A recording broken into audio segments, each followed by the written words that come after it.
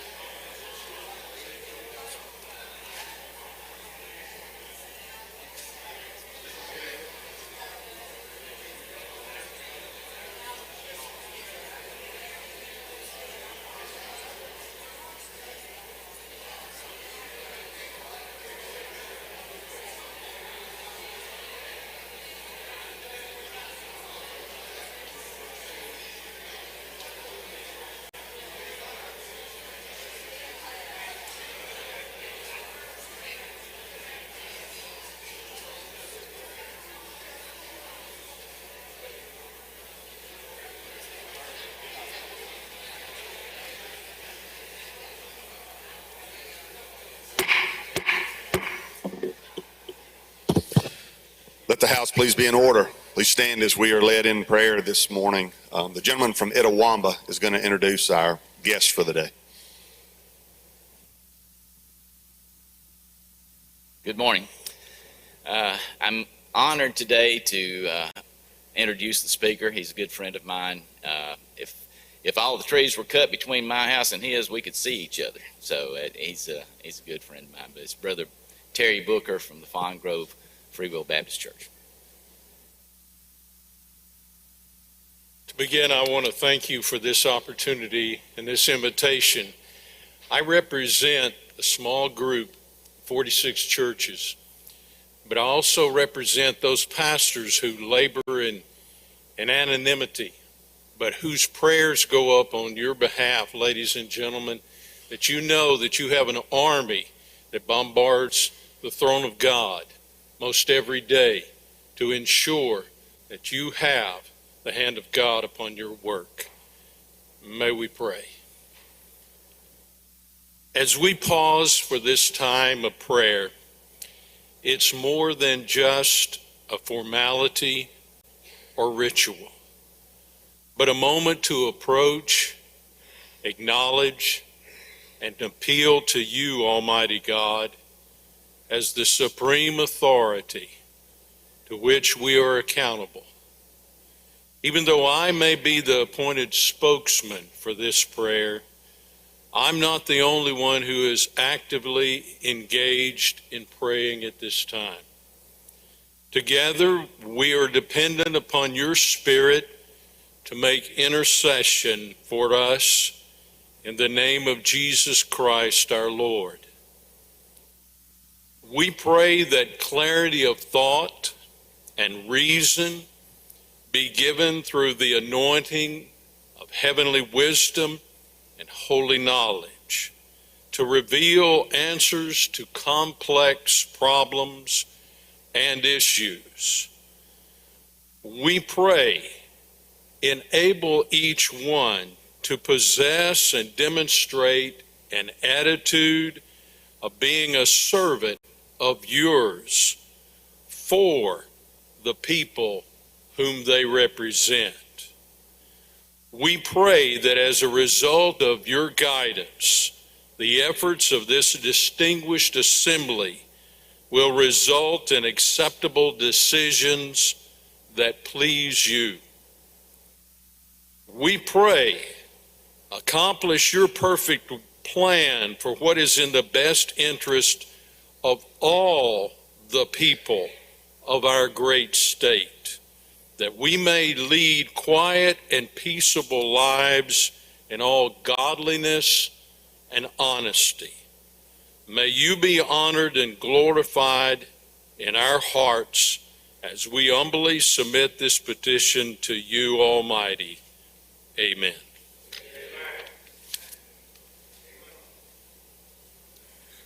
Join me in the pledge. Salute, pledge. I pledge allegiance to the flag of the United States of America and to the republic for which it stands, one nation, under God, indivisible, with liberty and justice for all.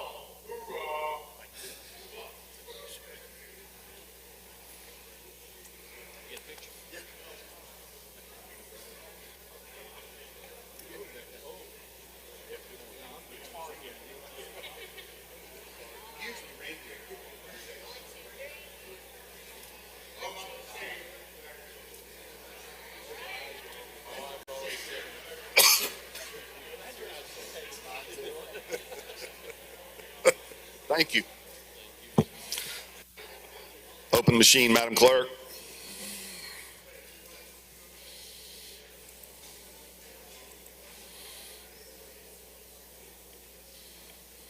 Close the machine, Madam Clerk.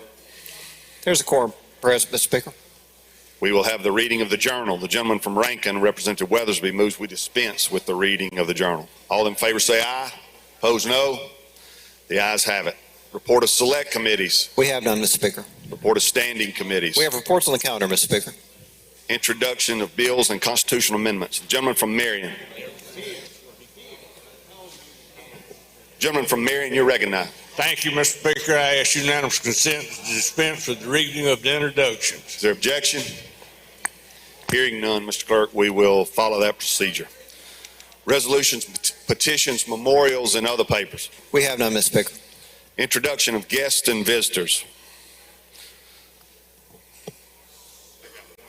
You want to introduce your guest first?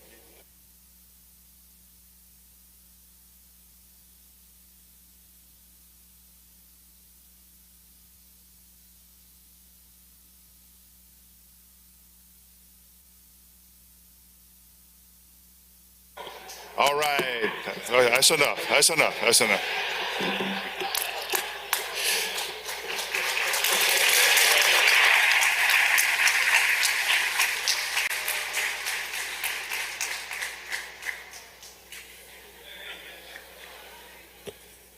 I have a friend here I want to introduce. His name is Logan. Some of you are old enough to remember Leonard Marsh. Leonard Marsh was a representative from Batesville, Tasha Jackson's two-time predecessor. And Leonard was an outstanding legislator, good friend, good man. This is his grandson. So we're proud to have Logan come and bang the gavel for us today.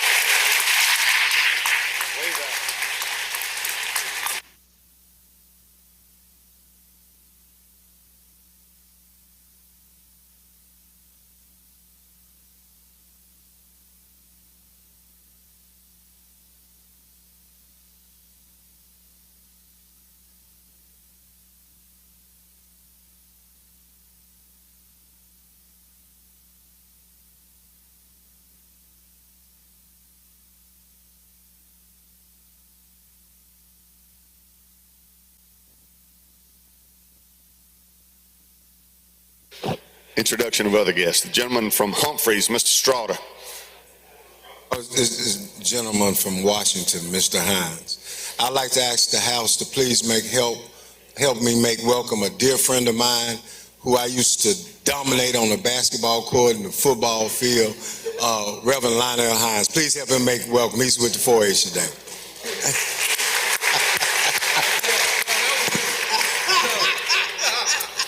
Gentleman from Lauderdale, Mr. Calvert. Thank you, Mr. Speaker. Ladies and gentlemen of the House, please help me make welcome East Mississippi Power from Meridian. Welcome, gentlemen, to your capital. Gentleman from DeSoto, Mr. Eubanks. Thank you, Mr. Speaker. Ladies and gentlemen of the House, you have probably noticed a lot of sharp-dressed teenagers walking around the Capitol this morning. You'll see them interacting throughout the week. It's our Teen Pact. They are learning the legislative system. They're doing mock legislative assembly and bills and all of that. And up in the North Gallery is my sister, Rachel Sykes, and some of the parents that are chaperoning and leading the Teen Pact this weekend. If y'all make them feel welcome.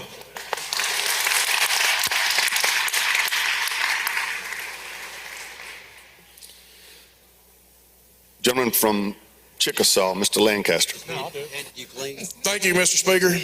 Business today, we have from Natchez Trace Electric Power Association, we have Sean Edmondson, Miller Denny, and Brian Crump. And also from Pontotoc Electric, we have Frankie Mormon, Ben Hogan, and Cody Martin. Please help make them welcome to their capital.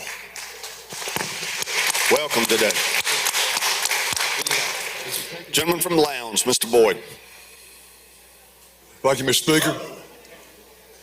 I was wandering around second floor this morning, saw a good friend of mine. He was scared I'd forget his name, so he sent me a text, Brian Clark from Fort County, Columbus, Mississippi. Thank you. Gentleman from Neshoba, Mr. Bounds. Thank you, Mr. Speaker. In the South Gallery, ladies and gentlemen of the House, please help me make welcome from the Central Electric Power Association, Mr. Avon Akers. Welcome, gentlemen. Gentleman from Hines, Mr. Banks. Thank you, sir. I have several introductions, but my first one is going to be to my left. This gentleman is a gentleman from Jackson County, the city of Moss Point, former member of this House many, many years ago, former Representative Mitch Yellaby. So let's give Mitch a hand. He's been with us, and some of the older guys like Mr. Watson, Mr. Reynolds, remember him. And we have a bunch of beautiful ladies in the North Gallery who will be introduced later, Jack and Jill. I want you ladies to stand for us. We're going to introduce you later, but I'll make them welcome. But also we have up there the daughter of our former member, Representative Jim Evans, Lori Evans. Will you stand up for me, please? Lori Evans Hill. And we have another family member, Mitch Yellaby's daughter-in-law is up there. I want you to stand up too. All right, we have another family member, and then there's another family member of a family, which is my daughter, is standing up there. Kim Banks, Campbell standing. Okay, thank you. But the ladies will be introduced later. Thank you, ladies and gentlemen, for helping make them welcome. Welcome, ladies. Lady from DeSoto, Miss McCrae.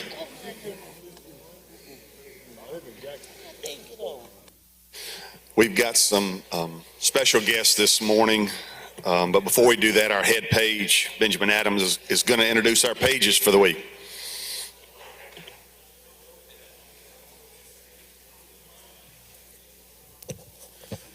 Good morning, everyone. This week we have 14 pages, and they are Ryland Myatt of Bailey. We have Charles Gary Morrow III from Meridian. We have Caden Coleman from Ukiah. We have Marion Johnson from Edwards. We have Luke Bell from Morton. We have Shania Brown from Como. Also from Como, we have Tyra Davis. We have Sabria Henley, who's from Sardis. Christian Williams from Clinton. Eli Massengill from Hickory Flat. We have Gracie Stile from Poplarville. We have Marie Bishop of Ridgeland. Charles Whittington of Jackson, and Morgan Brewer of Brandon. Thank you all.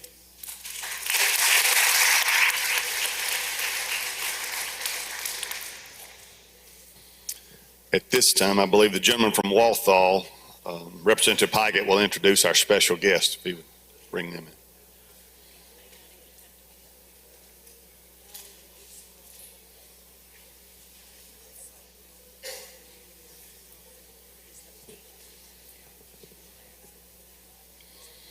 Gentleman from Walthall. Thank you, Mr. Speaker. Ladies and gentlemen of the House, we have a special guest here this morning with one of the great youth developments of Mississippi, the 4-H Club. And we have our state president from Waynesboro, Ashley Henderson, and the 4-H leader for the state, Dr. Linda Mitchell. And I'll turn this over to Miss Ashley right now for a short presentation. Good morning. I'm Ashlyn Henderson, and I'm currently serving as Mississippi 4-H State President. I'm honored to stand before you today and say thank you for supporting 4-H. 4-H has given me and thousands of other youth across the state the opportunity to expand our minds in order to make the best better in everything we do. We 4-Hers come from a variety of different backgrounds, yet we are all united through 4-H. As a 4-Her, I'm always willing to learn and grow as a young adult so that one day I can change the world with what I do. There are many projects and leadership opportunities that Mississippi 4-H offers. Through this, youth across the state are welcomed into an organization that helps them achieve their goals. In 4-H, it seems as if anything is possible. That is why I would like to say thank you on behalf of Mississippi 4-H. Due to your support, 4-H continues to raise strong-minded leaders who will one day impact the world.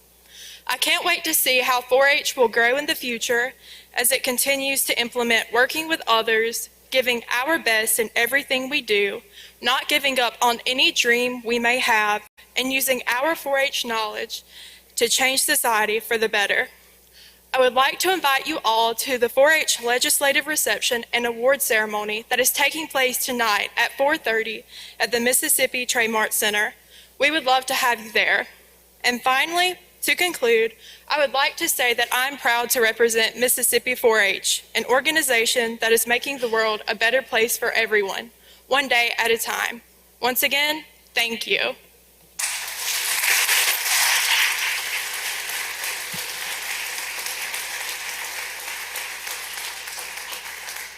Thank you, Ashley. And if members would look in the South Gallery, I'd like for you to make welcome the rest of the state officers for the Mississippi 4-H. Y'all stand and be recognized. Thank y'all for coming.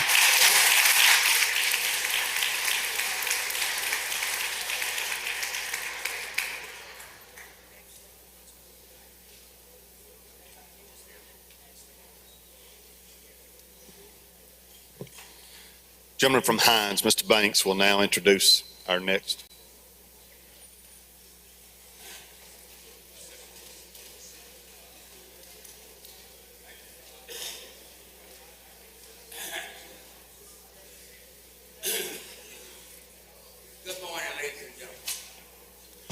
Good morning, ladies and gentlemen. It is a great morning for a lot of reasons to be in America and be in Mississippi, and especially this Capitol building right now. But I am happy to say that as a parent here in Jackson, Mississippi, many years ago, when my children were young, my wife had the wisdom to say, we need to put our children in a group called Jack and Jill of America. And we did. And Jack and Jill did so much to help my children develop and so many other children to develop across Mississippi and across America. And we have these ladies now. We have 3 chapters here in Mississippi. We have a chapter in Jackson, a chapter in Gulf Coast area, and in the northern part of Mississippi. So we have passed a resolution, and I want to ask my clerk if she would be so kind as to read that resolution. We have not? Okay. Just tell them how great they are. Okay, I'll tell you how great they are. Well, anyway, we haven't quite passed it yet. We got a little ahead of it. But this group has children all across America. And what we do is we develop these children from age 2 to age 19. And they have all kind of activities where they travel together, they meet together, go to different conferences together, and they learn how to be good educators, how to be educated, be good citizens, and be good Mississippians and good Americans. But as I mentioned, we have 3 vibrant chapters, and we're honored today to have our regional legislative chair, Ms. D. Dawkins Hagler from Georgia. That way, raise your hand. Thank you. I tell you, legislature in Georgia too. Wonderful. So she's one of our colleagues and state representatives in Georgia. And of course, Lori Hill Marshall, who's our vice president, who is Jim Evans' daughter. Lori, thank you. And our other vice president is Monica McBride of the Jackson chapter. And we have also President Michelle Ellerby, Mitch Ellerby's daughter-in-law, and the vice president Tika McKnight from the Gulf Coast chapter. Thank you for being here with us today. And also our president, Tara Bullitt Jones, all right, from the Northern chapter, and Vice President Lillian Hilson in the North Mississippi chapter. So ladies, thank you for what you do. Thank you for being parents, for raising these young ladies, these young men to be great people. You do great, and we are very proud of you. I am very proud to have said that my daughter and my son were Jack and Jill, and my grandchildren are now with you in your hands. So thank you so much from this legislature, what you do as Jack and Jill. Thank you so much. Let's give them a hand. Thank you.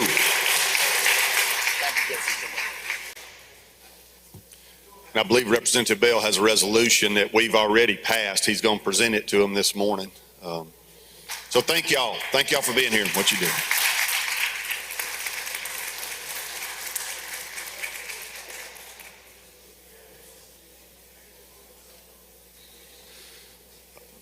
Before we go to the calendar, I believe the lady from Lincoln has a report from Rules.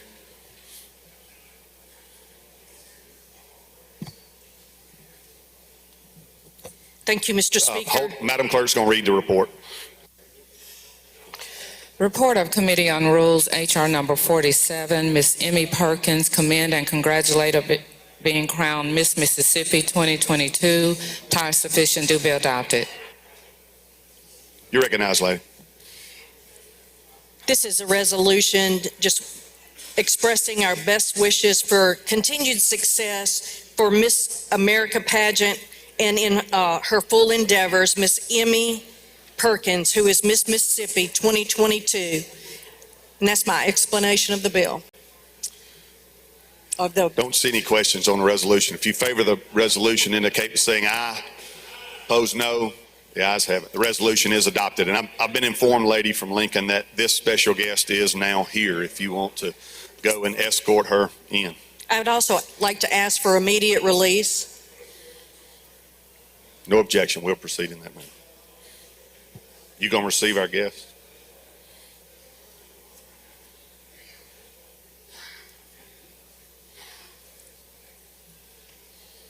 Let's welcome our Miss Mississippi to the chamber.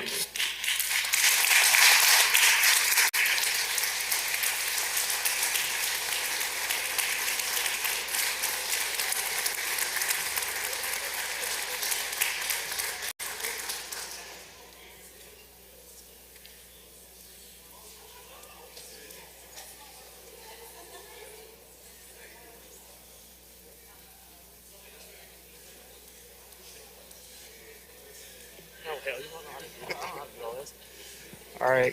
Good morning, ladies and gentlemen of the House. I'm honored this morning to introduce Miss Mississippi, Miss Emmy Perkins, to the body this morning. I think this is my second or third time up here to introduce Miss Mississippi from my area, so I think that goes to show that District 101 has the best young women in the state of Mississippi. So it's an honor to have her here today, and I'm going to let her say a few words about who she's here today representing as part of her work as Miss Mississippi. She's a very bright young woman. She's also a fellow Oak Grove graduate. So I'll let her this morning say a couple words about who she's here with today. I got to adjust the mic a little bit.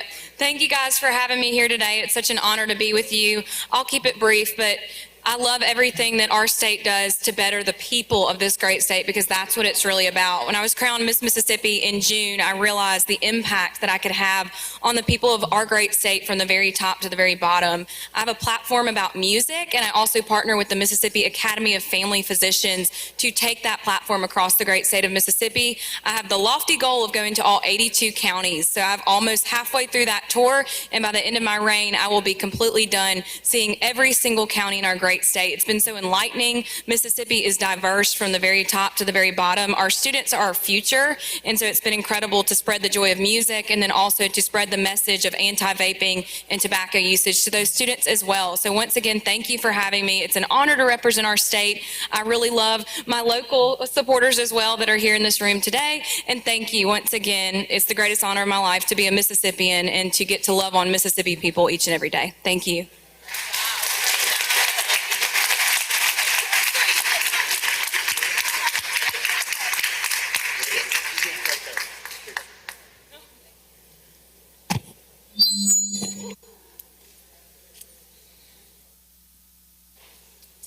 Y'all scoot up.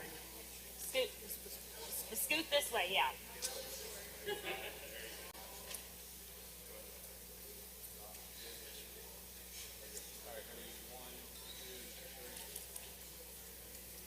All right, thank y'all. Okay.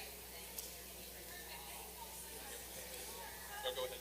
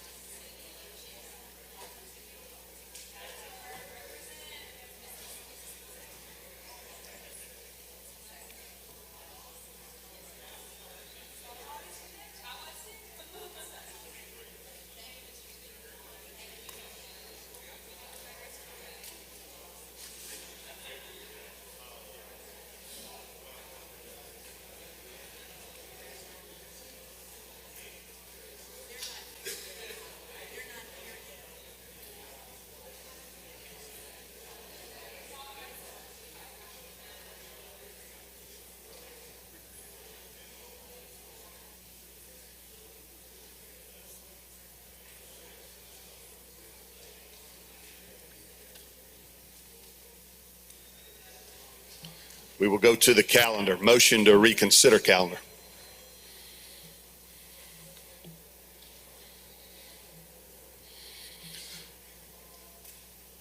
Lady from Hines, Miss Yates, for what purpose?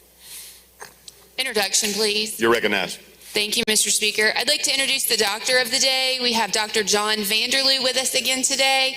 Dr. Vanderloo is the owner of Vanderloo Family Medicine, the medical director for Alliant Health Solutions, and the vice president of Mississippi Academy of Family Physicians. He's also being shadowed today by Nathan Louie, who's a student at William Carey University School of Medicine. Welcome, Doc. Thank you for being here with us today. Lady from Amit, Ms. Cockerham. Thank you, Mr. Speaker. I'd like to go to item number 6 on the motion to reconsider calendar, House Bill number 1318, and move to reconsider the vote by which House Bill 1318 passed for purposes of an amendment. You've heard the lady's motion. All those in favor of the motion to reconsider indicate by saying aye. Opposed, no. The ayes have it. We'll be back on the bill. You're recognized, lady. Thank you, Mr. Speaker. Will you please recognize the gentleman from Covington for an amendment? Gentleman from Covington is recognized.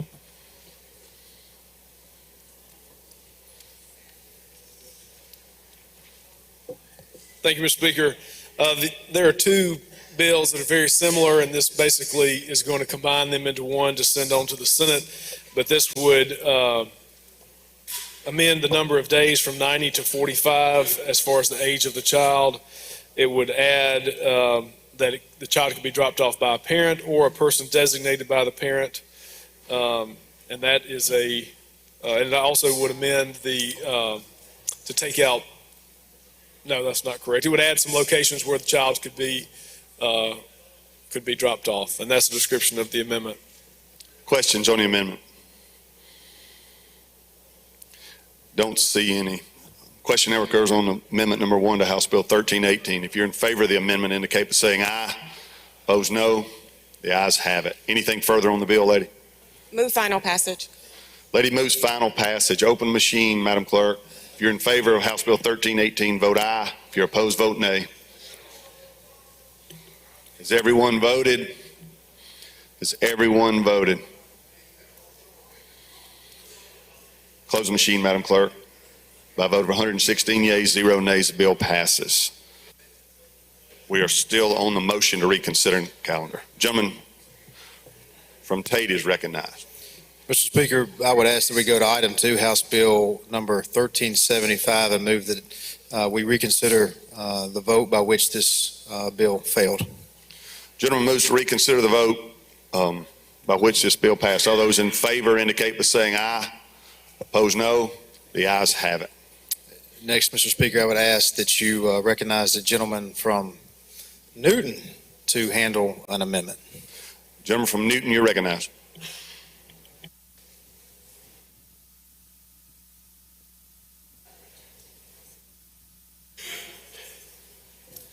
Thank you, Mr. Chair and Mr. Speaker.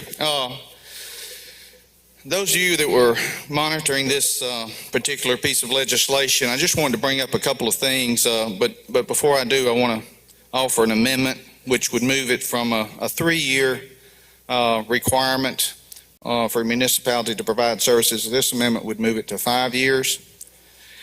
And secondly, it would not, in the event of a municipality not getting all the newly annexed area, the services that were in the annexation ordinance, in the event that they did not accomplish that within 5 years, and they did take this back to court, the judge could de-annex the area that those services had not provided in. So it wouldn't null and void the whole annexation, only the areas that those services had not been provided in, and that is if they took it back to court. So that is an explanation of the amendment, Mr. Speaker. You've heard the gentleman's explanation of the amendment. Gentleman from Jones, Mr. Scoggin, for what purpose? Introduction out of order. You're recognized. Yes, sir. I'd like to introduce 3 different pediatricians that are in the north gallery above me, or south gallery above me. Dr. Anita Henderson, Dr. Tammy Brooks, and Dr. Patricia Tibbs. They've all been very special to me and my family, and I would just like to introduce and welcome them to the Capitol. Welcome to your capital. There's also a infamous physician up there on that row as well from the friendly confines of Kosciuszko, Mississippi. Dr. Tim Alford. Welcome, Doc, one of my constituents. Mr. Speaker, I have one other thing I wanted to mention before we vote on that. I just want to clarify, in an annexation process, when a city or municipality says services are going to be provided, a lot of people get confused over the definition of services. And a lot of people fuss because they feel like their tax dollars, I've been annexed now, and what am I getting from my annexation? Well, services provided with your ad valorem taxes generally comes out of the general budget or the general fund of that municipality. So when you say I'm not receiving services for my ad valorem taxes, those services generally provide police protection, fire protection, road maintenance, ditches, culverts, that type of items. People say, well, I was annexed, my tax dollars, they're taking my tax dollars and I don't have sewer or I don't have water. Water and sewer are fee-based. They're not paid for out of your ad valorem taxes. So you're even though you're paying ad valorem taxes into a municipality, you're not paying for water and sewer the minute you're annexed. Now, when that municipality provides sewer, at whatever date they get with a contractor and go through the process, then you'll start paying for sewer or you pay for water. But your water and sewer is not paid for with your ad valorem taxes. That is generally, your ad valorem taxes go, like I said, for the policeman's salary, the fire department's salary, the maintenance of the roads, potholes, that type of thing. So just wanted to clarify that. There's been a lot of confusion about that. And if there's any questions, I'll entertain that. Jump from Hines, Mr. Banks. Thank you, sir. Gentlemen, would you yield for me? Yes, sir. Please. We talked about this in committee. I think in committee it was at 3 years. Was that right? That's correct. And so now we're trying to change to 5 years. That is correct. Yes, sir. Now, in committee, I was asked some questions. Some questions were asked also about it has to be 100% of the services have to be provided within that 3 years, not 5 years. Is that right? Yes, sir.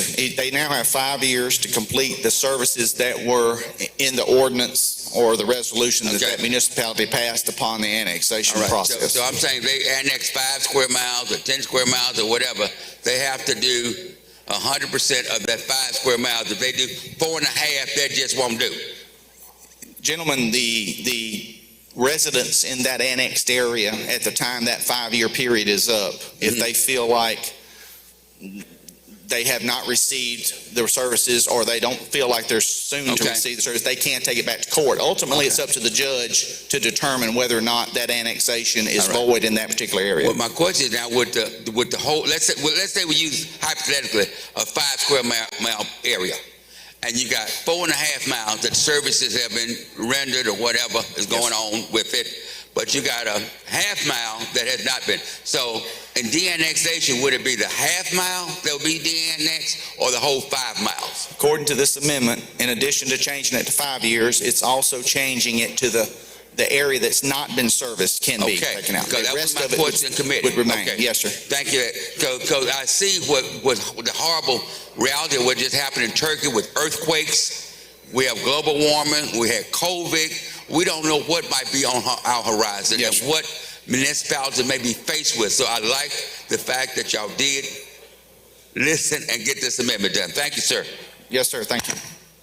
Gentleman from Grenada, Mr. Horan, did you have a question? Yes, Mr. Speaker, thank you. You're recognized. Gentleman, Yes, sir.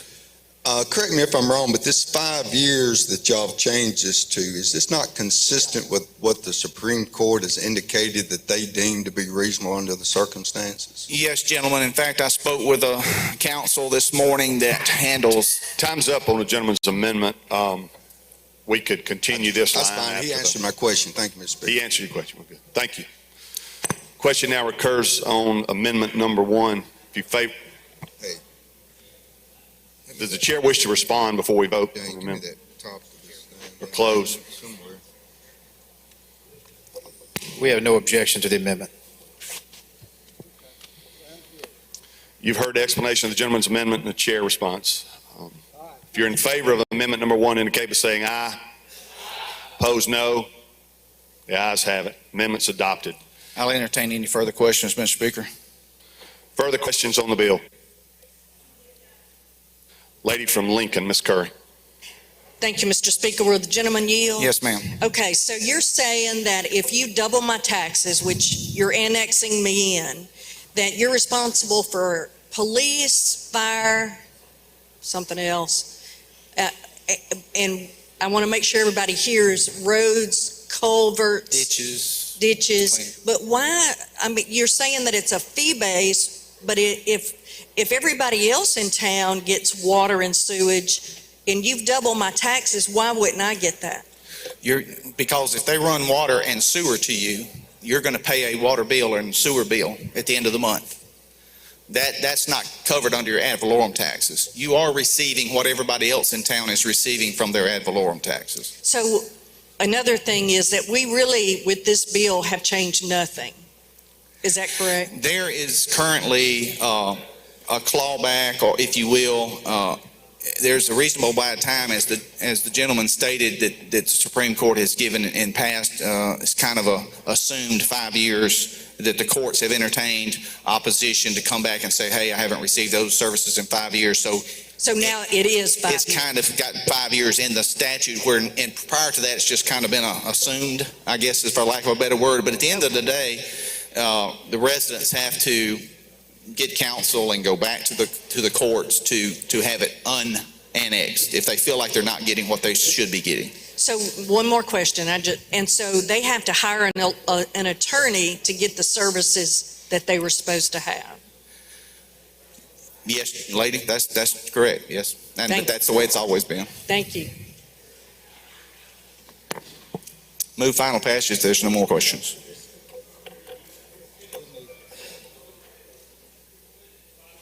Gentleman from Hines, Mr. Brown, for what purpose?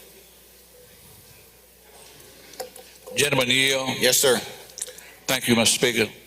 Let me understand something, please, gentlemen. If a city annexes an additional area,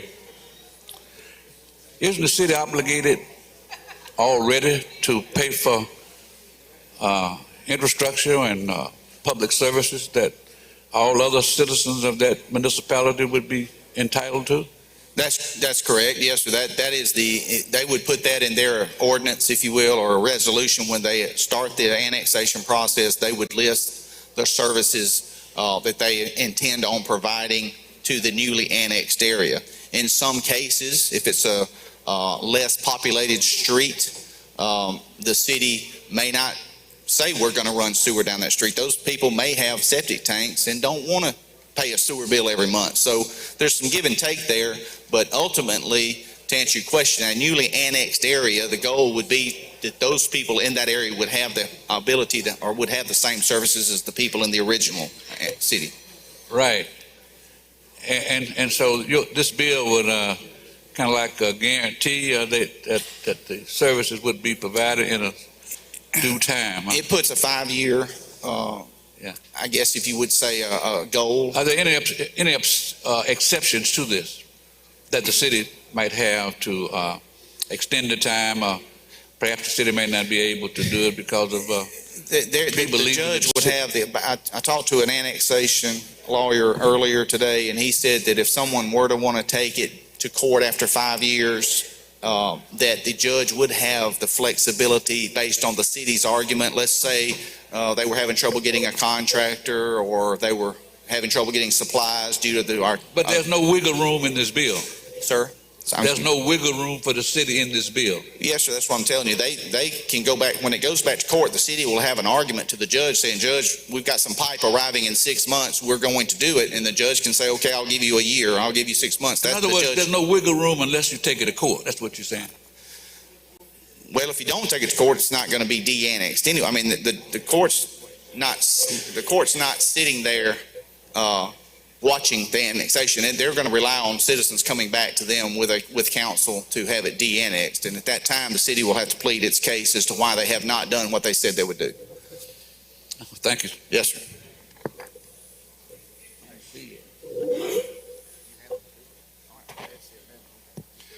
Lady from Forest, Ms. McGee. Mr. Speaker, I move final passage.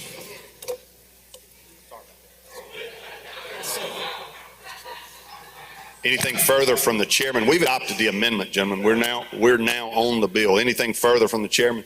I don't have anything further at this time, Mr. Speaker. I think this bill has been well debated. What the gentleman has done has improved the bill while still looking out for the taxpayers of this state. I'd ask that we move final passage. Okay, the gentleman moves final passage. He no longer yields for question. Open the machine, Madam Clerk. Question now recurs on House Bill 1375. If you're in favor of the bill, vote aye. If you're opposed, vote nay. Has everyone voted? Has everyone voted? Close the machine, Madam Clerk. By a vote of 72 yeas, 41 nays, the bill passes. Mr. Speaker, if you would allow, I'd ask that we go next, still on the motion to reconsider calendar, item 4, House Bill 1168, and move to table. Move the table. Those opposed have 5 minutes. Don't see anyone. Gentleman's motion is to table. All those in favor indicate by saying aye. Opposed, no. The ayes have it. The ayes have it. Gentleman from Alcorn, Mr. Bain. Thank you, Mr. Speaker. Motion to reconsider calendar, item number 5, House Bill 1371. I'd move the table. Gentleman's motion is to table. Those opposed have 5 minutes. Gentleman from Newton, Mr. Rushing, for what purpose? Thank you, Mr. Speaker. I'd like to, on the motion to reconsider. Hold on. I thought you had a question or wanted to be recognized. We're on the gentleman's motion from Alcorn right now. All those in favor of the gentleman's motion to table indicate by saying aye. Aye. Opposed, no. The ayes have it. Now, gentleman from Newton. Mr. Speaker, on motion to reconsider calendar number 3, House Bill 556, move to table. Those opposed have 5 minutes. I don't see anyone. You've heard the gentleman's motion. If you're in favor of the motion to table, indicate by saying aye. Opposed, no. The ayes have it. Motion prevails. Anything further on a motion to reconsider calendar?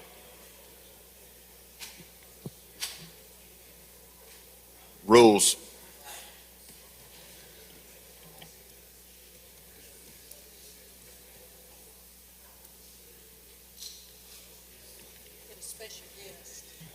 We have one more special guest this morning. Lady from Lincoln's going to escort our special guest in.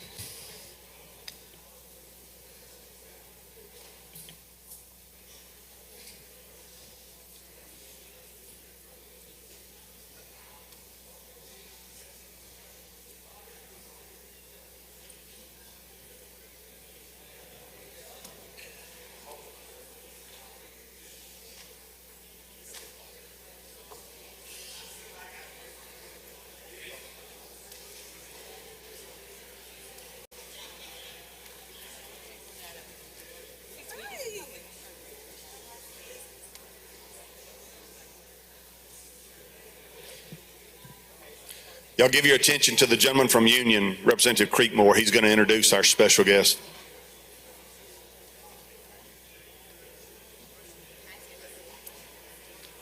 Thank you, Mr. Speaker. Mississippi is known as the birthplace of rock and roll. It's also known as the birthplace of the blues. Mississippi has more literary masterpieces per capita than any other state in America. The arts are woven into our fabric, the fabric of our being, be it from our dedication to family, tradition, our struggles, or our love for storytelling. In January of 1973, the arts in Mississippi were intensified by the establishment of the Mississippi Film Office. The Film Office is one of the oldest of its kind in the world. The office's mission is to foster the growth of the film industry in Mississippi, connecting filmmakers with necessary resources to cultivate and promote filmmaking by, for, and about Mississippians. The film industry began in Mississippi in 1914 with the movie A Gentleman from Mississippi and has continued to grow throughout the decades. After the Film Office was established, the film industry began to explode. In 1973, the Film Office helped with the classic Huckleberry Finn. And then in 75, Ode to Billy Joe, a film based on a song written and sung by a Mississippian. The Film Office also assisted fellow House member turned author John Grisham with his movies, The Chamber, The Client, A Time to Kill. And we all remember in the classic in 2010, The Help, which the Film Office also helped, which was filmed in Greenwood and our capital city. Also filmed in Jackson was the 2021 movie, A Day to Die, starring Bruce Willis. And there are urban legends of Bruce Willis sharing drinks with House members at the Westin, including the representative from Tippa. I want to share with you a few numbers. There have been 348 movies made, TV shows and documentaries made in Mississippi, producing $575 million in direct expenditures since the creation of this film office. More impressive to me is the growth in the last few decades. In the 1990s, there were 47 films made. In the decade of the 2000s, there were 86 films made. In the 2010s, there were 113 films made. In our current decade, at the rate we're going, we're set to eclipse over 140 films made in Mississippi. These achievements cannot have been done without excellent leadership, and we appreciate and recognize former Director Ward Emling and our current Director, Nina Parikh. And here to receive the resolution on behalf of the Film Office is Ms. Parikh.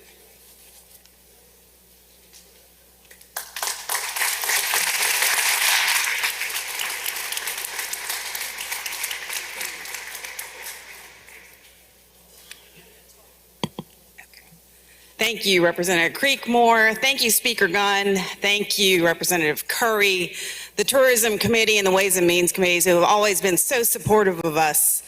And thank you to each of you for recognizing that the film industry creates jobs, keeps our young people in the state, and offers second careers to retirees and to military veterans.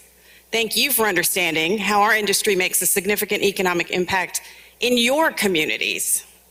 Thank you for passing legislation to support this industry in 2004 and the improvements made over the years that will support projects being made for the tiny screens we all have in our pockets, all the way to the theatrical silver screens for many decades to come.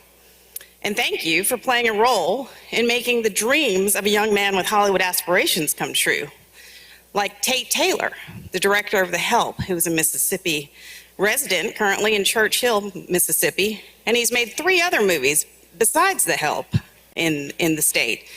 You've also made the dreams of a young girl who loved to sing and draw and paint and who's now the star, along with her husband, of HGTV's hometown, Aaron and Ben Napier in Laurel, Mississippi. It's a great honor to be acknowledged for our work, and we look forward to serving the citizens of Mississippi for decades to come. Thank you so much.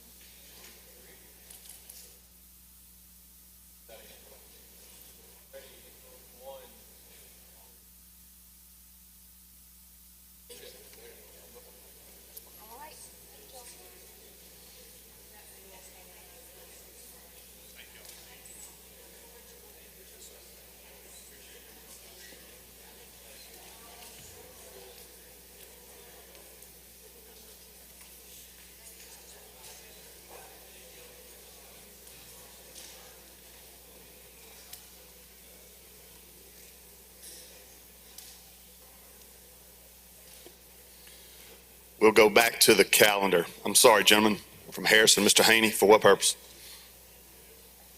Introduction out of order. You're recognized. We have with us today Representative Patterson's daughter and son-in-law, Randy and Ray Biner, with us today. Welcome to the chamber. Welcome. Gentleman from Kemper, Mr. Evans. Thank you, Mr. Speaker. I got an introduction. You're recognized. Ladies and gentlemen, in the gallery, in the South Gallery, we have my doctor, the only doctor that's kept me alive for the last 10 years. And that's saying something, gentlemen. That's a blessing, ain't it? But she's an example of the Rural Scholarship Physician Program. She come back to Kemper County when she graduated school, and she's been there the whole time. We proud of her, Miss Anna Marie Sharp. Welcome, Doc, and we're sorry you have to put up with Representative Evans. Welcome to your capital. We'll go back to the calendar. Appropriations, Ways and Means.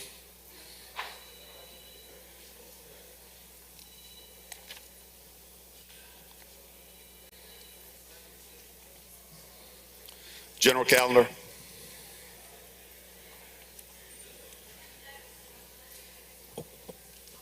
Gentleman from Lamar, Mr. McCarty.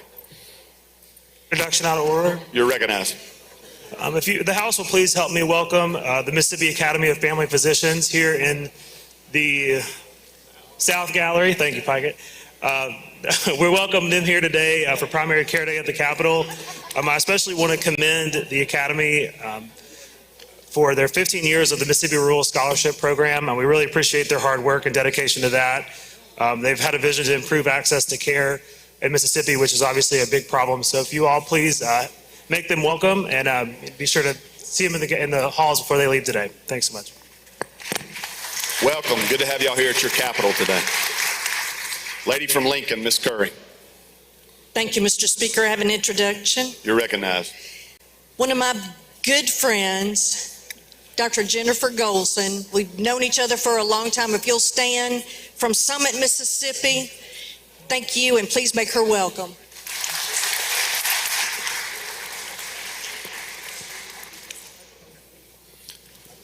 Lady, you're recognized. Thank you, Mr. Speaker. I'd like to go to item number 1, House Bill 510, call it up and make the usual motion. Lady moves that the rules be, calls the bill up, moves the rules be suspended, the bill considered engrossed, read the third time, and placed on final passage. All those in favor say aye. Opposed, no. The ayes have it. Lady, you're recognized. Thank you, Mr. Speaker. Please recognize the gentleman from Harrison to present the bill. I believe we got a committee sub as well. Mr. Speaker, I move adoption of the committee substitute for consideration in lieu of the original bill.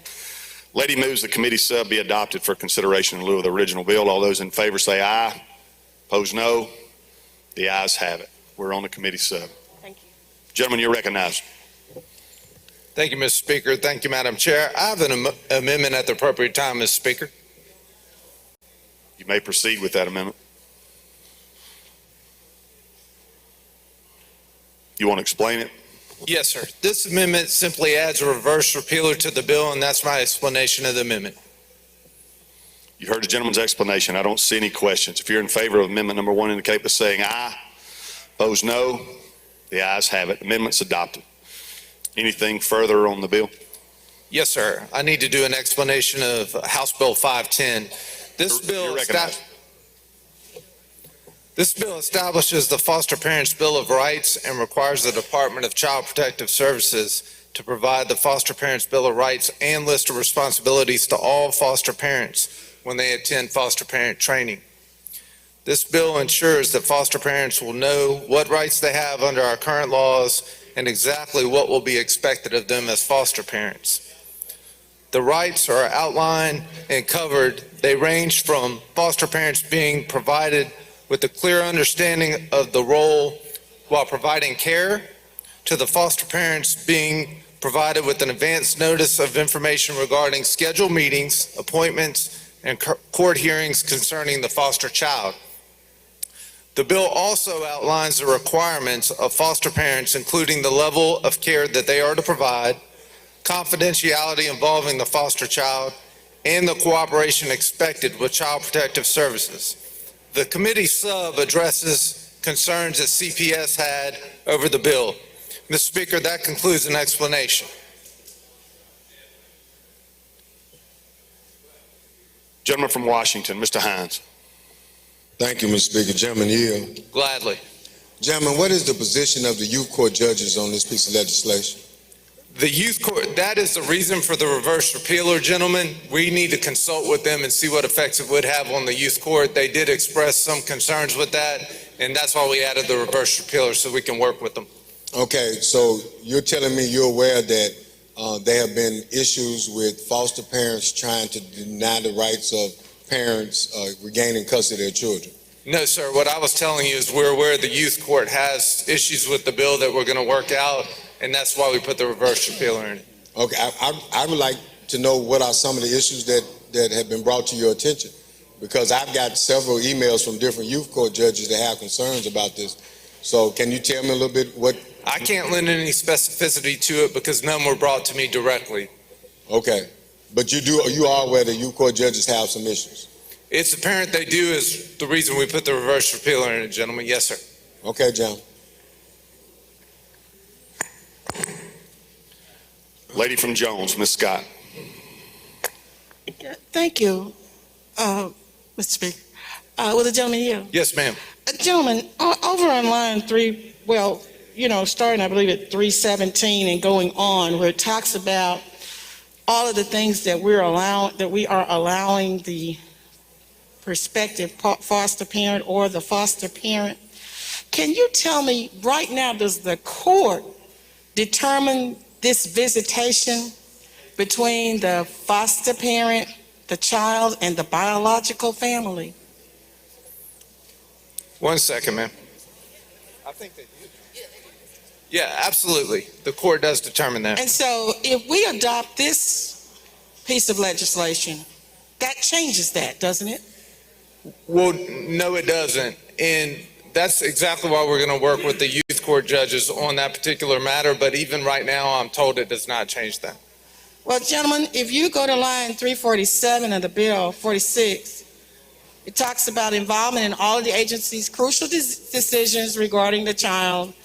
And then it says in subsection M, the opportunity to participate in the planning of visitations between the child and the child's siblings and biological family.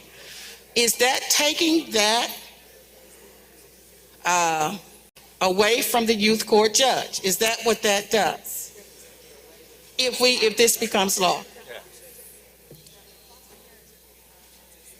Yes, ma'am. It's providing options, but it's not taking that discretion away from the court. The judge still has the ultimate say in what happens. Okay, well, as I read this, can you tell me where it says in here that the judge has the ultimate? That's why we put a reverse repealer in it. We're going to clarify that, I believe, to the lady's satisfaction. Okay, gentlemen. All right, then. Thank you. Yes, ma'am. Don't see any further questions, gentlemen. Move for final passage. Gentleman moves final passage on House Bill 510. Open the machine, Madam Clerk. If you're in favor of the bill, vote aye. If you're opposed, vote nay. Has everyone voted? Has everyone voted? Close the machine, Madam Clerk. By a vote of 89 yeas, 22 nays, the bill passes. Next item. Thank you, Mr. Speaker. Ladies, I'd like to call up House Bill 383, item number 2. Gentleman calls the bill up, moves the rules be suspended, the bill considered engrossed, read the third time, placed on final passage. All those in favor say aye. Opposed, no. The ayes have it. Gentlemen, you're recognized. Thank you. All this bill does is extend the repealer to 2028 for the severance tax reduction. Questions on the bill? Don't see any, gentlemen. Move final passage. Yes, sir. Gentleman moves final passage. Open the machine, Madam Clerk. If you're in favor of House Bill 383, vote aye. If you're opposed, vote nay.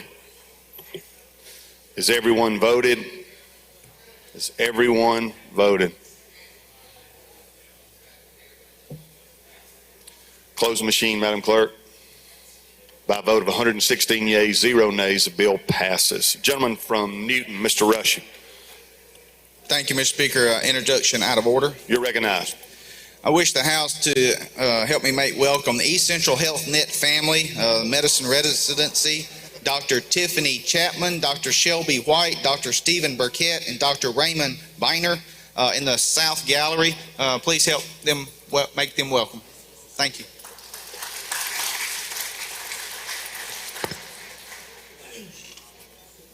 Gentleman from Lauderdale, did you? He passes. You're recognized, gentlemen. Thank you, Mr. Speaker. I'd like to go to item number 3, House Bill 690, and have the gentleman from Wayne handle the bill. Gentleman makes the usual motion. He calls the bill up, moves the rules be suspended, the bill considered engrossed, read the third time, and placed on final passage. All those in favor, say aye. Opposed, no. The ayes have it. We'll proceed in that manner. Gentlemen, you're recognized. Thank you, Mr. Speaker. This bill is somewhat of a local and private issue, but because this board was created in general law, it requires a general bill to fix this. But the board sent a unanimous resolution asking for an increase in pay, and this only affects Wayne and Clark counties.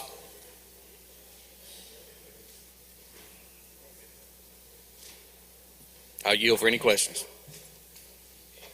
Gentleman from Choctaw, Mr. Hood. Gentlemen yield? Yes, sir. Is there any Pat Harrison waterway in this bill? There is not in Thank this you, one. gentlemen. Don't see any further questions, gentlemen. Move final passage. Gentleman moves final passage. Open machine, Madam Clerk. If you're in favor of House Bill 690, vote aye. If you're opposed, vote nay. Has everyone voted? Has everyone voted? Close the machine, Madam Clerk.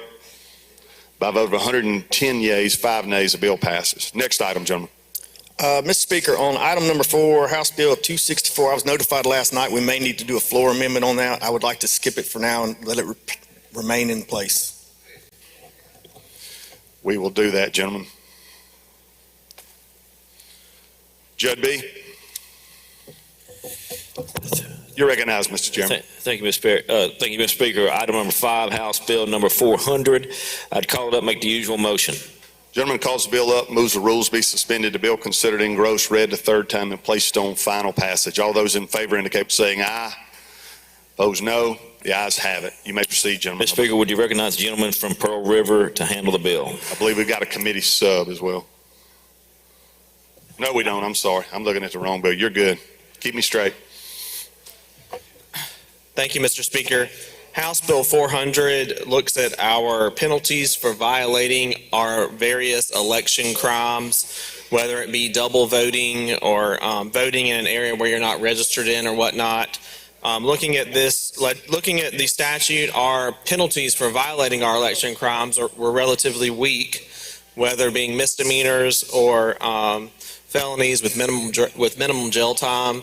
This bill will increase those penalties depending on the particular crime, making most of them felony status. For instance, if you go and vote in one town and then the same election go and vote again in another town, that would be a felony. If you vote under someone else's name, that would be a felony. That's a short and simple explanation of the bill. I'll yield for any questions. Questions on the bill? Gentleman from Lowndes, Mr. Kareem. Will the gentleman yield? Yes, sir. Sir, have you had any examples of problems like this in the past that has come up in the state? Yes, I believe, I can't name it off the top of my head, but I believe there have been instances, if we can Google it, where people have violated our election crimes. Where they voted twice? Where they have either voted twice or filled out fraudulent absentee ballots or whatnot. Yes, sir. And what additional penalties will this bill bring forth on someone who supposedly has perpetrated those what you just suggested? It would be a felony, and I believe that one would be a jail sentence of 0 to 5 years to the discretion of the judge. And what financial penalty will it be? I believe it's up to $25,000. I'll have to look at the bill specifically. It varies, but I believe that's it. Up to $25,000? Of a fine. But as you know, gentlemen, very rarely does a circuit judge do the full maximum criminal financial penalty if someone's convicted of a With all crime. due respect, sir, it just depends on what jurisdiction you're in. It just depends on where you are in the state, sir. I understand that, but regardless of where you're at in the state, I believe we have to respect the integrity of our elections, and if you're someone who's convicted of violating the integrity of those elections, I really don't care how much you have to pay. Well, sir, my question to you, what brought this particular bill on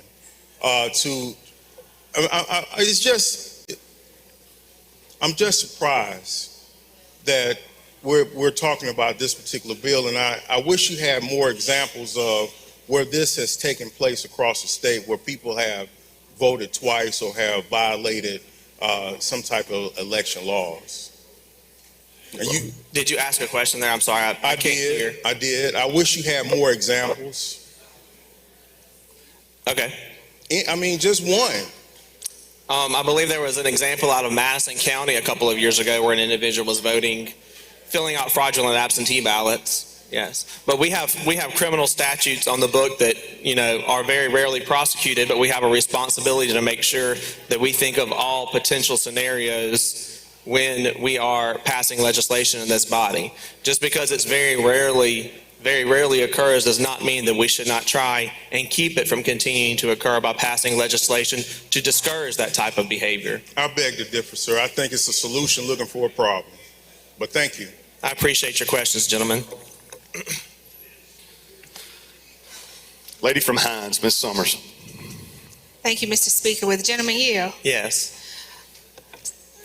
You just stated that there are already penalties in place for these crimes. So this bill would just increase those penalties. That's correct. Okay. An amendment at the proper time, Mr. Speaker. Yes, ma'am. Gentleman from Tallahatchie, Mr. Rosebud.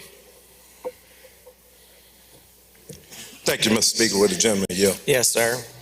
So it's somewhat piggyback off what the gentlelady just asked. So if we already have punishment for these crimes, I'm kind of lost at your direct benefit that you're trying to get from it. Instead of us educating the voters and the individuals, we'd rather penalize them for what we're not making sure that they understand.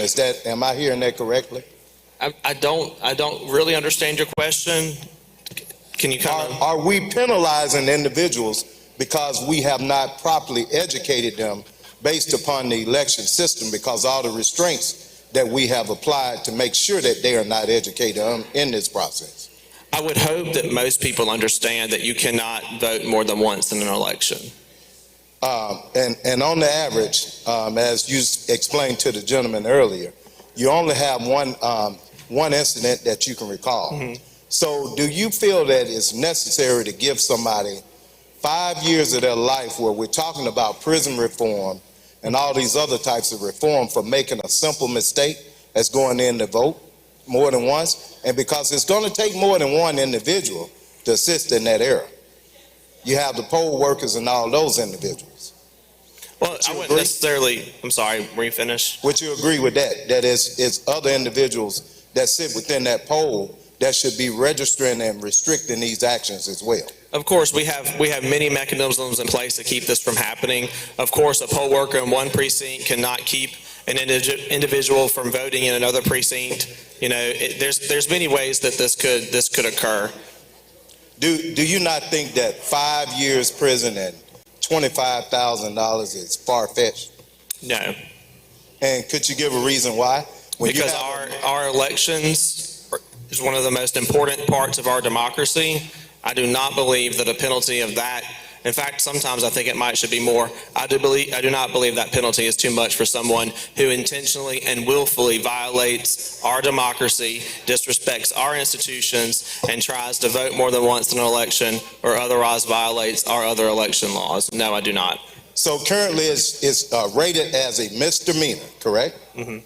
And so we'll go from misdemeanor with minimal punishment to extreme punishment, almost equivalent to some murder. A 5-year maximum penalty for that is not extreme, in my opinion, no. I think any time. I mean, that would be a 25% crime, so you'd probably only serve 25% of that 5 years. Thank you, gentlemen. Mr. Speaker, at the proper time, I have a motion. What is your motion, gentlemen? Motion to table. Gentleman moves to table. Those opposed have 5 minutes. I would ask my colleagues to support our democracy and help continue to protect our elections and oppose the gentleman's motion to table. You've heard the gentleman's motion. If you're in favor of his motion to table, indicate by saying aye. Aye. Opposed, no. Noes have it. The noes have it. Insufficient number. There is sufficient number now. Y'all gonna have to be quicker if you want a roll call. Open the machine, Madam Clerk. If you favor the motion to table, vote aye. If you're opposed, vote nay. Has everyone voted? Has everyone voted? Close the machine, Madam Clerk.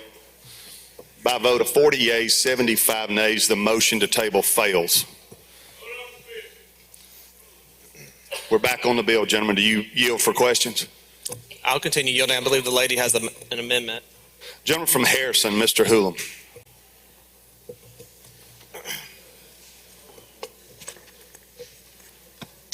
Gentleman yields? Yes, sir. Quick question. How many disfranchising crimes are there in the state of Mississippi? Ooh, that's a good question. I think it is 20-something, but this would not be a disenfranchising crime. Okay, this will not be a disfranchising crime. So why are we going forward with this if this not been a disfranchising crime to fix a problem? There's a problem out there. That would be, I believe, aren't our disenfranchising crimes? Yeah. Right, that would require a constitutional amendment or the Attorney General giving her opinion as to whether or not this crime would meet one of those constitutional disenfranchising crimes. Okay, next question. Yes, sir. A felony makes it hard for someone to get a job in the state of Mississippi. And we want to increase our tax base by putting more people to work and reduce our prison population. Again, why we push for more felonies in the state of Mississippi? Can you answer that? To protect the integrity of our elections in this case. And gentlemen, I have worked for 3 years on issues related to prison reform, expungements, getting felons back to work. I've been committed to that since I took office here, oftentimes against members of my own party. I understand what you're saying, but sometimes people do commit crimes and they do deserve to pay for what they do. Okay, last question. We have this going forward. It seems like there's more energy about this than the people who took the money from TANF. Would that be a fair statement? I wouldn't say that, no, but I understand the point you're trying to make. Okay. Yeah. Thank you.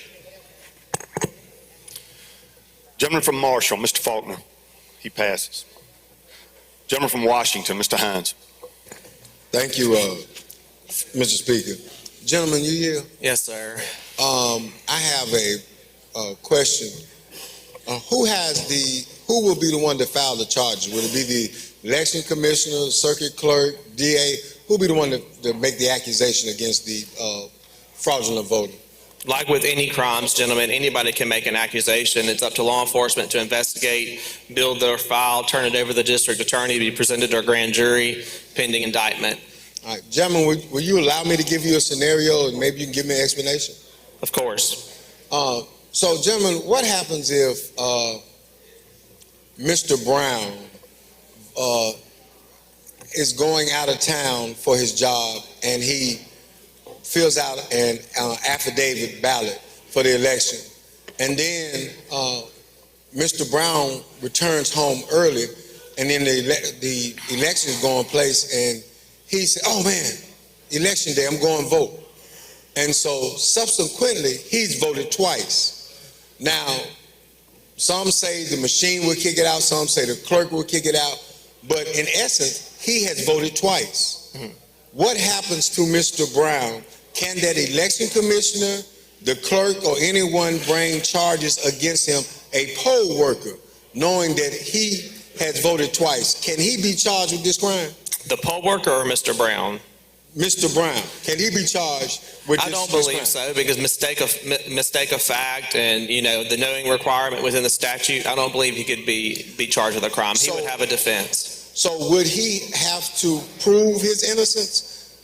Because what you're saying is, and this happens, mm-hmm. People end up going out of town, do absentee ballots, then they realize, come back, hey, as we age, get a little longer in the tooth, we don't always remember what we've done. Right. And so they go back. I just don't want somebody inadvertently trying to do the right thing, get caught up on a bad charge trying to do the right thing. So what parameters do you have in this piece of legislation that will fix that? The parameters that exist already to prevent that from happening, as I mentioned earlier, it is already a crime for you to do this. And, we have mechanisms in place with our clerks and our poll workers to ensure that when a ballot comes in, they're marked off the list.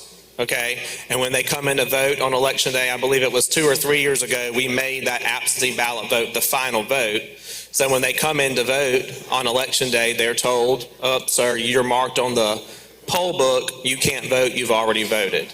So those are the mechanisms we currently have in place that have protected people from being prosecuted under the current criminal statute, and I believe those mechanisms will continue forward with the increased penalties. So will this be a crime even if you make an attempt to vote twice, or you have to actually vote twice? You have to actually vote twice. All right, so here's my final question. Has there been, since you're making penalties in place for election, has there been any consideration with this piece of legislation to give people their voting rights back after they've completed their time? After they've been a good steward for 3 to 5 years or whatever. Why you didn't put that in place in this piece of legislation? I understand what you're trying to say. This was limited to election crime penalties. I do appreciate, the point you're making as far as how hard it is for people to get their voting rights back. And I agree with you on that issue. I think it should be easier. I think if you serve your time, you should be able to get your voting rights back. I agree with you. And I'll work with you in the future to make sure we can do that for people. Thank you, gentlemen. Gentleman Hines, Mr. Bell, for a question. Yes, Mr. Speaker. Thank you, Mr. Speaker. Gentleman Yield. Yes, sir. Quick question. Is there any thought, or did you put any thought into adding penalties for those election workers who deny individuals the right to vote? I believe that is a good question. I believe that I got to think about it. Hey, did we bring forward those concessions about people denying people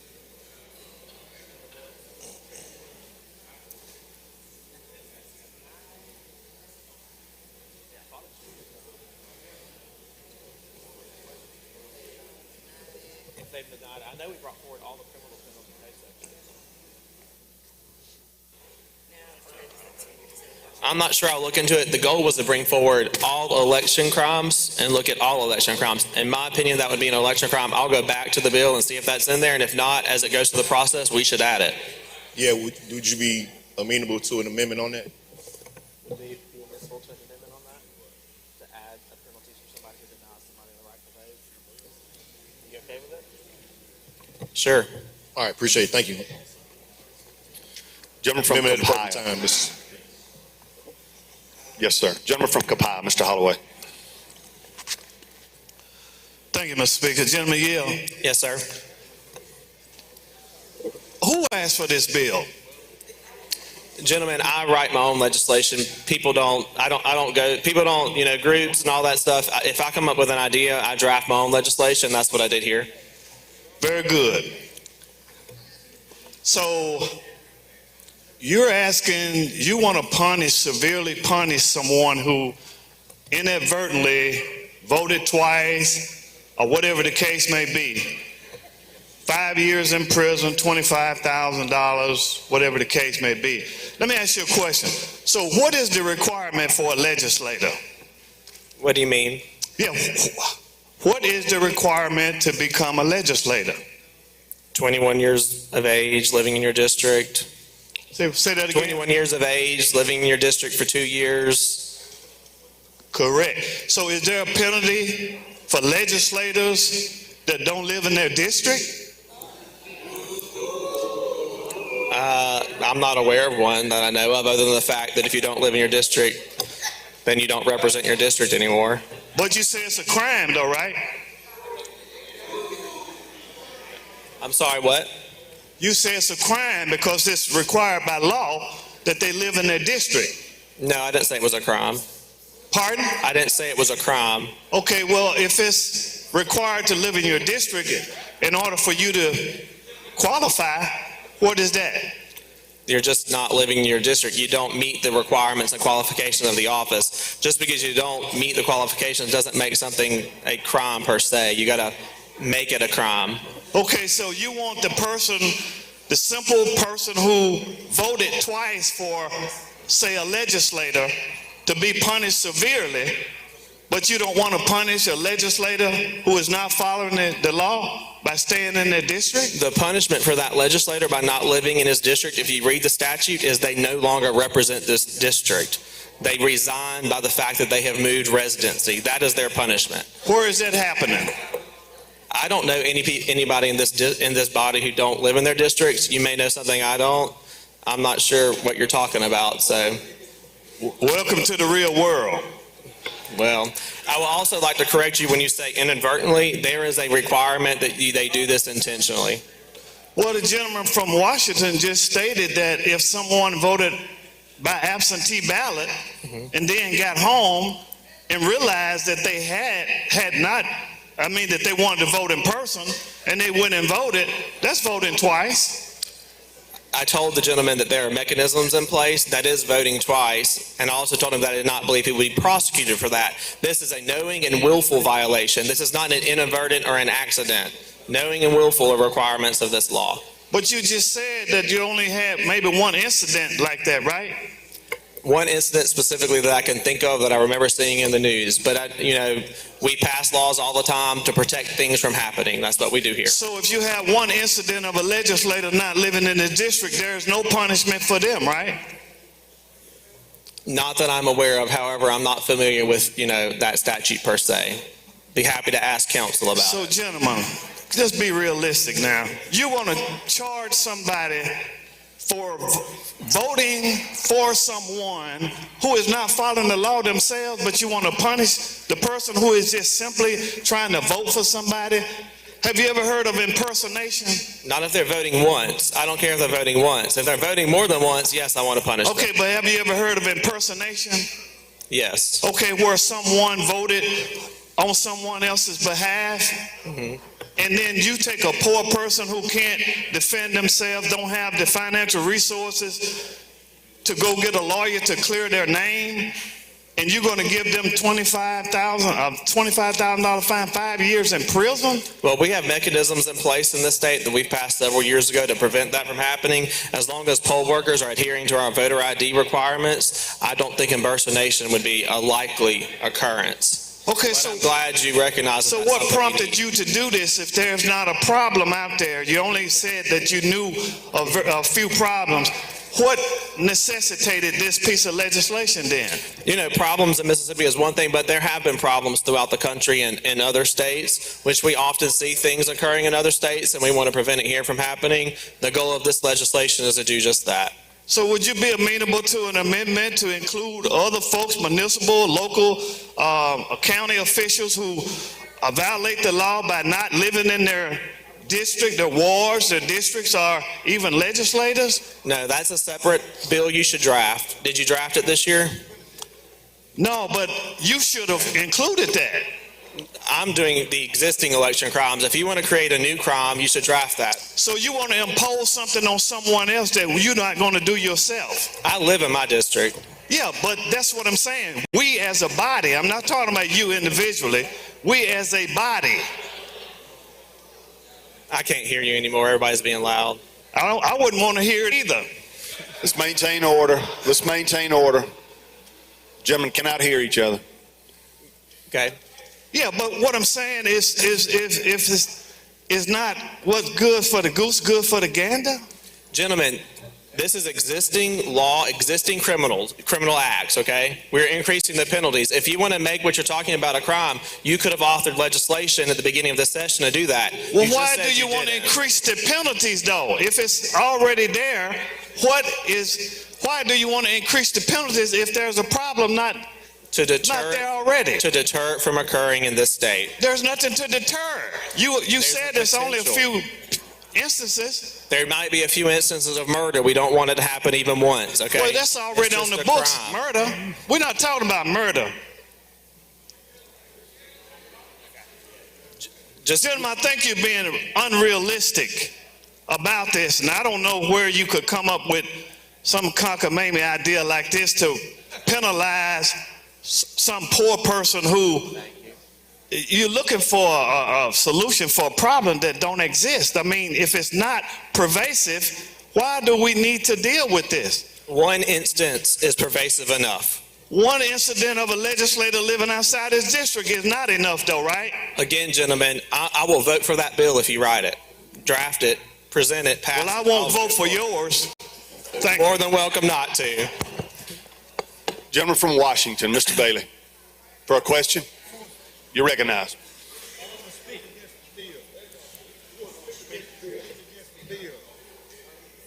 Yes, sir, we will recognize you at that time.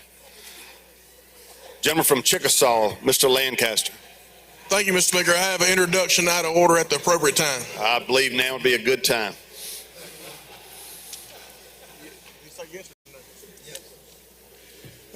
Ladies and gentlemen, in the South Gallery, we have the 7th and 8th grade and the teachers and parents of the Egypt Mennonite School from Okolona with Principal Keith Jantz and Miss Jantz. Please help make them welcome, please.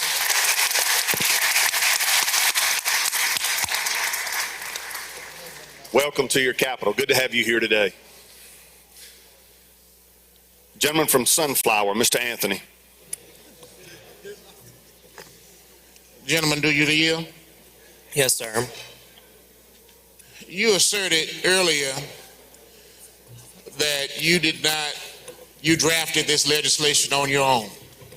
There was no outside help. Well, other than council, of course. Did you consult with the Secretary of State about this piece of legislation? I talked to him, yes. Of course, it's not one of his issues. He's the administrative officer over conducting the elections. He does not prosecute election crimes. Does he support this piece of legislation that you? I'm not sure if he does. I would be shocked if he didn't. Did you consult with the Election Commissioners Association about this piece of legislation? No, again, they conduct the elections. They don't prosecute the crimes, so I did not. I understand that. Did you consult with any veteran poll workers or poll watchers about this piece of legislation? I did do that, yes. Okay. So you did not get a vetting approval from the Secretary of State. Mm-hmm. You did not get a vetting approval from the election commissioners, correct, those who actually run the elections on a daily basis. Well, I talked to the election commissioners that are my constituents, yes, but not the group. But the Election Commissioners Association did not see this piece of legislation after you drafted it? Unless they look online, no. Okay.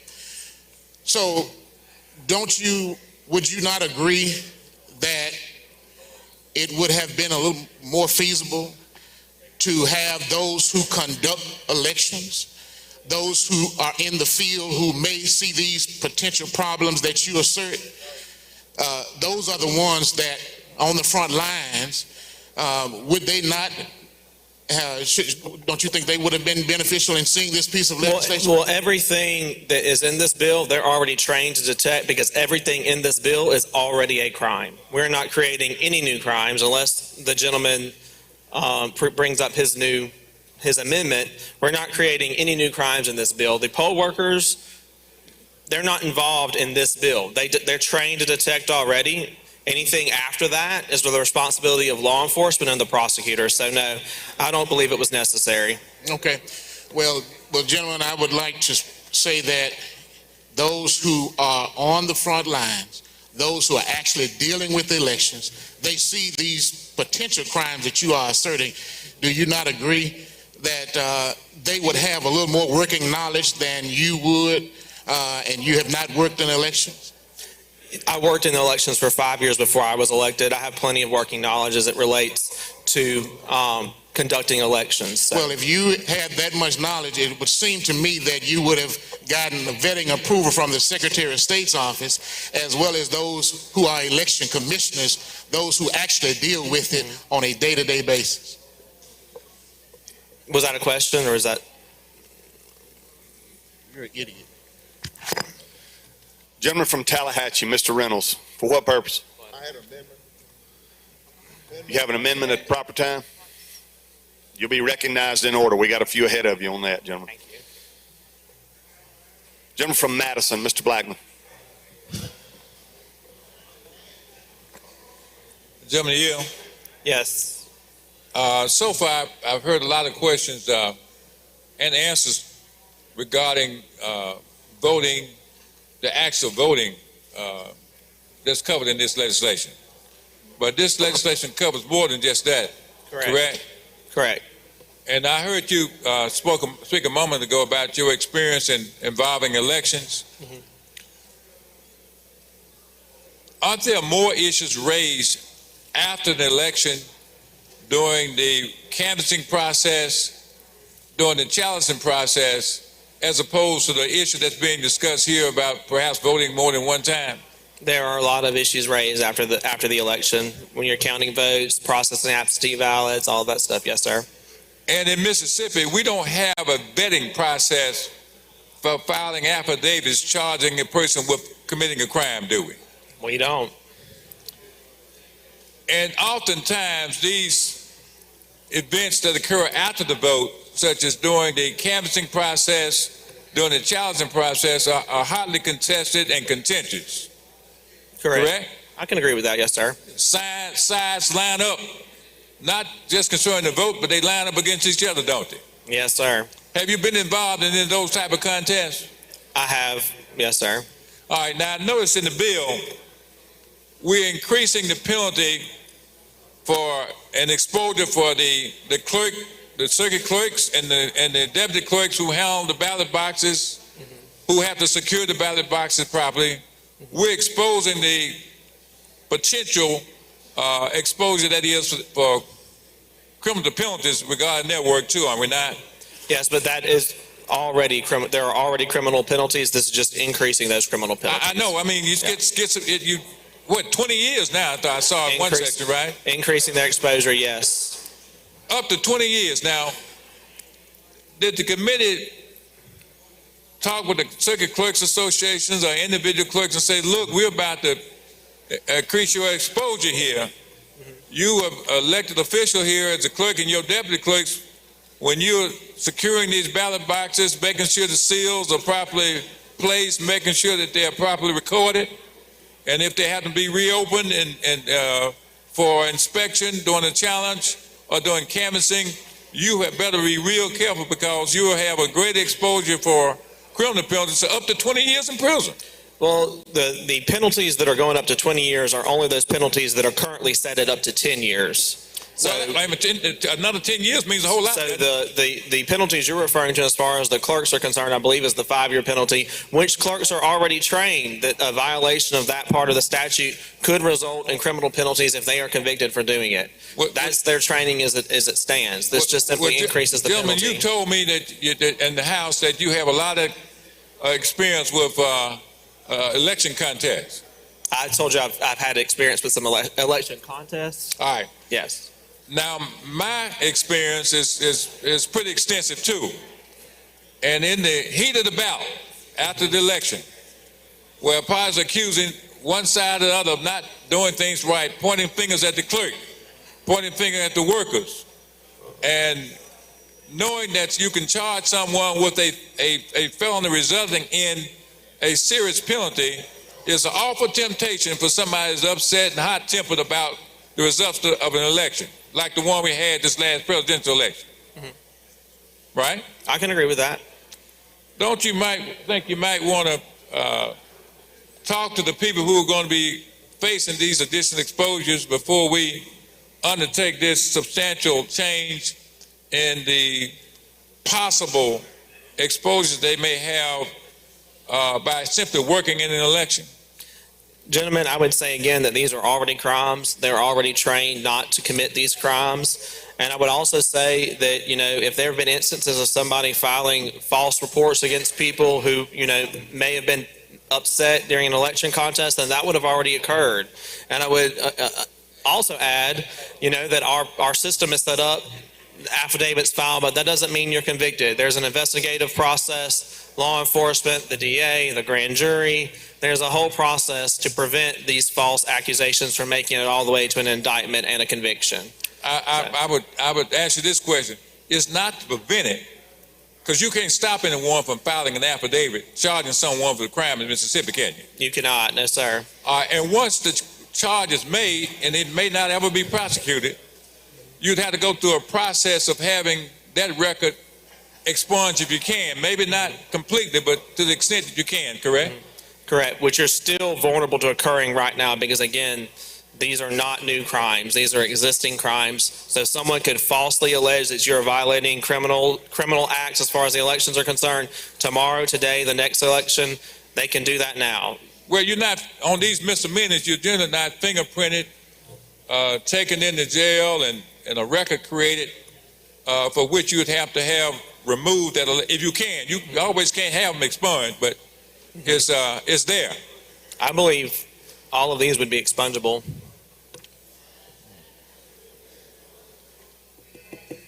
I think you were asked the question, why now? Is that somehow the laws are not being enforced before now? Well, regarding these offenses that the bill addresses. Looking around the country, talking to my constituents, they want to know that their election is more secure and there are proper deterrents in place to keep something from occurring here. So that's the point of the bill. Well, one final question, gentlemen.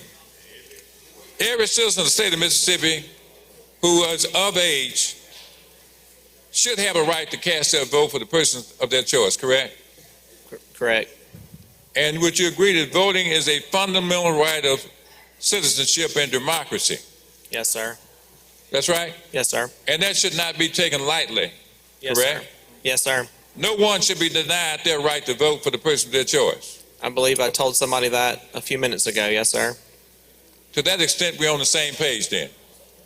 Yes, sir. Let's see what happened 1020.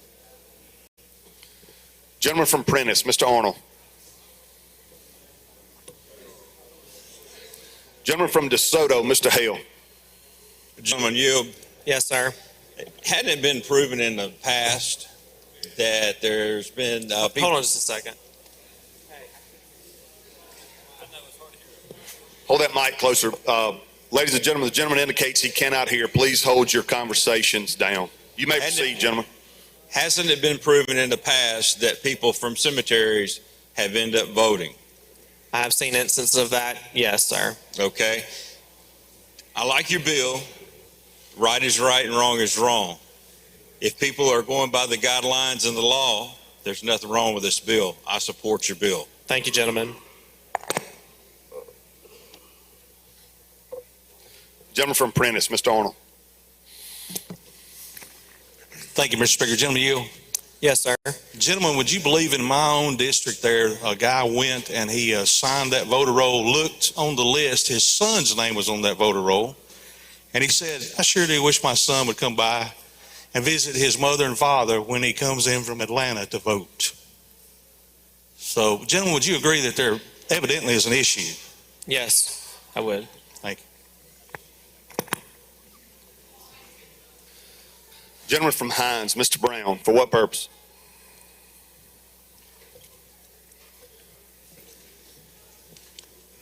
Thank you, Mr. Speaker. I would like to ask a question, please.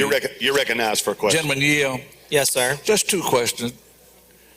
Do you feel within your heart that this is a little bit intimidating type of legislation that we are discussing here this morning? Intimidating because of the increase in the penalty?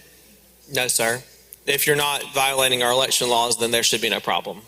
Well, I hope it intimidates people away from violating our election laws. So that is. No, I mean intimidating perhaps for people not to vote because of the fact that they may make a mistake some kind of way. I don't necessarily agree with you, gentlemen. Well, here's my question. Today, as a former municipal election commissioner, today we have government identification that's required for people to vote. Now, how in the world can somebody have false or improper government identification that must coincide with their address to be suspected of fraudulently voting? How in the world could that happen nowadays in the 20th century? Well, I hope it happens a lot less, which is why I believe this will probably be prosecuted very rarely. But it's still a deterrent. People will still try. There are plenty of penalties and laws in place to try to keep people from committing the most abhorrent of crimes, yet they still do it. That's just part of human nature. I hope that this bill will decrease that from occurring. That, along with the voter ID you mentioned, should keep this from being prosecuted often. A government ID is the sole identifier now of a voter. So, I mean, I don't understand to keep it from happening because you got to show your government ID to vote. Yes, gentlemen. And if you somehow manage to vote twice with a government ID, you will be prosecuted under this bill, and that is it. Which you will be prosecuted now because it is still currently a crime. I just don't think we ought to be trying to prevent people from voting. We ought to be encouraging people to vote. And this is a bill that's anti-voter. Well, I appreciate your question. Gentleman from Marshall, Mr. Faulkner. Gentleman Yield, Yes, sir, of course.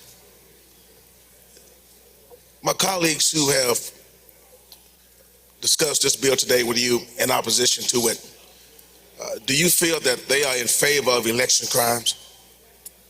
I do. Tell me why. Oh, no, I'm sorry. Did you say, no, I believe they are not in favor of election crimes. I misheard your question. No. So you realize that, excuse me, that the questions is not because of the crime itself. They were just represented by two of our colleagues who are in favor of the bill, gave two examples of crimes. Yes, sir. Perhaps. My question to you is that you decided that, well, you realize that there's a crime, there's a law on the books already currently. Is that correct? Correct. But it's just not tough enough. That's correct. Because you described earlier that the laws are just weak. So your intent today is to make the laws, make the penalties stronger. That's correct. Thank you.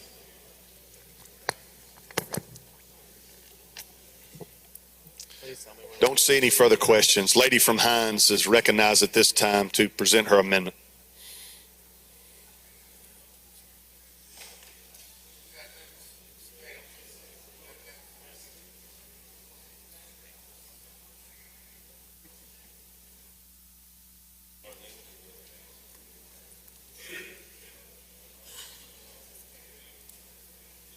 You're recognized, lady, you want to explain your amendment?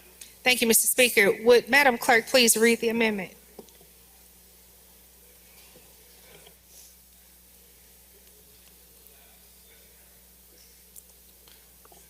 You're recognized, Madam Clerk, to read the amendment. Amendment number 1 by Representative Summers. Amend on line 150 by inserting, at any election, a qualified voter may vote in person by an absentee ballot for any reason. A qualified voter who votes in person by an absentee ballot shall not be required to provide an excuse on an absentee ballot application before casting his or her absentee ballot. These provisions shall not apply to absentee ballots received by mail. Thank you, Madam Clerk. Ladies and gentlemen of the House, again, this amendment does not apply to voting by absentee by mail.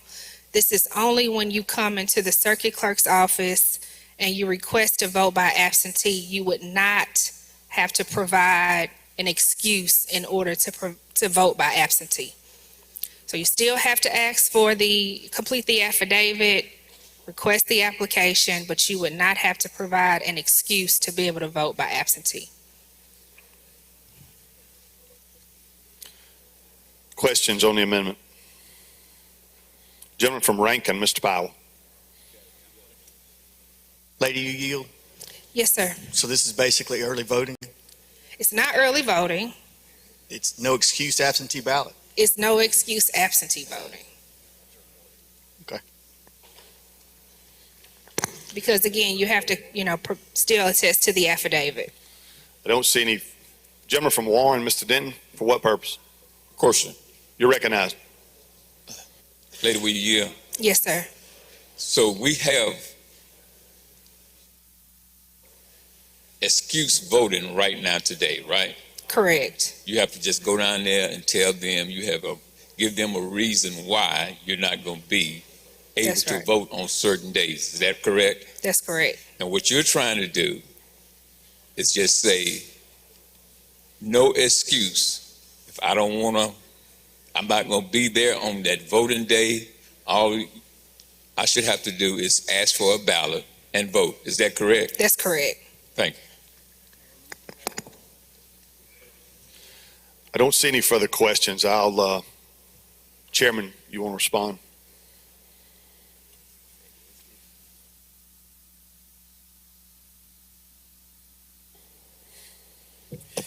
All right, thank you, Mr. Speaker. Ladies and gentlemen, she's correct, or one of the questions is correct. It is tantamount to early voting. I think absentees start about 45 days from the actual election. Her amendment is good in theory, and I don't necessarily have an issue with it. I do think it bogs down the bill if it gets to the Senate, and it hampers the overall effect and impact of the bill and it going forward into the Senate. And for that reason, I would ask the House to oppose it. Lady, do you wish to close on your amendment? Thank you, Mr. Speaker, and I appreciate the chairman's rebuttal to this. We know we have voters that live in rural areas of the state of Mississippi, and they may not be able to get to the precinct on election day for various circumstances. Their circumstance may not be listed on that application, and therefore they are forced to lie on the application in order to vote. Now, we're already saying that we're willing to increase penalties on these election crimes. So let's allow Mississippians to be able to vote without having to be forced to tell a lie and then therefore be penaltied or have to adhere to these crimes that are listed in the bill. So I ask for you to support the amendment. Okay, you've heard the lady close. Question now recurs on the adoption of amendment number 1 to House Bill 400. If you're in favor of the lady's amendment, indicate by saying aye. Aye! Opposed, no. Noes have it. Noes have it. Roll call is demanded. There's sufficient number. Open machine, Madam Clerk. If you're in favor of amendment number 1, vote aye. If you're opposed, vote nay. Has everyone voted? Has everyone voted? Close the machine, Madam Clerk. By a vote of 49 yeas, 66 nays, the amendment number 1 fails. Gentleman from Hines, you're recognized. Present your amendment. The clerk's got it.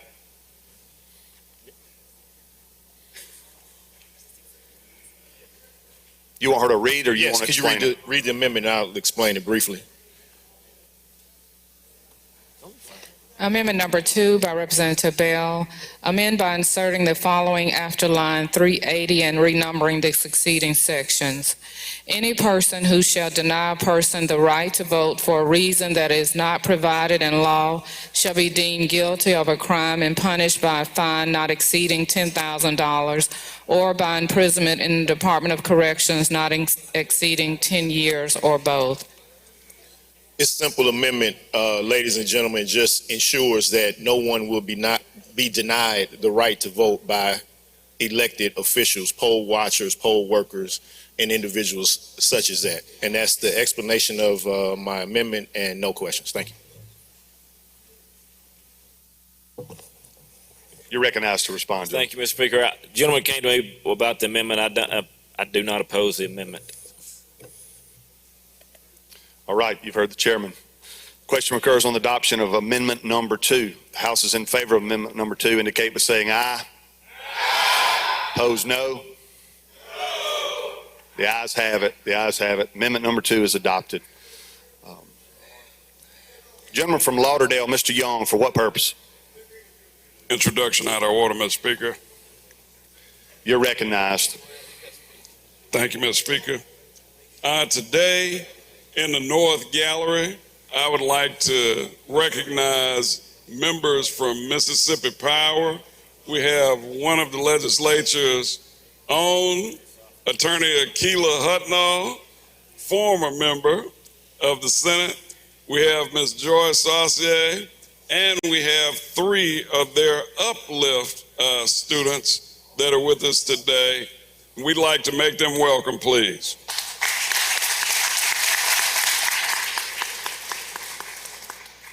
Gentleman from Rankin, Mr. Weathersby. Thank you, Mr. Speaker.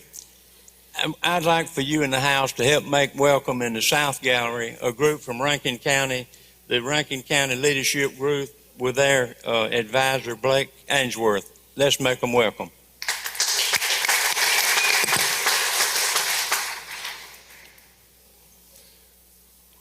Gentlemen, Mr. Bailey, you're recognized. You want to speak on the bill?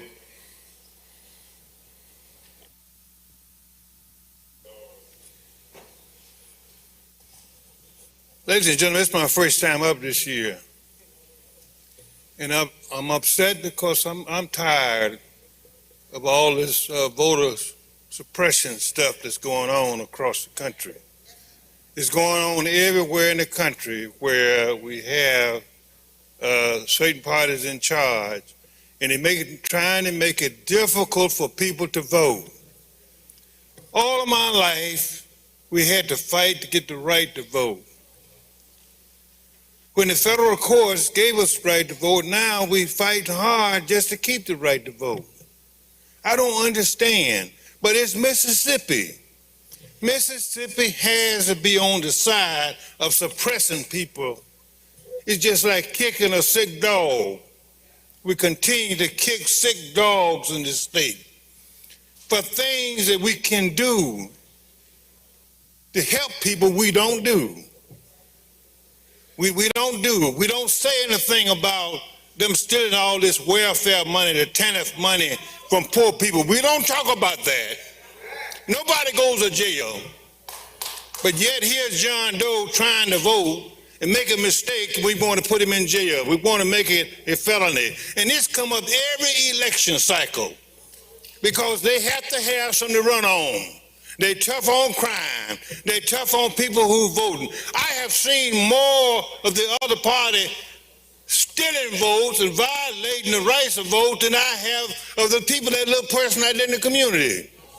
During the past election year, they have not found anybody except somebody who was voting for Trump, who was trying to steal and trying to do something illegal about the election. It ain't us. It ain't us. And I had to speak to tell you this ain't about trying to make it fair for election. This is about further suppressing people to vote here. And that's wrong. And but that Mississippi, that's customary for Mississippi to do that. And you're gonna see that board, I predict that board that it's gonna be red against green. And all the red on one side, Democrats, all the green on the other side, Republicans, because that's a part of their agenda. It helps them to keep their agenda going, to keep those voter suppression things going. But that's wrong.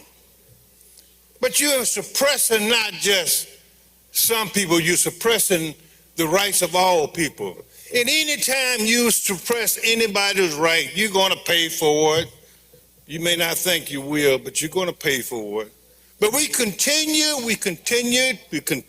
to try to do wrong when we ought to be done right. Hospitals are closing in this state. And this state is sitting on $1 billion worth of reserve money, and people are dying, and we won't spend a dime to help those hospitals out. Because one man decided that he wants to fight a president that's no longer president, just because that president is a black president, President Obama.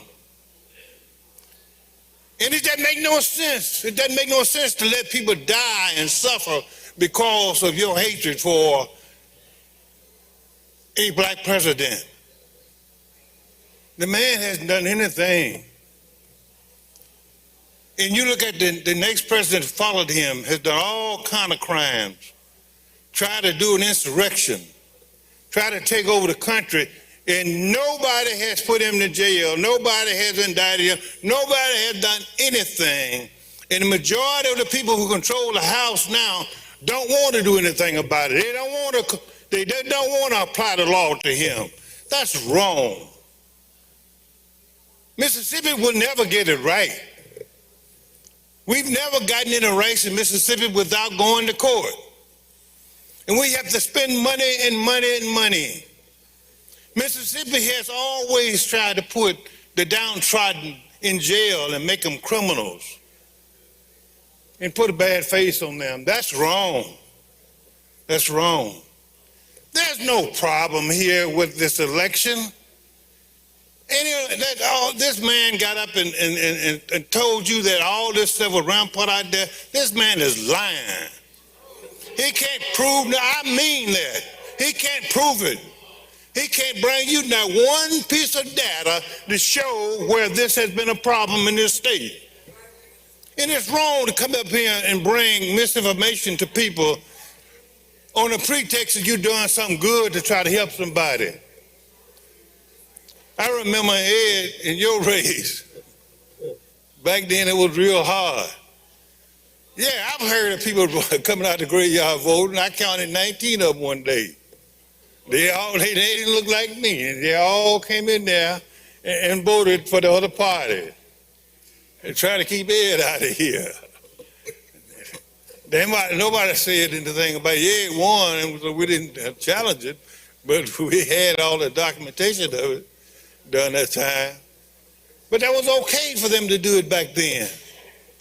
But I'm through, but I just had to say, for you all who may think that you're upright, you're not upright. You're hypocrites, and God knows that, and I can't judge you about that. He'll have to judge you. But this bill is not a good bill. It is not to protect anybody. It is to further suppress the voting rights of the downtrodden, and that's wrong. Thank you very much. Okay, I recognize the author to close. Thank you, Mr. Speaker. Before the gentleman from Washington called me a liar, he admitted that the only people that's ever violated these election statutes are those who have voted for Trump. He admitted that there are people violating our election crimes. He said it himself. I don't care if you're voting for Trump. I don't care if you're voting for Ron DeSantis or every Democrat on the ballot. If you're voting more than once and you're attacking the integrity of our elections, you should pay a penalty. I move for final passage, Mr. Speaker. Let's have order. Let's have order. Let's have order. Okay, question now recurs on House Bill 400. Open the machine, Madam Clerk. If you're in favor of the bill, vote aye. If you're opposed, vote nay. Has everyone voted? Has everyone voted? Close the machine, Madam Clerk. By a vote of 70 yeas, 47 nays, the bill passes. Announcements by the clerk before we recess for lunch. No announcements. Announcements by the members. Gentleman from Washington, Mr. Bailey. Hold that bill on a motion. We will do that. Anything further?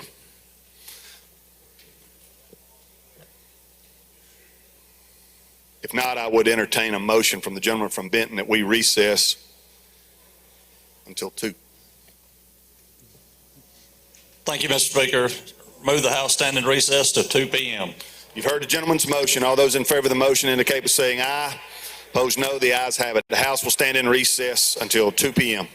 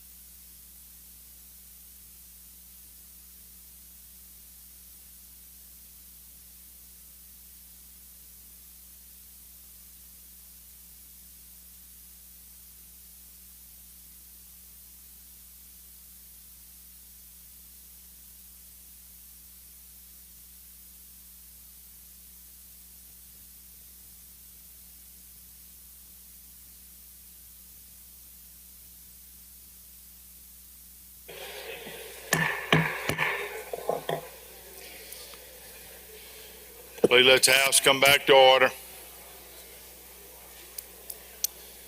Jim from Lauderdale, Mr. Calvert, what purpose you seek recognition? Mr. Speaker, introduction, please. You recognize. Ladies and gentlemen of the House, we have some special guests today in our North Gallery. They are stationed here at NAS Meridian, representing the International Military Student Field Studies Program. They happen to be from France and the UK. Please make them feel welcome.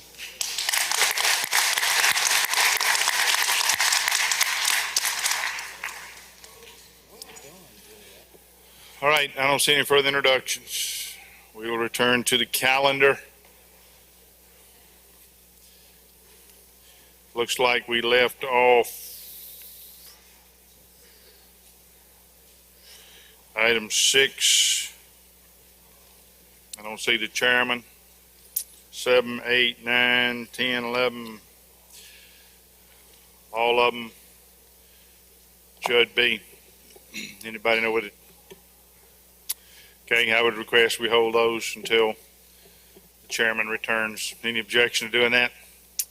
All right, that brings us down to number 12, according to my calendar. That'd be drug policy.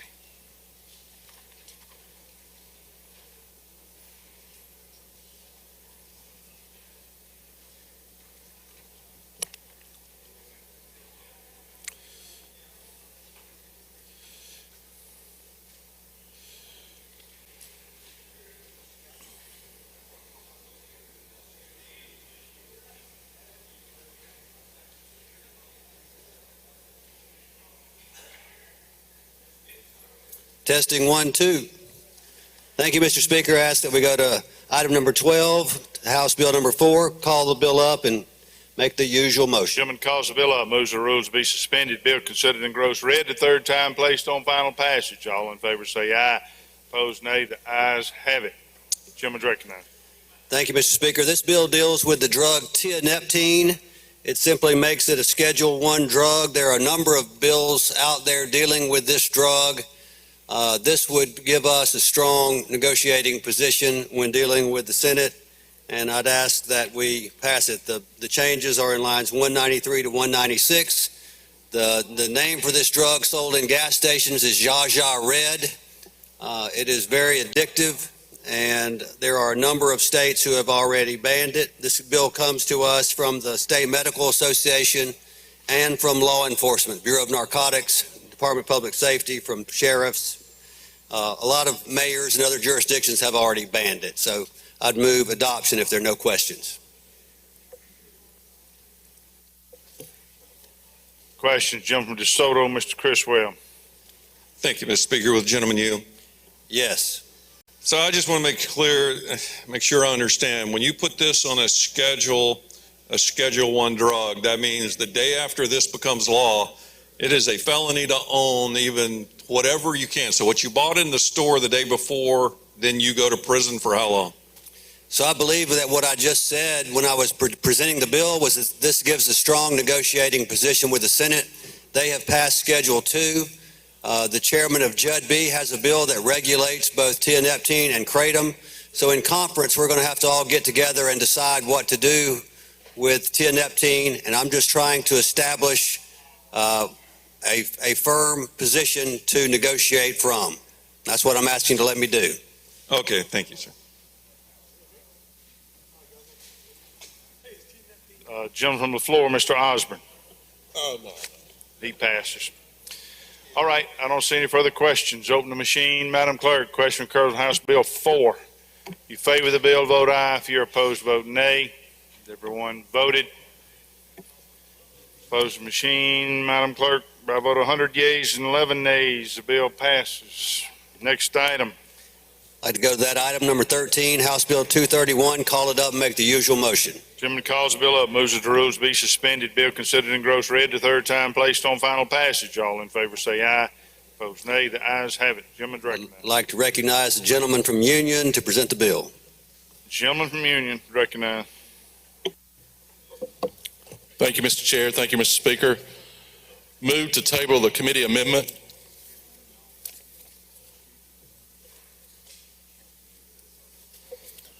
Move to adopt a strike all amendment.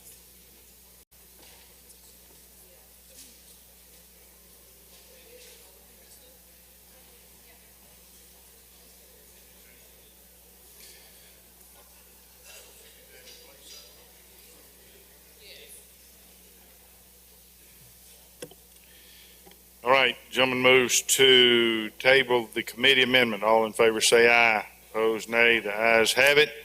Gentleman has another amendment he wishes to substitute in place thereof. Is that correct? Okay, you're recognized for your amendment. Ladies and gentlemen, House Bill 231 is a drug education bill with an emphasis on fentanyl. This bill directs the State Department of Mental Health to develop and implement a comprehensive statewide fentanyl and drug abuse education program. This program will use mass media and other communications to discourage the use of fentanyl and abuse of other drugs, and to educate people, especially youth, about the health hazards from the use of fentanyl and drug abuse. As y'all know, in this House, we passed the fentanyl strips, we passed the pill press last year, and this is another way we can wage war on the battle against fentanyl and illegal drugs.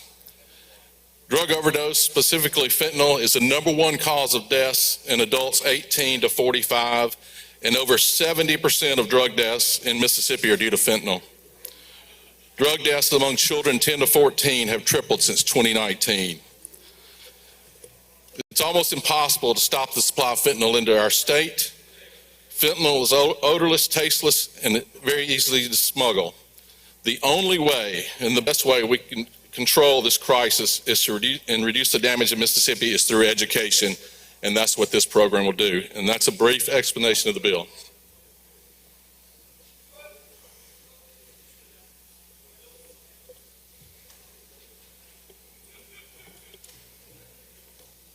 Questions on the amendment? Have questions on the amendment? Gentleman from Washington, Mr. Hine. Thank you, Mr. Speaker. Jimmy Hill. Yes, sir.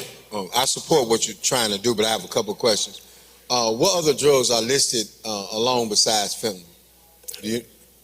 I'm sorry, Mr. What other drugs are listed along with fentanyl? It's all drugs. The emphasis is on the fentanyl, but it's all drug abuse. It's creating a comprehensive program. You heroin, crack cocaine, opioids, all those things are listed? All the above, yes, sir. Okay.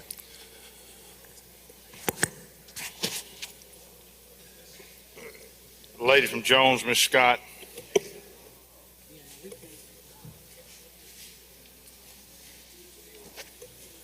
Thank you. Will the gentleman yield? Yes, ma'am. Okay, gentlemen, on this particular bill, you all are saying, well, I want to ask you this question. We are going to put this tobacco Office of Tobacco Control is going to spend monies to try to address fentanyl and drug abuse, to educate especially young people. And I notice here that you're talking about television, radio, print, advertising, sponsorships, exhibits, and other opportunities to raise awareness. Is that what you see continuing as we add fentanyl and other drugs? That is correct. Okay.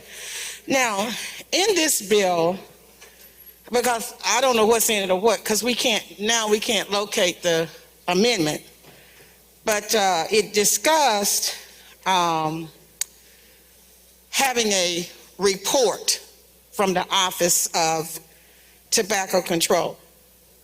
I don't have one. Do you have a report from the Office of Tobacco Control? I do not. We took the Office of Tobacco Control out of it. Okay. That was in the strike all. All right.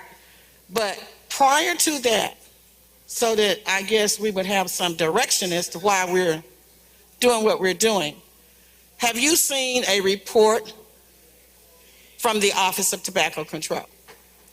I was in a meeting at 9 this morning with the Office of Tobacco Control, and they did not produce a report this morning, but Okay. So, no, I have not. So no report from the Office of Tobacco Control. Do we have a report from the Office of the State Auditor's Office? Because in this bill, it requires a report from the State Auditor's Office as to what these people have done with these millions of dollars that they've had.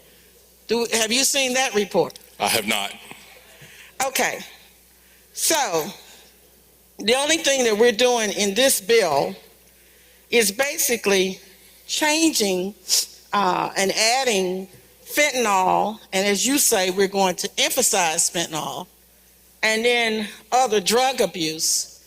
But listening to those numbers that you just told us about, how so many lives are being destroyed, do you think that a better use of these dollars might be to increase crisis teams to respond and increase hands-on people to work with folks that are having these problems, especially young people, as opposed to giving them an advertisement, buying a billboard, spending money with Super Talk, you know, that these people don't even listen to? Do you think that might be a better... Excuse me, lady. Gentleman's time has expired on his amendment. All right, I don't see any further question. In favor of the amendment indicate by saying aye. Opposed, nay. Ayes have it. Anything further on the bill? Lady from Jones, you have further questions? Since we're on the bill, Mr. Speaker, may I, if the gentleman would continue to yell, I'd like to ask him a couple more questions. If he's willing to yield, yes, you can. Yes, sir. Okay, gentlemen, I appreciate it. This is you would agree, this whole fentanyl, opioid, crack thing is a terrible thing that's destroying so many families, is it not, gentlemen? I do agree. And so I'm very much concerned that when I look in this bill and we're talking about education being the most important tool that we're going to use, and then we're going to do that through advertising, you know, the print media, radio, and all of that. Did the committee give any consideration to having human-to-human contact when people are having these psychotic breaks, when they're almost near death, when they're brought to UMC in crisis and to many emergency rooms across this state, that, you know, an advertisement not going to help them. You know, billboard is not going to help them. A commercial on television is not going to help them. So did the committee give any consideration to maybe having some human intervention with these millions of dollars? I respectfully disagree. I think the education piece is extremely important. I've learned a whole lot just in creating the bill. We actually passed a drug education bill out last year that the Senate killed that was very similar to this one right here. And having met with the Department of Health, the Department of Mental Health, they agree that this is a very important key into our fight. 1 in 4 pills on the street are illegal. They're made not by pharmaceutical companies. And I mean, that's just that fact right there is scary. And our people in Mississippi need to know this information. Okay, but the fact that you and I know that 1 in 4 pills, you know, that fentanyl is very dangerous, are we not trying to help those people who obviously do not understand that fentanyl is very dangerous? And since we don't have a report, gentlemen, and we can only just assume about these millions of dollars that's being spent on advertising, I guess I'm just asking you, because all of us agree. I don't think there's anybody in this chamber who doesn't agree that we need to do something to keep all these lives from being destroyed. And I guess, I don't know if there's a reverse repeal. I don't know what's in your thing because, you know, we couldn't get it up. But I guess I'm asking you, as you go through the process, maybe we ought to, to me, spending money on advertising, saying, you know, like we say, don't text, and we text driving. You know, we say, you know, don't drink, and we drink and drive. And we do a whole lot of things that we have a lot of advertising saying that, you know, don't do it. So it's not working. So I would ask that as y'all go through the process, maybe you ought to look at taking some of this money maybe and using it in crisis intervention and more human to human intervention for people that are experiencing this terrible, terrible disease of this fentanyl, opioid, and crack addiction.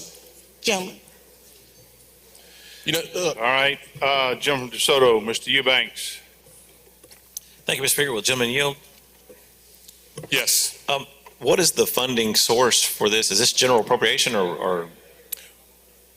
The Department of Health is going to fund part of this, and then we're hoping to apply for grants to get more money. But right now, we just wanted to start the program. Originally, it was going to be funded through tobacco money, and we did a strike off for that. So the Department of Health offered to pitch in with some $500,000 to get it started. All right, thank you, gentlemen.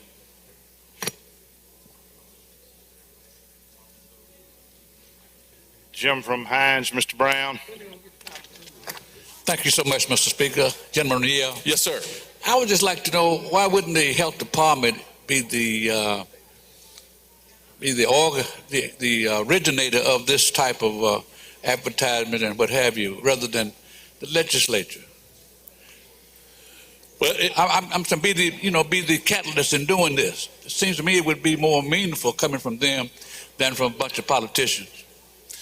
I went to the Department of Health first, and the Department of Mental Health came in and said, this is more in our purview to do this program, and they actually requested that they have it. Wendy Bailey was very instrumental in that. So I had them in the room with the Department of Health, and the Department of Health said they would help the Department of Mental Health, but they were willing and able to take it. Well, I mean, I'm saying, why wouldn't they be driving this effort rather than the legislature? I'm sure we could give them the funds to do it without any legislative authorization, couldn't we? I'm sorry, I couldn't understand you. I said we could allow them to take the control of getting this message out rather than the legislative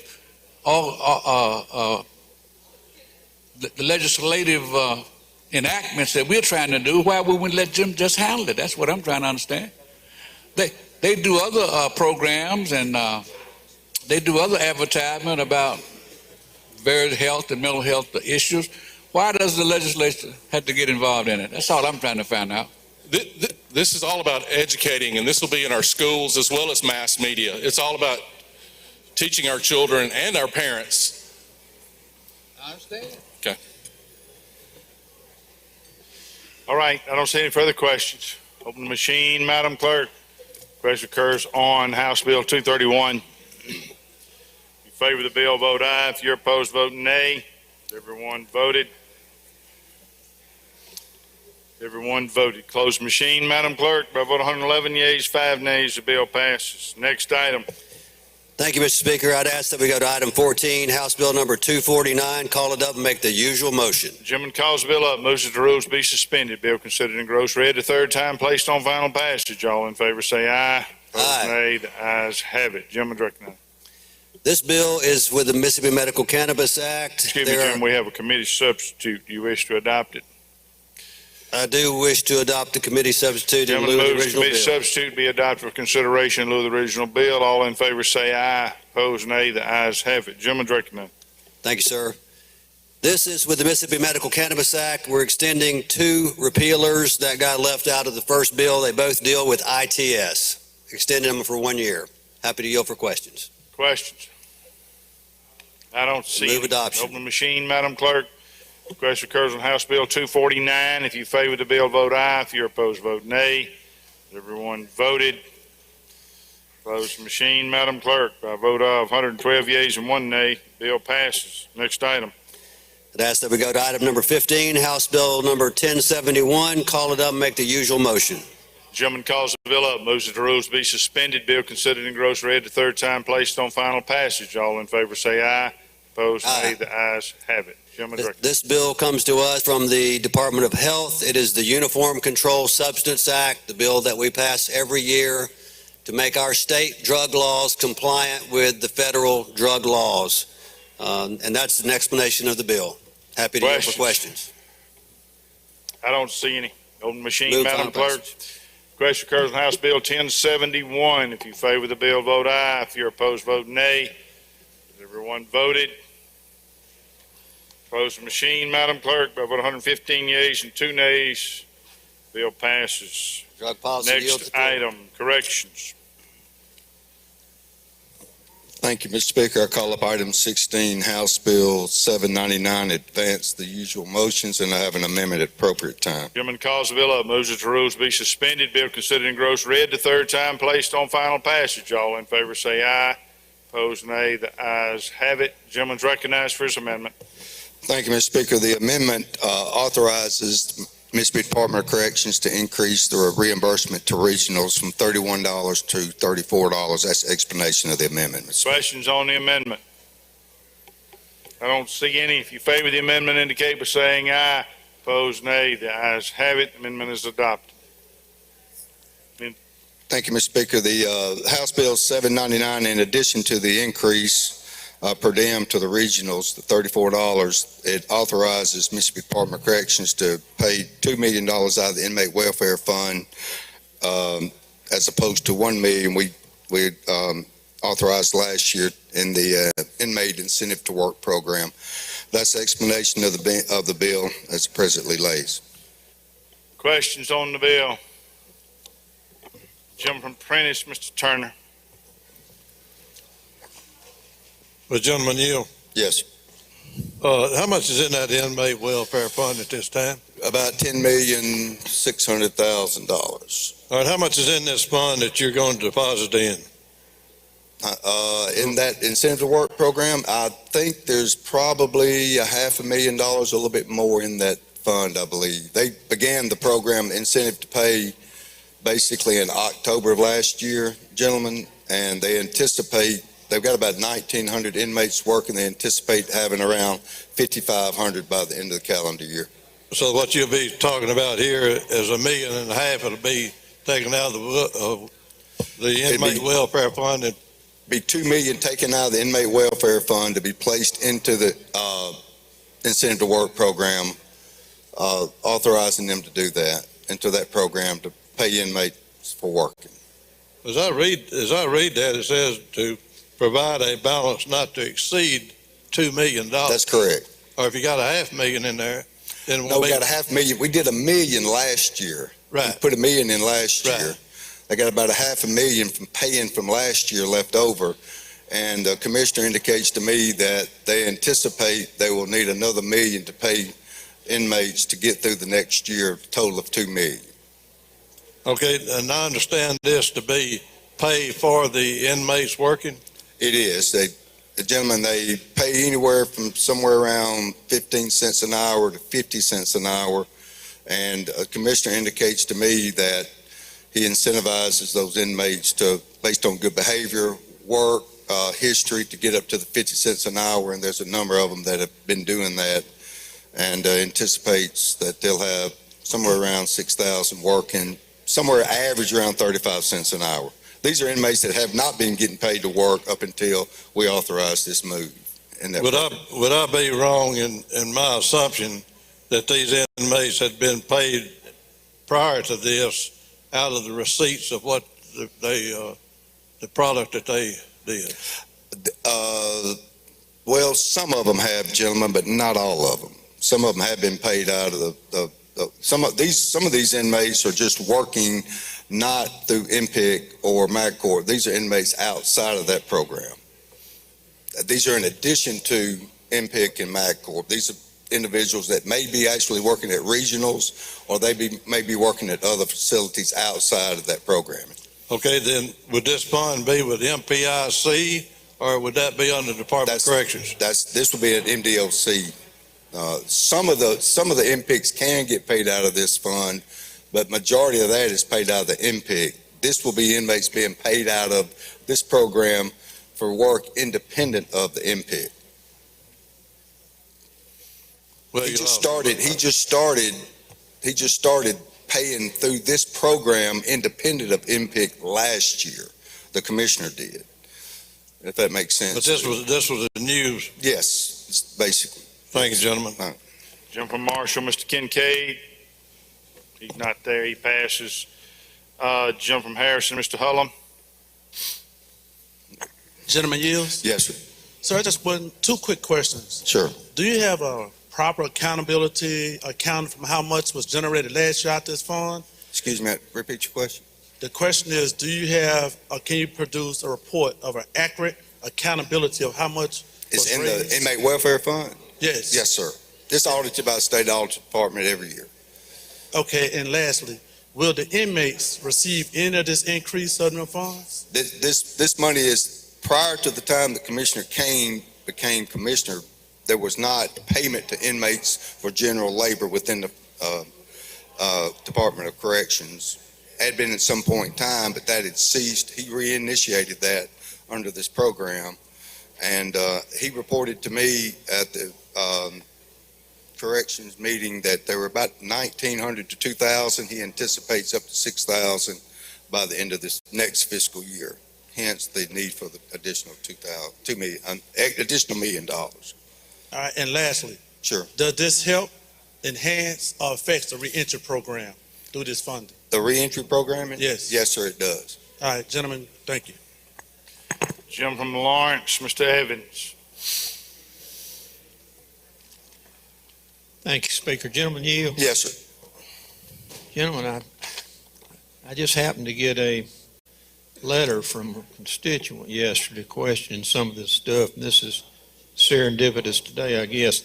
What type of work are these inmates doing for 35 or 50 cents an hour? I can't tell you. You want to know what type of work they're getting paid for during this program? Yeah. It's basically, some of them are just general labor that would be, some of them trustee status, some of them that are working on the farm. I mean, just general labor within the prison system. And some of them are getting paid for being incentivized for programming within the prison system. Some of them are even getting additional funds for attending educational program and being instructors in those programs, teachers and assistant teachers. They get paid the most. Okay. I'm presuming, correct me if I'm wrong, I'm presuming this is voluntary? It is voluntary. Oh, okay. And I guess for some of them it's something to do. I don't know the pass the time. But do they get any other kind of sentence credit or anything like it? That might not be. They do. They get good time for being involved in the program and work. Okay, thank you. Jump from October Hall, Mr. Taylor. Gentlemen, will you yield? Yes, sir. What's the current rate that inmates receive from work? What is the rate of pay? Rate of pay. The average is somewhere around 35 cents an hour. Some of the inmates get 50 cents an hour. I've talked to the commissioner about increasing some of that to maybe 75. He said that depends on how many ultimately gets in the program. But some of them start as low as 5 to 10 cents an hour. Yeah, that's what I'm being told, that actually is probably more aligned to 10 cents. Excuse me? That is probably more aligned to 10 cents. Beginning is somewhere around 10 cents. Some of them are starting off at 5 cents for doing just basic stuff, the commissioner tells me, but teachers, assistant teachers, people that are helping in welding class, things like that, he indicates to me that they're getting 50 cents an hour. Okay. So at 10 cents an hour, what type of jobs are we talking about? I cannot answer the type of jobs. My understanding is those are just basic things within the facility that beginning, some people that haven't worked for years and they've been in some discipline problems, he indicates to me, they give them an opportunity to work themselves out of those discipline problems by accepting a job within the facility. Okay, so this is only facility based, so nothing outside of the Nothing confines? outside. Okay. Nothing outside. And my last question is there a stay of child support or anything along those lines? It has no effect on this. It doesn't. This not subject to attachment by child support on the outside. Okay. I'm sorry, one more question. Sure. So if the wages were increased, right? Let's say to something even considerable to those that may be a mechanic, that may be working outside the facility or something along those lines. Would you be agreeable to the thought that if it was actually a working wage, Right. and not something that's probably considered as something that happened in the 1800s and the 1900s? Well, gentlemen, I commend the commissioner for starting it in the first place, because the current schematic that's in place now is that you work to get good time, MET time, ERS consideration, things of that nature. This is in addition to the other considerations that the inmate would get on that. But I'll talk to the commissioner. I've talked to them about some of the reentry programming, that once you get to a regional and once we get to transitional housing, whether some of that inmate welfare funds could be basically when they start getting released to transitional housing, some of the costs associated with that transition get up to minimum wage and something like that.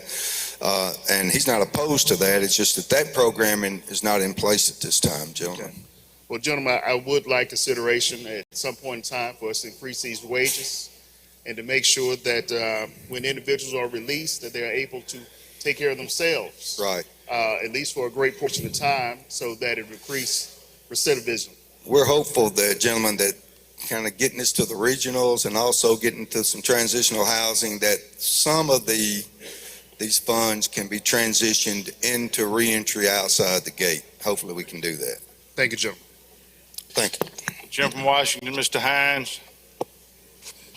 Thank you, Mr. Speaker. Gentleman Yield. Yes. I didn't hear you probably. I believe you said this, but I was asked the question. Can you tell us why the inmates are paid at such a low rate, and what's the rationale behind that? Well, that's a rate that the commissioner set based on the type of work they do and the limitations that they have on the payment schedule, gentlemen. I believe if they set it at minimum wage, the inmate welfare fund would evaporate rather quickly. If his goal of 6,000 inmates actually is reached, gentlemen. Okay, so Plus, it's also a way to- they're incentivized through other things other than compensation, gentlemen, to work. So it's an, if I'm understanding you correctly, it's an opportunity to help put some money in the inmates' coffers as well as keep them on the straight and narrow. Yes. Okay, thank you. All right, I don't see any further questions. Open the machine, Madam Clerk. Question occurs on House Bill 799. If you favor the bill, vote aye. If you're opposed, vote nay. Has everyone voted? Close the machine, Madam Clerk. By about 115 yeas, 0 nays, bill passes. Ladies and gentlemen, I'm getting some motions from various ones that you're having difficulty hearing. We worked on the sound system. The sound system is turned up. One of the things that the clerk has asked me to ask you is to be sure you speak into the microphone. Many of you have the habit of holding the microphone down here at your chest. That doesn't work. You're speaking over it. You got to hold it up like this. You got to speak into it. But those of you at the well, not only do you need to speak in the microphone, but you've got to raise your volume. You got to speak loudly. I think if we will practice those two things, then we won't have any problem hearing. So let's try that. Just remind you of that, and your colleagues are trying to hear what's going on. They cannot seem to hear.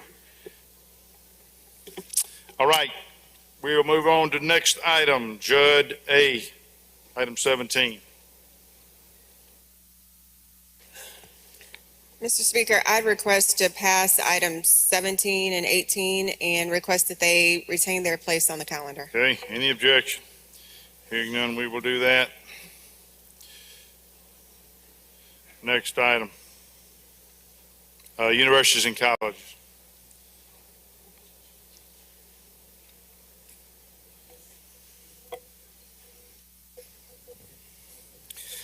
Thank you, Mr. Speaker. I'd like to bring up item number 19, House Bill 443, and make the usual motion. Chairman calls the bill up, moves that the rules be suspended. Bill considered engrossed, read the third time, placed on final passage. All in favor say aye. Opposed, nay. The ayes have it. Gentleman's recognized. What House Bill 443 does is there is a Commission of College Accreditation called the Mississippi Commission on College Accreditation, and it is housed within the IHL, and this is just a technical cleanup bill that gives them the ability to house in the IHL, but also have the assistance of the IHL. It is a separate entity from the IHL, but they're just letting them use that space. That concludes my definition of the bill. Questions? I don't see any. Open machine, Madam Clerk. Question occurs, House Bill 443. If you favor the bill, vote aye. If you're opposed, vote nay. Has everyone voted? Close the machine, Madam Clerk. By vote 111 yeas and 5 nays, the bill passes. Next item. I'd like to bring up item number 20, House Bill 536, and make the usual motions. Gentleman calls the bill up, moves that the rules be suspended. Bill considered and gross read the third time, placed on final passage. All in favor say aye. Opposed nay. The ayes have it. Gentleman's recognized. This is a lease agreement that Mississippi State University has to expand some upperclassmen housing. They've been having this lease for 40 years, and they want to extend it to 60 years because they're fixing to expand and increase an additional 400 beds and start phase 2 of this building. Question? I don't see any. Open the machine, Madam Clerk. Question occurs on House Bill 536. If you favor the bill, vote aye. If you're opposed, vote nay. Has everyone voted? Close machine, Madam Clerk. By vote 112 yeas and 4 nays, the bill passes. Next item. Thank you, Mr. Speaker. I'd like to bring up item number 21, House Bill 922, and make the usual motions. Gentleman calls the bill up, moves that the rules be suspended. Bill considered and gross read the third time, placed on final passage. All in favor say aye. Opposed nay. The ayes have it. Gentleman's recognized. Thank you, Mr. Speaker. Again, this is a cleanup bill that has come to us from the IHL and several of the universities asking to change not necessarily the names of the universities, but change the way they are in statute. For example, the old name is Mississippi State College for Women, and they want to change it to Mississippi University for Women. Delta State College to Delta State University. Alcorn Agricultural and Mechanical College going to Alcorn State University. Jackson State College changing to Jackson State University. Mississippi Valley State College changing to Mississippi Valley State University. And it's just changing these names in the legal form. Questions? I don't see any. Open the machine, Madam Clerk. Question occurs on House Bill 922. If you favor the bill, vote aye. If you're opposed, vote nay. Has everyone voted? Close the machine, Madam Clerk. By vote 117 yeas, 0 nays, the bill passes. Next item, municipalities.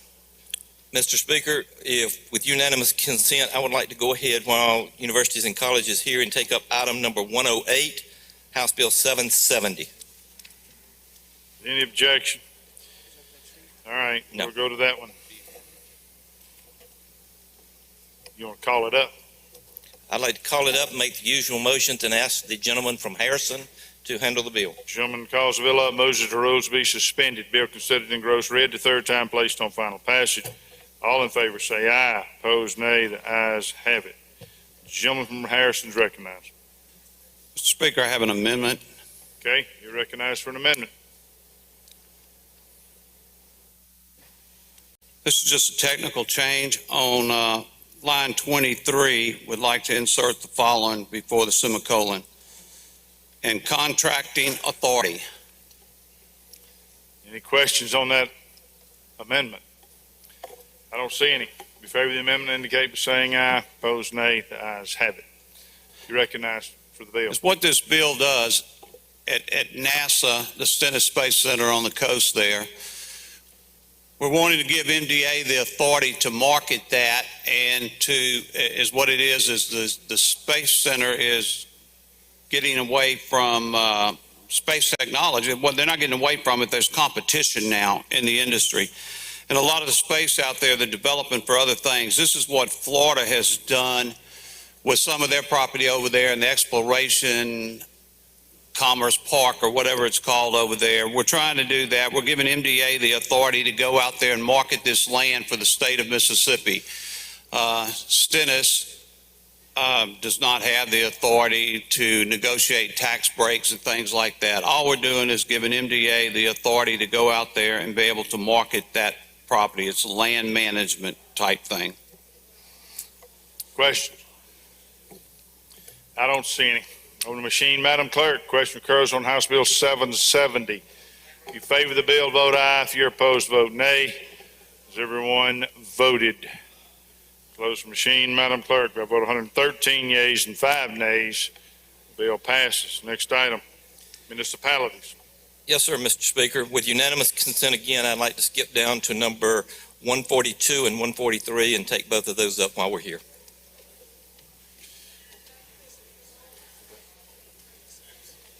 And both of these are community subs.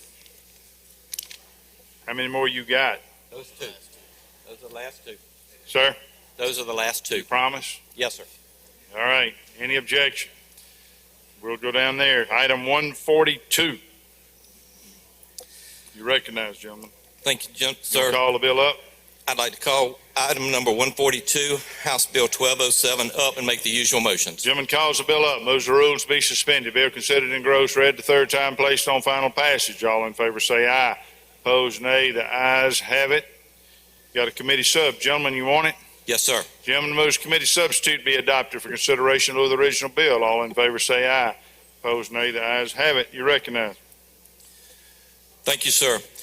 This is a bill, the committee sub is a reverse repealer that was added, and this bill comes to us from the Department of EMS, or Emergency Medical Services. Currently, we are at an extreme deficit of paramedics, and they have asked us to look at doing some funding options for paramedic education. What they've asked for is $3 million to help fund some paramedic education to offer either free or a reduced tuition for paramedics to encourage them to go into the field and to work in paramedic and emergency medical services. And that concludes my question. I do have an amendment coming. See one amendment. I don't see any questions. Recognize the gentleman from Washington for an amendment.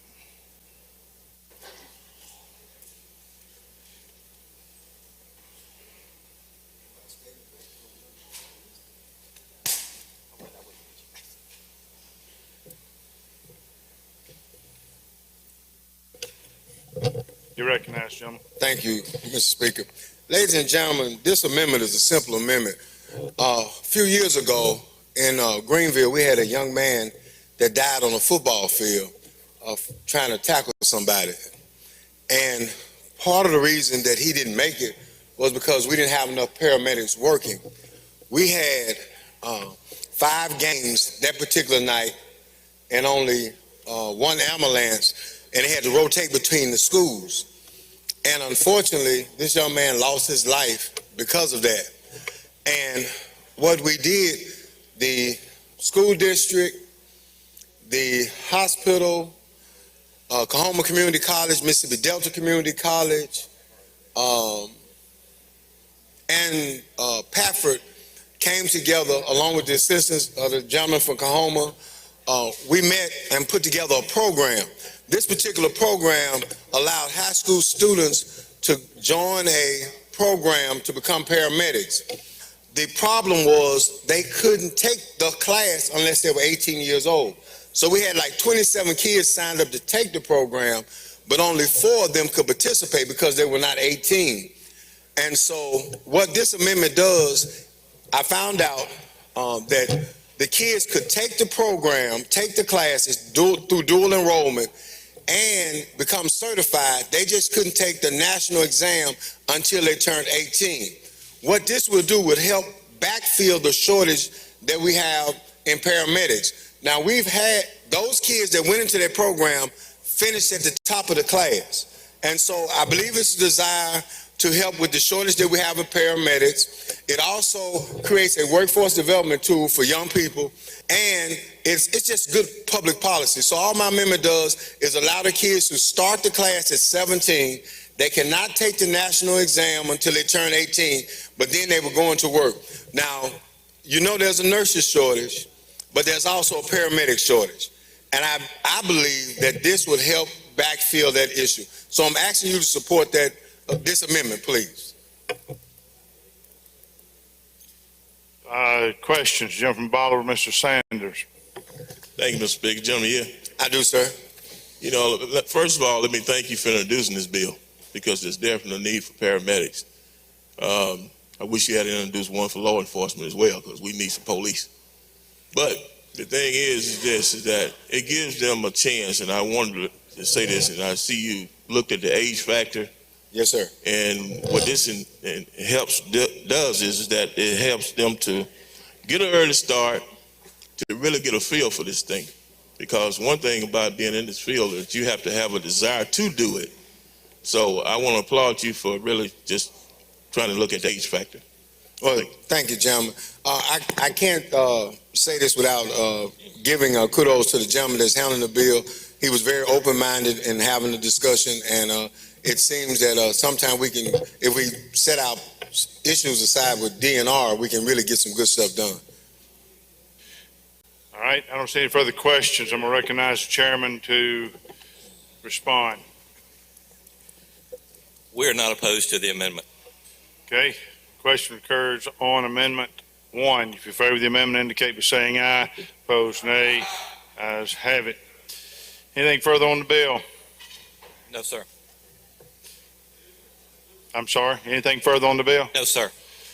I don't see any questions. Open the machine, Madam Clerk. Question occurs on House Bill 1207. If you favor the bill, vote aye. If you're opposed, vote nay. Has everyone voted? Close the machine, Madam Clerk. By vote 114 yeas and 4 nays, the bill passes. Next item, 143, House Bill 771. Thank you, sir. I'd like to bring up item number 143, House Bill 771, make the usual motions. Chairman calls the bill up, moves that the rules be suspended. Bill considered and gross read the third time, placed on final passage. All in favor say aye.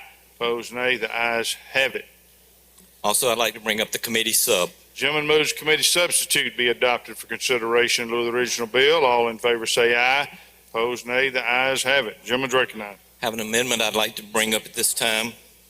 Okay, you're recognized for your amendment. The amendment simply is a cleanup amendment, typographical error on line 147. It should say 100%, and on line 168, it should say does not exceed. Questions on the amendment? I don't see any. If you favor the amendment, indicate by saying aye. Opposed, nay. The ayes have it. You got anything further on the bill? Yes, sir.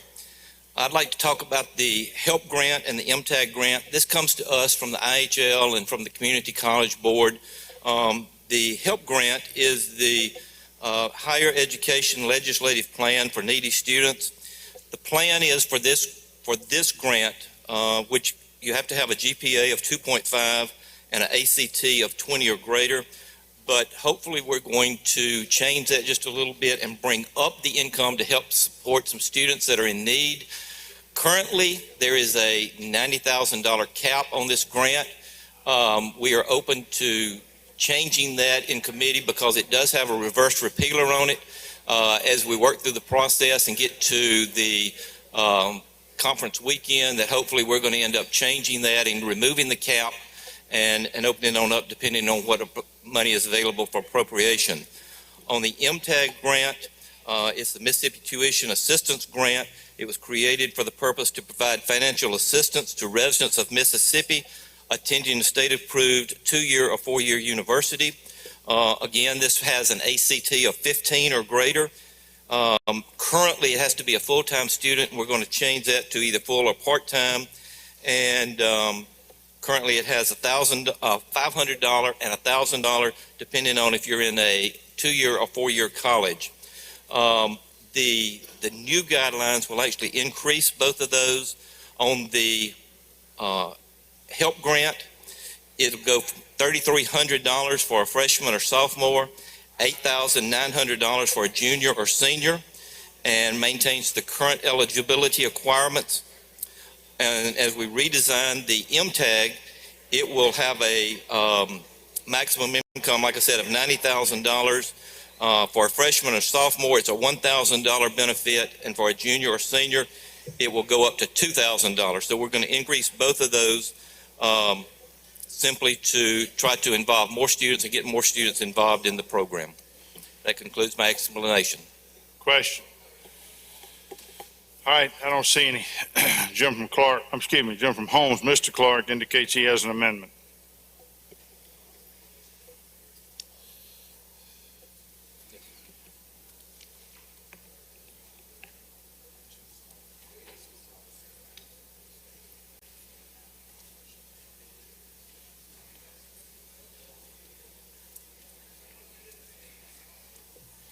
Thank you, Mr. Speaker.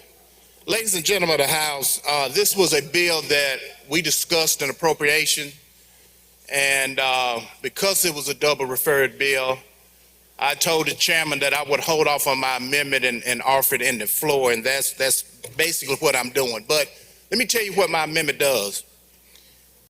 Under the current legislation, for freshman and sophomore year, the amount of tuition is going to be reduced for all of our institutions. And for some universities, they will be able to absorb the shock of students deciding to go to community colleges in lieu of a four-year college. But our smaller universities in the state, this could possibly be a death blow for them. To have a 5% decrease when you got 30,000 or 20,000 students is not a big deal. But if you only have 2,000 students and have a 5 or 10% decrease, could mean whether you stay open or you have to close. So what my amendment does is that for any institution in the state of Mississippi that have 6,906 students or less for the 2022 to 2023 academic calendar year, they will receive basically what they're receiving now under this grant, which would be for freshmen and sophomores, they will receive 100% of their tuition paid. So it's basically for those colleges, for our smaller colleges, it will leave current law exactly the way it is. Now, let me tell you that of our schools, it would help, of course, Alcorn State University. They have, in 2022, they had 2,933. Delta State had 2,556. Jackson State University had 6,906. Mississippi State, 22,000. Mississippi University for Women, 2,339. Mississippi Valley State University, 1,879. What this would simply do, as I said, it would keep our smaller universities whole. And ladies and gentlemen, I don't think it'll do any harm or foul to this legislation, because when you add up all of these students across those four universities, we're talking about probably less than 1,000 students. So it's not going to do anything that's going to not increase the price tremendously. It will just simply protect the state's smaller universities. Mr. Speaker, that's the explanation of my amendment. I'd be happy to entertain any questions. Jim from Washington, Mr. Hines. Questions for the whole bill? Okay. Lady from Jones, Ms. Scott. Thank you, gentlemen. Would you yield? I will, lady. Okay, now, gentlemen, can you tell me now what we're doing is, for instance, a junior college student, a person that had gone to a senior college, we're reducing that $6,309 or whatever that amount is to, what are we reducing that amount to? We're reducing it to $3,000 some dollars, basically $3,000 in some change. Okay. Which will cover full tuition at your community colleges. Okay. And in the hearing that was conducted by the Universities and Colleges Committee, was there a recommendation from the institutions of higher learning that they were in support of this particular proposal? Well, lady, from my understanding, a task force or commission or something was put together, and they came back with this recommendation. Now, from my understanding, it was not a unanimous vote for this proposal. And that was even from the commission that was put together. That's correct. And so as far as we know, IHL is not in support of this either. No, yeah, and you're exactly right. As far as IHL, I haven't heard anything from IHL. Okay, and have we had an expression of support from the state's junior colleges for this legislation? Say that again later.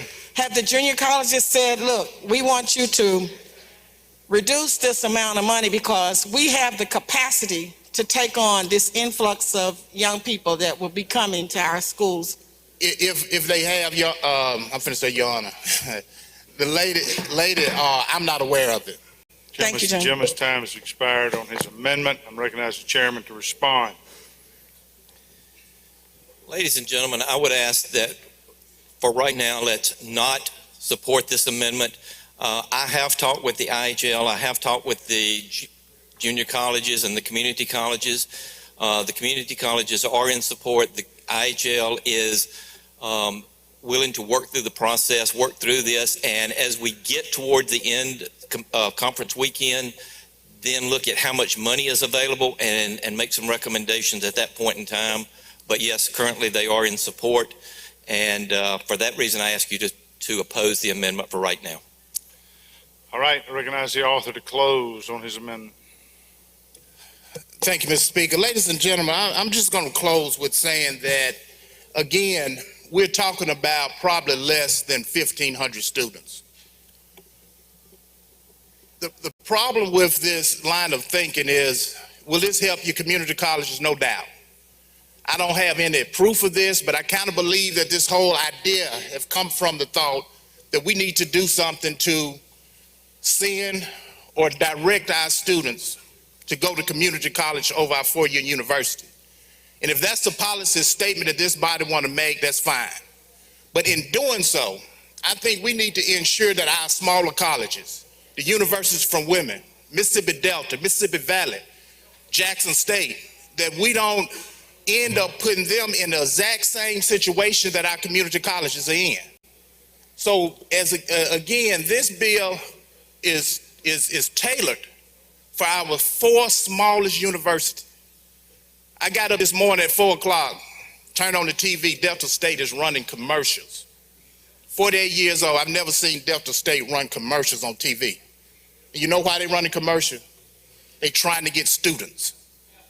They're using their resources to attract students to the only aviation program in this state, letting the people across this state know what Mississippi Delta State had to offer. They're doing their part, but we're here passing legislation that's cutting the legs from up under the table, cutting legs up from under their effort to try to better themselves. We here as a legislative body should be assisting our colleges and our university to attract more students, not passing legislation. If you get a little poor kid from Ebenezer, Mississippi, if he given two options, which one you think he gonna choose? Go to Mississippi Valley State and only receive $3,000, which is half of his tuition, or go over to Holmes Community College and receive full tuition? Which one? Even if he want to go to Mississippi Valley, which school you think he gonna go to? He's gonna go to Holmes Community College. This is what this bill does, and my amendment simply fixes that. And again, Holmes Community College, I'm a graduate there, played football there. It's 5 miles from the front door step of my house. This is nothing against Holmes Community College or any of our community college. This is about protecting the state's smallest colleges and universities. Thank you, Mr. Speaker, and I ask you to vote for the amendment. All right. Question now recurs on Amendment 2. If you favor the amendment, indicate by saying aye. Aye. Opposed, no. No. Ayes have it. The ayes have it. All right. Anything further on the bill? No, sir. All right. Gentleman from Washington had a question. Do you wish to answer it? Thank you, Mr. Speaker. Gentleman Yield. Yes, sir. We had a very lengthy discussion about this piece of legislation in the committee room. Is that not correct? Yes, sir. We have lots of interesting discussions. Okay. So My initial question was around what did we find out about the need for funding for the dual enrolled students that the community colleges were having issue with? Did we find out what that issue was?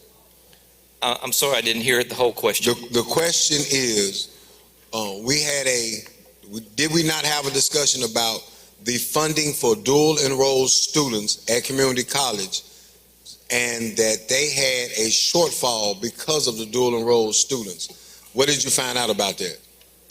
At this point, we passed a bill yesterday on dual enrollment, and I don't know what those numbers look like, and so I don't know how that's going to affect the community college based on the bill that we passed yesterday. Okay, so traditionally, community colleges have only been receiving $200 per course per student. If that is correct, they're short probably about $2,800 to $3,000, give or take, for each course credit. So shouldn't we be trying to backfill that? That is not the intention of this bill, no. Well, here's why and you're right, it's not the intention of this bill, but since we are going to alter the amount of funding that community colleges get based upon the number of students enrolled and have an impact on four-year institutions, shouldn't we have all the facts and figures before us before we make this decision? Shouldn't we have every bit of information before us before we determine the fate of these institutions? Most likely, yes, you're probably right that we should. But under this situation, and not knowing how much money is going to be allotted at the end of the rainbow, when we get to that point, and after the Senate discusses this, when we get to conference weekend and we see how much money is available, then we can see, okay, we're going to remove that cap. We're going to do some things to better. The ultimate goal is to do some of those things. Yes, I agree. But not knowing how much money is available, we know this is going to cost $21 million. It could go up to $50 million, depending on if we remove that cap, if we lower some of the expectations. So, gentlemen, can you tell me what the plan is to make hold those institutions that are going to be losing the money? Can you tell me what the plan is for Mississippi University for Women, Delta State, Mississippi Valley, Alcorn, and Jackson State, who have small enrollment numbers as they are? Can you tell me what the plan is to shore them up? I have not been asked by any of those institutions or by the Community College Board or by AHL to look at any of those issues. That is not the intention of this bill. It is not to backfill or to load up on the junior college system or community college system.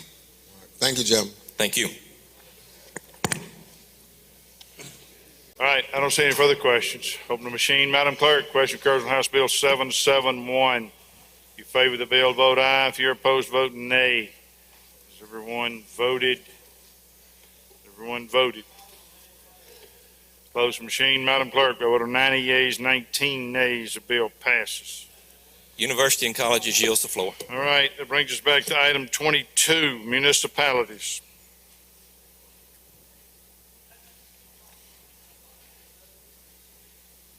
Excuse me, jump from the lead, Mr. Thompson, you have an introduction? Thank you, Mr. Speaker. At this time, ladies and gentlemen of the House, I'd like to introduce my former school teacher from Shannon, Mississippi, Mr. Alexander Anderson. Give him a hand as he stands this evening in the north.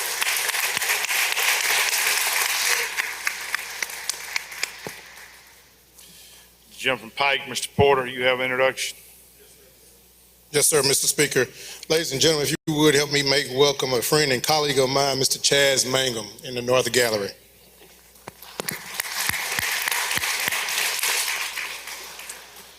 All right, Chairman of Municipalities.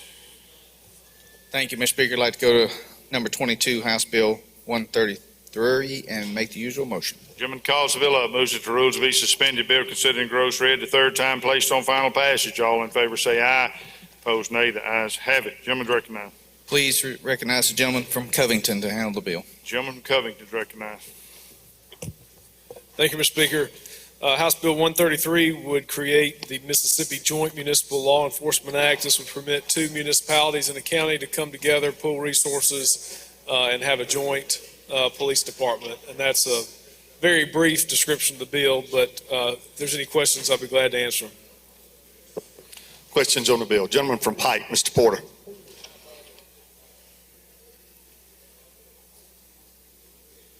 Gentleman from Hines, Mr. Bell. Thank you, Mr. Speaker. Gentleman, you yield. Yes, sir.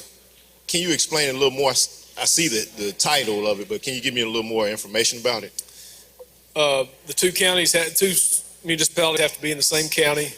They would create a board that would be made up of the two mayors of the cities as well as the sheriff of the county where they're situated. And that board would be the governmental entity that would act on behalf of the joint law enforcement. All right, thank you. Don't see any other questions, gentlemen. Gentleman moves final passage. Open machine, Madam Clerk. Question now occurs on House Bill 133. If you're in favor of the bill, vote aye. If you're opposed, vote nay. Has everyone voted? Has everyone voted? Close the machine, Madam Clerk. By a vote of 114 yeas, 0 nays, the bill passes. Next item, gentlemen. Thank you, Mr. Speaker. I'd like to go to my item number 23, House Bill 698, call it up and make the usual motion. Gentleman calls the bill up, moves the rules be suspended, the bill considered engrossed, read the third time, and placed on final passage. All in favor say aye. Those opposed, nay. The ayes have it. Gentlemen, you're recognized. I'd like to recognize the lady from Hines to handle the bill. You are recognized, lady. Thank you, Mr. Chairman. Thank you, Mr. Speaker. House Bill 698 simply requires that a municipality issue water and sewer bills based on the amount of water or sewage used by a customer. So it would require usage-based billing. That is a brief explanation of the bill, Mr. Speaker. Questions? Gentleman from Tallahatchie, Mr. Rosebud. Thank you, Mr. Speaker. Will the lady yell? Absolutely. So, can you give us an explanation what happens in the event that in some of the rural towns, and we did say the municipalities in the rural areas where they're already financially scrapped, what happens when they have just say 50 meters that are not working and they can't adequately register that, and they have to resort to the fact of giving a flat rate across the board? So are you talking about rural water associations? No, rural municipalities or water associations, period. Waters, Okay. regardless if it's municipal or not. Yeah, so it does just apply to municipalities, not rural water associations. So I just wanted to make that distinction specifically first. But it would require that billing be based on usage. So they would have to find a way to issue bills based on the amount of water that customers are using. So the purpose of the bill is to require them to print a bill? Is that what you're asking? It is to require the bills to be based on usage and not some other mechanism or formula that is not related to usage. Okay, thank you, lady. You're welcome. Gentleman from Washington, Mr. Hines. Thank you, Mr. Speaker. Gentlelady Yield. Yes. So in some municipalities, if there is a water leak caused by the municipality and the patron can prove that there was a leak, the bill is adjusted. How does this impact that? This would not impact that at all. You would still have the ability to dispute a bill. This bill does not say that you can't dispute your bill for inaccuracies. So I'm gonna make sure I got it, because what if the leadership of a municipality tells the citizenry it's going to get below freezing?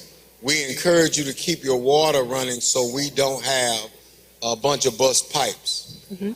The weather lasts for 4 days.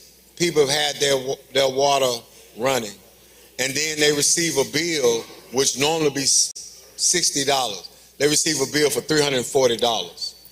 What happens to that patron because they were encouraged to run their water based upon the leadership of their community? So what happens to that patron? Can they argue, debate, or negotiate the bill? So that's a completely different question than the first one that you asked me. Absolutely it Yeah, is. okay. But yeah, so your bill would be based on the amount of water that you are using. So- If you use the water, that would be reflected in the bill. Normally, I would not have used this if the mayor, city council, public works director say, hey, we're going to have freezing temperatures here for the next 4 days. It's going to be 24 degrees for the next 4 days. We encourage you to keep your water running so your pipes do not freeze and burst. And then after those 4 days, my bill, the next month, my bill goes from $60 to $300. Now, it's not because of my fault, it's because of the weather. What happens to that patron then because she or he were informed by the leadership to do that? Your bill would be based on the amount of water that you used. I know the amount of water is going to be increased. It has to be increased because it's on.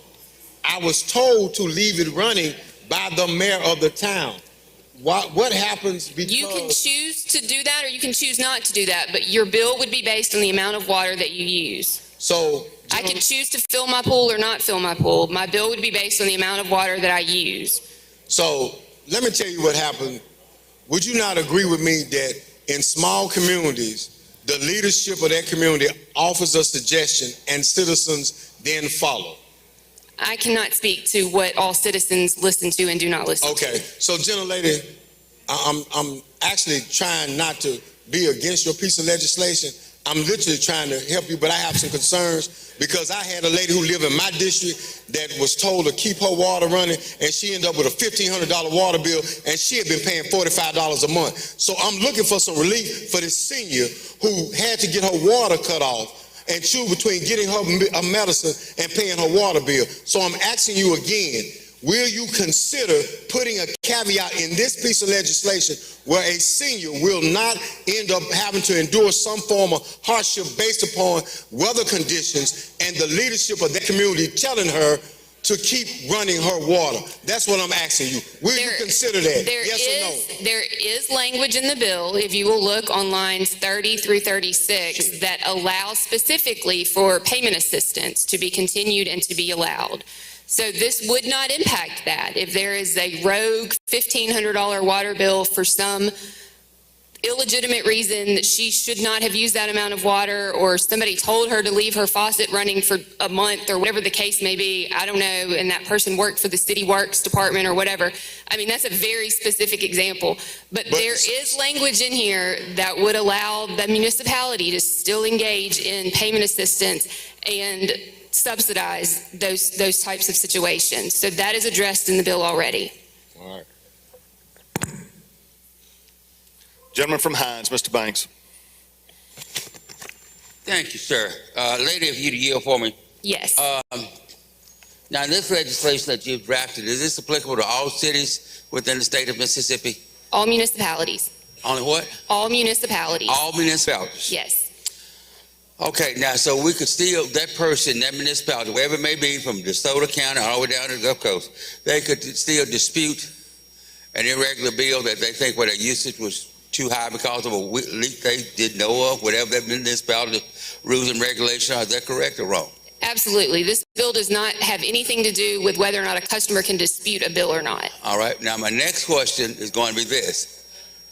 Based on municipal water and based on meters and knowing that there are people who get bills that are, quote, estimated bills, what does it do to the estimated bills? God despised estimated bills. Yeah, and we talked about this in committee, you and I did. Yes, we did. Tell me about it again. So again, your bill would have to be based on the amount of water that you're using. And you made an example, I believe, in committee about someone who was getting an estimated bill for a vacant house. I sure did, didn't I? Yeah, and obviously that house is not using any water. There's no one there. So they should not be getting a bill. This piece of legislation would prevent that, and they would also be able to dispute that faulty bill. So are you saying that municipality can then bill, what, 1 month, 2 month, 3 month estimated bills, or not at all? What's the answer? I want everybody to hear this. The bill would have to be based on the amount of water that you are using. If you are not using the water, then the bill cannot exist. So if my mama lives next door, but she's now been living with my daughter for months and months, and her bill is higher than mine, maybe triple, that shouldn't happen anymore, should it? It should not. It shouldn't happen now. I like but that idea. This Thank really you. shouldn't happen. Gentleman from Hines, Mr. Stamps. Will the gentlelady yield? Yes. Just to follow up on my colleague's question, so if this piece of legislation passes, no municipality in the state of Mississippi will be able to estimate a water bill. Water bills will have to be based on the amount of water that a customer is using. I just want to be clear. No municipality in the state of Mississippi will be able to estimate a water bill. Water bills will have to be based on the yes or amount no? of water that is being I want to be used. clear. Yes or no? No municipality in the state of Mississippi will be able to estimate a water bill going forward. And again, water bills will have to be based on the amount of water that a customer is using. And again, yes or no? Will We can do this all day. Mississippi be able to estimate a water bill? Water bills will have to be based on the amount of water that a customer is using. That does not answer my question. It does answer your question. Will this will wipe out the ability for municipalities to estimate a water bill?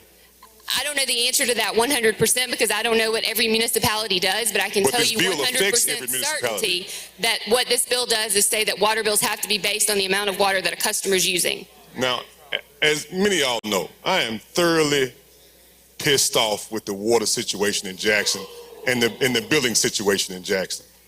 But we should not hurt every municipality in the state of Mississippi because of the billing situation in the city of Jackson. I don't think it's hurting anybody for people to get a bill based on what they're using. I think most people agree with that. The ability for people to estimate water bills statewide, that's a usage that every water department in the state uses when there's an issue in their system. But to eliminate that ability for all of those municipalities to use hurts their operations. Again, I can't answer that specifically because I don't know what every water department does, but billing will have to be based on the amount of water that customers are actually using. Well, thank you, young lady. I just believe that we should hear from all municipalities before we affect all municipalities. Thank you very much. Thank you. Gentleman from Hines, Mr. Crudup. Thank you, Mr. Speaker. Does the gentlelady yield? Yes. Just a couple of quick I questions. can't hear you though. Okay, I think I'm holding my mic up right now, Mr. Speaker. Bye. Can you hear me now? Okay. I'm trying to talk up. Just a couple of questions. We all know that in the city of Jackson, a lot of our meters don't work. Is that correct? I'm sorry, I cannot hear you. I said there are some instances that we know in the city of Jackson that we know that our meters are not correct. Is that true? Yes, that is true. But it seems like, aren't we trying to tie the hands of our third-party manager while we're doing this bill? No. So we're not tying his hands to come up with a more equitable formula to use when it comes to, getting water bills? No, this bill is specifically designed to make sure that billing is equitable, in fact, and that billing is based on the amount of water that customers are actually using. And I can't think of a more equitable way to bill a person than to bill them based on what they're using. But right now, it seems like in certain municipalities, they are just basing that on, estimated bills. So we're saying it has to be in usage for every municipality. Billing will have to be based on the amount of water that a customer is using. Okay, thank you. You're welcome. Lady from Hines, Ms. Summers. Thank you, Mr. Speaker. Will the gentlelady yield? Yes. Why are you introducing this bill? Why am I introducing this bill? Yes. This bill was specifically introduced in response to potential billing that would potentially be based on property value. Absolutely 100%. And there's also a similar bill that was introduced in the Senate. I can't speak as to why that one was introduced. So the bill is really targeted at the city of Jackson? Not necessarily targeted, but it was brought to my attention because of something that could potentially happen in Jackson. Okay, but you just said that the reason that you're introducing this bill is because of a proposal to match water rates to property value, which we have only heard from the federal government's third-party manager for the city of Jackson's water billing system. So that is the reason that it is on my radar, yes. So the purpose of it is to then tie the hands, as the gentleman from Hines said, tie the hands of the EPA manager to make this system more equitable? It's not. And again, the most equitable way to bill a person is to bill them based on the amount of water that they're using. Okay, can y'all be quiet, please, because I cannot hear her. Go ahead, Representative Gates. Yes. Again, this would be the most equitable way to bill a customer based on the amount of water that they're actually using. And the third-party administrator, Mr. Hennepin, has admitted in his report, I assume that you've read his report, that there are some issues with his proposal, and the expert that he hired to look at whether or not metered billing versus property value billing would be effective or not also raised some questions. And so dropping this piece of legislation was necessary because it needed to be dropped by a certain deadline so it could continue to move forward. As you know, our deadlines work a certain way. And so, yeah, this piece of legislation is in the pipeline to address a specific issue that was brought to my attention once we were already in session. And we have talked about that piece of legislation with many people that are outside of Jackson, and those people have unanimously agreed with me thus far that they agree that billing should be based on what they're using. So if it's not just for Jackson and it would be for any municipality, have you gotten support from MML? I have not talked to MML about it, and I have not heard from them one way or the other about this piece of legislation. So there's no other city that has asked for assistance from the legislature to determine how they bill ratepayers? I haven't had a city ask for it. I've had citizens ask. Right, but this is for, you said it was for all municipalities, so. Correct, the people that live there. I haven't actually had a city, the entity ask, but citizens, the people that live there and get the bills have asked. So delegation members are also citizens. Have you gotten any support from Jackson delegation members? I have. You have gotten support from Jackson delegation members in the House? Yes. Okay, very good. We have received reports from the media that the metering system has not been accurate. How would this bill bring, we also heard that we need immediate money flow for the water system. How would this bill accomplish that part if the metering system is not accurate?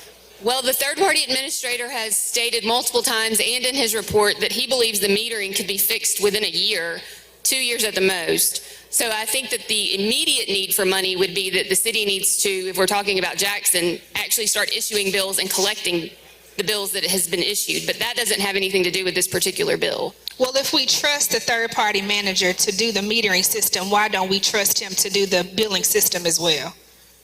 Why do we want to change that?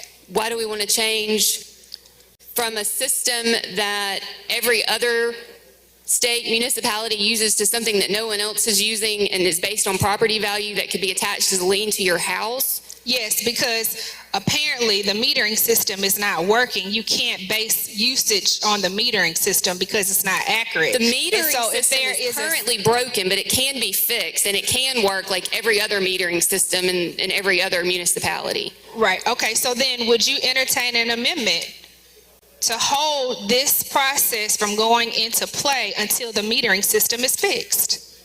No. Well, then we don't need this bill because you're contradicting him being able to do that. I'm not, because he hasn't even stated for certainty that that is the plan that he wants to do, and he is still looking at input from citizens and holding town halls, having meetings. I have a meeting scheduled with him later this month, in fact, to continue to talk to him about it. So moving this bill along in the process is not hurting anything. It's keeping the bill alive so that we can continue to work on the bill if it needs to be worked on, but it allows us to have a mechanism in place if we need to have that mechanism in place. And when would this bill go into effect? It would go into effect July 1st, 2023. So we're talking about March, April, May, June, July, 5 months for him to get it right before the state comes in and tells the city how they should bill water customers. Before the state says that billing has to be equitable and based on the amount of water that a customer is using. Yes, that's what people are asking for. Thank you, gentlelady. You're welcome. Gentleman from Newton, Mr. Rushing. The lady you. The lady you. Yes. in the process of answering questions, I picked up on one thing that caught my attention. Did I understand you say that there will no longer be allowed the minimum usage charges on if someone has a home, let's say they're there part-time, and currently they have a minimum usage that a municipality charges on a water bill every month? No, so it would have to be based on usage, plus it could include fees that are reasonable and necessary for the cost of capital expenses, system operation, and maintenance and debt service of the system. So a minimum usage fee would fall within that parameter. So in other words, the municipality could still charge, we'll say $10 a month for those reasonable and necessary fees that are capital expenses, system operations, maintenance, and debt services, plus, X number of dollars per gallon. I know they don't charge by gallon, but yeah. Okay, so the terminology, a minimum bill, I guess for the lack of a better, is it in this bill? No. Not specifically, but you're telling me that, as far as I know, every municipality in the state, in fact, every rural water system in the state has a minimum charge they charge monthly. And so and that buys you usually in most municipalities up to 2,000 gallons per month, some 2,500 per month. But you're telling me that would be able to remain in place? It would, because again, there's language in the bill on lines 21 through 23 that allows for bills to include, in addition to actual usage, fees and expenses that are necessary to recoup the cost of the actual system operation, maintenance, and debt service related to the system. Okay, so you're telling me this bill will allow that minimum usage to stay in place, and that anything over the minimum amount would be charged based on the amount of gallons that particular consumer uses? Based on actual usage. Thank you, lady. You're welcome. Gentleman from Copiah, Mr. Holloway. Thank you, Mr. Speaker. Lady Hill, Yes. the gentleman, I think, asked the first question I wanted to ask, but so you said something that kind of tickled my fancy a little bit.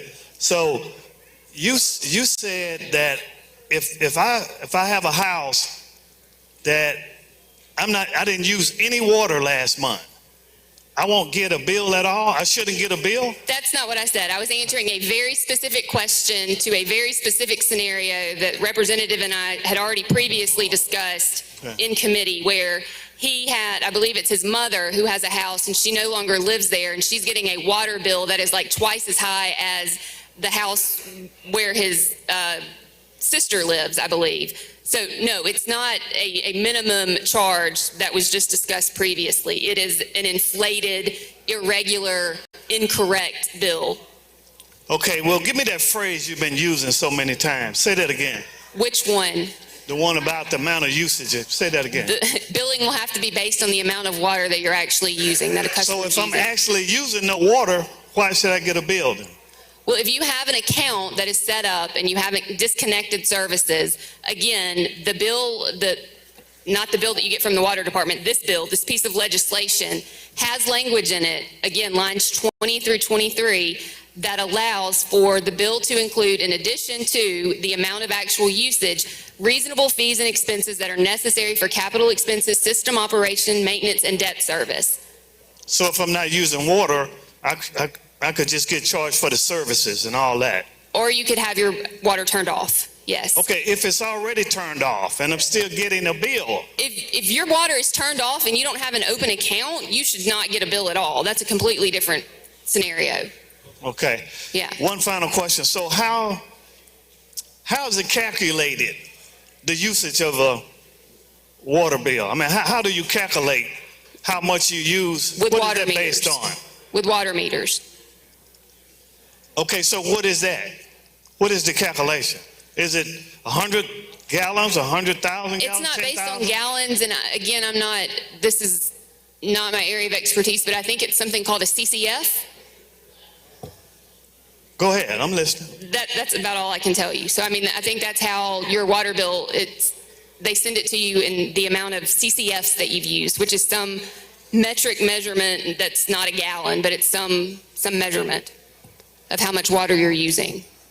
Is that here in Jackson, Hines? Because they don't do like that in Copiah.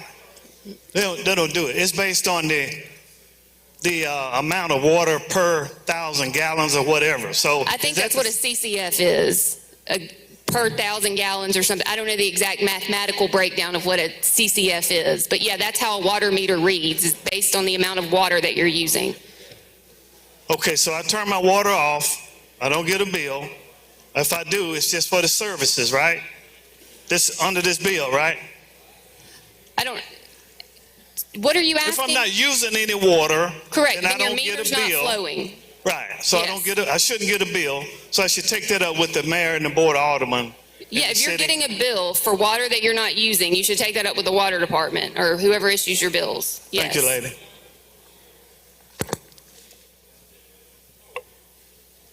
Gentleman from Marion, Mr. Morgan. Thank you, Mr. Speaker. We're going to try to clear this up with a little common sense. I love common sense. If I build a new house or I buy an old house and there's no water meter out there, what do? You have to call the city and have them come and put a water meter out and hook water up to your house. Absolutely. There's a flat rate on how much I use every month up to a point what I would be charged. Is that not right? That is correct, and that's where the reasonable fees that are related to maintaining the system as a whole come into play. And then anything above and beyond that should be based on actual usage. Anything over that flat rate raises the volume of what I'm going to pay for my water.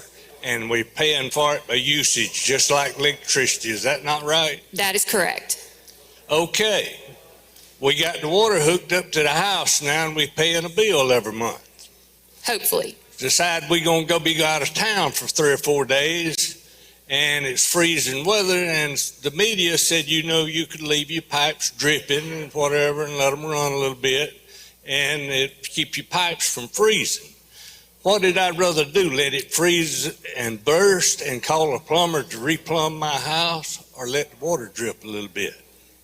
I personally would choose to let my water drip a little bit, but again, you have the ability to make whatever decision that you feel you would like to make. But per se, I'm gone and a pipe does burst, I don't think there's a water association within the state that wouldn't work with you if you had thousands of gallons of water that run on top of the ground and you didn't come to a conclusion that you had a broke pipe until you come back. That is correct. Typically, if there is a leak or a broken pipe and you can establish that and bring proof of that to, to the water department and show them that you have an inflated bill because of a leak, they will typically adjust the bill They'll work accordingly. with you on that and get everything finalized. I appreciate your time, and I think it's a good bill, and everybody maybe's got a little bit of better understanding of what's going on here. Thank you. Gentleman from Hines, Mr. Brown. Thank you very kindly, Mr. Speaker. With the lady Gill, Yes. I'm really confused about this. First and foremost, did you receive any kind of support from the city of Jackson in terms of this legislation you're trying to introduce? Again, as I said before, I did not seek support from any city or municipality. I didn't say seek, but did you get any support from the city, whether you seeked it or they reached out to you? I got support from the citizens that live within the city of Jackson.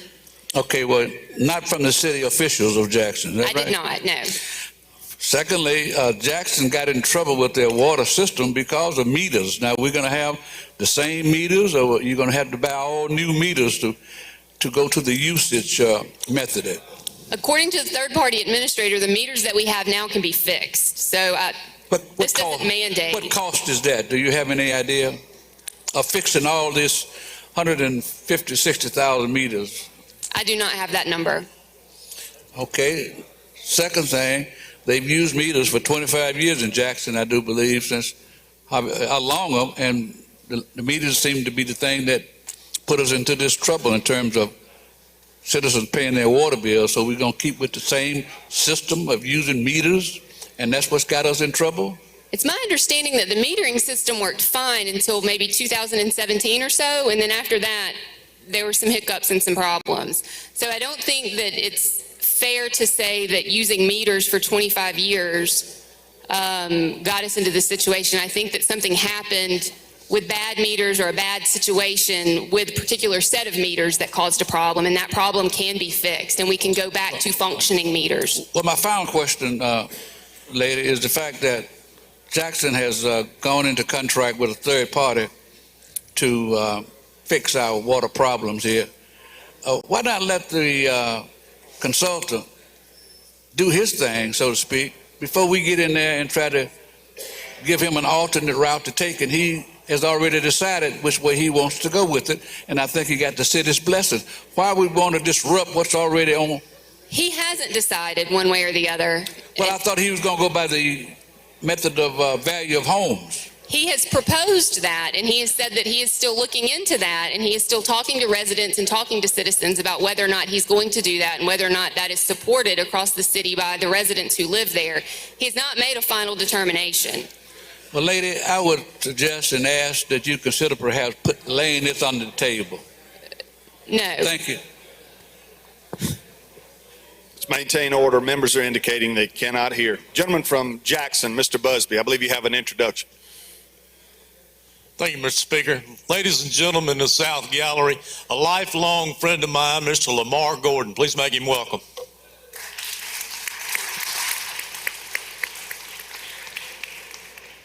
I also see in the South Gallery up there a young lady. She's paging in the Senate this week, so we won't hold that against her. But Ms. Hallie Holman is here to see what the lower chamber does on most days, and she's getting a good example of that. Welcome. Good to have you here, Hallie. Gentleman from Hines, Mr. Stamps, for a question. Thank you, Mr. Speaker. With the gentlelady yield. Yes. One last question. What ability does any law we pass here in this House have on the third-party administrator? He has to follow state law. He can't violate state law. So you're telling me that if we pass a law, the federally appointed state administrator has to follow this state law? He couldn't do something else? That's correct. He does not have the ability to violate state law. Okay. Thank you very much. You're welcome. Gentleman from Jefferson, Mr. Harness. Will the lady yield? Yes. Quick question. Does this bill speak to individuals that owe water bills, past due water bills? Is there a equitable way in a fair way that everyone can possibly catch up on the bills that are owed due to bad meters or in wherever? Yes. Okay. That's in there. If you'll look at lines 30 through 35, that's specifically addressed in there. Well, how is it addressed? How is it going to be addressed? Sure. So it specifically states that there's nothing in this legislation that prevents cities or municipalities from applying for payment assistance or subsidized payments. And it specifically states that this bill does not impact Section 212777, which is a mechanism that was put in place specifically for the city of Jackson with respect to a vast number of past due water bills. And that legislation was put into effect several years ago and has been renewed each year. Thank you. You're welcome. Gentleman from Pearl River, Mr. Owen. Thank you. Does the lady yield? Maybe. Does the lady yield? Yeah. Okay. I just want to understand what you're trying to do here. I'm not in the Jackson area, so I'm kind of not following it very well. So there's been a proposal that says that property values should determine your water bill. That is correct. Regardless of usage, right? That is correct. So if I have a house worth a certain amount, I have to pay the same water bill even if I haven't used it for 6 months and zero water has went through the pipes. That is correct. But what your bill intends to do is to make sure that cities and towns throughout this state can only charge me for what I am using. That is correct. And that's a problem. It's a problem to be charged for what you're using? Yeah, that's what I'm wondering, because we've debated this bill for about an hour, so I'm curious if there's I do not think it's a problem, but we've debated a lot of bills today that I didn't think would be debated, so. Thank you, lady. You're welcome. Gentleman from Oktibbeha, Mr. Taylor. Thank you. Gentlelady, will you yield? Yes. I just want to actually make a small correction. Under the Supremacy Clause found in the Article 6, Section 2 of the U.S. Constitution, both the Constitution and federal law supersede state law.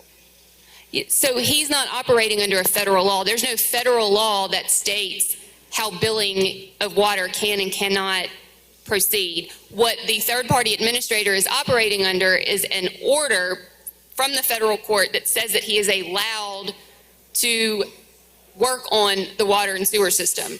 It does not, there is no federal law that would supersede the state law.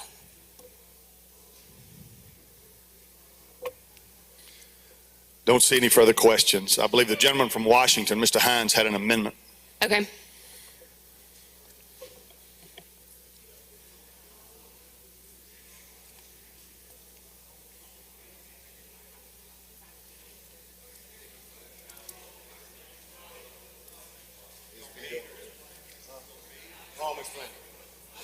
You're recognized to explain your amendment, gentlemen. Thank you, Mr. Speaker.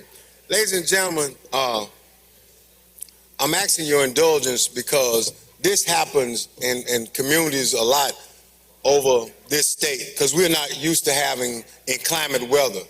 So in some communities, the leadership of that community will encourage citizens to run their water when the temperature drops a certain level. Keep it from freezing, keep pipes from busting. And what happens when the inclement weather extends beyond 2-3 days, it ends up causing you to run your water continuously. And so if you have a small community that has individuals who live on fixed income, they end up being at a disadvantage. And what happens, you have a person that water bill might be $48, $50, could end up having a water bill the next month, $350, $500. And so what my amendment does is it says if the leadership of that community encourages the citizens to run their water bill, the citizens can request to have that turned back to the month prior rate. So if my bill has usually been $50 a month, and this month it happens to be $300, it goes back to the $50 because of the natural disaster that took place and forced people to turn the water. All I'm trying to do is look out for those citizens who have a fixed income, and all of us got them in that district. All of us end up in a situation where seniors, people who are disabled, are on a fixed income and cannot afford to have that increased bill that's not in their budget. So if I have a set amount, I'm living off $1,500 a month, and I'm used to paying my bill that is $50 a month, $300 make me choose between groceries and medicine. I got to make a decision if I'm going to eat, take my medicine, live or die. And all I'm asking is that we put something, it is not perfect, and as we go along the way, they can work and massage and fix what needs to be done, but this will be an amendment to ensure that people who are on fixed income won't be forced based upon a natural disaster and the leadership of their community. I answer any questions, Mr. Speaker. Questions on the amendment? Gentleman from Marion, Mr. Morgan. Gentlemen, you. I do. All right, you said about a $30 to $45 a month bill. I don't mean any harm, but I can't hear you clearly. You said that they had a previous bill was $35, $40, and then you think if you had it dripping and not flowing, it's going to run $300 that month for 3 or 4 days? Well, it could be based upon, so this is so very subjective, because what's a drip for you is a run for me. And so if I hadn't been trained on what's a drip, I might do the run because I don't know no better. And because I'm not a plumber. So be careful how you walk down that street, because today you dripping, tomorrow he running. Well, I wouldn't be running it out there flowing for 3 or 4 days and be charged $300 or $400. If you are informed citizens, which we all have, and we have people who are in position of authority encouraging you to do something, you're going to follow leadership. We see that every day in here. If the leadership say do ABC, you do it. I'm answering your question. Let me finish. We see that every day. You got it, ain't? In here, that if the leadership say we want to go east, we go east. Gentleman from Forest, Mr. Watson. If the gentleman will yield. Yes, sir. Do you all have a problem with respect to the issue that's addressed in this bill? And Greenville? Absolutely. Okay. So I'm glad you asked that question. We had several seniors because we had inclement weather who went from paying $50 a month to having $750 water bills. Okay. Thank you, sir. All right, thank you. Don't see any further questions on the amendment. Does the author wish to respond? I would say that while I understand what the gentleman is saying, there are already mechanisms in place to challenge a bill that is obviously incorrect and erroneous, and this would unnecessarily complicate the purpose of the bill that's before you, so I would ask that you vote no on the amendment. Recognize the author to close on his amendment. Ladies and gentlemen, I'm going to say this one more time. All of us have seniors who live in our community who are on fixed income, and natural disaster picks on no one particular person, but for the leadership of a certain community to encourage you to do certain things, and then those individuals become penalized is completely unfair. All I'm asking you to do is to put this amendment in place, force them to work and find a proper solution that will ensure our seniors end up having a safeguard and not have to choose between taking their medicine and keeping their water bill on. I'm asking you to please vote for the amendment. Thank you. All right, the question now recurs on the adoption of Amendment Number 1 to House Bill 698. If you're in favor of the gentleman's amendment, would you indicate by saying aye? Opposed, no?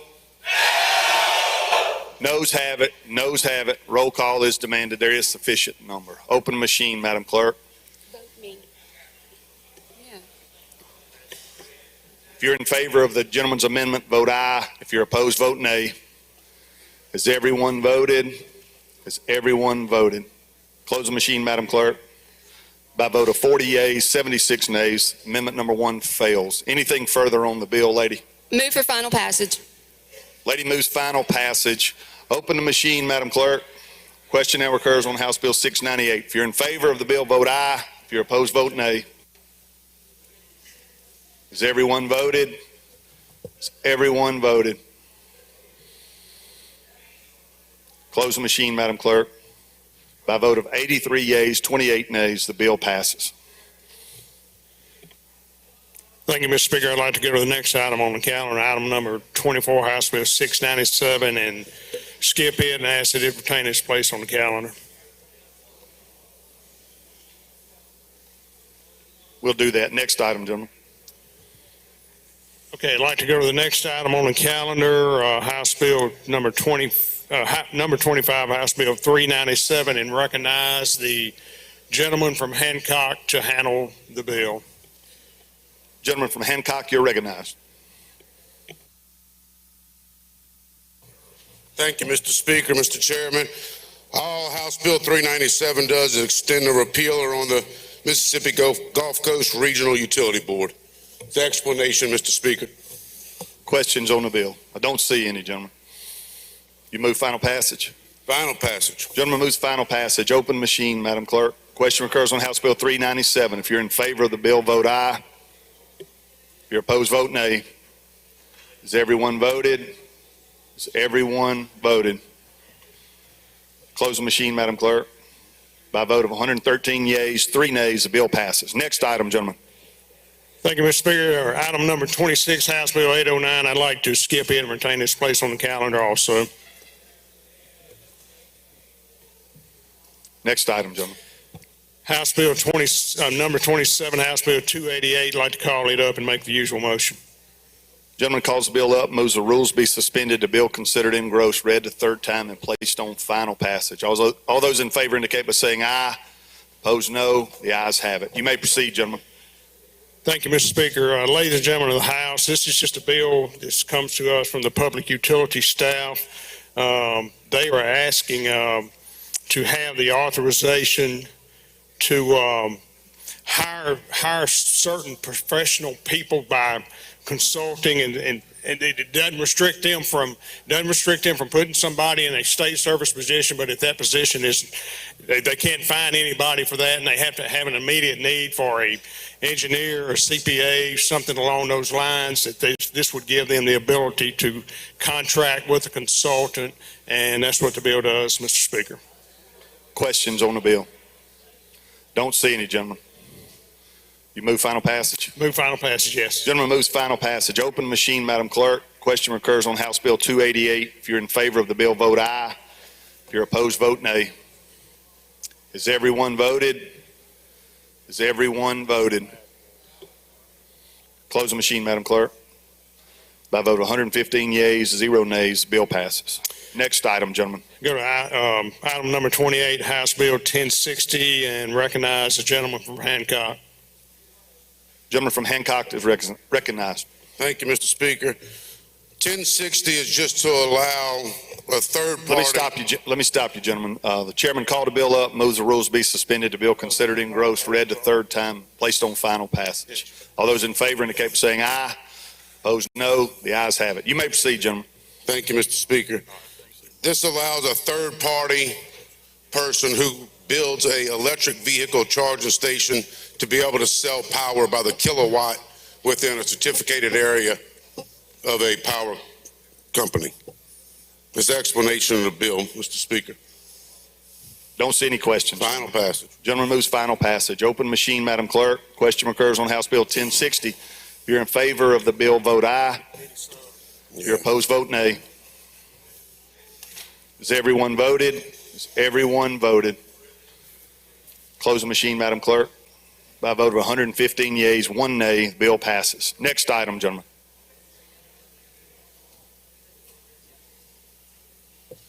Mr. Speaker, call House Bill 1061 up, make the usual motions. Gentleman calls the bill up, moves the rules be suspended, the bill considered engrossed, read the third time, and placed on final passage. All those in favor indicate by saying aye. Opposed, no. The ayes have it. You've got a committee sub there, gentlemen. Move to adopt committee sub. Gentleman moves that the committee sub would be adopted for consideration in lieu of the original bill. All those in favor say aye. Opposed, no. The ayes have it. You're recognized, gentlemen.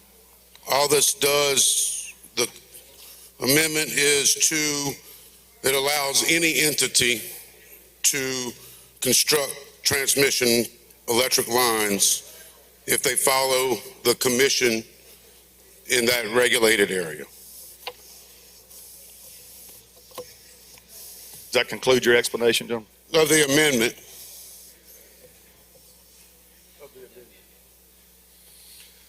Questions on the amendment? Gentleman from Tallahatchie, Mr. Rosebud.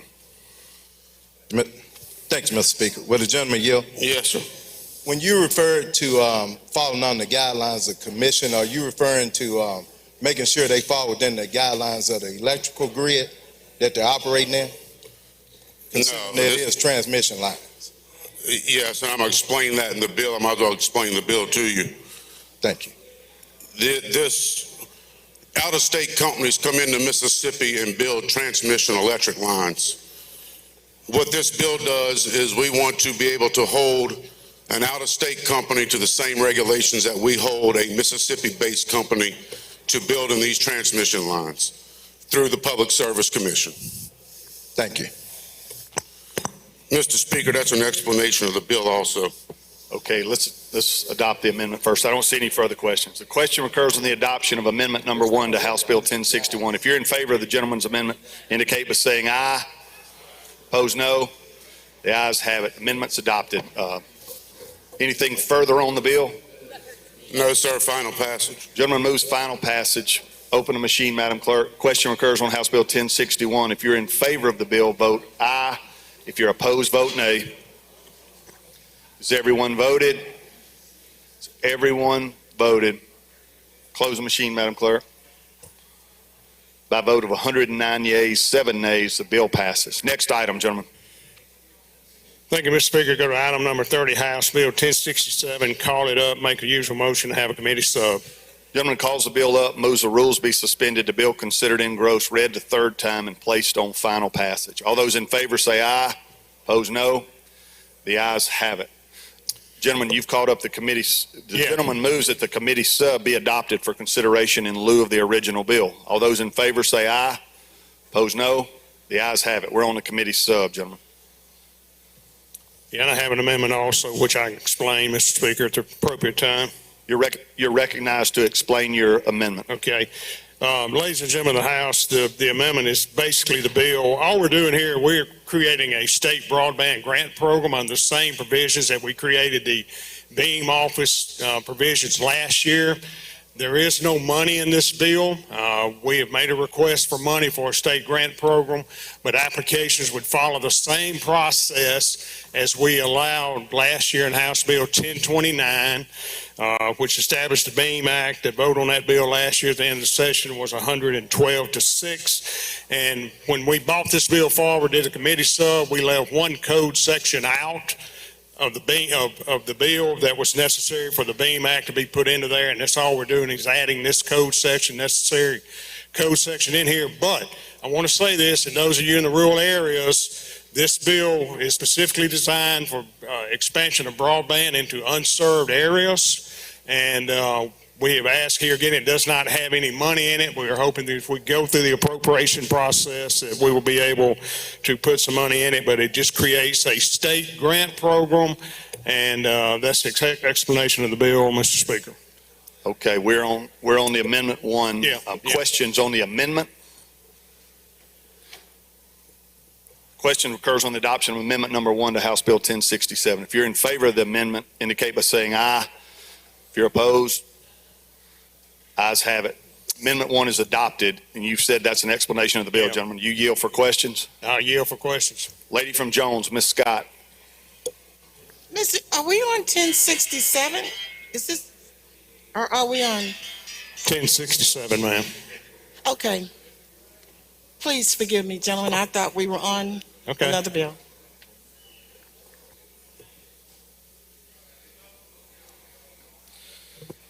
Gentleman from Hines, Mr. Brown. Thank you, Mr. Speaker. And gentleman, yield, please. Yes, sir. Will this finally close the gaps in the state in terms of the availability of broadband throughout the state of Mississippi? Because we know there are areas within 20 miles of Jackson that are without service right now up around the Madison. Gentlemen, no, it will not close the gaps, but we're trying to eat this broadband elephant one bite at a time, and this will certainly go a long ways towards those unserved areas having broadband access. But I thought you said earlier that you're going to make it statewide. Yeah, it's a statewide grant program. In other words, if we pass this legislation, any provider that serves any part of the state could apply for these grant monies, but it has no money in it. But it would definitely open the door for another opportunity for rural broadband expansion in the state of Mississippi. Wouldn't you call that closing the gap? We're closing the gap, but we're not shutting the door yet. Right. Thank you. Gentleman from Hines, Mr. Bell. Thank you, Mr. Speaker. Gentleman, you yield? Yes. I could barely hear my gentleman to the left of me, but you said over and over there is no money in this bill, correct? There's no money. This just sets up the mechanism for a statewide grant program on the same provisions as we established last year. So my question is, last year we dealt with this broadband bill last year and kept going back and forth, and there was, my understanding, there was some funds in there to establish. Well, those are federal funds. Those are federal funds called the Special Projects Fund. $162 million is coming to Mississippi. We anticipate in the first quarter of this year, which we're in right now, we needed to go ahead last year and establish the guidelines for the program per the federal specs, get the Beam office in place, an entity that could administer the grants and everything else. And we're following the same process there as we did here, except with state money, hopefully down the road through this course of this session. Thank you, gentlemen. Gentleman from Smith, Mr. Tullis. Will the gentleman yield? Yes, sir. Mr. Chairman, you and I had a conversation earlier this session where our discussion centered around fixed broadband and mobile broadband, and I hope you understand the position that I have and what I explained to you as far as rural counties are losing tax dollars because of mobile carriers providing the minimum broadband on mobile service, which to me, that's not broadband, that's just cellular service. And I'm going to ask you next year, can we work on this to fix the system to increase what actual broadband is, going from the kilobits to the megabits, and not allowing mobile carriers getting an exemption from rural areas that they're not providing broadband services to. Gentlemen, we will look at that, and I know that right now the old definition of 25.3 is not even really considered broadband anymore, and I know we were talking even a lower threshold on your bill. I'd like to talk more about it. I do know that symmetrical speeds of 100 megs up, 100 megs down is what is necessary for today's households, and as we move through the process, I'd like to discuss with you further, and hopefully we will be able to come to some sort of understanding next year. Sir. Okay, thank you. Don't see any further questions, gentlemen. Move final passage. Gentleman moves final passage on House Bill 1067. Open the machine, Madam Clerk. If you're in favor of the bill, vote aye. If you're opposed, vote nay. Has everyone voted? Has everyone voted? Close the machine, Madam Clerk. By a vote of 111 yeas, 5 nays, the bill passes. Next item, gentlemen. Thank you, Mr. Speaker. Item number 31, House Bill 1225. Call it up, make the usual motion, and I have an amendment. The gentleman calls the bill up, moves the rules be suspended, the bill considered engrossed, read the third time, and placed on final passage. All those in favor say aye. Opposed, no. The ayes have it. Gentlemen, you're recognized to present your amendment. Okay, ladies and gentlemen of the House, I know this seems like a very complicated bill, but let me explain the amendment first. What we're doing here, we're bringing forward the code sections to to place the no call under the Attorney General's office. In drafting the bill, we left one code section out, and the amendment is just adding that one code section to that. And if we can adopt the amendment, I can then explain the bill and the process on what we're going to do moving forward on that. So I would ask for adoption of the amendment. Don't see any questions on the amendment. Question recurs on the adoption of amendment number 1 to House Bill 1225. If you're in favor of the gentleman's amendment, indicate by saying aye. Opposed, no. The ayes have it. The amendment's adopted. Anything further on the bill, gentlemen? Yeah, just, Mr. Speaker, real quick, ladies and gentlemen of the House, I have a letter here from the Mississippi Public Service Commission requesting that the no-call division be transferred to the Attorney General's office. It's a very moving, complex part to be able to do that. So we're going to keep these code sections alive, and there's nothing heinous in it. It's just going to be a very complex bill. The Public Service Commission has requested this, and we're going to keep the code sections alive, work on it through the rest of the session, and hopefully come next few weeks we'll have you a finished product that the Attorney General, who has agreed to take it, and the Public Service Commission, we can all agree on. And that's an explanation of the bill. You yield for questions, gentlemen. Yes. Gentleman from Hines, Mr. Banks. Mr. Chairman, yes. If you would, I asked this question in committee. I'm just going to ask you again, sir, okay. For reaffirmation. In this amendment, in this bill, it does not prohibit political calling solicitations, correct? I know there was an exception before, and it is political election year. You're correct, gentlemen. Thank you, sir. That's all. Thank you. Move final passage, Mr. Speaker. Lady from Jones, Ms. Scott, for what purpose? I'd like to ask the gentleman just a question. You're recognized. Gentlemen, on these, this no-call thing, now, will we expect the Attorney General's office to do a little bit better job? Well, lady, I will tell you that is one reason, excuse me, right now, the Public Service Commission, really their only duty is to receive those calls. Anything else, where they investigate, prosecute, and convict goes to the Attorney General's office anyway. And so we feel like it's just going to be a better fit, a quicker process to addressing some of these no-call solicitations. So that is why the bill is before us, lady. Hopefully, you're right. You say you're going to do further work on this in this session? Yes. We intend to have a... Can we ask you that, can we put some penalties in here, 20 years and 10 years? Listen, our constituents have had it with these spam calls and these folks calling them, particularly people who operate their phones on minutes, gentlemen. That's wasting, that costs them money. Lady, I agree with you. We all experience the same thing, and I will tell you that as well as I do, some of these are hard to track down. They're originating from all over the world. They're spoofing your phone number, my phone number one time. So, but gentlemen, if we give them 20 years, like we want to give somebody that, we can certainly, as And we give go them through the 10 or process, 15 or look at an enhanced $20,000 penalty structure, fine. lady. Right, Because these people making millions of dollars, right. you know. We can certainly look at an enhanced penalty structure, lady. Thank you, gentlemen. Yeah. Move final passage. No further questions. Thank you. Gentleman moves final passage. Open the machine, Madam Clerk. Question recurs on House Bill 1225. If you're in favor of the bill, vote aye.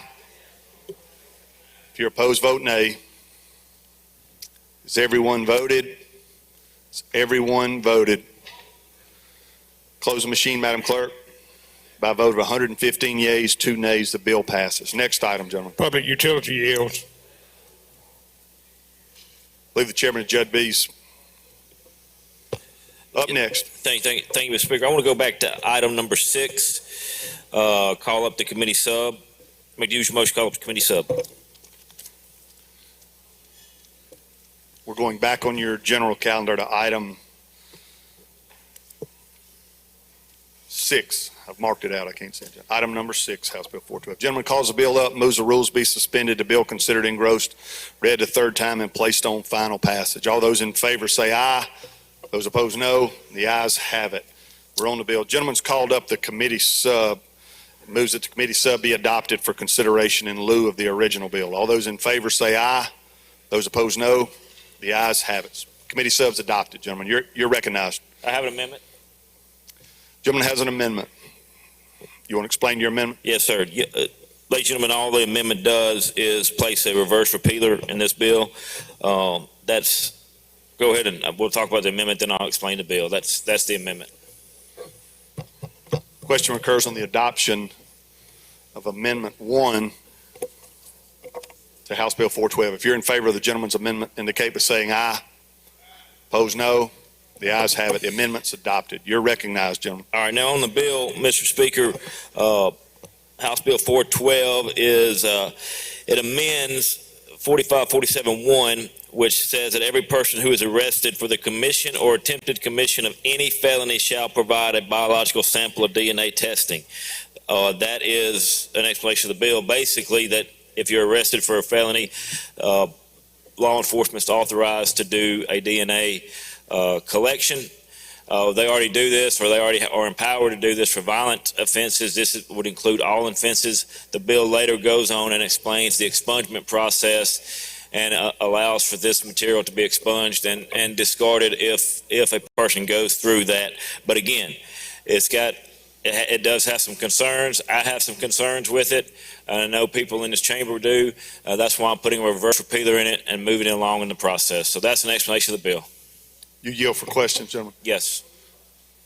Lady from Jones, Ms. Scott, you don't have a question? That he was going to put a reverse repealer in the bill, and so, but let me tell you one concern. In the bill, it talks about that that the judge may, and it gives him discretion. Can we make sure, Mr. Chairman, as we going forward with this, that if we are going to expunge and we are going to, destroy DNA, that they're not destroying it they're destroying it in Jones County, but they're not destroying it in Jasper County because they have discretion. So Yeah. can we? I understand what you're saying. My intent is if they apply, and my understanding of the bill, and maybe I'm misreading it, but is if they apply and get it expunged, it's gone. Just like anything else, the arrest or anything, that's gone except for. But I understand your position, and we want to make sure it's uniform across the state. Yes, ma'am. Okay, thank you, gentlemen. Gentleman from DeSoto, Mr. Eubanks. Thank you, Mr. Speaker. Will the gentleman yield? Yes, sir. Did I hear you say that whether you were convicted or not, they will save your DNA and keep it in like a registry or database? I think if you're not convicted, I think it automatically drops out. You think or you are sure? I'm saying, ask that again. I couldn't hear your question. I was curious, if you're not convicted of a crime and they've collected your DNA and they put you into some sort of database, you're saying that if you're not convicted, it will go out of that database, or? That's what I'm saying. Yes, that's correct. That's the way I understand it. And I may be wrong, but like I said, it's got a reverse repealer. We'll work through all that stuff. Okay, thank you. Don't see any further questions, gentlemen. You move final passage. Does the Yes, chairman move final Yeah, I'm passage? sorry, move final passage, I'm sorry. Open the machine, Madam Clerk. Question recurs on House Bill 412. If you're in favor of the bill, vote aye. If you're opposed, vote nay. Has everyone voted? Everyone voted.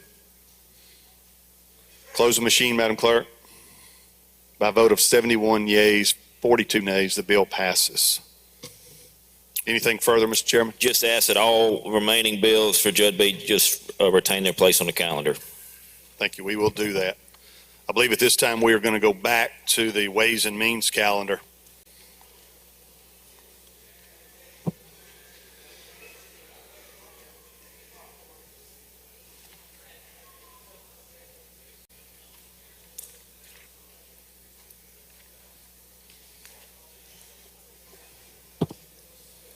Chairman of Ways and Means, you're recognized.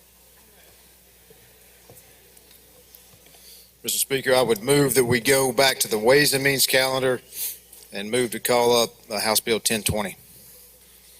Gentleman calls the bill up, moves the rules be suspended, the bill considered engrossed, read the third time, and placed on final passage. All those in favor say aye. Opposed, no. The ayes have it.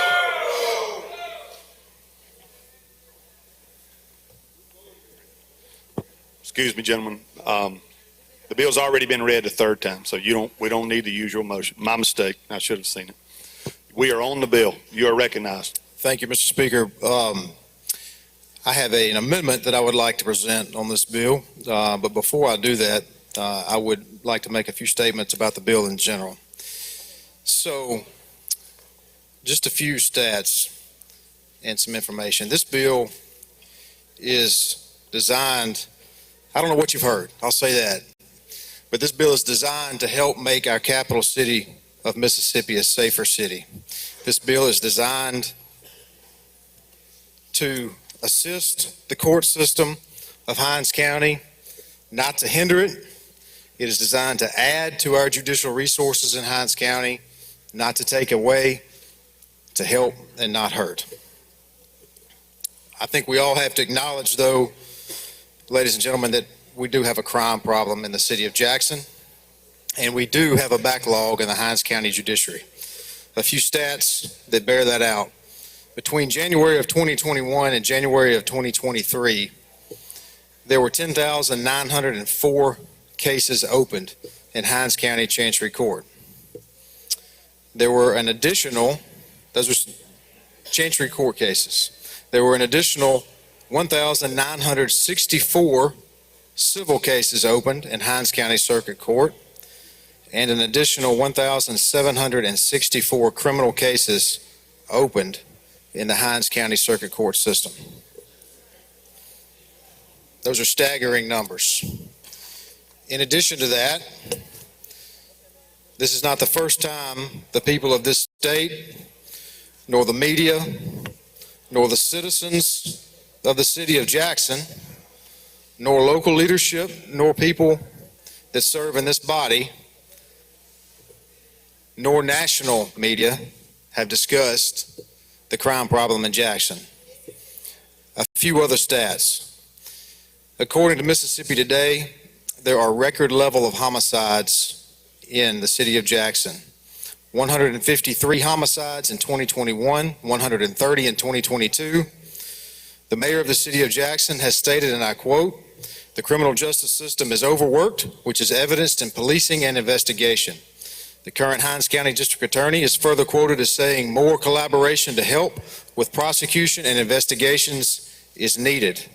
He went on to say that we're having far too many individuals that put in custody in our jails that we are not able to move their cases through the judiciary system fast enough. Police, judges, and city officials all highlight the rate of juvenile violent crime and other adult violent crime as a very serious issue. WJTV News story reported as follows, that the city of Jackson does not have enough officers to combat the level of crime that is facing the city. National News, CNN, published an article in December of 21 titled, "How Jackson, Mississippi Became One of the Deadliest Cities in the Nation." Clarion Ledger, January of 23, Jackson tops 100 homicides 3 years in a row. The New York Post in December of 21 stated Jackson hits all-time homicide record. And WLBT here in Jackson in a December 21 broadcast in News Post stated that the Jackson's rate of killings per capita ranks as the absolute highest in the United States of America. So we can talk about the merits of the bill, the merits of the amendment, the language therein, the black letter law all day long. But what I do not believe we will be able to disagree on, if we're going to be honest with each other, is that there is a serious crime problem in the capital city of Mississippi, and there is a backlog and need for assistance in the Hinds County Judiciary. A few other quotes I'd like to share with you.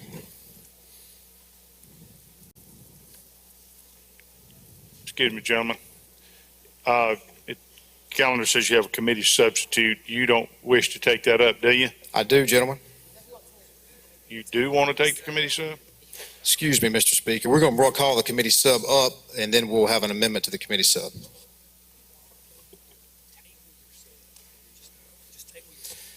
We got to call it up first, and we'd like to table the committee sub. I was going to say you better check with your lawyer about what you want to do down there. All right, gentlemen, moves committee substitute be adopted for consideration in lieu of the original bill. All in favor say aye. Opposed, nay. Ayes have it. Now you wish to table the committee sub? Yes, sir. Motion is to table committee sub. All in favor say aye. Opposed, nay. Ayes have it. Now you got an amendment. You ready to present it yet, or are you still? One other thing that I'd like to say that I left out earlier. I want you to let this sink in, because to me this was staggering. The CNN article that I referenced that was from December of 21 stated as follows. I'm just going to read it. There have already been, this is in 2021, there have already been over 150 homicides through December of 2021, according to the Jackson Police Department. Nearly all of them shootings. The city's homicide rate, let this sink in, 97.6 murders per 100,000 residents. Ladies and gentlemen, that is 15 times higher than the rate across the rest of the United States of America. 15 times higher. Mr. Speaker, I have an amendment I'd like to offer.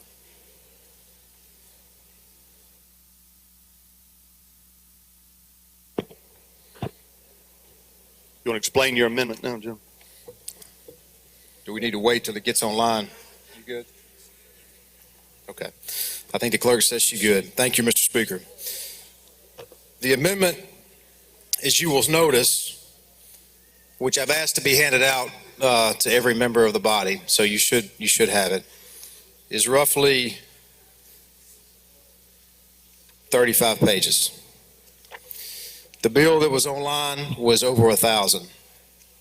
The bill and the committee sub that came out of the committee was mostly taken up with the large amount of over 1,000 pages worth taken up dealing with a large amount of agency and committee and board appeals that have been placed in the city of Jackson. And this amendment removes that. I think it's better to have a debate on the major issue of this bill than to get bogged down in where we're going to send agency appeals. We can have that debate later, save that issue for another day. So those parts of the bill have been stripped out, and what you will find is a much streamlined House Bill 1020 that deals simply with the following, and I will go really section by section and explain it. And I'm going to stand here and I'm going to take the bullets and everything else that comes my way and try to answer as many questions as I can. But keep in mind, this is about helping Hinds County court system and helping make our capital city safer, ultimately. For we all know that law enforcement is really only as good as the judiciary that backs it up. I think we know that. They have to work hand in hand. Section 1 of the bill, of the amendment rather, creates the inferior court system known as the Capital Complex Improvement District Inferior Courts. This is created specifically and authorized by the Mississippi Constitution under Article 6, Section 172. Each Capital Complex District Inferior Court judge shall possess the same qualifications as is currently required for any circuit or chancery court judge serving in this state. The judge shall be appointed by the Chief Justice of the Mississippi Supreme Court to serve for a 4-year term. In addition to the judges, the bill creates and it requires the Attorney General to appoint 4 prosecuting attorneys to serve underneath the AG's office that would prosecute crimes in the inferior court system.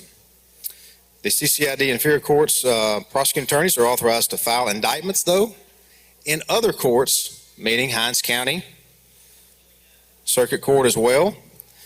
And you'll notice on lines 61 through 66, the Hinds County District Attorney is also authorized to bring indictments in the CCID inferior court. On line 75, the State Defender of the Office of Public Defender shall appoint 4 public defenders to also serve as public defenders in the CCID inferior courts. Skipping over to Section 4, the clerk of the Capital Complex Improvement District inferior courts shall be appointed as well and operate as a clerk, much like the Chancery and Circuit clerks do in those courts across the state. Section 5 is an important part of the bill. Let me explain this. Section 5 creates and establishes the jurisdiction of the CCID inferior courts. Section 5 states that the CCID inferior courts shall have, and this is very important, I want you to listen, concurrent jurisdiction with the Justice Court, Chancery Court, Circuit Court, and County Courts of Hinds County, except for a few enumerated matters that are accepted from it. Those matters are as follows.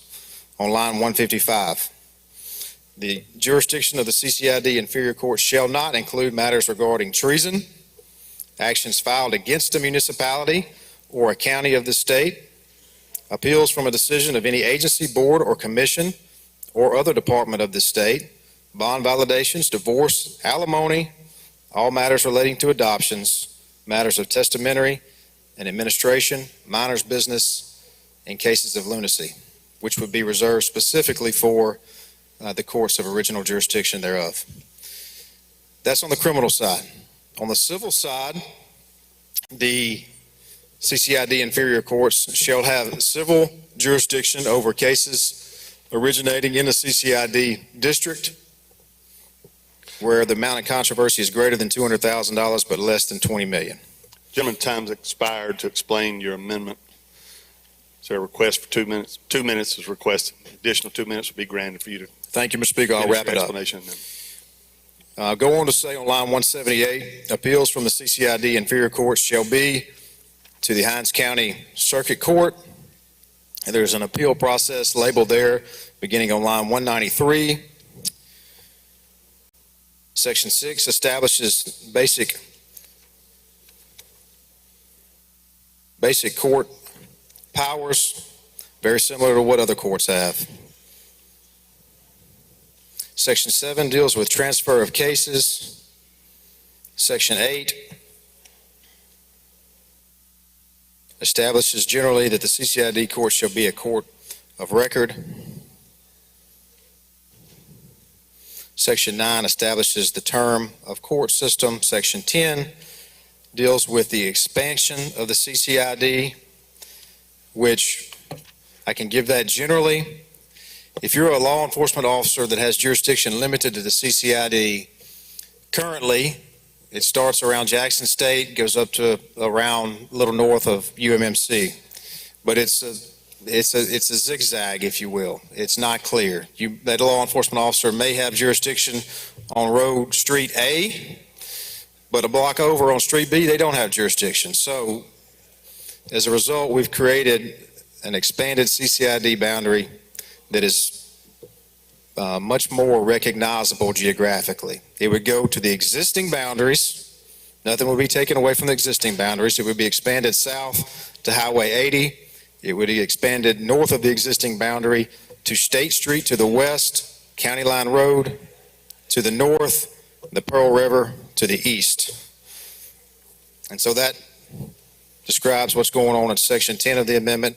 And Section 11 of the bill doubles the funding for the CCI district from the current diversion of 6% of sales tax in the city of Jackson to 12%. And that is an explanation of the amendment. With that, I'll take any questions. All right, gentlemen, the time has expired on the amendment and explanation. I'm sure you'll have plenty of questions after the amendment. The question now recurs on the adoption of Amendment Number 1 to House Bill 1020. If you're in favor of the gentleman's amendment, indicate by saying aye. Opposed, no. The ayes have it. The ayes have it. The amendment's adopted. We're now on the bill. Yes, sir, gentlemen. For what purpose?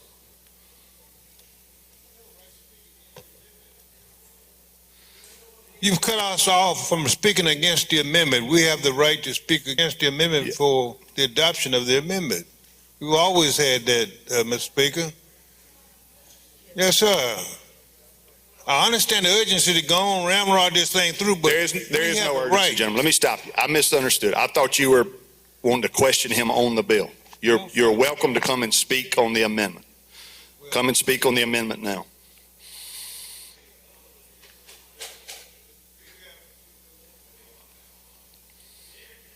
You were the first one up.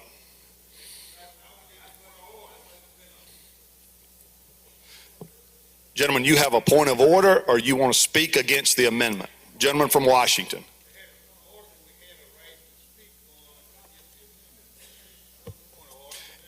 You have a right to speak on the amendment before we vote on it. I thought you had a question and the time for questions had expired. Gentleman from Madison, for what purpose? It's been on, Mr. Speaker. Yes, sir, it has. You want to speak on the amendment? Absolutely. You're recognized.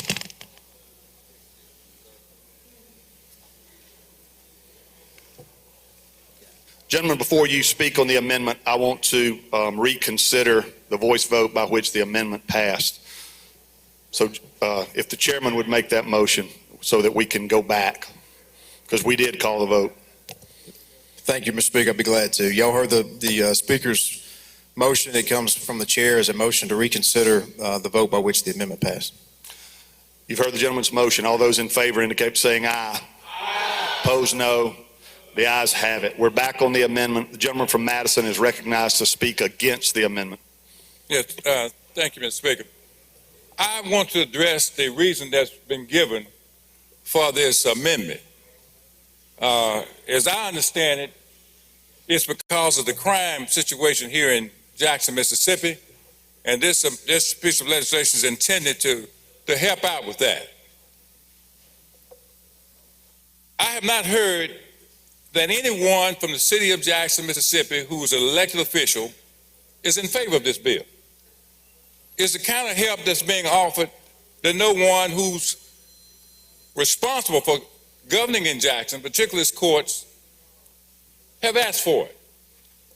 Now, crime is a misdirection. If you're interested in sports and football, you give a fake and you think the play is over there. But in reality, it's all over here. This is a land grab, had nothing to do with crime. Because it was so, then we'd be establishing these courts all over the state of Mississippi. I looked up some crime stats where you're talking about Jackson. These places need help now. And it's not all of Mississippi, just a few. On a scale of 100, and you can look up, do your search, go on your computers, and look up crime stats for Mississippi, and go through each city. With 100 being the absolute, it's the crystal ball that we look into that we all wish for. 1 to 100. Oxford, 19.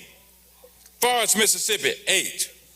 Jackson, Mississippi is 4. Gulfport is 3. Corinth, Mississippi is 4. Flowood is 22. Canton, Mississippi, 71. So what is the problem here when you're only looking at Jackson, Mississippi? In 1890, at the Constitutional Convention at a Capitol in Mississippi, the building down the road, a convention was held to do just what we're doing here. And guess what? They were saying this was for the good of the people. This is to help the people. This is really what they want. They don't really want to vote. They don't want that burden of governing themselves. They don't have the resources. They don't have the intelligence to do it. So we are going to help them. They don't want the right to vote. It's too heavy a burden. You think I'm kidding about that? Read about your history. So what we're going to do is take that away from them and not allow them to vote. They're going to thank us in the end. That's what I just heard from this podium as the reason for this bill. One thing I think we ought to pay attention to, this bill is about helping to fight crime. What does civil litigation have to do with crime in Jackson, Mississippi? What is dividing the courts up in Mississippi with one where people can vote for the person of their choice and another district in which they cannot vote? What is the problem with providing for a government state police force in Jackson to govern part of it, taking jurisdiction from the chief of police and from the sheriff of Hinds County, a sheriff that's elected by the people? How is that helping to fight crime in Mississippi? I noticed that this bill does not address part of the problem, which is lack of funding of that crime lab. You're blaming Jackson because they can't process their cases fast enough because the crime lab is not operating at capacity because we won't give them the money. It's not just a Jackson problem. Any lawyer practicing around this state, when you have capital offenses, murder, aggravated assault, and drug crimes where you need to employ the services of the crime lab, you have the same problem that Jackson has. Jackson has 154,000 people. The county has over 200,000 people. Most of our towns and counties are smaller, much smaller than that. They have the same problem with processing their cases that Jackson does. But yet we have a bill that's been propagated as a bill to fight crime when you're creating two court systems here in the state, in Hinds County, one for civil and one for criminal. You don't have to have a civil invasion in Jackson to fight crime. What does an automobile accident in which you're seeking damages have to do with crime? What does a contract dispute among parties, among entities or companies have to do with crime? This amendment is not what he says it is. It's just like the 1890 convention all over again when it said we're helping these people because they don't know how to govern themselves. They don't want the burden of being able to vote of the people of their choice. So we're going to help them by passing laws. Gentlemen's time's expired. Commonly referred to is the bar of bubbles, how many bubbles in a bar of soup. So, request for 2 minutes will be granted, gentlemen. ask you to vote against the amendment. Does anyone else wish to? You got 2 minutes, gentlemen. Question about how many bubbles in a bar of soap. I'll tell you how my daddy answered. He says a lot of them. And that's what he did when he went to try and vote, register to vote. I'm going to give a personal story here now. You know, when I got out of law school, I thought I'd achieved the ultimate in my dreams. And I came back to my hometown of Canton and found out that in 1973 and 74, my people were still not being allowed to register to vote. So I ended up going to court. At my first lawsuit was a lawsuit against the Foot Camel, the circuit clerk, to force him in through court order to allow people to vote. And you know what he told me? Your people don't want that. You're the one that thinks that wants that. You're making trouble here. Until you came, nobody came in this office asking me to register to vote. Not even them fellow folk came in here. You know, if I was a fool, I would have believed him. I've heard the same thing from this podium. This is about voting rights. If it were not, then we'd be electing judges. I've heard about the backlog and the problem, but I've not heard one single word about let's increase the number of judges in Jackson, Mississippi. Let's increase the resources that they have to operate. Jackson has 4 judges, and they've had 4 judges since the beginning of time. In 1992, when we added judges all over this state, we did not increase the number of judges in Hinds County. You expect those 4 men and women to handle cases that have quadrupled since 1992. No increases of resources, no money at all. But yet we're going to find money in this bill to fund 4 judges here in Hinds County in the CCID district. Why wasn't that money offered before now? This is a problem that's being created in this chamber only. It's not going to solve the problem out there on the streets. It's not going to make Jackson much safer. It makes it more dangerous. Because when you have an occupying force in Jackson like we have now, that's going to increase in jurisdiction, that is not going to solve crimes in Jackson. It's just going to keep problem and distrust among the citizens. Does any other member wish to speak against the amendment? I've got a board lit up of names. Gentleman from Adams, for what purpose? Mr. Speaker, I have amendments, and I'd like to speak against the amendment. Amendment to the amendments. Which one you want to do first? You want to speak against this amendment? Well, I better put these amendments up here before you close it down on me. So I'm going to offer my amendments, and I'd like to against the amendment.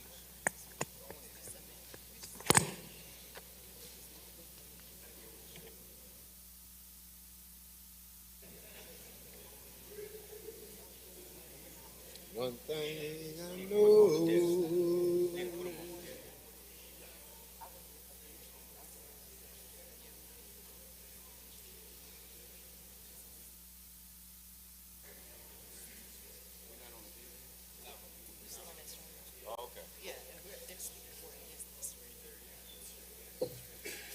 We're not quite there yet for the amendment, so I want to speak against the amendment briefly, if I may. All right, gentlemen, you're speaking against this amendment? Yes. And you have another amendment? I have an amendment once we get to the bill. Okay, this is a strike-all amendment. Once we get, yes. You have to amend this amendment before we vote. So you can speak against this amendment. I'm just trying to understand. You have another amendment that you wish to offer. This is not a substitute amendment. I have 5 amendments. You have 5 amendments? Yes. Okay. Well, you can speak against this amendment, and then you will have to. Okay, thank you, Mr. Speaker. Ladies and gentlemen of the House, there's not much more I can say to add to what Representative Blackman said, but I will refer you to Article 6, Section 172 of the Constitution. Now, there may be some disagreement about what's an inferior court, but yeah, the Constitution says that the legislature can create an inferior court. But in this bill, Excuse me, gentlemen. We're trying to make sure we get our procedure right. Once this amendment is voted on, it cannot be amended any further. So I think the proper step would be for you to go ahead and offer your 5 amendments, and then you can speak against all of it at the end. Okay, that's what you need to do. You need to proceed with your 5 amendments. Yes, sir.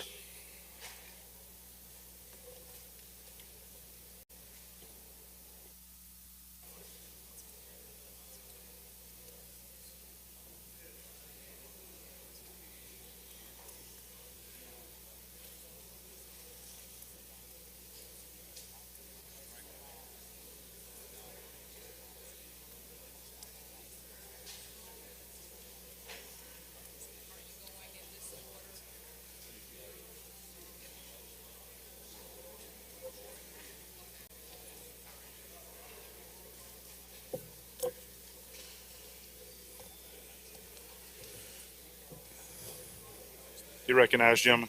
Mr. Speaker, I'd like to ask the clerk to read the first, or call up the first amendment. Recognize, Madam Clerk. Amendment number 1 to the strike all by Representative Johnson. Amend on line 187 through 201 by deleting all language after the word clerk through the period on line 198. Ladies and gentlemen of the House, I was about to talk to you about Section 6, Article 6, Section 172 of the Constitution. It talks about all the judges should be elected, have to be elected. But before we get to that, in this amendment or this bill, whatever you want to call it, we let the Supreme Court justice appoint 4 judges with concurrent jurisdiction with the judges in Hinds County. And the Constitution says you can't do that. Now, I know the chairman would disagree with me.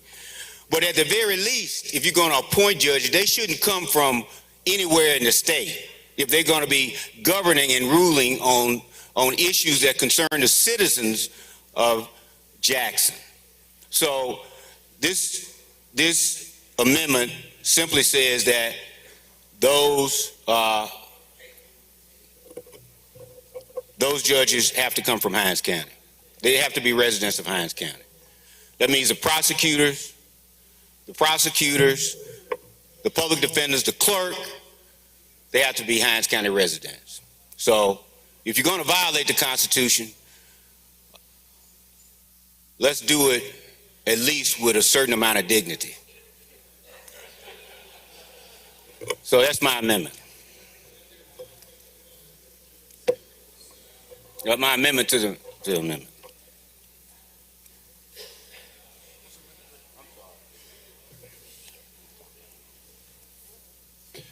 Any questions on the amendment? I don't see any. I'm going to recognize the chairman to respond to the amendment. Mr. Speaker. Yes, sir. Yeah, if I may get her to read the next one, it's a companion amendment. I'm not sure what you mean by companion amendment. It's a second amendment? Yeah, well, let's vote on this amendment. Okay, chairman's recognized to respond to that amendment. Thank you, Mr. Speaker. Ladies and gentlemen, as I haven't seen the amendment till just heard about it just now, but as I understand it, the amendment would require the judges and the prosecutors to be appointed from Hinds County, I believe is what it is. Again, I haven't seen it. If we're going to make an additional court in the city of Jackson, do we not want our best and brightest sitting in judgment, whether that may come from Holmes County or Madison County or wherever they may be? Why would we limit the talent pool to here? I don't understand that. And here's the other thing I want to point out to the people of this body. The city of Jackson is the capital city of the state of Mississippi, whether you are from South Haven or Gulfport. It is our capital city. It does not belong solely to the citizens of Jackson. Okay? Please vote against the amendment. Ladies and gentlemen, I appreciate him talking about. We've been saying that the capital city belongs to the state of Mississippi, and every time we say that, we ask for funds to make sure that we can fund the infrastructure in the city of Jackson, that we can add more police to the Jackson City Police, that we can add judges that we can elect in Hinds County. And every time we made that request to the state's capital city, the front door to the state of Mississippi, this body has said no.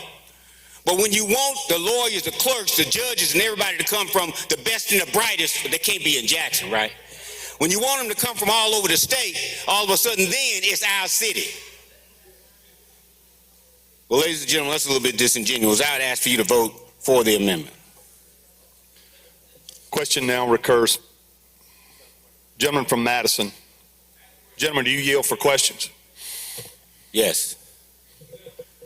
You just heard in response to your amendment, desire to have the best and brightest, which would imply that you don't have the best and brightest in Jackson, Mississippi. Do you agree with that? I totally disagree with that. What does that imply when you say have a city of 83, that's 83% African American, when you have a statement made from that podium that the reason you want to go outside of Jackson is because you want to have the best and brightest in the state? What does it say about a city that is overwhelmingly African American? Well, what it says is there was a gentleman from Tishomingo County. No, it wasn't even Tishomingo. He was somewhere northeast part of the state who said to his constituents one time about Proposition 42, that if you pass Proposition 42, you're going to have black judges in a black county making a decision about your school district. So what it says to me is that maybe because you got a black county with black judges, maybe they may not be the best and the brightest. Well, I would tell you I disagree. They have the same training, the same education, probably had to work a little harder to get it. So, no, I don't agree with that. And I would probably argue that you probably have more lawyers, smarter lawyers per capita than anywhere in the state right here in Hinds County, with the exception of Adams County maybe, but other than that, that's fine. But that's it. Question now recurs on Amendment 1 to Amendment 1. If you favor the gentleman's amendment, indicate by saying aye. Opposed, no. Noes have it. The noes have it. Roll call is demanded. There is sufficient number. Open the machine, Madam Clerk. If you favor the gentleman's amendment, vote aye. If you're opposed, vote nay. Has everyone voted? Has everyone voted? Close the machine, Madam Clerk. By a vote of 41 yeas, 76 nays, the amendment fails. You recognize, gentlemen, for amendment number 2 to Amendment 1. You gotta get the clerk to read the amendment.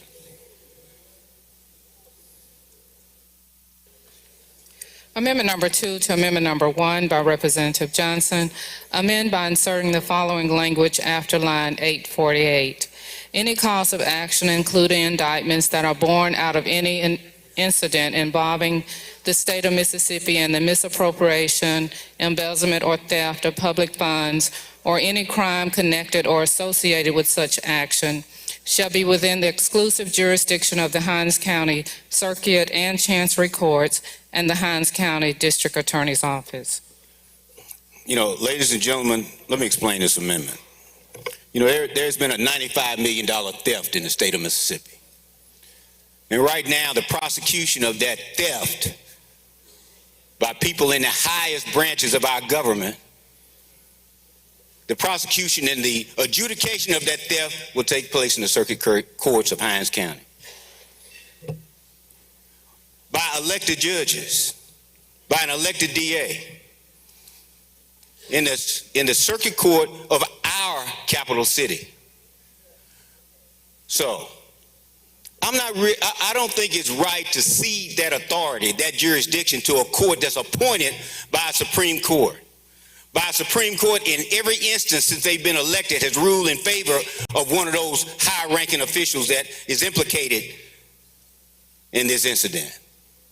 So what I suggest to you that the only fair thing to do if you got to prosecute a case against the state of Mississippi and from people who have stolen $95 million from the state of Mississippi, the only fair thing to do is to let an elected judge hear that case, an elected prosecutor prosecute that case. So that jurisdiction should remain in the exclusive jurisdiction of the Circuit Court of Hinds County and anything that happens going forward. So I make no bones about it. I'm concerned that a court that half the judges on the court were appointed by Republican governors before they were ever elected to anything will have the authority to appoint the judges that will hear a case that may implicate not just one governor, but two governors. So I would feel better, and I think it would be in your best interest to have that done pursuant to Section 6, Article 6, Section 172 of the Constitution that says your judges should be elected. That's all my amendment does. Recognize the chairman to respond. I'll just going to stick to facts. There's no reason for the amendment. This does not take away the ability for the Hinds County District Attorney to bring any such indictment in the Hinds County Circuit Court. That's already in the bill. There's no reason for the amendment. I'm asking you to vote against it. I know that the chairman, and I know that his intentions are true, and I know that as he has crafted the bill, that as he has concurrent jurisdiction to be bestowed upon the appointed judges, I know his intention is that indictment or that prosecution or that adjudication will be with those courts, but that language is not that tight in the bill. At some point, the Supreme Court could assign the case. That case could be prosecuted by a prosecutor appointed by the Attorney General of the state of Mississippi. And I know his intentions are true, that he intends for things to be pure and run the way they should run. But the best way for that to happen is to stick to the Constitution. And so I would ask for you to vote in favor of the amendment. Question now recurs on the adoption of amendment number 2 to amendment number 1. If you're in favor of the gentleman's amendment number 2, indicate by saying aye. Opposed, no. Noes have it. Roll call is demanded. There's sufficient number. Open the machine, Madam Clerk. If you're in favor of the gentleman's amendment, vote aye. If you're opposed, vote nay. Has everyone voted? Has everyone voted? Close the machine, Madam Clerk. By a vote of 41 yeas, 77 nays, the amendment fails. Amendment number 3, gentlemen. I'd ask the clerk to read the amendment, Mr. Speaker. Amendment number 3 to amendment number 1 by Representative Johnson. Amend by inserting the following language after line 848. Any federal, state, county, or city funds spent in the Capital City Improvement District defined in this bill shall be spent proportionately in the rest of the city of Jackson. Such spending shall include law enforcement, the judiciary, infrastructure, economic development, tourism, and health care, and any other services within the CCID and the city as a whole. Thank you. Ladies and gentlemen, all this says is that, and the chairman was very gracious enough to sit down. We talked about this section of the bill. Quite frankly, I think he is probably right, but I'm not sure. I think the people in the city of Jackson need to know and be sure that if we're spending money in the CCID, that in no way diminishes the money proportionally that you spend in the rest of the city of Jackson. Now, I've looked at that section 11 in the amendment, and it says that the state shall appropriate 12% to the CCID district. The 18% that Jackson is getting, they will continue to get. But you understand that increases the responsibility of the state to fund even more in Jackson. But what I want to make sure happens that 12% in the CCID doesn't make the 18% in Jackson look like 6% because there's so much outside the CCID. So I would just request that the appropriation or the amount of money spent in the CCID and the rest of Jackson, that they be equitable, they be equal. That's all this does. That you don't spend any more in the CCID on anything that you don't spend in the whole of the city of Jackson. That's all the amendment does. Gentleman from Madison, you're recognized for a question. Yeah. Yeah. That 18% that you mentioned, that's sales tax reimbursement. That's correct. That goes to the city of Jackson now, but Right. will be diverted to the CCID. Well, no, the new amendment doesn't divert it. What the new amendment does, right now we do 6% in the CCID. The new amendment would increase it to 12%, but that 12% would be appropriated by the state. It wouldn't come out of the 18%. But this is the problem.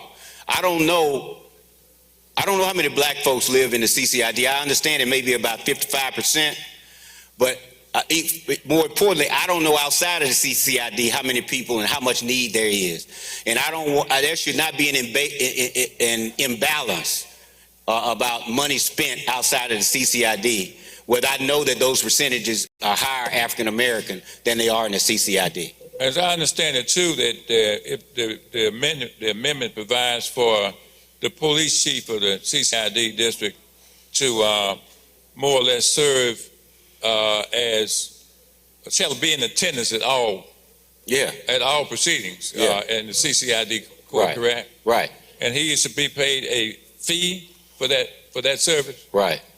Now, as I understand it also, in the courthouses around the county courthouses around the state, the entity that's really in charge of the facility stuff, the administration of it, is the sheriff of each county. Has that changed? That has not changed except in the CCID. That would change with the CCID district.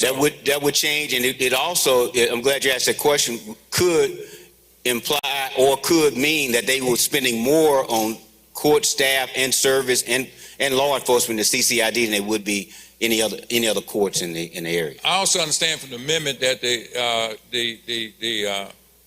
the facility that will house this court will be the Wolf Hall building. Yes. and the Department of Finance Administration is being directed in the amendment to provide, I guess, the facilitate that Yes, that place for them to be, yes. as well as possible other locations. I think that's what the bill said. There's not. That's correct, and we don't know what that cost would be.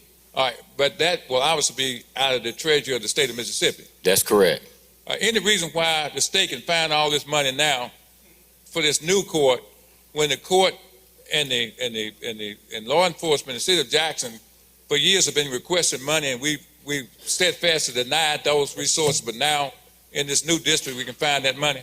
Yeah, well, that question is interesting. I heard the chairman referring to news articles he had read. I read a few too, and I've read some news article and some historical news article. And since 1997, the city has had an African American mayor.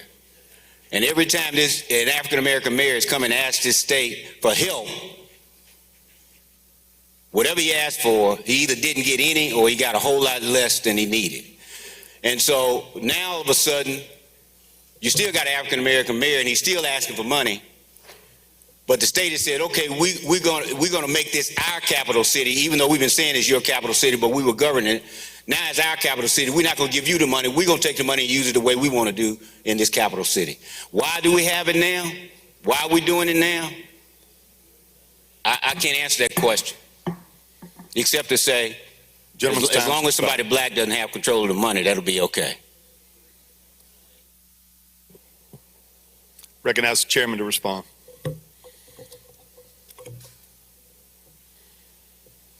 Ladies and gentlemen, again, I won't stick to facts. The gentleman even mentioned this. The bill, as it is, does not take any money away from the city of Jackson. It's as simple as that. There's no need for the amendment. I'm asking you to vote against it. The chairman has worked on the bill. It's better than it was, but it still usurps the power and the authority to govern themselves. You know, every governmental entity in this state has the right under the Constitution to be self-determinative, to have some control over their own destiny. We're taking that away from the city of Jackson. All I'm saying is that if you're going to do that, just provide the resources to make it a level playing field. Don't create a city within the city. That's not what that's not what the idea was behind the Capitol complex. The Capitol complex is essentially the capital city. Nobody ever said just do this. We always said, the people, not people in just in Jackson, the people in this legislature always said, we need to do something about the city. And I've had great discussion with the chairman. He's been amenable to some of that, but there are people, quite frankly, and I'm going to say this. This is not the idea of this chairman. This is a chairman doing his job. I can tell you that. He may not ever tell you that. This is the idea of some people in the city of Jackson. This is a small group of people in the city of Jackson. They want a city within a city. That's not how this state operates. That's not how the Constitution operates. And we should be equitable and fair, and that's all my amendment does. Thank you. Question now recurs on the adoption of Amendment 3 to Amendment 1. If you favor the gentleman's amendment, indicate by saying aye. Opposed, no. The noes have it. Noes have it. Roll call is demanded. There is sufficient number. Open machine, Madam Clerk. If you favor the gentleman's amendment, vote aye. If you're opposed, vote nay. Has everyone voted? Has everyone voted? Close the machine, Madam Clerk. By a vote of 39 yeas, 78 nays, the amendment fails. Gentlemen, you're recognized to present Amendment 4 to Amendment 1. Now, I would ask the clerk to read the amendment.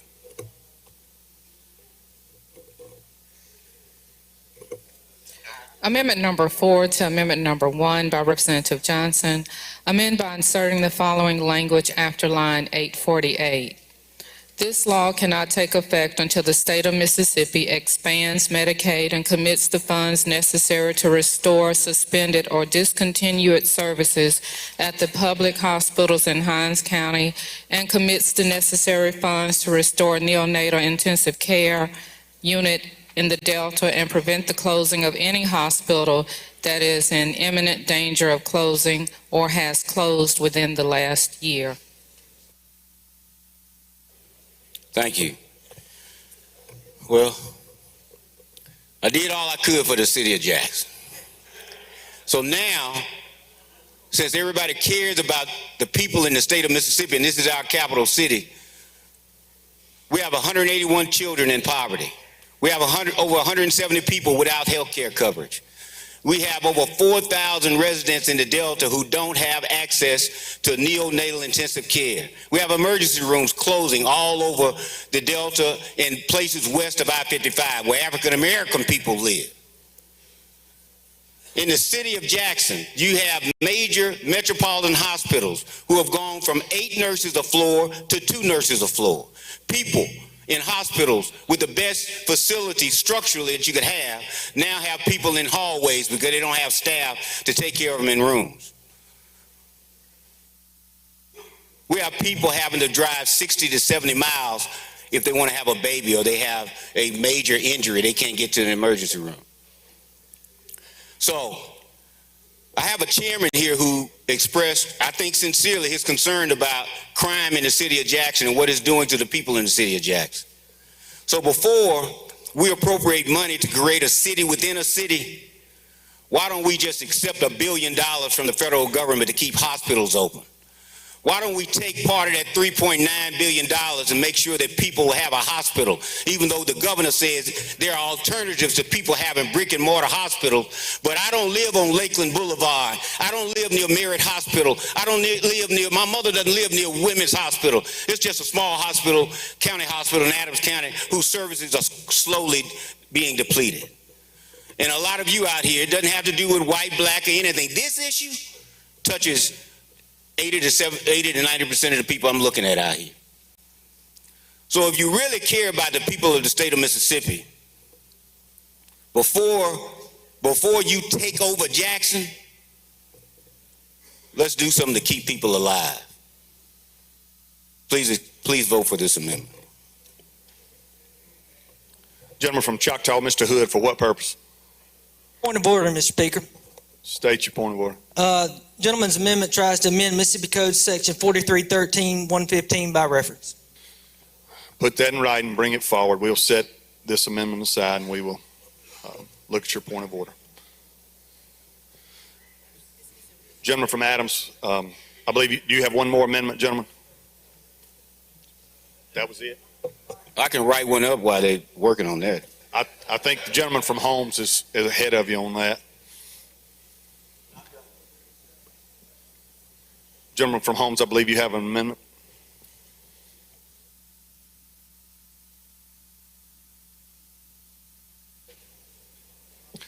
Hold on, gentlemen. Hold on, gentlemen. We've got Amendment 4 to Amendment 1 here. Give us a second to look at this.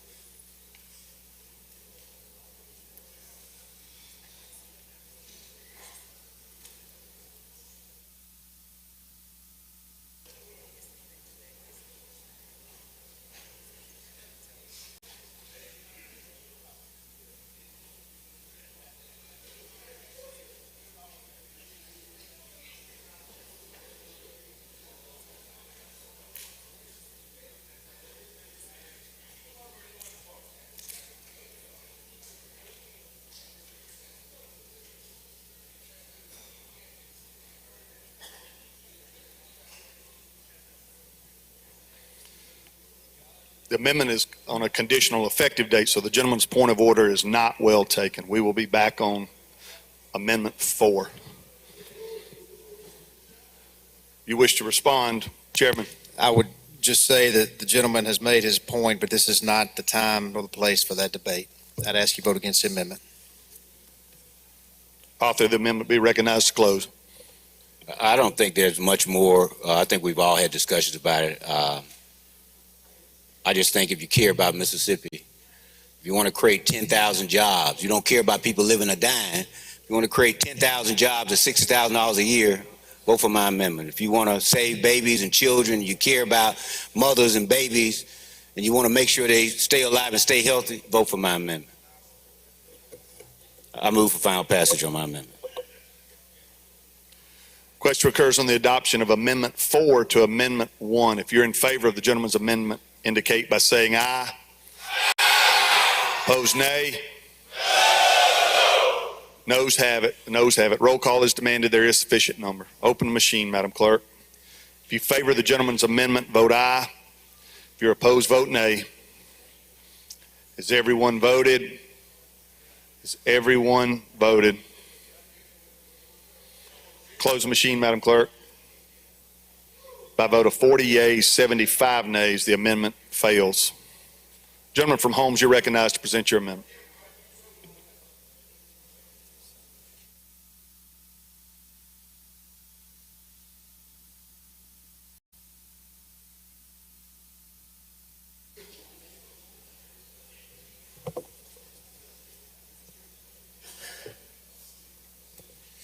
You're recognized, gentlemen. Thank you, Mr. Speaker. Ladies and gentlemen of the House, my amendment is pretty simple. The bedrock of our democracy is the right to vote. And it's a reason that is in our Constitution that it says that our judges shall be elected. They want a person to come petition their citizens, lay out their platform, and convince them to be able to vote.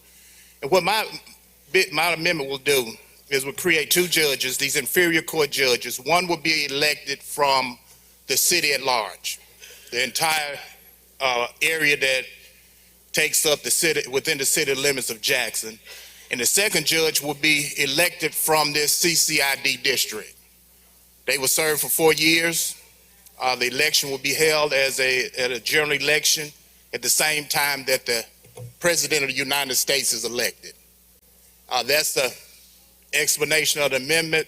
They have to be a resident of the city of Jackson. I'd be happy to entertain any questions. Gentleman from Madison, you're recognized. Gentleman, yeah. I will. Gentlemen, as I understand from the amendment that you're seeking to amend now, the citizens who live in the CCID district would not be allowed under that amendment to vote for the judges that serve in that area. Is that correct? One judge, they will be able to vote. Not, I mean, under the amendment that's proposed by it. That's the original amendment. No, they will not. All right. But those same citizens who live in the CCID district will be able to vote on judges outside of the CIC district in Hinds County. That's correct.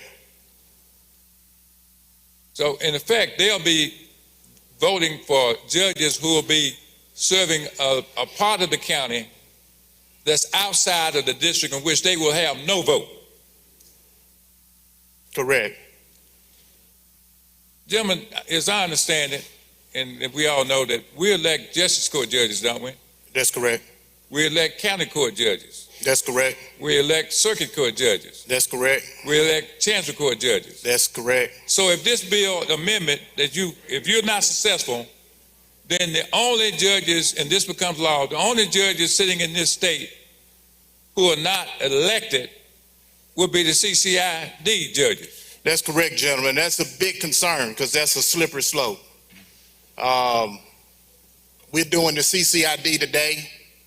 Next week, it might be in Madison, might be there in Canton, or it might show up on the doorstep of Holmes County. So everything we do here is we are setting precedent, and we got to think about every vote that right now, no judges are appointed.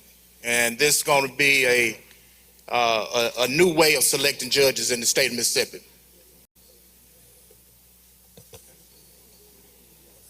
Recognize the chairman to respond. Again, ladies and gentlemen, I'm going to try to stick to facts. Here's what you need to know. The Constitution of this state requires that circuit and chancery court judges are to be elected. We're not talking about a circuit judge or a chancery court judge. We are talking about a constitutional section 172 inferior court judge, and that is not required under the Mississippi Constitution. Further, again, dealing in facts, here's the truth. Right now in Hinds County, hearing cases every single day that the attorneys in this room know all about are specially appointed judges that are not elected, and they are deciding criminal cases, civil cases, and trying to help with the backlog in Hinds County that currently exists. The problem with that is that they're funded out of ARPA funds, and it's only temporary. It's going to go away. The help is needed. Okay, that's right now, today, and for the last year and a half or so in Hinds County, that is happening right now with appointed judges by the Mississippi Supreme Court. Number two, you ever heard of youth court? Every county's got one. Every youth court judge in this state is appointed, okay? Yeah. Well, ladies and gentlemen, we've got youth court judges. Let me say this. If we're going to talk about appointed judges, you ever heard of a special master judge? Appointed. Okay, by another judge. How about this? The federal court system. It's the federal court system all across this state. 50 states and territories all over North America. Appointed judges. And they uphold rights of the citizens on a daily basis. Ladies and gentlemen, I'm asking you to vote against the bill, the amendment, excuse me. You recognize, gentlemen, to close on your amendment. Thank you, Mr. Speaker. Ladies and gentlemen of the House, I think that the chairman basically made my argument for me. This is a slippery slope. He talked about the special judges that's appointed here in Hinds County. If you really go and read the law and the Constitution of the state of Mississippi, it's unconstitutional.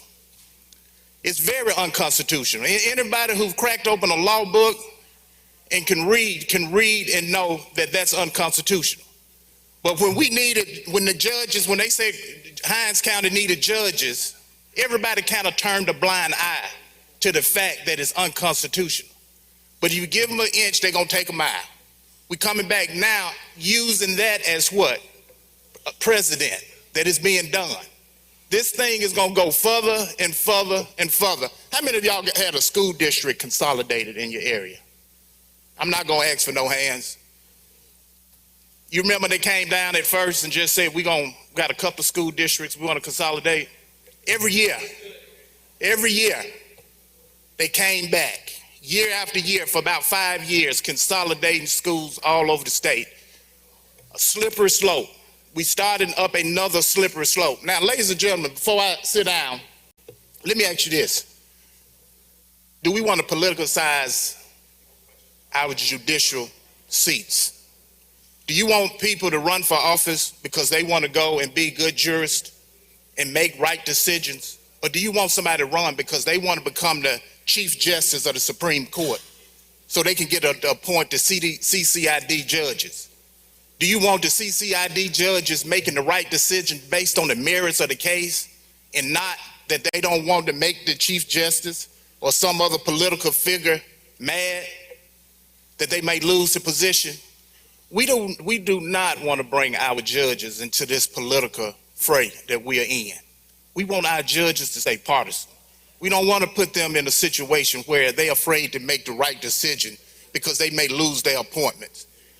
That's the reason it's in the Constitution. So, ladies and gentlemen, again, let's stay with what have over 200 years that this state have done, and they have elected their trial judges. They have elected their trial judges. And the gentleman speaks about special magistrates. It's the reason they're a magistrate, not a judge. Everything that they do have to be done, what? Signed off by a senior judge. They have oversight. There's no oversight. So there's no instance in the state of Mississippi where this is being done. Thank you, Mr. Speaker, and ladies and gentlemen of the House, I ask you to... Gentlemen, do you yield for questions? I believe the gentleman from LaFleur, Mr. Osborne, has a question. I will.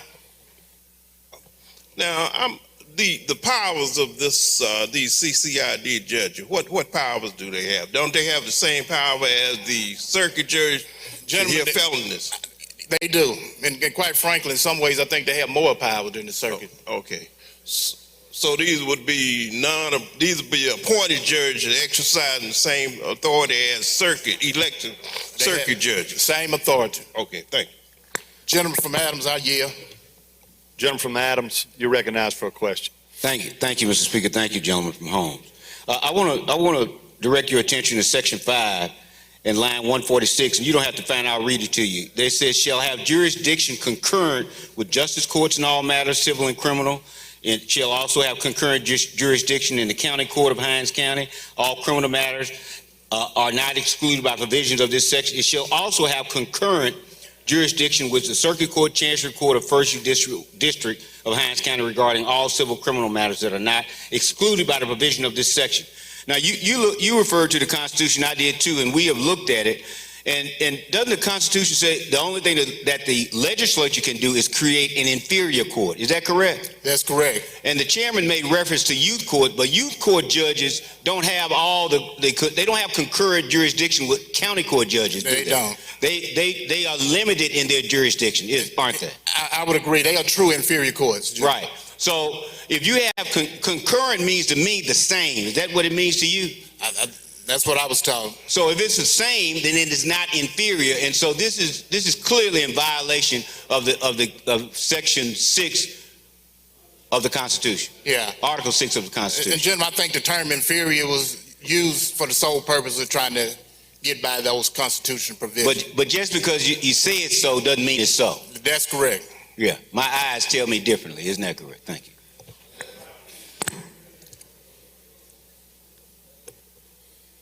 I ask you to vote for the amendment. Okay, the question now recurs on the adoption of Amendment 5 to Amendment 1. If you favor the gentleman's amendment, indicate by saying aye. If you're opposed, nay. Noes have it. Noes have it. Roll call is demanded. There's sufficient number. Open the machine, Madam Clerk. If you favor the amendment, vote aye. If you're opposed, vote nay.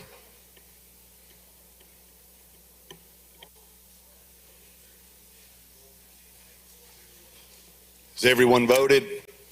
Has everyone voted? Close the machine, Madam Clerk. By a vote of 43 yeas, 73 nays, the amendment fails. Any other member have an amendment to the strike-all amendment?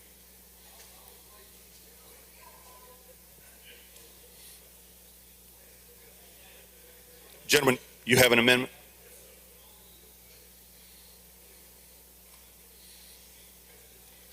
Gentleman from Jefferson, Mr. Harness, will be recognized to present his amendment.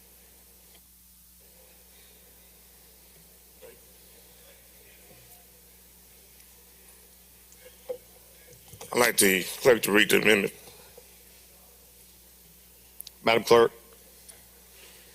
Amendment number 6 to amendment number 1 by Representative Harness. Amend on line 287 by deleting however. Amend further by deleting lines 288 through 296 in their entirety. Amend further on line 297 by deleting the following: made and hear the evidence and give him judgment. A brief explanation of the amendment. Start on line 287 of the amendment by the chairman.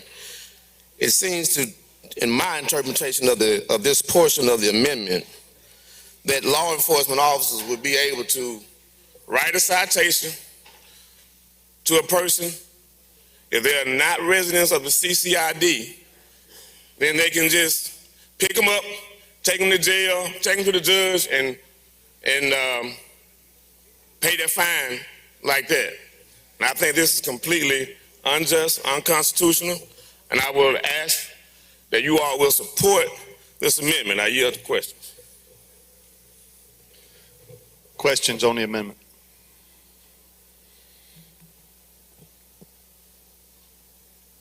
You recognize, gentleman from Madison. I got a board lit up, so it's hard for me to tell who's got what. You're recognized. I see. Gentlemen, after these arrests are made, do you know where the CCID police officers take the prisoners? I'm sure you can tell me, gentlemen. Well, I really can. Yeah. As I understand it, that they are taken to the fairgrounds. stuff. Oh my It'd be God. crabjack. Are we going back to mega ever, sir? Yeah, well, now as I understand it too, that symbolically, and more than just a symbol, but it's a mark in history of the city of Jackson, state of Mississippi, that back in 1961, when the Freedom Riders were here in Jackson and coming through Mississippi, protesting for the right to vote, that those arrestees were taken to the fairgrounds here in Jackson, Mississippi. Do you think it's ironic now that we're discussing the rights to votes of certain citizens, and the fairgrounds is back in play now in 2023? Chairman, well, Mr. Blackman, gentlemen, you know, I was a history teacher before I became a lawyer, and one of the lessons that I taught my students was the marching in Jackson, when they rounded up students and put them down in the fairground and dumped them into cattle bins like they were animals. Okay? This portion of this bill intends to treat, I don't know who, but individuals like animals. And it's a sad story, but it's 2023, and we are generating legislation that's akin to 1923. And so, just based on this amendment, I'm not going to go any further and diverge. Would like to speak on the bill when the time comes. But I would like for you all to think about what this portion of this amendment, of the chairman's amendment, how it's going to strike the constitutional rights of every individual in this state, every person. I ask that you support the amendment. You yield for questions, gentlemen? Gentlemen, do you yield for questions? I yield. Recognize the gentleman from the floor, Mr. Osborne. As I understand the section that you were referring to, either the prosecutor or the defendant could make a request, and the defendant would be immediately carried before the judge. Is that correct? Yeah, I mean, that's kind of like what happened to me in the small town of Crosby, Mississippi one time. I got a citation where I said, well, you can go and pay it to the judge right now. The judge could hold an immediate trial, is that correct? Immediate trial. All right. That's correct. I yield to further questions. I don't see any further questions. I recognize the chairman to respond. Ladies and gentlemen, despite the question, the bill doesn't say anything about the fairgrounds or where people are to be held. And I'm speaking with counsel, and counsel states that this language in the bill comes directly from the county court authority that's given to county court judges, by the way, another inferior court. It's nothing new, and I would ask that you vote against the amendment. Recognize the author to close if he wishes. Well, I'm going to just warn everybody in this room the repercussions of this bill are the repercussions of allowing this amendment to fail. And we all know, and we all have a responsibility not only to the citizens where we come from the counties that we come from, but also to the citizens of the state and the United States. We have the responsibility to uphold the Constitution of the United States. Now, I'm warning you that we have record number of issues in relation to police brutality and things of that nature all over this country. And we need to address it. And we can be, for once, will we stop doing what everybody else in this country is doing and do what I know Mississippians can do. Won't you stop being a follower and be a trendsetter? Take the lead on some legislation. That's all I'm asking you to do on this amendment. Question now recurs on the adoption of Amendment 6 to Amendment 1. If you favor the gentleman's amendment, indicate by saying aye. Opposed, no. Noes have it. Noes have it. Roll call is demanded. There is sufficient number. Open machine, Madam Clerk. If you favor the gentleman's amendment, vote aye. If you're opposed, vote nay. Has everyone voted? Has everyone voted? Close the machine, Madam Clerk. By a vote of 42 yeas, 76 nays, the amendment fails. Any further amendment? Gentlemen, you're recognized.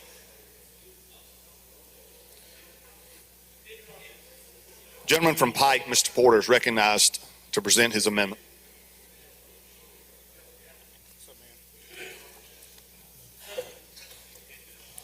I ask the clerk to please read I apologize. Thank you, Mr. Speaker. I ask the clerk to read the amendment. Madam Clerk, you're recognized. Amendment number 7 to amendment number 1 by Representative Porter. Amend on line 431 by striking July and inserting in lieu thereof June. Amend further on line 438 through 446 by deleting the following. On or before August 15, 2023, and each succeeding month thereafter, 12% of the total sales tax revenue collected during the preceding month under the provisions of this chapter, except that collected under the provisions of sections 2765.15, 2765.19.3, 2765.21, and 2765.24 on business activities within the corporate limits of the City of Jackson, Mississippi, shall be deposited into the Capital Complex Improvement District Project Fund created in Section 29.5.215.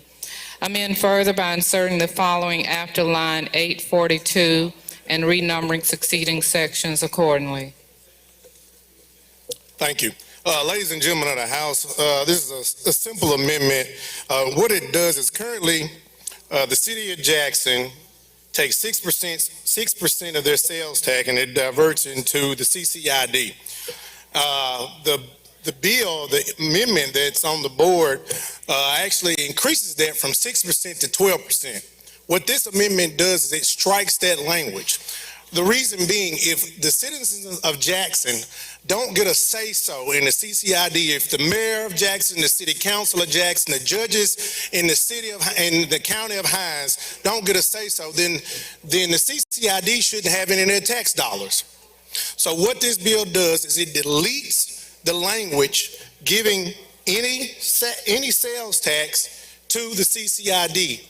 And further, what the amendment does is that it states that the state of Mississippi will deposit $10 million each year upon the passage of this bill into the CCID.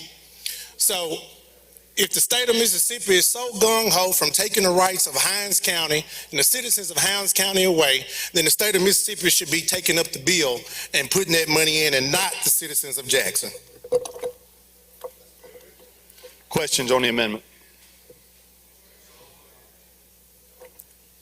I don't see any. Recognize the chairman to respond. Thank you, ladies and gentlemen. Would it surprise you to learn that the mayor and or the city and also the public works director of the City of Jackson and possibly others sit on the CCID board?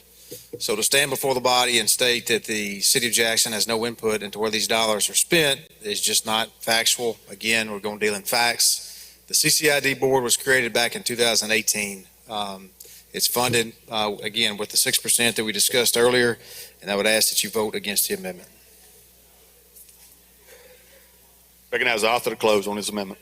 Thank you. Mr. Chair, I have to respectfully disagree with you. Maybe you twisted my words. I did not say that the mayor of Jackson or anybody from the city of Jackson does not get to vote on the funds. What I stated was that they don't get to vote. They don't get to vote on the judges. They don't get to vote on the prosecutor. And because of that, then we shouldn't be not taking their tax dollars and putting it into the CCID. The state of Mississippi should be on the hook for that bill. I ask you guys to vote for the amendment. Question recurs on the adoption of Amendment 7 to Amendment number 1. If you favor the gentleman's amendment, indicate by saying aye. Opposed, no. Noes have it. Noes have it. Roll call is demanded. There's sufficient number. Open the machine, Madam Clerk. If you favor the amendment, vote aye. If you're opposed, vote nay. Has everyone voted? Has everyone voted? Close the machine, Madam Clerk. By a vote of 40 yeas, 77 nays, the amendment fails. I believe Representative Taylor from Oktibbeha has an amendment. You're recognized, gentlemen. Madam Clerk, could you please read my amendment, please? Amendment number 8 to amendment number 1 by Representative Taylor. Amend after line 313 by adding the following new section and renumbering the succeeding section. Section 10, the Department of Public Safety shall provide all police officers employed to patrol the Capitol Complex Improvement District as described in Section 295203 with body-worn cameras that shall be worn on the uniforms of the officers. As used in this section, body-worn cameras means devices that are worn by police officers which electronically record audio and video of the activities of the officers. Any CCID officer who fails to wear his or her body-worn camera while on patrol as required by this section shall be terminated. You're recognized, Jim. Ladies and gentlemen, this amendment is all about protection, furthering protection of civilians and also police officers. For those who are in favor of this bill, it does the bill no violence. For those opposed to this bill, it gives further protections to citizens who may be under duress from officers who may not be held accountable because there is no video footage of accounts. I ask for you to vote for the amendment.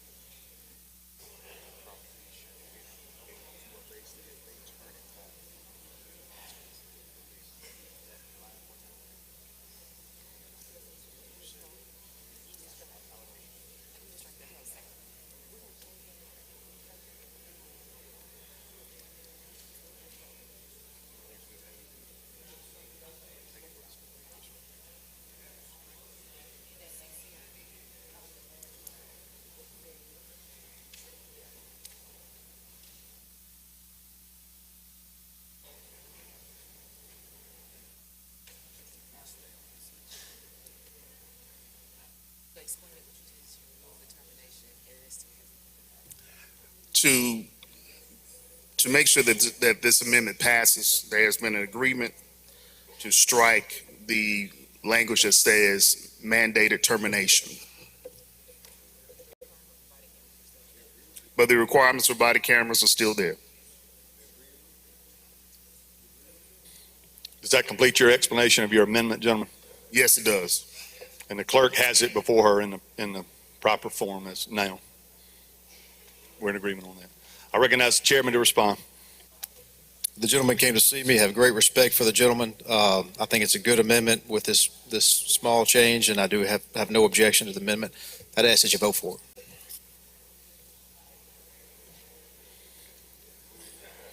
Question now recurs on the adoption of Amendment 8 to Amendment 1. If you favor the gentleman's amendment, indicate by saying aye.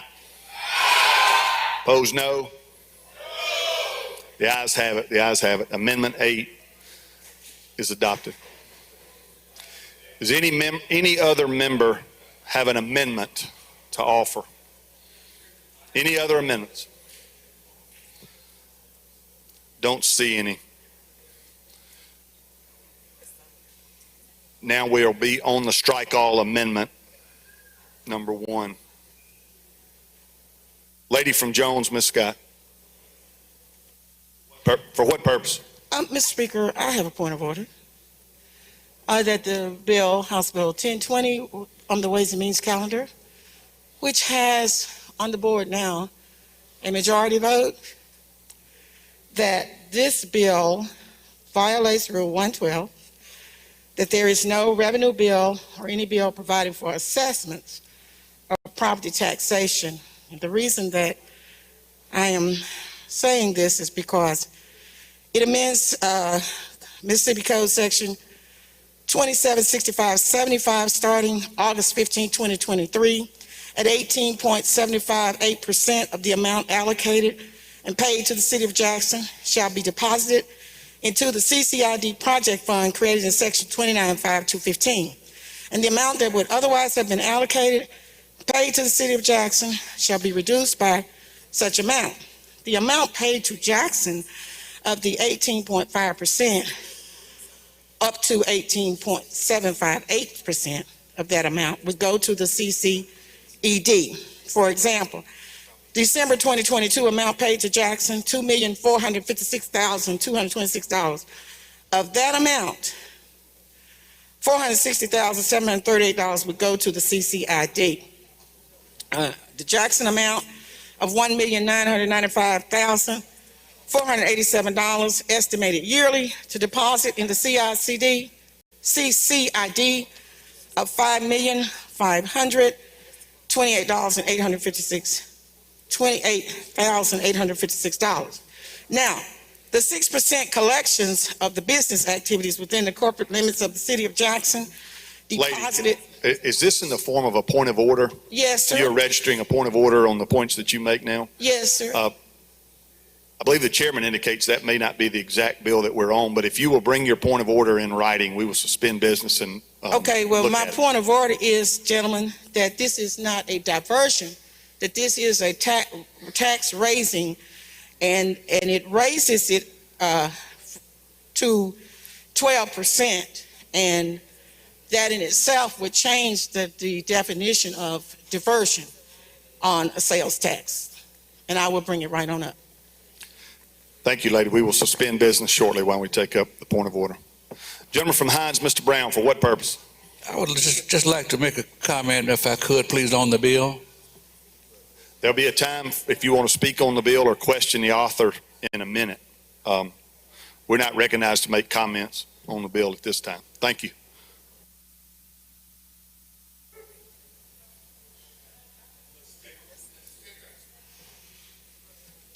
Gentleman from Hines, for what purpose? Now is the proper time to speak on the bill. Thank you. Thank you.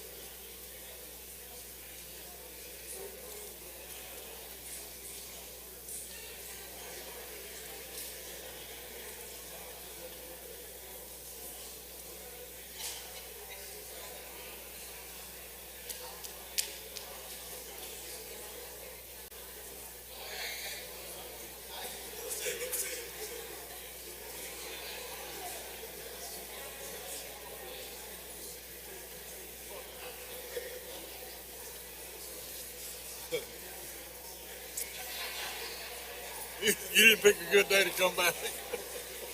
Hey, but this ain't nothing to what you're gonna get over there.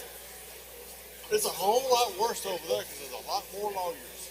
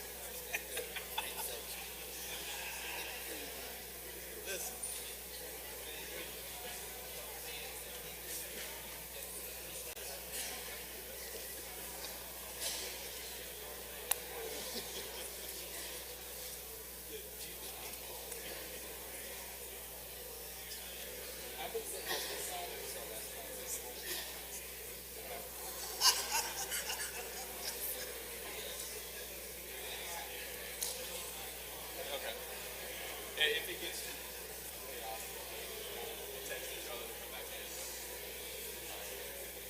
there's a 20-minute rotation. Yeah, what do you want to do? Are you going to sit outside or in here?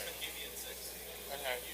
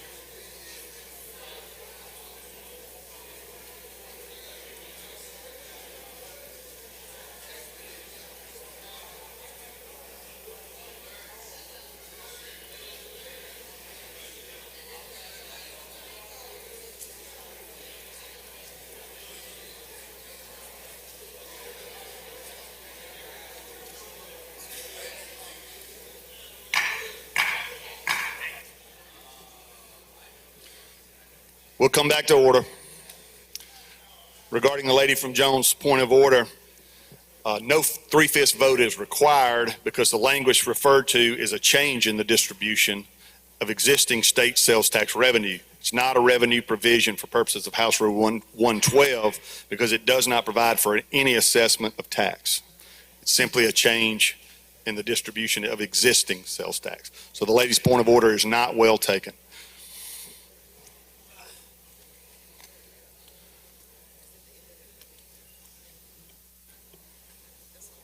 We are now back on we have no further amendments, and we are now on the strike all, Mr. Chairman. Do you wish to say anything further before we vote on the adoption of the strike all Amendment 1? Mr. Speaker, I believe this issue at this point in time has been, I'm sorry. Gentleman from Hines, Mr. Banks, indicates he wants to speak.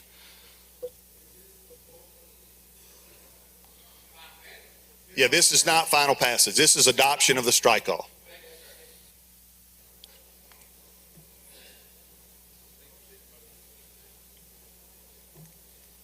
You may close on. I'll close on the strike all.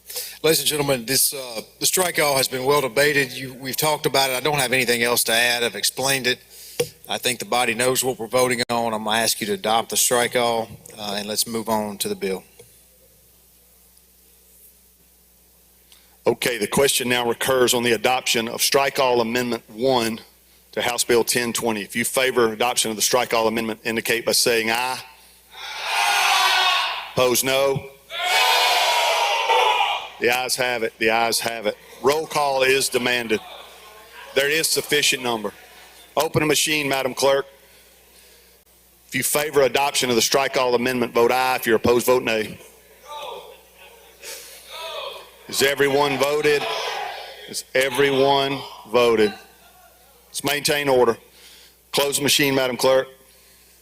By a vote of 79 yeas, 39 nays, strike all is adopted. We are now on the bill, gentlemen. Thank you, Mr. Speaker. If I got my procedure right, I think we are ready for maybe any questions. I'd be happy to yield for questions. Do you yield for questions on the bill, gentlemen? Yes. All right, I've got a board full of names, and some of these names are also names that have asked to speak on the bill. So at this time, if you would only punch your button if you wish to interrogate the chairman, and please notify me separately if you wish to speak on the bill. I've got Representative Banks. I believe Representative Hines wants to speak on the bill. I've got you. Representative Johnson wants to speak on the bill. No. And Representative Brown wants to speak on the bill. Representative Osborne and the gentleman from Madison. Gentleman from Bell. Let me know. All right, we're going to start the interrogation. The gentleman yields for question. The gentleman from Hines, Mr. Bell, for a question. Thank you, Mr. Speaker. And I also want to speak on the bill, so add me to the list. Thank you. Gentlemen, you yield. Yes, sir. Let me quick questions. I've been writing them down and going through them. First question that I have for you is why are we removing the rights of the people to vote for elected judge in Well, this gentlemen, CCID? I appreciate that concern, but I would answer it this way. We're not removing the rights of anybody because this district doesn't exist yet.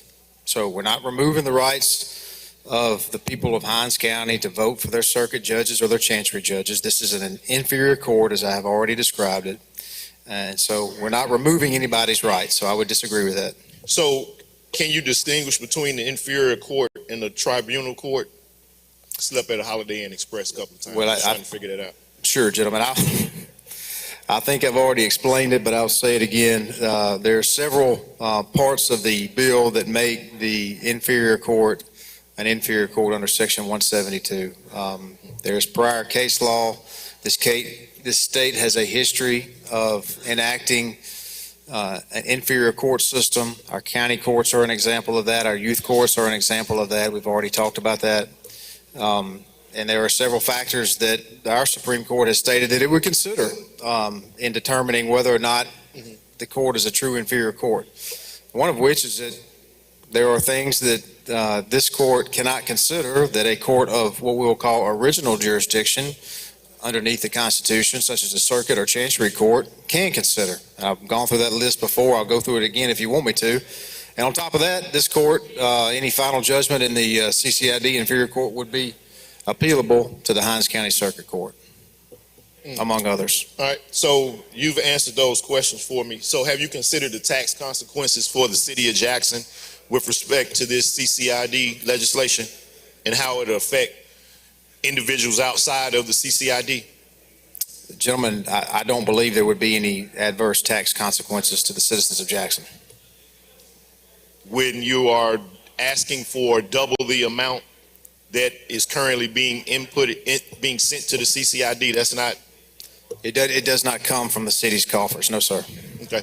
So in coming up with this piece of legislation, have you spoken with the individuals that serve on the CCID complex improvement? I've spoken with several of them. Okay, and they are in favor of this? I have not heard an well, let me back up. There are, despite what another speaker may have said, there are several people from the city of Jackson that have representation on the CCID board. That's correct. And I have heard some objections from some of the people in the city of Jackson. I've seen some of those, but there are others who are on the board that I've spoken with that are in favor of this expansion. So with respect to this Capitol Complex Improvement District, you know, they put out a master plan back in 2019, and we haven't seen anything since 2019. Do you have an updated, or have you talked to them? Have they provided you with an updated master plan as to what their hopes and wishes are for this district? As far as a new book that you're holding right there, I have not seen that. But in my conversations with them, I do know that, and I don't know if it's in the book or not, but I do know there is a large project plan to improve parts of State Street in the CCID. I know that's supposedly coming up in the near time frame. Mm-hmm. So don't you believe, well, would you agree with me, gentlemen, that you are excluding the constitutional rights of the citizens of Jackson that live within this CCID district to have their right to vote for their judges? Gentlemen, I would just say that I think we have to agree to disagree on that for reasons I previously stated. Okay, and would you agree that it would have been much easier to provide the city of Jackson with funds to hire 2 additional judges and their staff? Gentlemen, I don't know. I think if we just gave judges to the city of Jackson, I think we really would run into some constitutional problems if we did it that way. So by doing it this way, establishing an inferior court, I think it's a better way. Again, we may just have to agree to disagree on that. Yeah, we will. We're going to disagree on that one. But I will say, well, my last and final question. Since you don't agree that the citizens don't have the right to elect their judges within the CCID, would you agree with me that we could implement this all across the state of Mississippi? Gentlemen, I would agree with you that there's a history of that. Not only can we in the future, but there's a history in the past. As I've already stated, county court system, a youth court system, I mean, that's top to bottom. We've already got a series of inferior courts here in the state.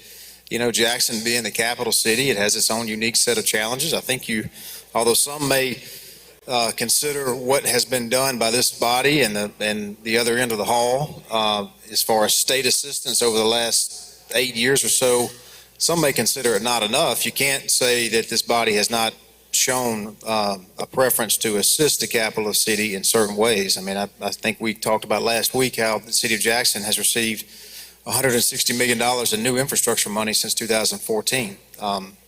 So, you know, we've got a crime problem in Jackson. And I know people don't have to agree with me, but we got a crime problem. It's crime everywhere. Would you agree? I do. It is, but not just in Jackson. Not just in Jackson, but you know, when Jackson becomes the #1 place for murders in the United States of America, that's something that we need to address. Well, would you agree with me that there has been an issue with hiring police officers within inside the city of Jackson and across the country? I don't disagree with that at all. Okay. And would you agree with me that this is not the only city? Let me rephrase that. When you have a Capitol Police that is hiring new officers from Hinds County as well as city of Jackson and paying them at a higher rate, would you not agree that's an issue as well? Well, gentlemen, I don't know about the raise. I do know that this body does not control or dictate how the city of Jackson pays their officers. So the city of Jackson is free to pay their officers, as far as I know, whatever they want to.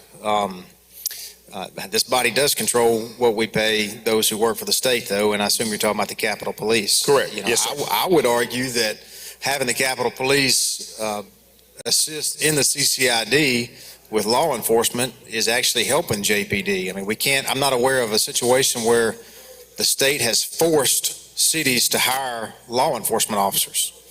I mean, they can do it. We don't say, hey, you got to go hire 100 new officers by X date. You know, we're talking about a state agency and state employees. You know, we can do that. We can control that. And I think vicariously it would assist the efforts of JPD, and hopefully they will work well together. Right. And it really already are, because it's, you know, we decided whether we're going to have DPS over Capitol Police last year. And so that, I really see that as a decision that's already been made. Well, I'm glad you stepped into that. So there's also talk of having two different 911 systems. Does that make sense No. with respect to saving money for? I don't know how that would work. We need to, I'll be on record to state that we need to make sure, to the extent the state can, make sure that the 911 system in Jackson is working and working well. Our citizens expect that, and they deserve it. Okay. And my last question, why wasn't the Hinds County delegation consulted on this legislation? Well, I know it's not yours, but can you tell me why? I guess I'll just say this. I'm not going to name names, but there are several people who reside inside Hinds County that I have spoken with about this legislation. Do they look like me? Gentlemen, you don't have to answer that. Yeah, all God's children are unique, and so you know, we all are God's children, though. Right. So. Agreed, Mr. Speaker. I'd like to speak on the bill at the appropriate time. Thank you. Lady from Hinds, Ms. Summers. Thank you, Mr. Speaker. Would the gentleman yield? Yes, ma'am. Can you tell me if there's a current inferior court in place in the state of Mississippi that would have the same powers as this bill would give this court? Well, yeah, county courts, because a lot of the powers that, if you look, I think it's in section 9 and some other places in the strike-all bill that we just adopted, where the exact same powers that are given judges in county courts will be provided to the judges of the CCID inferior court. And the judges of county courts are elected, correct? That's my understanding in those counties that have a county court, okay? But there are plenty of counties in the state that do not have a county court, which is where I come from. And those judges that hear cases that the county courts hear in elected county court systems are called family masters. And they are appointed by the chancellors, the senior chancellor in those districts. So there is a precedent of having those judges appointed throughout the state. Now, I'm not a lawyer, but I don't think an elected judge is the same thing as a master. But I've heard you a couple of times refer to youth courts as inferior courts. There's a Supreme Court decision that says that youth courts are neither superior, equal to, or inferior to other inferior courts. They are special courts due to the special nature of their function. So tell me, what is an inferior court? It's something other than a constitutional court that's created by the legislature according to Section 172. Constitutional courts being the circuit and chancery courts of this state that serve as the trial courts as set up in our Mississippi Constitution. And so this bill would give authority. What kind of authority would it give to the Chief Justice? The Chief Justice would be prescribed to appoint take part in appointing the 2 judges as well as the clerk. And have you spoken with the Chief Justice? Well, lady, there was as soon as 1020 was filed or some point in time right around there, there were a lot of, I won't call it threats, claims, what have you, that there would be litigation over this act. And so with that, the Supreme Court ultimately being the body that would decide whether the act is constitutional or not, it would not be appropriate for me to have any conversations with the Chief Justice about this. But just to be clear, the Chief Justice has not supported this bill. I haven't asked him whether he supports it or not. I don't. Okay. What kind of authority would be given to the Attorney General? The Attorney General has the authority to hire the 4 prosecutors that we are appointing for the district. And have you spoken with the Attorney General? I have not, no. Okay. So you don't know if the Attorney General... Not about this specific, not about the prosecutors, the 4 prosecutors, no. Okay. And so the bill says that the Chief Justice and the Attorney General would have to provide the support for this court. Have they agreed to using a portion of their budget to support this court? It would cost additional funds. How much would it cost? There's a fiscal note if you'd like to see it. I would like to see it. Can you tell us how much it would cost? Be glad to.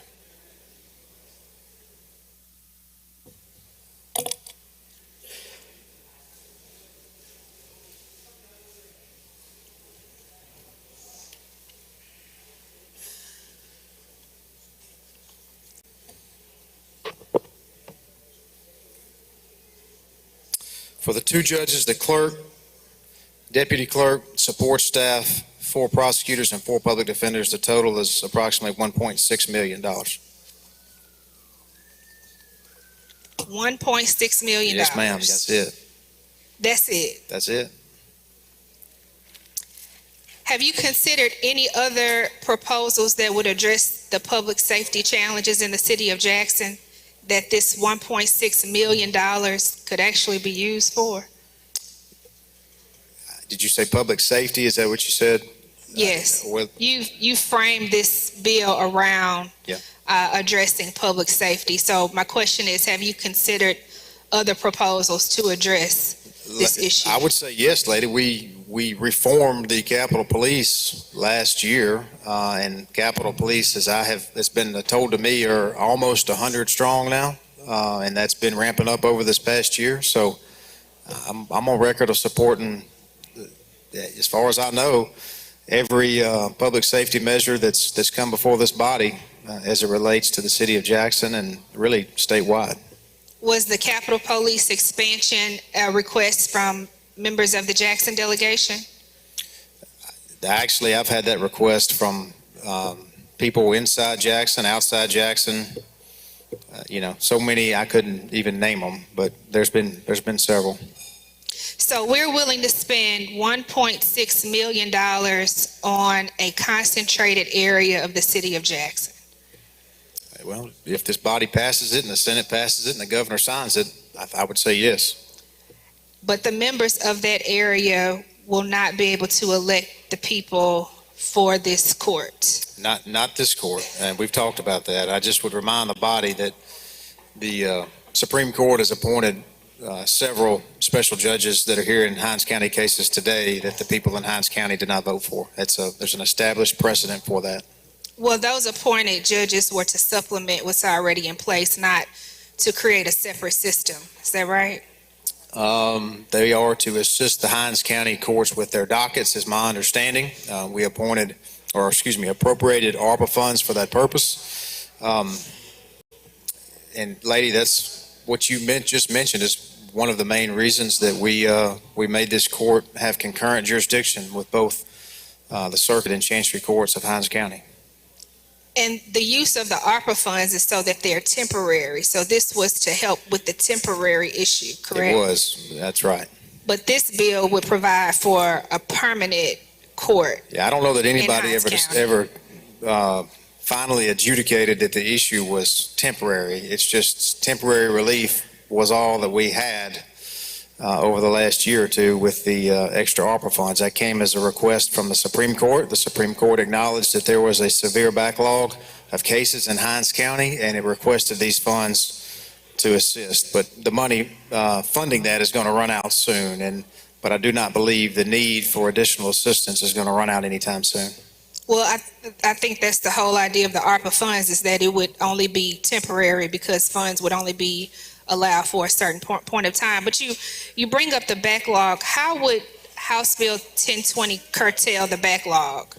Well, it would provide an additional avenue by which cases in Hinds County going forward could be heard, which would, by its very nature, mean that there will be less counties less cases that would have otherwise been in Hinds County, circuit or chancery. So you talked about in your opening statement that there were over 10,000 something violent offenses and maybe 2,000 or something. Several thousand cases that were open. I think what you're referring to are the stats I read from January of 21 to January of 23. So you think that two judges will be able to reduce that backlog? I think so. And maybe it's not enough. Maybe we come back next year or 2 or 3 years from now and we need 3 judges. Maybe we only need 1. I don't know. But I think 2 is a good place to start. Okay. You also talked about the appeals process with another legislator that was asking questions. And you stated that if an appeal would be filed, then it would go to the Hinds County court system. That's correct. Would that not add to this so-called backlog that we're dealing with by adding more appeals? I would basically state this, lady. I didn't write the Constitution, but make no mistake about it. We are drafting with this bill an inferior court according to Section 172. And, ways that other inferior courts have been found to be constitutional is the fact that they are appealable to a constitutional court, circuit court in this particular instance. And so, no, I don't believe so. That process already exists. The county courts, for instance, appeal to circuit court currently in current law. And there's a method in the bill that is designed to prevent a severe backlog of appeals. If the Hinds County Court can't get to it timely, then that person will have a right of direct appeal to the Supreme Court. So you stated that the judges that were provided as a supplement was paid for by ARPA funds, and you're looking for a permanent solution. Why wouldn't you just provide more money to the existing court system to reduce the backlog? Lady, this is the bill that's before the body. As far as I know, as we sit here right now, we don't have, although I understand we may look at it eventually, whether or not what's known as judicial redistricting and whether we need to add judges or take away judges from certain areas because of population shifts and changes. We can look at it at that time. But I mean, this is designed, again, to assist the Capitol Complex District in the city of Jackson. Okay, Mr. Chairman, you also stated that the CCID would be recognized geographically, where the CCID would actually be expanded. Are you aware that it would also be recognized demographically? I'm going to ask you to explain that, if you don't mind. Well, there was a map that was passed out that looks like this. The blue lines are the current CCID. The red lines would be the expanded CCID.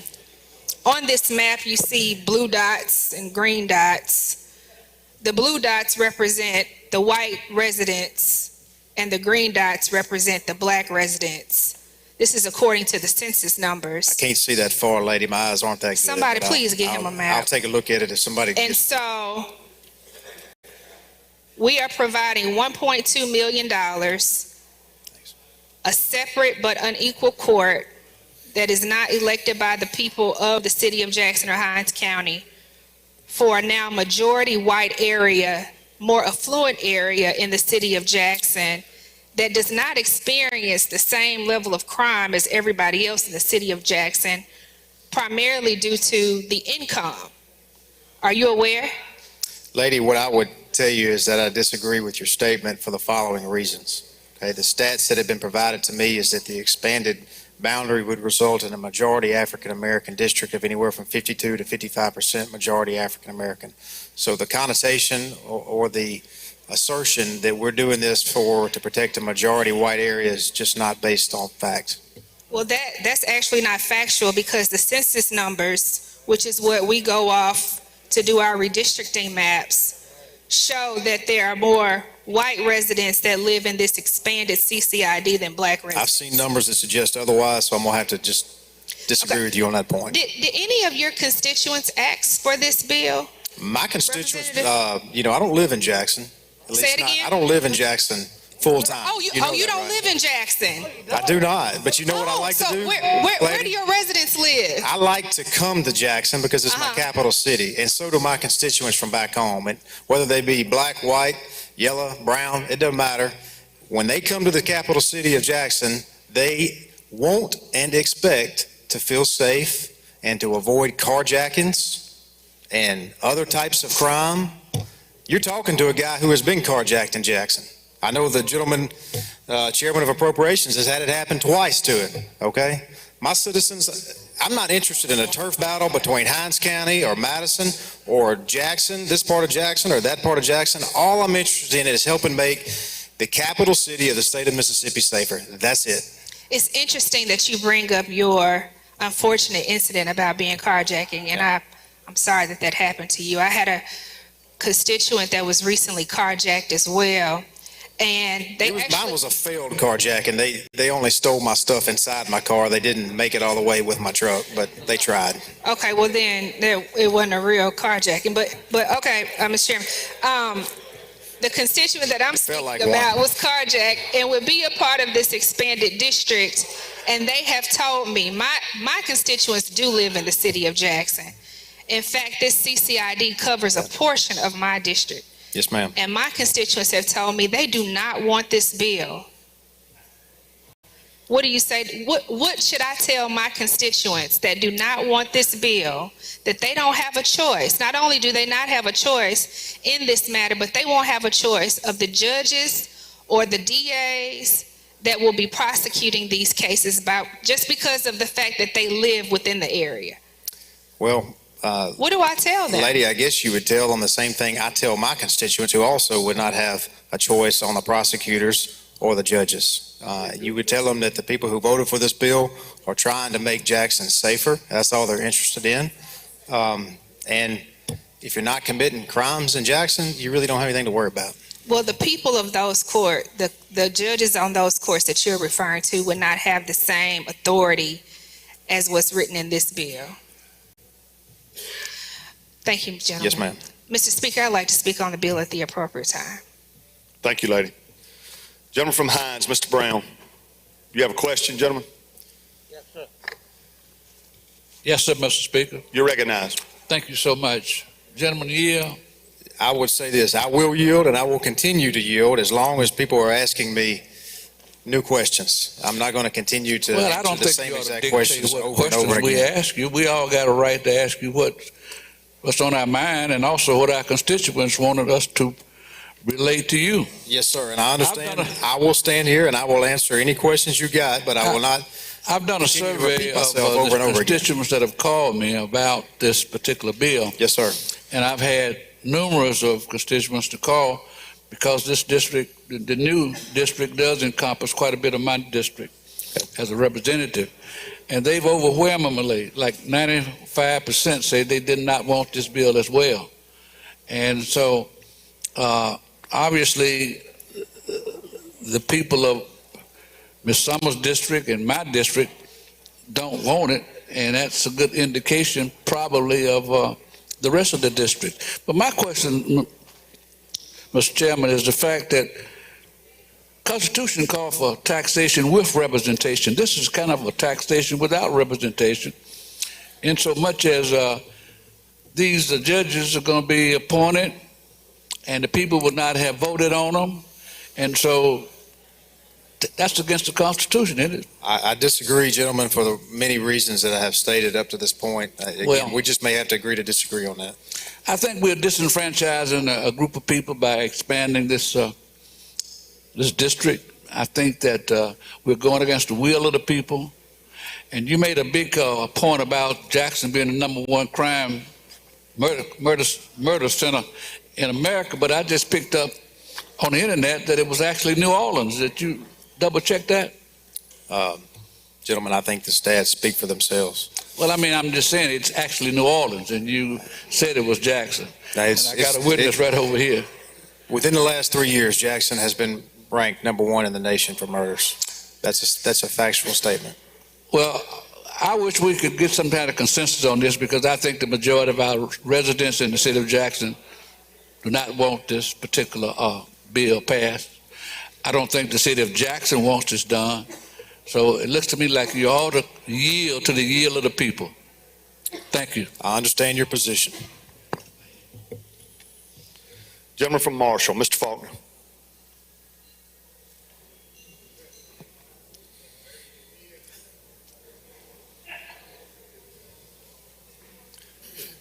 Gentleman, do you have a question? Oh, yes. Thank you, Mr. Speaker. You're recognized. Gentleman yield. Yes, sir. There has been quite a bit of discussion about the appointing of the judges for this CCID. I have about 4 questions for you, but I want you to turn your attention to Section 4 of the bill, starting at line 111, and that section goes down to line 140. In this section, in paragraph 1, it talks about the clerk of the CCID and how he or she should maintain the jury box. Yes, sir. It goes on down around line to 125 to talk about how that would be done, how that process would work. Can you explain that to me? Yeah, in order for a court system to work properly, we got to be able to draw jurors, both grand jury and petty jurors, and for trial. And so this provision would allow the clerk to summons jurors the same way other courts can summons jurors, and they should come from Hinds County. So here in this bill, we find the process of selecting jurors. You agree? Sure. So my question is there anywhere in the history of this state or any state that you're aware of where, as the citizens are selected to serve jury duty, where the presiding judge was not chosen by the people? Yes, multiple places. In fact, right across the street in Hinds County at the Woolfolk Building and other places in Jackson and Hinds County, there are special judges that were not elected that are here and conducting and presiding over jury trials every single day. Okay, let me ask this way, Mr. Chairman. So all of Hinds County voters will be able to be a part of this jury box. Is that correct? Yes, sir. They shall be drawn from Hinds County, is what it states. And they will be able to serve jury duty. That's correct. Now, when it comes to being able to vote for these judges, those same residents or voters is not considered. Is that correct? Gentlemen, look, I know where you're going, and I appreciate it. We may have to agree to disagree, but it's been well established that the bill as drafted, the Supreme Court appoints the judges. Okay, let me ask this final question, Mr. Chairman. Yes, sir. You mentioned earlier about 153 homicides in the city of Jackson. Was that for 2022? That was either 21 or 22. I have to go back and look, and I can do that if you want me to, but it was one of those years. I believe it was 21 when we had 153. I think 22 was 130 something. The last stats I saw. Do you know, Mr. Chairman, how many of those was inside of this new CCID district? I don't. I just know they, in large part, came from the city of Jackson.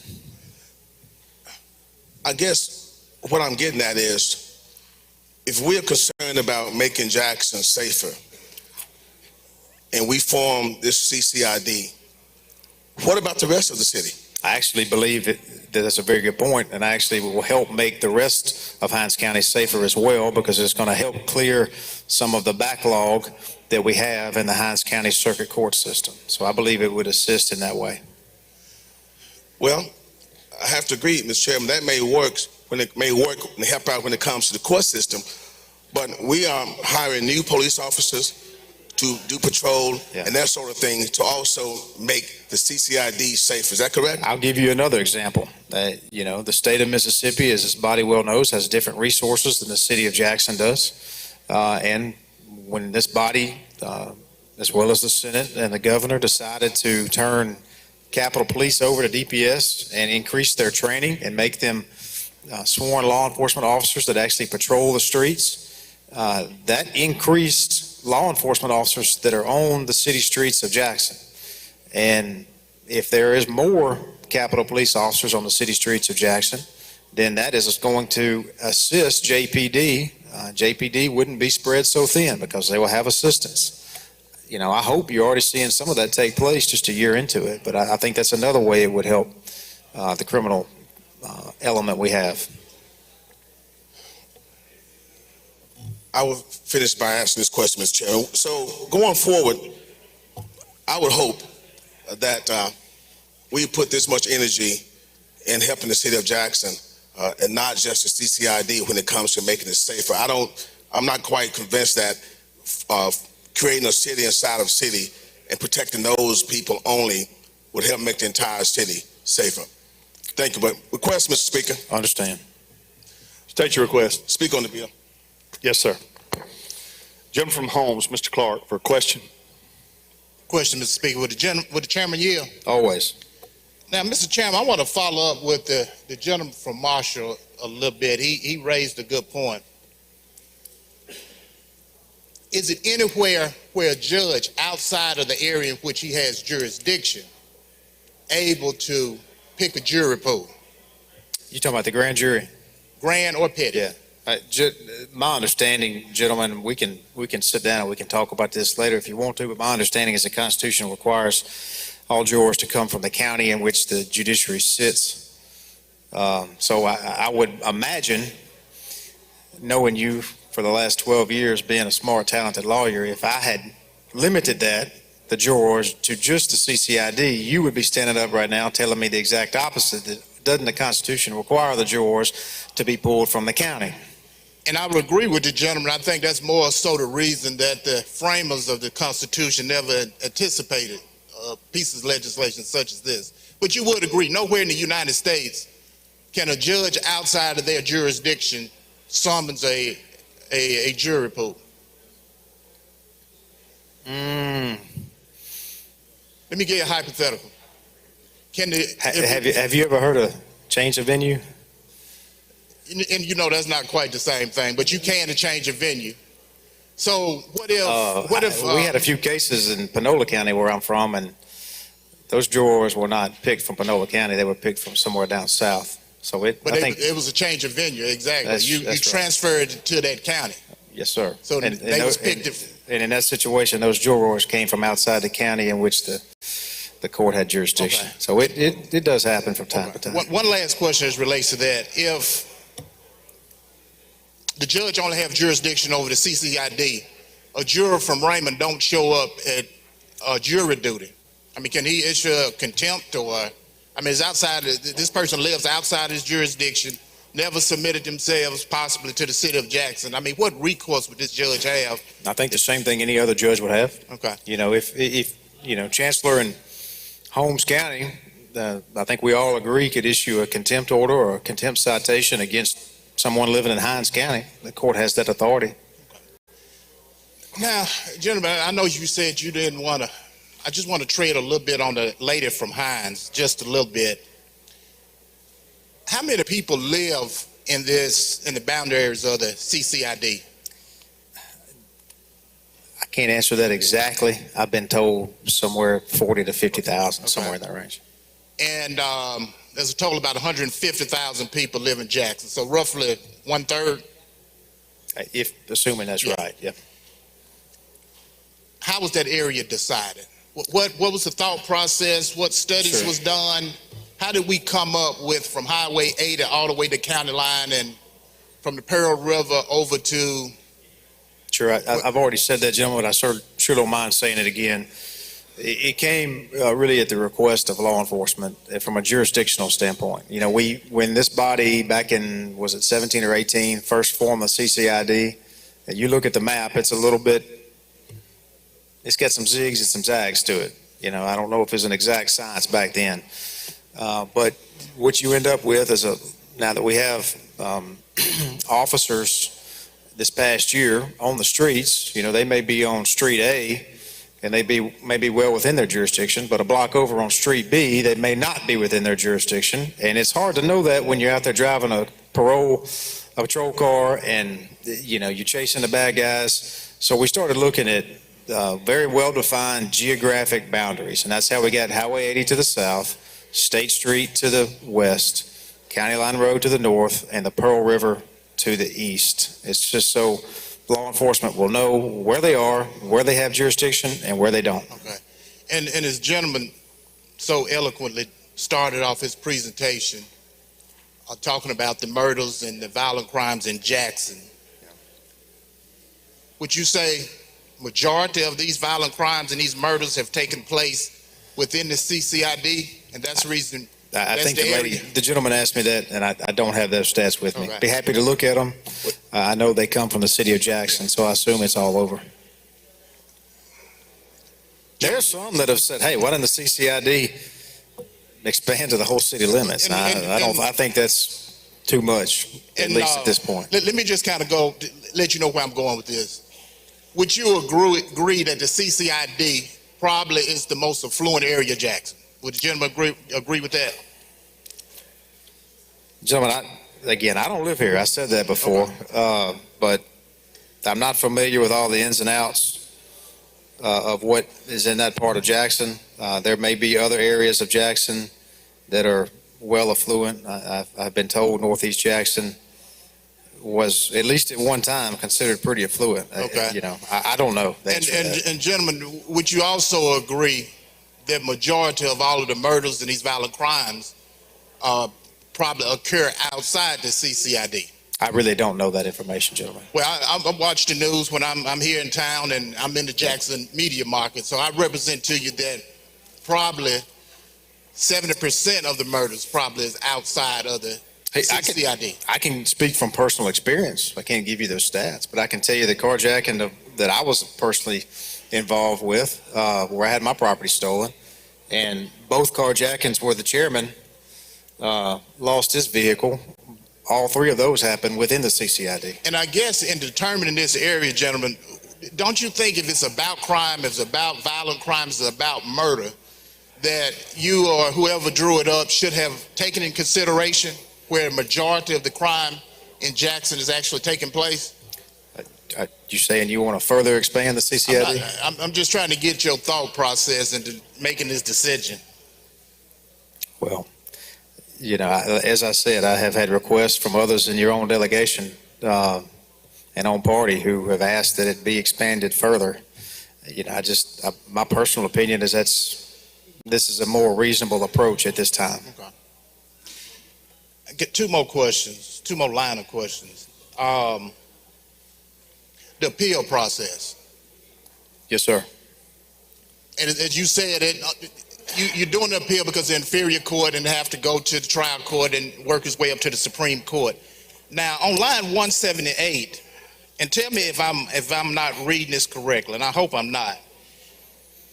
Once the CID judge make his or her decision, it goes to the circuit or chancery court. And after that is done, that judge have to render a decision in 30 days?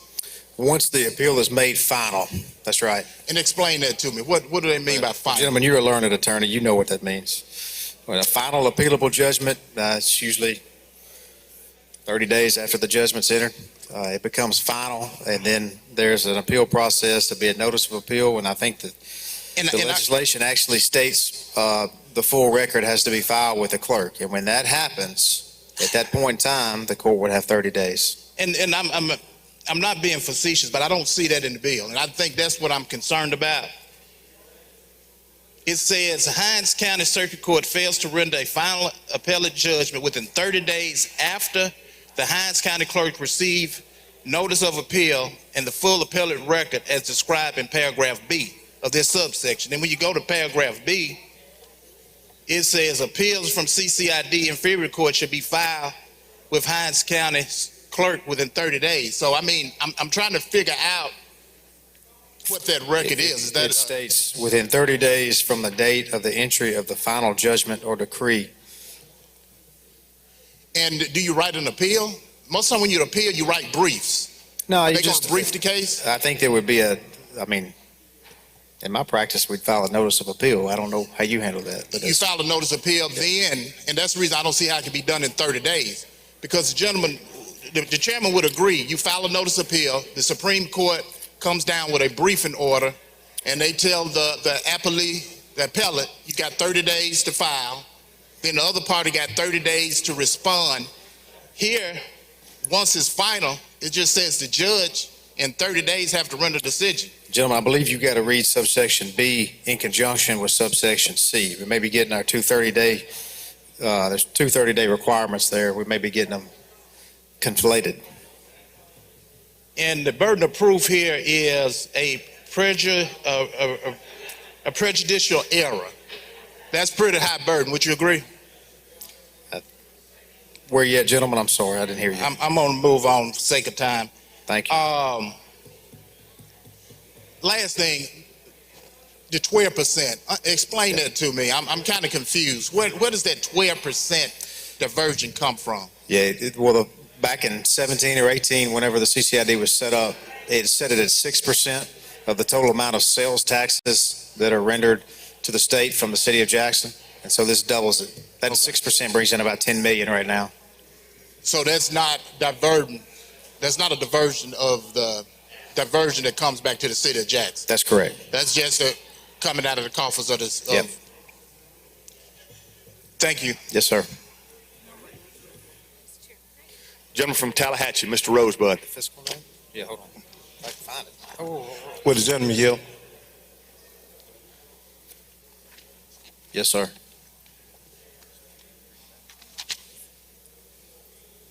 Would the gentleman yield? Yes, sir. So, Mr. Chairman, today we've heard a lot of different explanations about this particular area. But would you not agree that in this body, normally, the group of members that normally that vote kind of read on objects if it was in another area would consider ourselves somewhat conservative when it comes to taking precedence over particular areas? I don't know that I understood your question correctly, but I'll keep listening. So, the question is, normally when we're relating to the different areas in which we live in, like myself from the Mississippi Delta. Gentleman from Tallahatchie. The gentleman from Tallahatchie. Yes, sir. Normally in this body, the individuals that would be against that in their particular areas would normally consider themselves to have that as a conservative measure. Is that correct? Gentlemen, I'll say okay.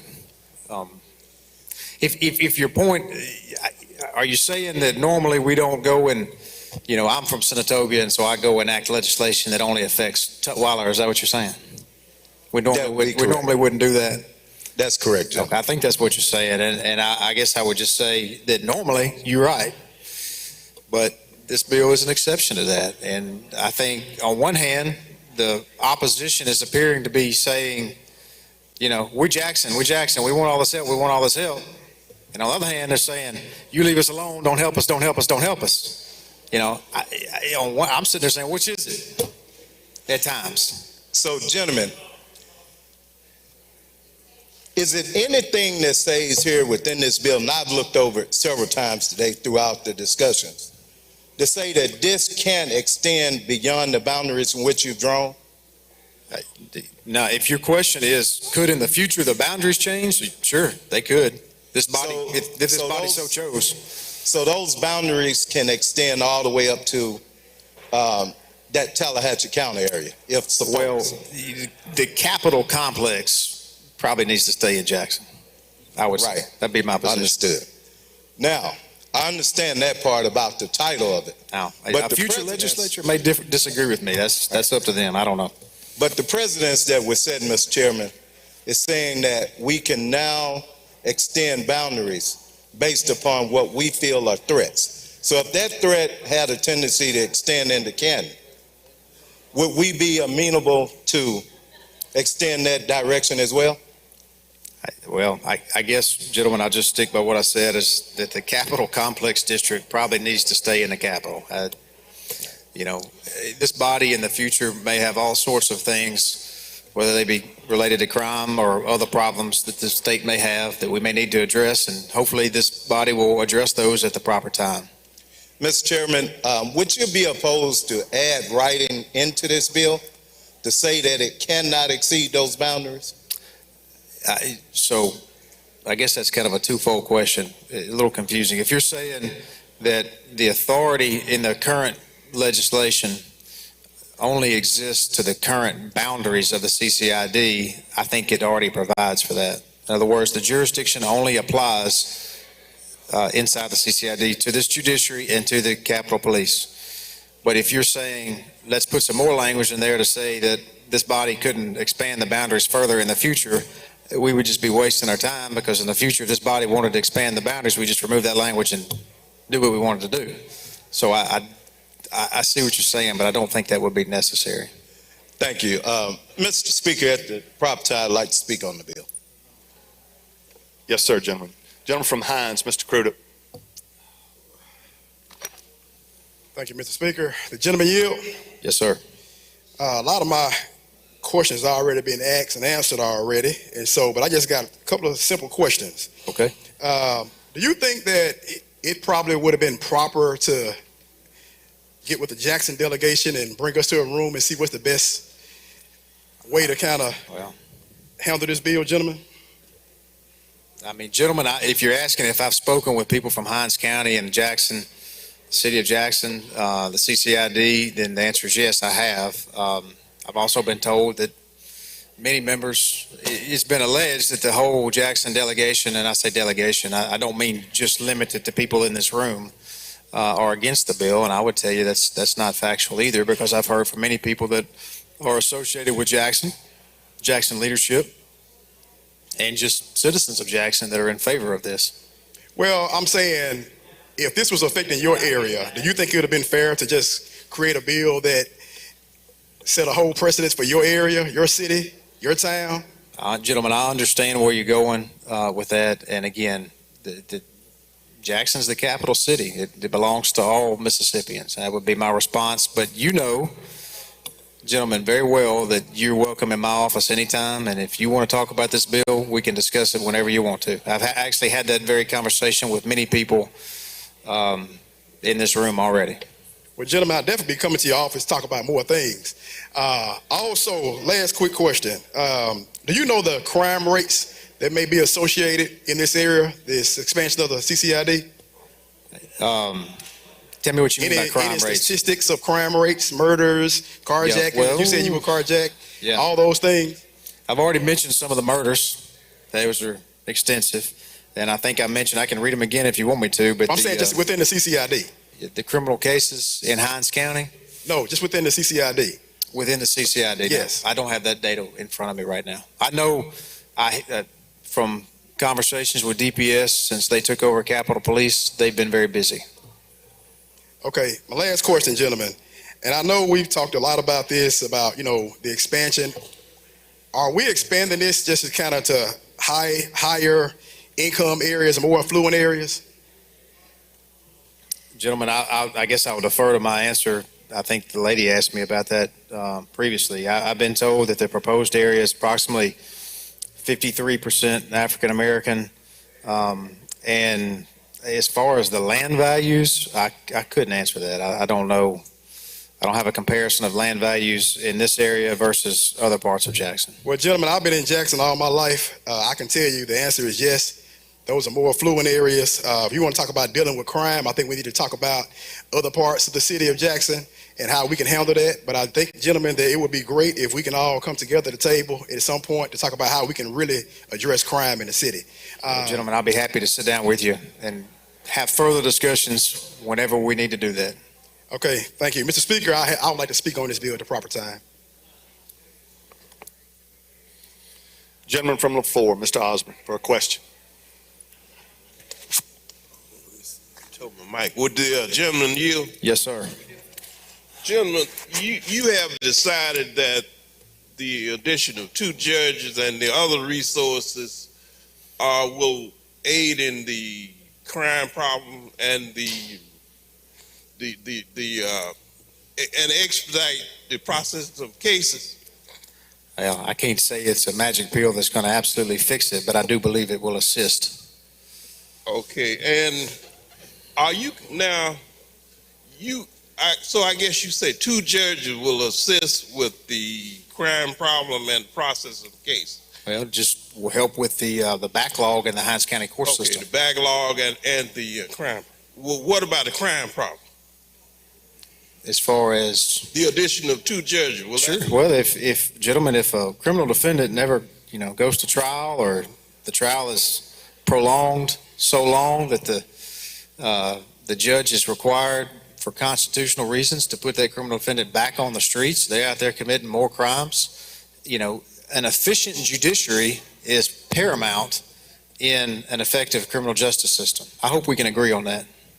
Well, what I'm trying to find out is, do you think that two additional judges will solve the crime problem for Hinds? I don't know that it'll solve it, John, but as I stated to the gentleman or the lady earlier, if 2's not enough, maybe we come back next year, or in a few years we look at adding more judges, if that will help. Maybe in judicial redistricting, the numbers warrant that Hinds County may need another judge in Hinds County, in the circuit or chancery courts. I'll tell you this, it's been represented to me that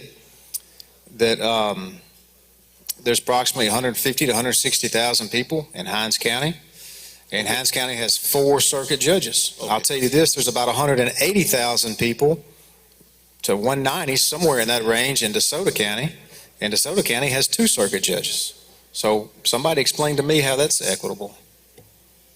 Now, why, since you decided that additional judges were required, why couldn't they be elected judges?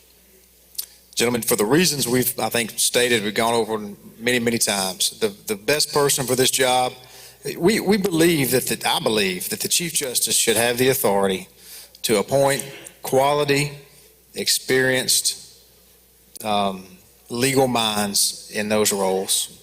And if that person comes from the city of Jackson or Hinds County, so be it. But if that best person for that job is one of the 2 other learned attorneys that were speaking against the bill earlier, from Adams and Madison, then so be that too. Put the person in the job. Are you saying that we can't elect quality judge with? No, that's not what I'm saying at all. And that was totally misconstrued previously. That's not what I'm saying at all. The best person for that job may very well come from Hinds County, and if so, the Supreme Court can appoint that person.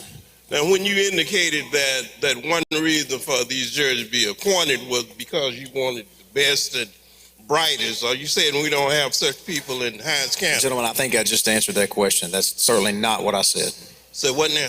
That is not what I said. What did you say then? You may say it again? Yes, sir. I said that the best and brightest very well may be in Hinds County, but it may be somewhere in Madison. It may be somewhere in Adams. It may be somewhere in LaFleur, gentlemen. I don't know.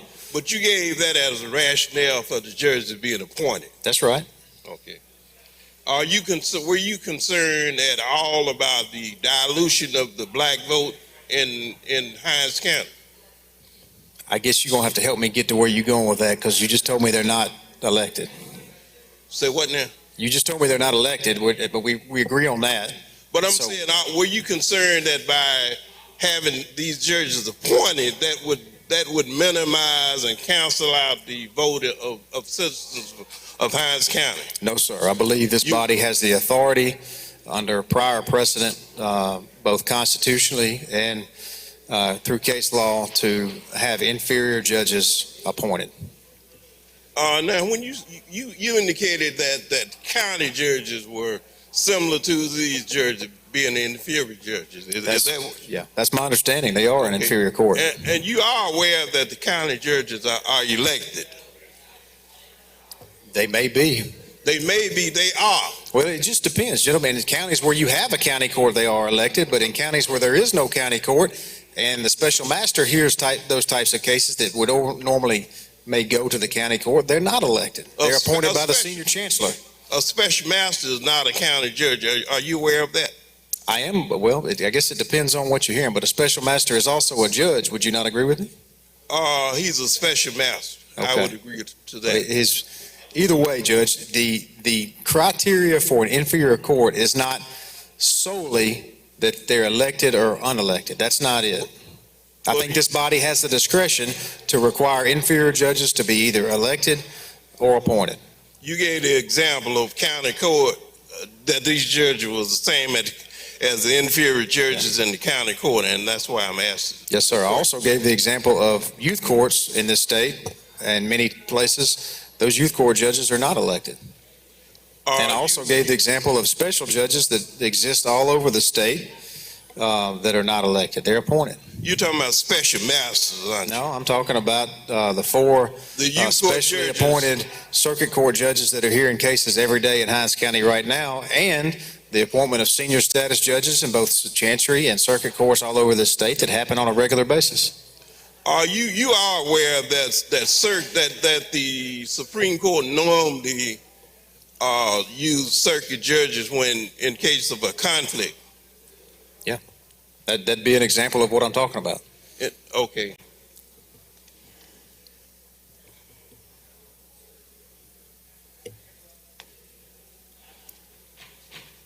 Now, if this bill goes into effect, you aware that there will be areas in Hinds County that will be totally presided over by unelected circuit judges in this particular district? No, sir, I would disagree with that. Say what now? I would disagree with that. Don't these judges have the same power as circuit judges? No, if you look on Section 5 of the bill, there are several areas of jurisdiction that are specifically excluded from the CCID inferior courts.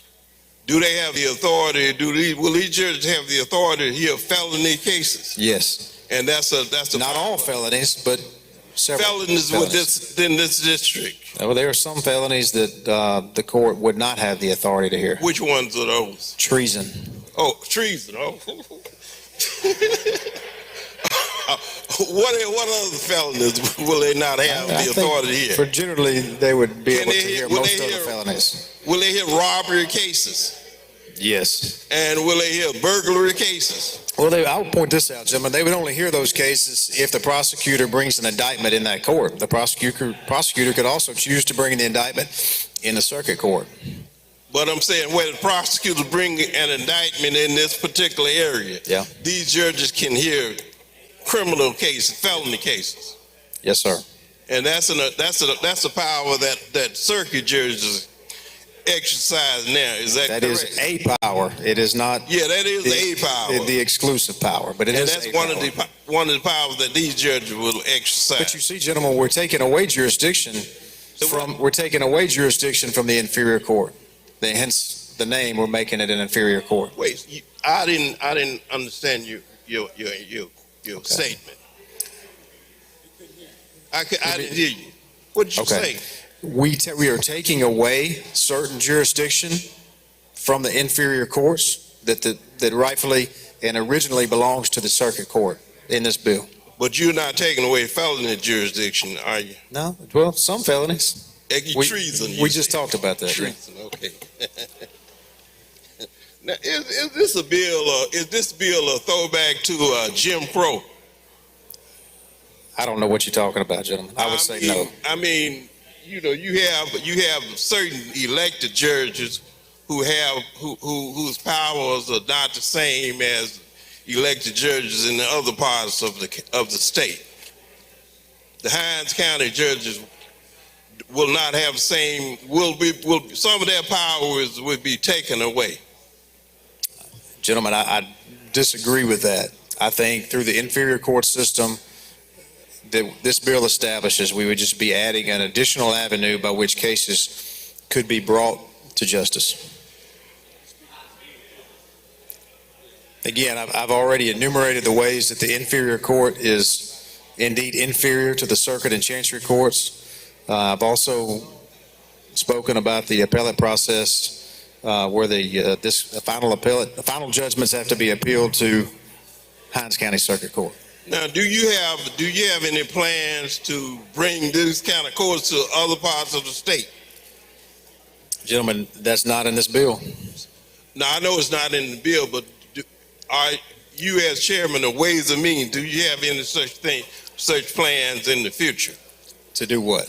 To bring these kind of courts to other parts of the state? Well, I can't say never, because this body has a history of doing that. I mean, that's, again, the youth court system, the county court system are both inferior courts that are prevalent in this state. I mean, these unelected judges, do you plan to bring them to other parts of the state? I'm not aware, as we sit here right now, of any other bills this session that are similar to this one. Okay, Mr. Speaker, I would like to speak on the bill. Gentleman from Madison, Mr. Blackman, for a question. If the gentleman will yield. Yes, sir. So far, this long evening, most of the conversation has centered around crime. All right, but this bill goes into the civil jurisdiction, does it not? It does. Tell us about that. What kind of civil jurisdiction would this court have? Well, it would have jurisdiction of those causes of action that may accrue or arise inside the boundaries of the CCID that the amount of controversy is anywhere from 200,000 to 20 million. Well, look, I'll be honest with you, I was trying to hear what you said. Yes, sir. I think I'm speaking loud, but if I'm not. It's not you. Okay. It's the buzz. It's the conversation that's going back. Mr. Speaker, I'm close to the chairman here, and I'm having a hard time hearing him talk back to me. Gentlemen, usually when you speak, it gets real quiet in here and everybody hears very well. Not this time. Must be something going on. Let's maintain order if we can. The gentleman's indicating he cannot hear the presenter. Y'all may proceed. Tell me again, what does it do? I think what I said was, you asked me about civil jurisdiction in the CCID inferior court. And according to the bill that's before the body, it would be, the court would have civil jurisdiction over matters that either accrue or originate within inside the boundaries of the CCID, and where the amount of controversy is between 200,000 and 20 million. And that is concurrent with, it's equal to what jurisdiction of the circuit court. It would be inferior because, as you know, there's no cap on what you can get in the circuit court. But I would say this, it's not exclusive jurisdiction, which I think is where you're going with this. Yeah. It's concurrent. So, gentlemen, and being a good lawyer, I know you are, you understand this. If you get a case that you plan to file on behalf of your client, right smack dab in the middle of the CCID, you don't have to file it there. You can go file it in Hines Circuit if you want to. That's your choice. Is that clear in the bill? It is to me. Chairman, can you direct me to that? Well, when we say it has concurrent jurisdiction? No, I mean, can you direct me to it in the bill? I think concurrent, my opinion of that is when it says concurrent jurisdiction, we're not taking anything away from the civil court. So if we're not taking anything away from the circuit court, then you can still file there. No, I'm serious. I looked for that, and you just told me it's in the bill. Yeah. Can you tell me where? I can tell you where it talks about concurrent jurisdiction. Yeah. Yes, sir. Hold on one second.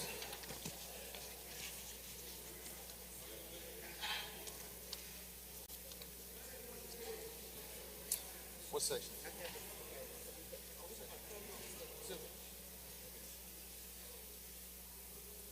It'd be where you find the 200,000 now.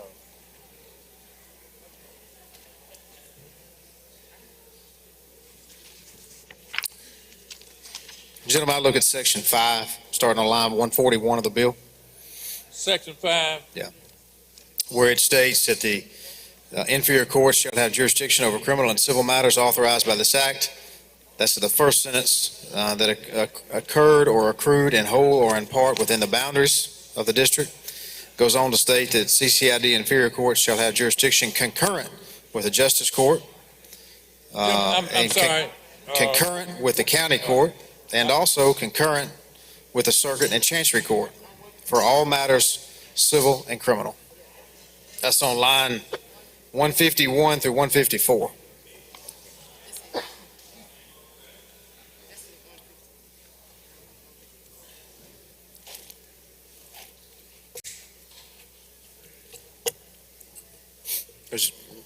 Gentlemen, I know you may have a reason where you would rather file that case that we just discussed in the Hinds County Circuit Court.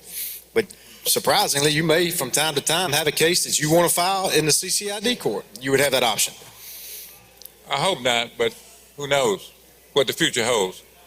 But tell me, how does conferring civil jurisdiction in this legislation help to solve what you refer to as a crime problem in Jackson? Well, I think in your speech earlier, you stated that it did not, but I disagree with that, and I'll tell you why. Because of the backlog that I read earlier, and I took some notes, I read it down. With more than 10 to 12,000 open cases, civil cases in the Hinds judicial system, and that's Chancery and Circuit, but it's several thousand. When you provide an avenue that some of those cases can be brought to trial quicker, you make room for the criminal cases throughout the whole system. So giving civil jurisdiction to the CCID district will help to relieve the number of cases pending in the rest of the district. I think it'll help justice be administered both civilly and criminally. That's my opinion. Okay, I'm glad you said that's not your opinion, because there's nothing that says that that's in fact what's going to happen. Well, I guess if we pass it, we'll see. All right. But adding more courts, adding more judges, yeah, just one has to help, gentlemen. Has to help. I know that that's probably what you believe, but gentlemen, I don't know how many times you said inferior court, but it's been a lot. This is this is the bill's definition of what's inferior, right? That's strong language right there, gentlemen. So I'd have to disagree with that. The bill defines what makes this court inferior. So I'll agree with that part of your statement. All right. We'll just say that the bill is named as inferior court. It could easily been named superior court. And we could have got to the same place, couldn't we? 172 defines inferior courts, and that's the section that this is drafted underneath. I'm going to try to ask this question over the noise. I can't control that. You had stated that the court, the Chief Justice was already appointing judges to hear cases in Hinds County? That's right. You are aware that the Hinds County judges, sitting judges, particularly the Chief Judge, did not ask for that to happen? Gentlemen, I don't know that I'm privy to those conversations that the Chief Justice had with the Hinds County Judiciary, so I don't know that. Do you know how the cases that those judges took over were assigned to them? I would be guessing, but I can assume.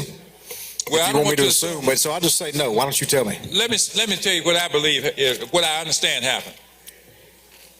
The Chief Judge in Hinds County believed that this was unconstitutional to have the Supreme Court Chief Judge appointing judges for Hinds County, and therefore did not participate in assigning cases from that court to the judges being appointed by the Supreme Court.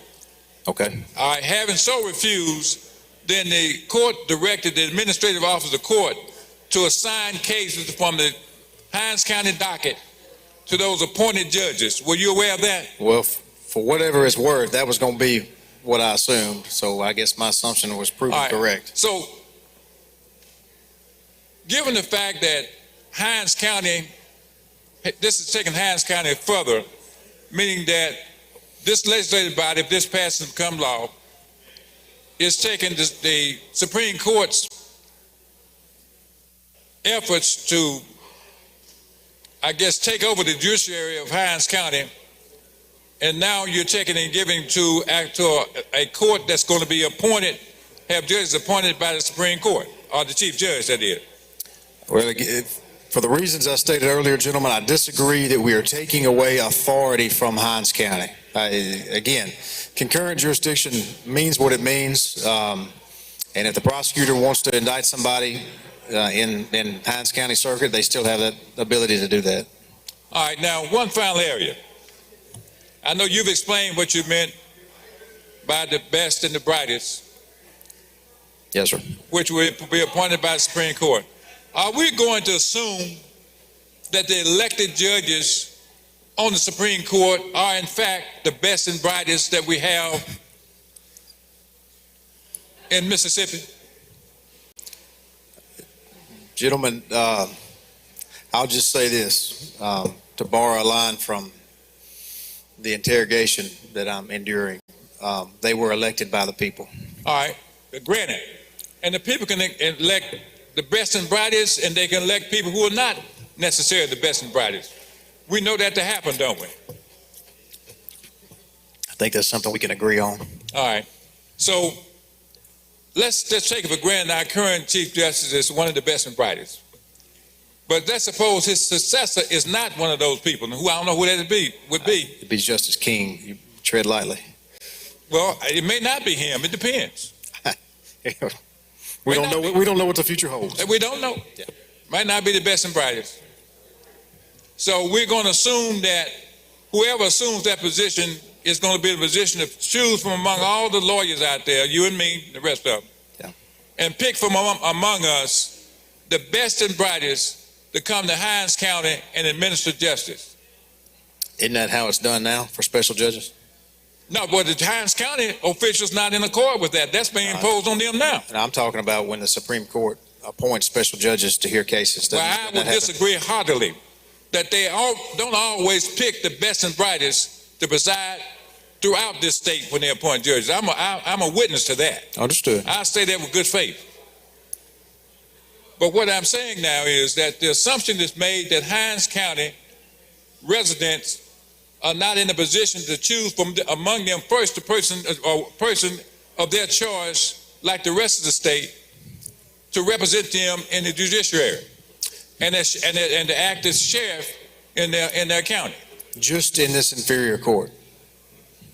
Well, are you curious as to why all of the black members of this body, save for a few perhaps, are vigorously opposing this legislation, and that in this late hour, there are people in the audience up there and upstairs here who are here solely in hopes that this bill does not pass, who happen to be African American and reside here in Hinds County? Are you surprised at that? Am I surprised, gentlemen?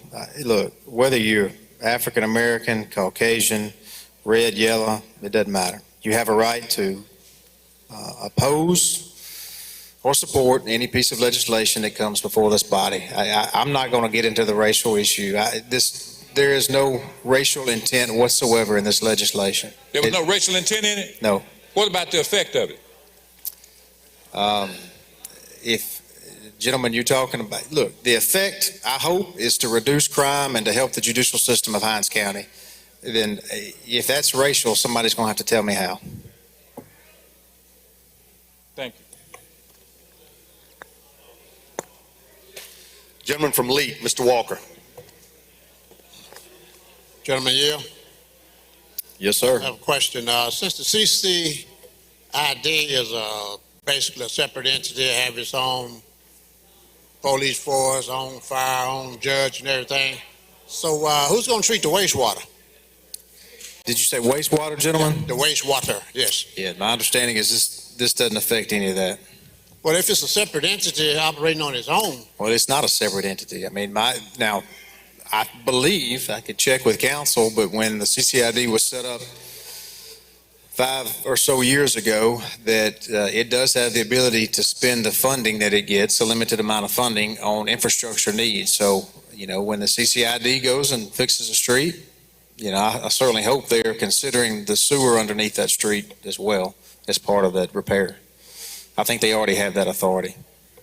Okay, so if it's separate then, so it's not a customer of the city where the city could decide. It's designed to work in conjunction with the city, and I think that's why you see several representatives from the city of Jackson that serve on the CCID board. Okay. Thank you. Gentleman from Harrison, Mr. Hullum, for a question. You recognize. Gentlemen, you yield? Yes, sir. Okay, I just got a few questions from some of my constituents on the Gulf Coast. Okay. Okay, first question.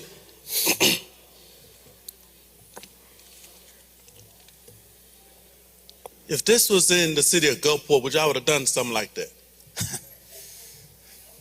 What do they say about ifs and buts? Gentlemen, I don't know. This is dealing with the Capitol complex. If your question is, would the city of Gulfport like it if the capital of Jackson was sitting, the capital of Mississippi was sitting smack dab in the middle of Gulfport, I imagine the city, your mayor would take the capital in a heartbeat. But this is the Capitol Complex District. Again, we're trying to help the city. Okay, and reason I'm reading off the paper what they said, the reason they proposed that question is because when the city of Gulfport went through a very bad year last year when it came to violent crimes, they was not once looked to be taken over, annexed to anything. They just asked for assistance, and the state gave them assistance. So that was on them. All right. Gentlemen, I'm not aware of that particular situation, but look, anytime a city or county or a particular area of the state need help, that's what this body's for. Come to the body and hopefully, we can consider that. Okay, all right, next question. What will be the diversity of the judges and also the court administrators that will be appointed to this special CCID? I think you mean the court clerk, and gentlemen, it would be appointed by the Supreme Court. I think you know just as well as I do that this body can't mandate that the court appoint a white person or a black person or a red, brown, yellow. It's not in the bill. Okay, I'm getting to it. Okay. How many incidents have the Capitol Police been involved in since CCID was incorporated? And also, if it's important to reduce the crime, shouldn't we have started with body cams and vehicle cams for the CCID police officers from the intersection? I'm glad you asked that. We just last year turned over the Capitol Police to DPS. So that's just happening. That's just starting to ramp up, if you will. And the body cams, that was the gentleman in front of you's amendment that we agreed to and made part of the bill, a couple hours ago now. But yeah, that's in the legislation. Okay, and last and final question. Are you familiar? I know we talked about the 1890 Constitution, correct? That's where this came from, right? That's the current Constitution, as I understand it. Yes. Are you familiar with what took place in 1870? Prior to, or which led up to the 1890 Constitution? I guess you'd have to be a little more specific on that, but that's way before my time, but I do enjoy history. Yeah, way before my time, too. Yeah. All right. So pretty much, it goes back to the state that in 1870, an African American was elected. In 1890, it was systems put in place to make sure African Americans not only was not elected, but also had a hard time with voting in the state of Mississippi. Yeah. So when people start talking about the 1890 Constitution, what was implemented during the 1890 Constitution. Well, gentlemen, here's what I'll say. As someone who appreciates history, I don't claim to know all of it, but I'm a firm believer, and you can't know where you're going unless you know where you've been. There are certain parts of the 1890 Constitution that were racially motivated based on my learning and understanding of history. Here's what else I'll tell you. Many of those racially motivated sections and articles that are in our 1890 Constitution have been struck down by the efforts of maybe some of the talented attorneys in this body, and they've been struck down in front of the federal judiciary who is appointed. Okay. And last but definitely not least, I'm sitting here reading your body language, and there's some things inside of this bill that you're not comfortable with, but it's something that got to go forth, correct? I'll be safe to say that? Gentlemen, I support the bill. I think at this point in time, it may not be the only thing. It's not the magic pill, but I do believe it will help the judiciary in Hinds County. It will help with our backlog, and I think ultimately help make the capital city a safer place for our citizens. Okay. So I was correct. You is some of the things you don't agree with in it, but you have to support it. All right. Thank you, gentlemen. Gentleman from Hines, Mr. Stamps, for a question. Thank you, Mr. Speaker. With the gentleman yield? Yes, sir. Do we need to take a break, gentlemen? You've been there for a long time. Let's keep going. All right, good deal. Somebody's going to get hungry eventually. I agree with you that we have a crime problem, but we also have a condition problem as well. Would you agree with that? A what problem? A condition problem. The conditions of the city of Jackson that causes people to commit crime in the first place. Okay. Would you agree that we have a condition problem as well? I don't know what the specific conditions you're talking about are, but I'm listening. Can I give you an example? Sure. Are you familiar with the urbanized area for the state of Mississippi? Sit in place by the Planning and Development District. In the city of Jackson or somewhere else? In the central Mississippi area. I'm not, no. The Planning and Development District is normally, the urbanized area is normally the urbanized area of your state. But in Mississippi, our urbanized area goes from Vicksburg to Forest, up to Yazoo City, and down to Crystal Springs. That stretches resources outside of your urbanized area. So it causes where you have disinvestment inside the urbanized area for the benefit of other areas. Okay. Do you understand how that works? I think I'm following you. Yes, sir. Would you agree that that causes a negative impact on what should be the urbanized area? Gentlemen, what is this, a federal agency of some sort that you're talking? State. This is Mississippi. Okay. The planning district, is that what we're talking the planning about? District. I'm generally aware that there are planning districts spread across the state, so I'm not specifically aware about the planning district that covers Jackson, though. Along that same line, the gentleman from Adams talked about health care and Medicaid expansion. Central Mississippi, Merit Health in South Jackson was closed down. Only thing left is a hospital right now. And all those doctors and those services were moved to Merit Health in Rankin County. You understand how the negative impact of closing a hospital down causes the people who live in that economy to now resort to a life of crime to finance their livelihoods? And so it causes crime to happen in the first place, which are also the conditions. I can't go that far with you, just based off the closing of one hospital. I too have been through a hospital closing, and we didn't have a violent crime spree that resulted in my area that I represent.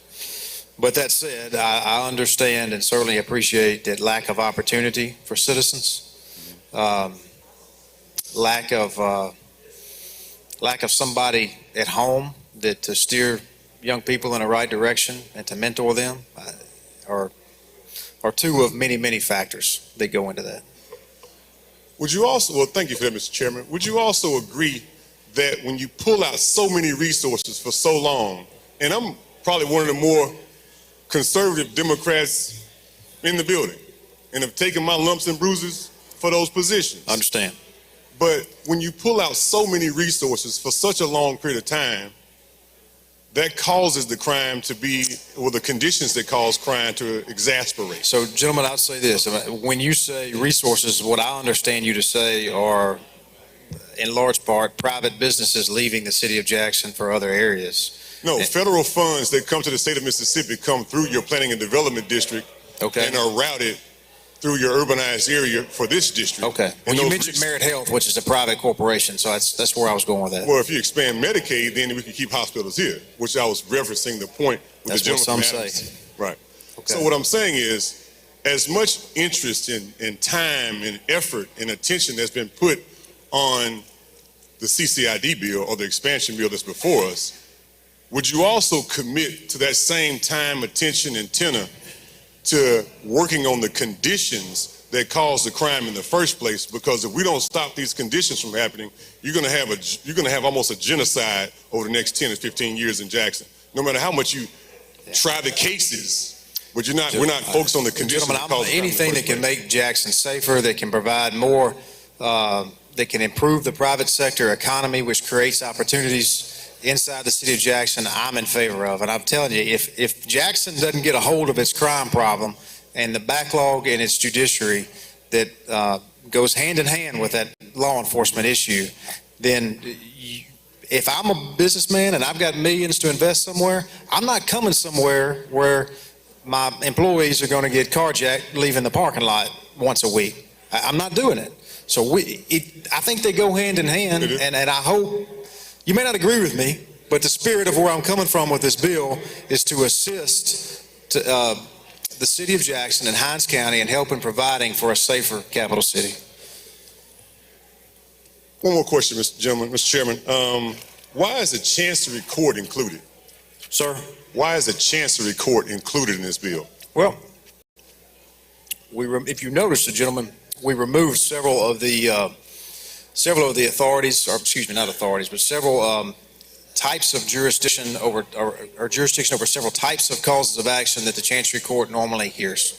Adoption, minors business, estates, bonds, and so forth. But we really left in there general equitable powers that a Chancery Court is given under the Constitution. And probably land matters to some extent. There may be a need. I mean, somebody may want to file an action there under the equitable powers, or there may be a declaratory judgment type action of something that accrued inside the CCID. So there may be a reason to have chancery, limited chancery jurisdiction in this inferior court. Thank you, Mr. Chairman. Is there a phase 4? Because this is about the third iteration of CCID advancements that's happened since this bill has been adopted years ago. Is there a phase 4 in the works? I don't know. No, gentlemen, this is the only bill before me, before my committee, so I can't answer that. As far as what this body would do in the future, I don't know. I can't answer that either. That'd be up to a future legislature. Thank you, Mr. Chairman. Thank you. Thank you, Mr. Speaker. Gentleman from Forest, Mr. Watson. If the chairman would yield, thank Yes, you, Mr. sir. Speaker.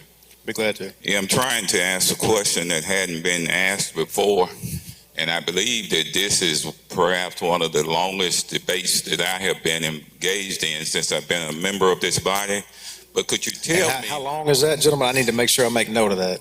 that's 43, 44 years? Congratulations. Who selects the Chief Justice of the Supreme Court? Gentlemen, the Chief Justice serves, according to my knowledge, based on seniority. In Based other on words, seniority. the justice who's been there the longest becomes the chief. And that is statutory. I actually couldn't tell you if it's statutory or in the Constitution, but that's existing law. Okay. I did want to clear up one point that you made, gentlemen, and that is that Justice King is third in seniority. Justice Kitchens is second in seniority. Then I stand to be corrected there. Thank you, sir. Yes, sir. Lady from Jones, Ms. Scott.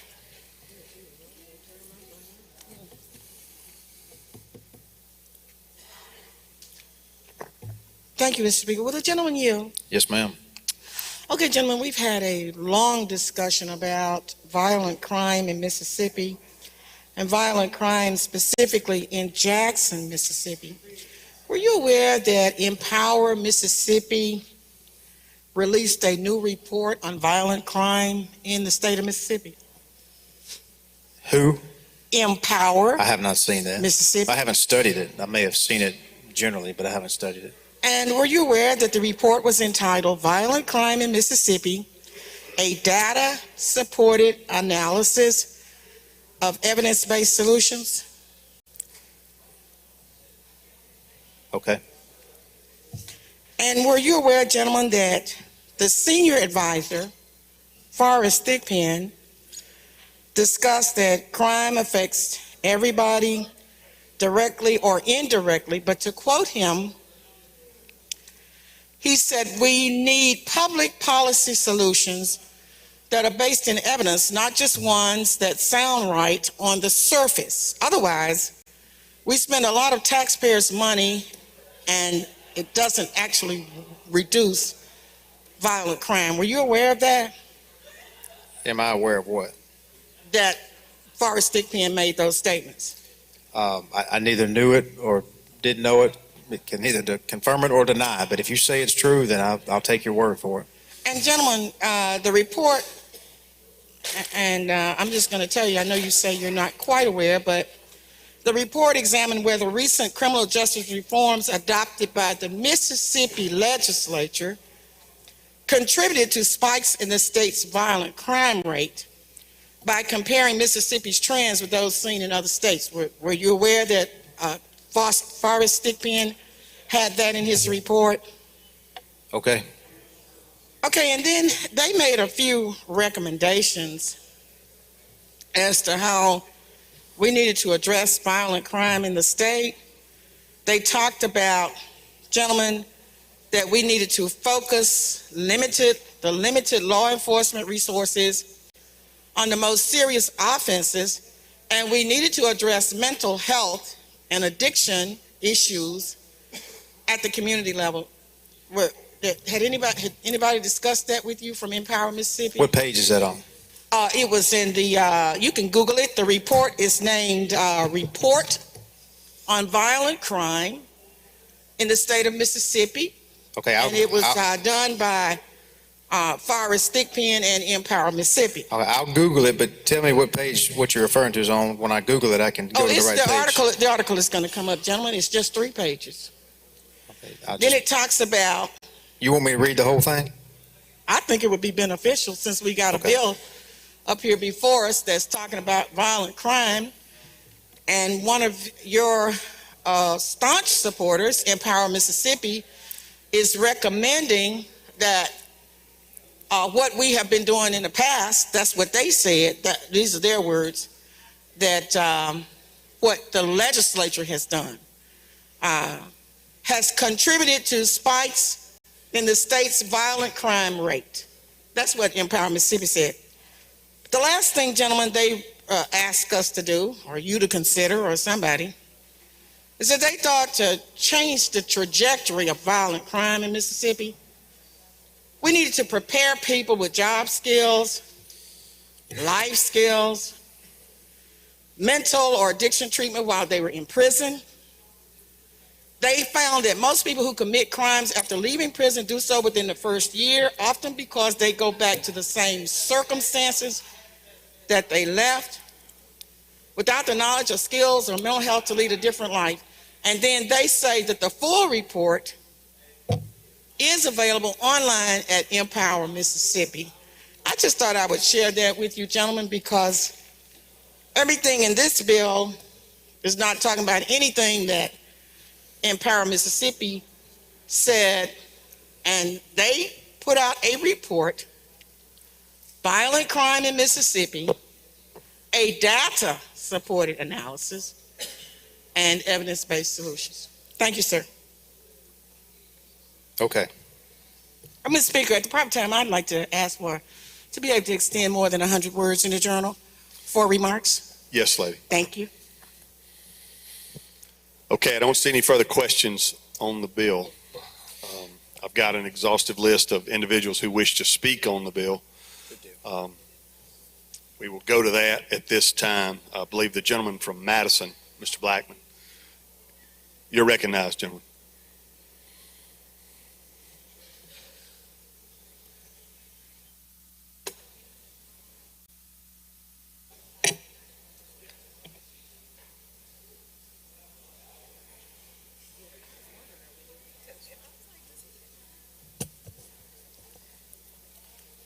How many of you seen or heard of a movie called Birth of a Nation? What we're witnessing here today with this bill is a good reminder of that movie. That movie portrayed what would happen when you have blacks in charge politically. It showed buffoonery. It shows individuals meandering around without any common sense or thought. They couldn't govern themselves. The problem is that there were those who took that movie as being reality. And after that movie, they used that movie as an excuse to start the end of Reconstruction. Blacks didn't know how to govern once they were given power. That's what we're witnessing here with this bill. Only in Mississippi will we have a bill like this with our history, where you say solving the problem is taking the vote away from black people. Because we don't know how to choose our leaders, and that's the problem. And the Trojan horse that has been brought forward in this bill is called crime.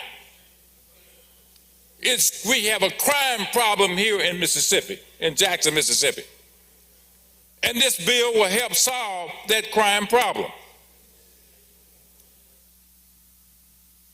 They talk about violent crime, and I read to you earlier the crime stats about some of the rest of Mississippi.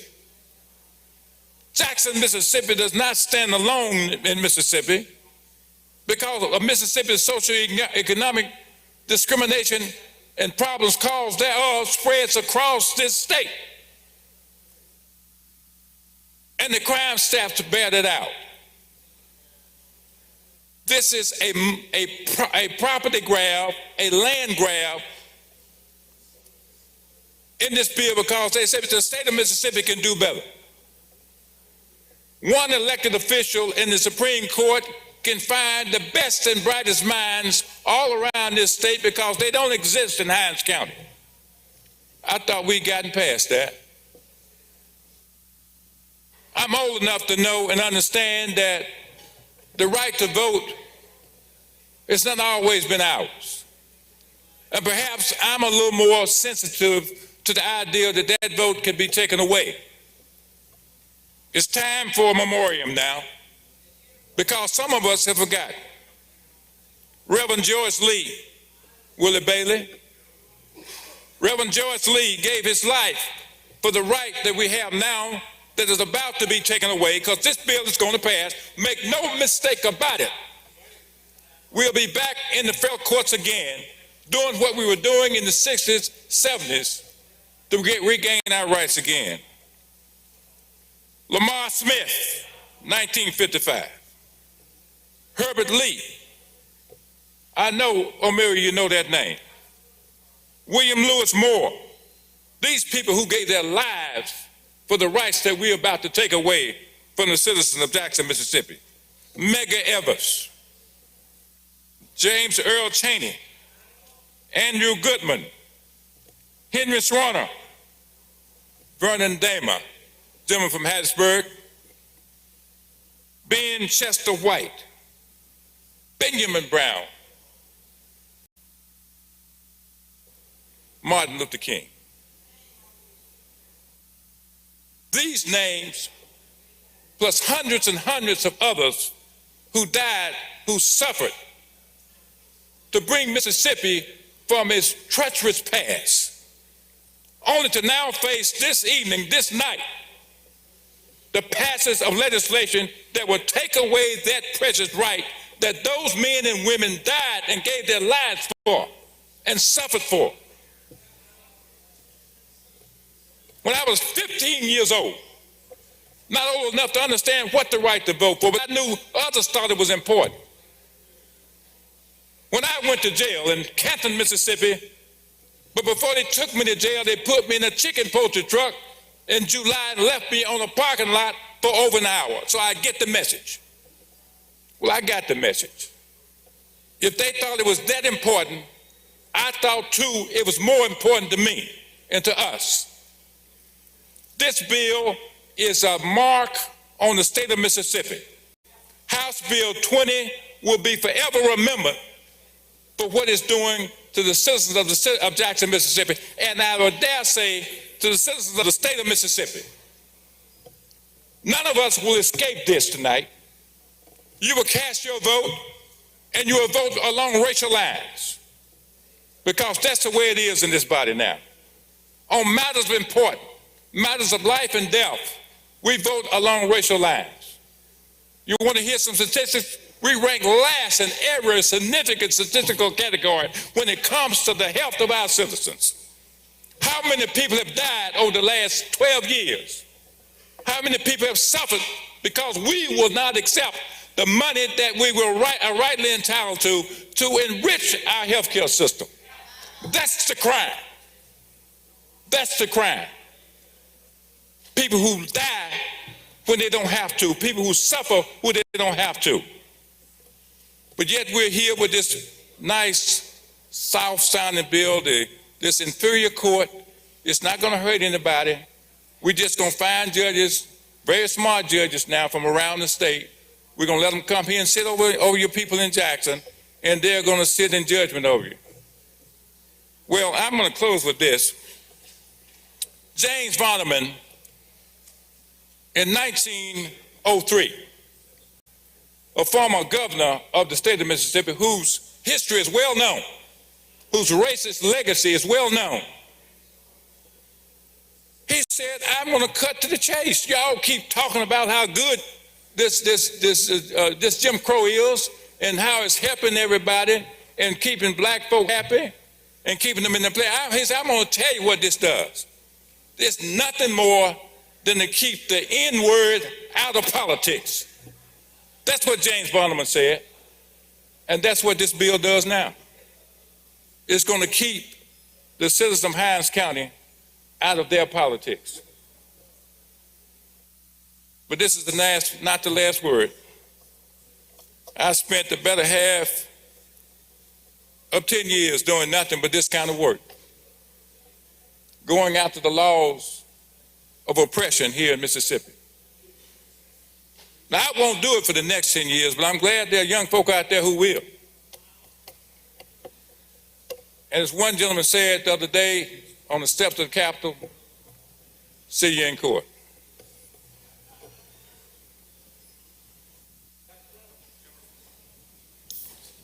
Gentleman from Hinds, Mr. Crudup, you want to speak on the bill?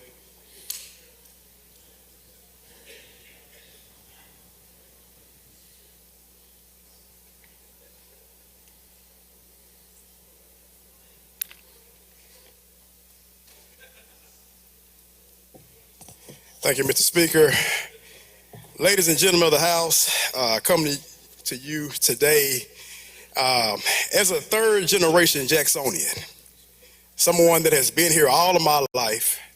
Parents were here, grandparents were here. Matter of fact, when I got sworn in 2019, my grandfather came here to witness that. Last living grandparent. You know, when I got elected, I thought that we were trying to make this state better. I thought we were trying to pass bills that would try to bring Mississippi forward.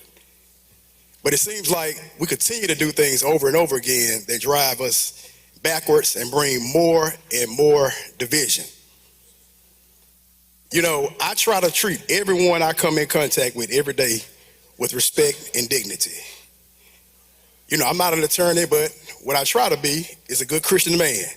That's why my grandfather taught me to be. To try to treat everybody with respect and dignity. Now, I'm coming to you today because I don't think this bill is fair. We're taking a section of Jackson and going and expanding this into a more affluent area. We talk about dealing with crime. This is not really dealing with crime. It's going to protect certain citizens and their rights. But what about the rights of others? Now, I live in a district, South Jackson and Byram, that, be honest, we deal with a lot of crime. Matter of fact, I had to console a grandmother who had her car jacked, like the gentleman said he was, not only her, but actually had a gun pulled to her grandson, 9 years old and 3 years old. But they won't be within this CCID. We got to deal with our own stuff. Now, I'm not saying we need to expand it all over the place, but what I referred to earlier to the gentleman is, why can't we come together as the Jackson delegation and decide what's best for Jackson. I don't think it's fair that we would go into Tate County, Lamar County, somewhere else and decide, you know what, this is what's best for that county. All I'm saying is, let us decide.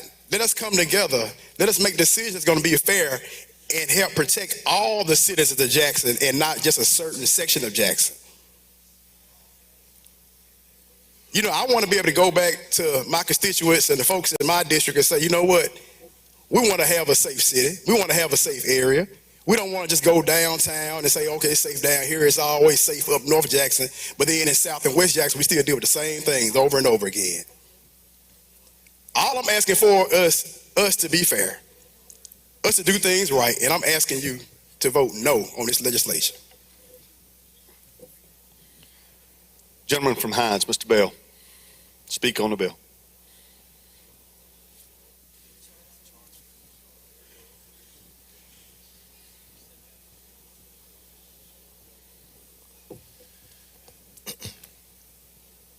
Thank you, Mr. Speaker.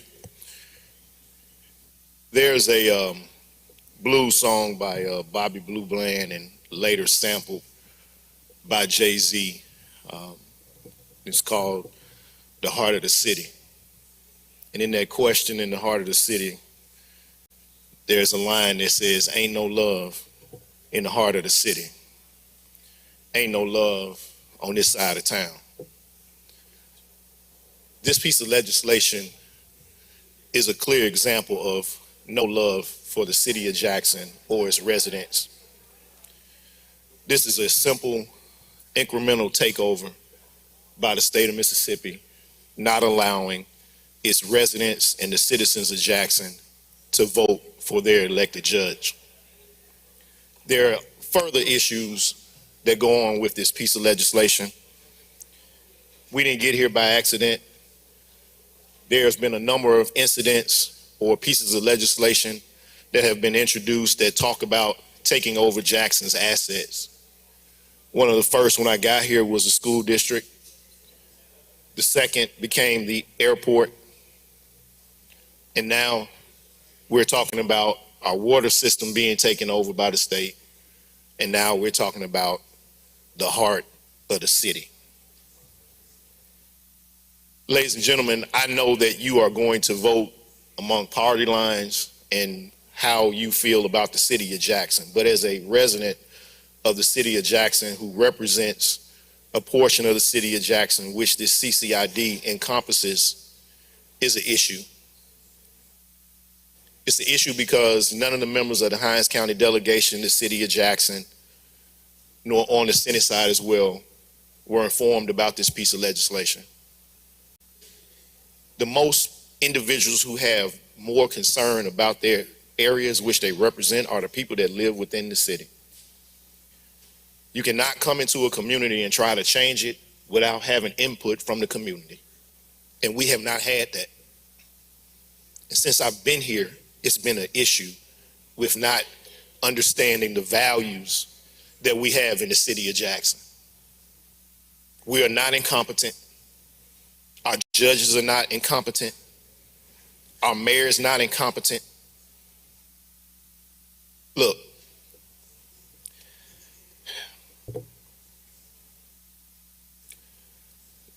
the gentleman from Canton made a statement about the 1890s movie. And it is reminiscent of Jim Crow. No, I did not live in the era of Jim Crow, but I certainly read about it. And I certainly understand, while this may not be the intent of this legislation, but it damn sure feels like it. Look, we are some hardworking people in the city of Jackson, and we love Jackson. We don't take things that we are not supposed to have. We have asked for help with our infrastructure. We have asked for help with our water. We have asked for help with our judges. We have asked for help. And what we get is pure theft and deception. because this legislation was not about a takeover of the city of Jackson. It was about helping the city of Jackson. As I go to my seat, I want to know, where's the love? Lady from Hines, Ms. Summers, speak on the bill.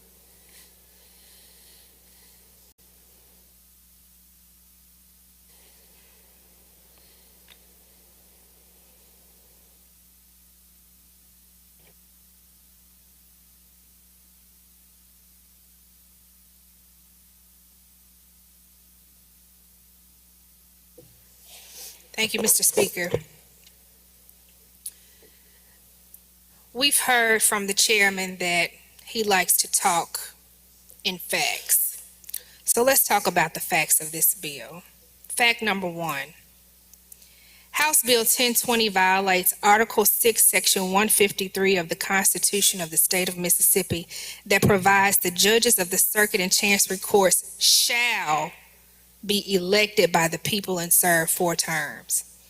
Fact number two, House Bill 1020 violates Article 6, Section 152 of the Mississippi Constitution that determines the number of circuit and chancery courts in Hinds County according to its population and the number of cases filed and other appropriate data. Fact number three, these cases would not be assigned by Hinds County court judges like the temporary court judges that were put in place. They would be determined simply by the geographic boundaries. Fact number four, House Bill 1020 violates Article 6, Section 156 of the Constitution that states that the circuit court should have original jurisdiction in all matters, civil and criminal, in the state, not vested by the Mississippi Constitution in some other court. Fact number five, House Bill 1020 violates Article 6, Section 159 of the state constitution that states that Chancery Court should have full jurisdiction over matters such as equity, divorce, alimony, etc. Fact number six, House Bill 1020 usurps the constitutional right of citizens of Jackson to elect qualified circuit and chancery judges to oversee matters in Hinds County according to the state's constitution. Fact number seven, House Bill, and I hear you, but these are the facts.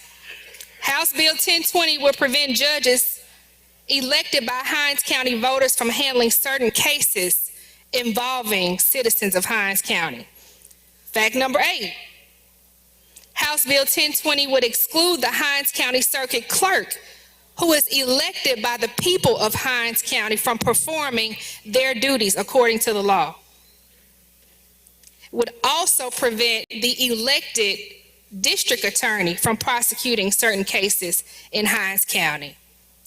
Now, you cannot take out what has been laid out in the Mississippi Constitution that we must follow and then say we must disregard everything that's in the Constitution.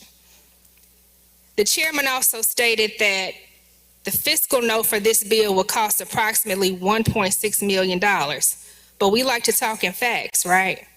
The fact is that it's going to cost a lot more than that, because the fiscal note does not take into account the cost of support staff, the cost of travel, the cost of equipment, the cost of office supplies that you need to run a court. In fact, because of the additional 6% added to this tax diversion, we're going to be diverting $20 million into one targeted area of the city of Jackson. We're essentially rejuvenating the redlining maps of the 1960s and the 1970s. Now, if the capital city belongs to all of us, which we've heard several times tonight, then why are we not taking care of the entire capital city? Where is the money to support the crime lab?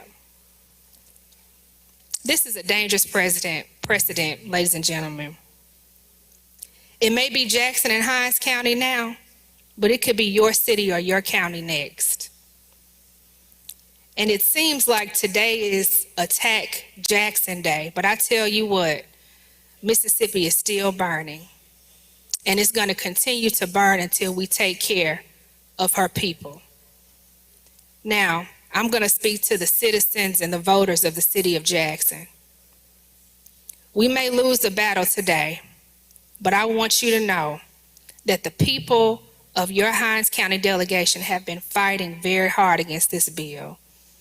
The victory belongs to God.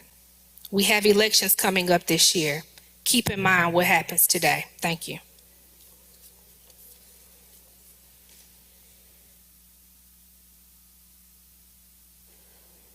Gentleman from Hinds, Mr. Brown, speak on the bill.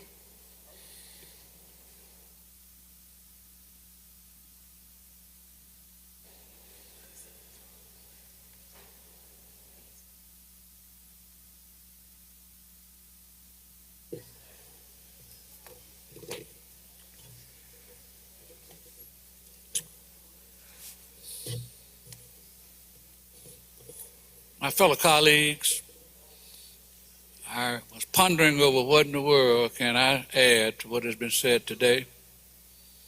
And there's just one thing that comes to mind initially. That is, when I joined this body a few years ago, I thought in my own mind that I was joining a group of the best citizens in the state of Mississippi. Now, why did I surmise that? Gee whiz, I said to myself, I'm going down to the Mississippi State Capitol, where ladies and gentlemen down there are the best of the best, coming from all parts of the state. I was proud to be a part of this group, black and white. And I knew that we were all down here for one purpose, and that was to do the best for our citizens. You know, we do things for our citizens. It brought me to the realization that sometimes politics gets in the way. You know, we've heard that. And I tell you right now, since Trump was president, I have seen a segment of our population begin to take wrong and make it right. I want to repeat that. People now are taking wrong, and you can know it's wrong and see it's wrong, but because of party affiliation, perhaps, or because of social values, because of alignment with different organizations, what have you, they'll take wrong and make it right. Now, what bothers me about that is the fact that we got children. Do you know your children are looking at you when you are taking wrong and trying to call it right? You're confusing the children.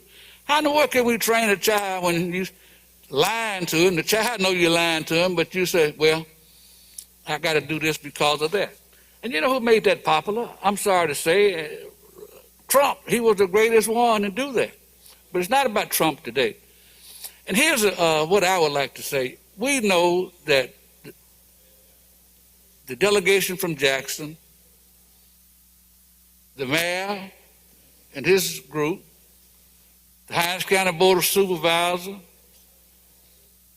we all know what's best for the capital city. Although we welcome your inputs, I'm doing this because I have a dental appointment tomorrow, and I don't want to be distracted from my heartfelt comments today. But the bottom line is, we would like for you to do what we think is best for Jackson, since we live here, since we pay taxes here, since we were raised here. And just like Ronnie Crudup, I was born and raised right here in Jackson, Mississippi. And I wasn't raised as a prejudiced kid up in the Tougaloo area when it was the country. I was raised to love everybody. So race is not a motivation of mine, and I don't think it's a motivation of most of our African-American representatives here. You know, a person's knowledge is only as good as the source. I repeat, a person's knowledge is only as good as the source. And here's what I would like to conclude. We need some compassion. We need some understanding. And we need some love as we debate this 1020. As I said earlier, overwhelmingly, I've gotten many calls about this bill, black and white constituents, and the majority of them, the high majority, say that we should not support this particular legislation because the people don't want it. There was a man riding through the black of night. Couldn't see his hand in front of his face. A booming voice came from above and told this rider, ride until the midnight. Disembark from your horse, camp out at this particular place, gather stones from this spot, and tomorrow you're going to be both glad and sad. Now, the fellow took the order, he didn't know what it was all about, but he did what he was instructed. He thought it perhaps was God talking to him. At any rate, the sun came up the next morning, and the boy said, mount up and ride on, and look in your pouch and see what you have. He looked in the pouch, and guess what he was picking up tonight? Stones, rocks. And he had his share of stones and rocks in his bag. But actually, the stones and rocks were diamonds. And he said, well, I be doggone. That's what that voice meant. I would be sad and I would be glad. I would be happy. Well, it come to find out that the rocks were actually diamonds. And he said, well, I be dog. I got a few, but I sure enough wished I had gotten more. Let's not be sad about this, ladies and gentlemen, that decision we got to make tonight. Let's honor the will of the majority of the people. Let's honor the will of the city of Jackson and honor the will of great longtime soldiers such as Ed Blackman, such as Mr. Bailey over here, and such as Deacon Watson. Let's make sure that we do the right thing. And let's not go along with wrong and call it right. Thank you. Gentleman from Hines, Mr. Banks, speak on the bill.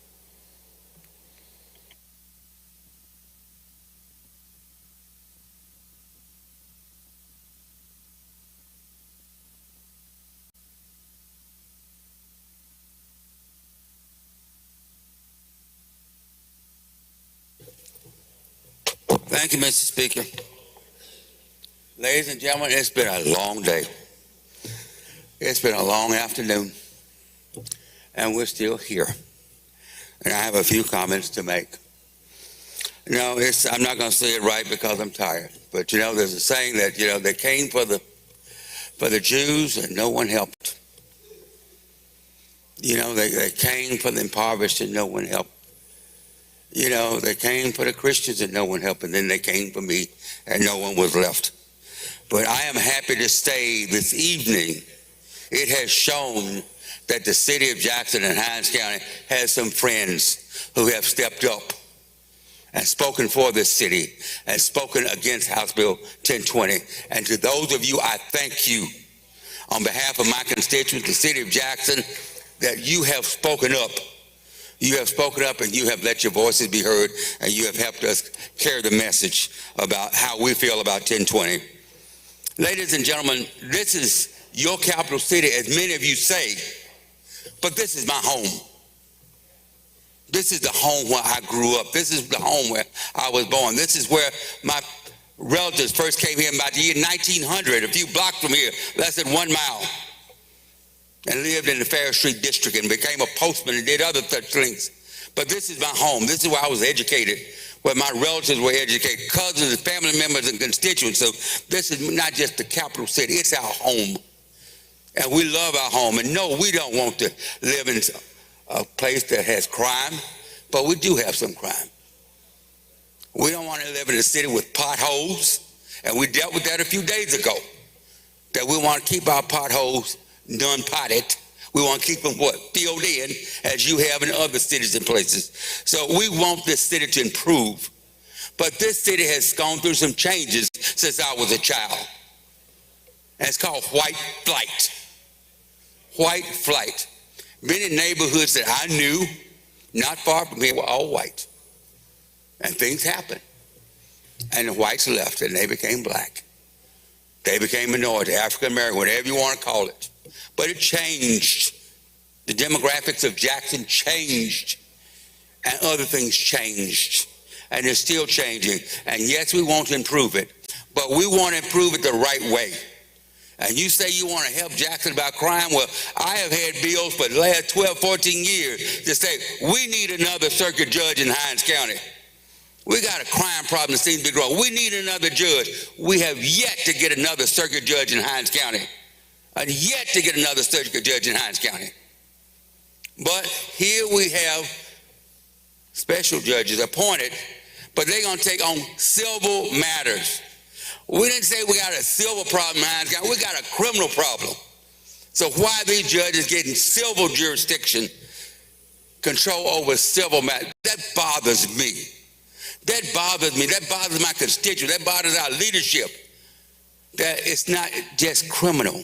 It's civil. What's the deal? They got $20 million in jurisdiction. $20 million to hear civil cases. What? That's not the problem. The problem we say is crime. Let's deal with crime. Let's deal with the crime. And as the gentleman from Madison said, it's crime everywhere. It's crime all over the state, all over this country. We see shootings in schools. We see shootings in California. We see shootings all over. It's a crime problem in America. Not just Jackson, not just Mississippi, but in America. And we need to deal with it. And in talking to our 4 circuit judges here in Hinds County, they said one thing. We could get some of these people out of jail and into the penal system, in the correctional system. But you know what? We can't get them tried because the crime lab is backed up. The crime lab, I want to tell you, according to our judges, and you ask your judges back home in your districts, they have evidence that's being slow to process. And the people that process it, they leave and then they can't testify when it comes to the criminal trial. And it slows the process down. So we can get 2 new appointed judges by the Supreme Court, but you know what? They're going to have the same problem. They're going to have the same problem getting stuff from the crime lab. And we got to deal with it. You got to deal with it. If we're going to do it regardless of these judges passing on, that's something that needs to be dealt with by this legislature. And then we talked about, the federal judges are appointed. They are appointed. But with the advice and consent of the Senate, we got 2 men that are going to be appointed from somewhere in Mississippi with no advice and consent of the Senate or anybody else. It's whatever the Chief Justice says. I don't like that. It smells to me. But, court's going to be across the street in the Woolfolk Building. Court is going to be across the street in the Woolfolk Building. You have criminals over there, people accused of murder, carjack, whatever, across the street. You got whole floors, 12, 14, 15 floors of state workers, and downstairs you're going to have what? Criminals. And they're going to have to keep them safe. They don't escape and get out and do something to staff people over there or whatever. That's not the place for a courthouse, in my opinion, living here in the city of Jackson. We talked about the money. The money. Where else do you know where the city of Jackson is going to lose income? Lose income so we can have judges that are hearing civil cases. Civil cases. Criminal cases, maybe so, but criminal cases, come on, guys. That's not right. That's not doing us right. We don't have a civil problem. Again, we have a criminal problem. But it's tough. It's tough being here, but I want to thank this gentleman for doing one thing. He saved you some time tonight. I'm going to tell you, I saved you some time because he reduced that bill from 1,000 pages down to 40 pages. Because if you remember, if you were here, when we had some legislation deal with to take over Jackson Airport, I sat there and made the motion, made the request, held the bill read. It was like 1,000 pages, and I was going to do that tonight. I don't care what time the clock round out to be, but I was going to sit there and do it as I did it before.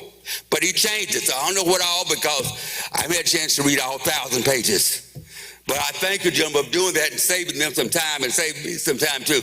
But you have to be determined as a legislator to fight and stand up for what you believe in and do what you believe in. And this is what I believe in. I'm not happy with this bill. I'm like the other gentlemen. We know you're going to probably vote for it, but it's going to wind up in court. We're going to spend millions of dollars or whatever on some attorney fees, Phelps Dunbar, this one, that one, whatever, Butler Stowe, and they're going to get money off of it, but that's how it goes here in Mississippi. But as my predecessor said too, we can do better. We can do better. Thank you for listening this evening.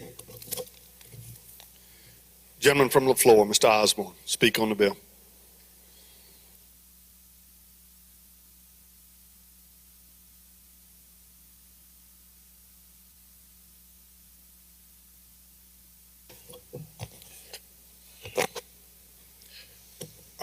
This bill reminds me of what happened in say 1948 when I was born, and that was the year in which Strom Thurmond ran for president as a Dixiecrat.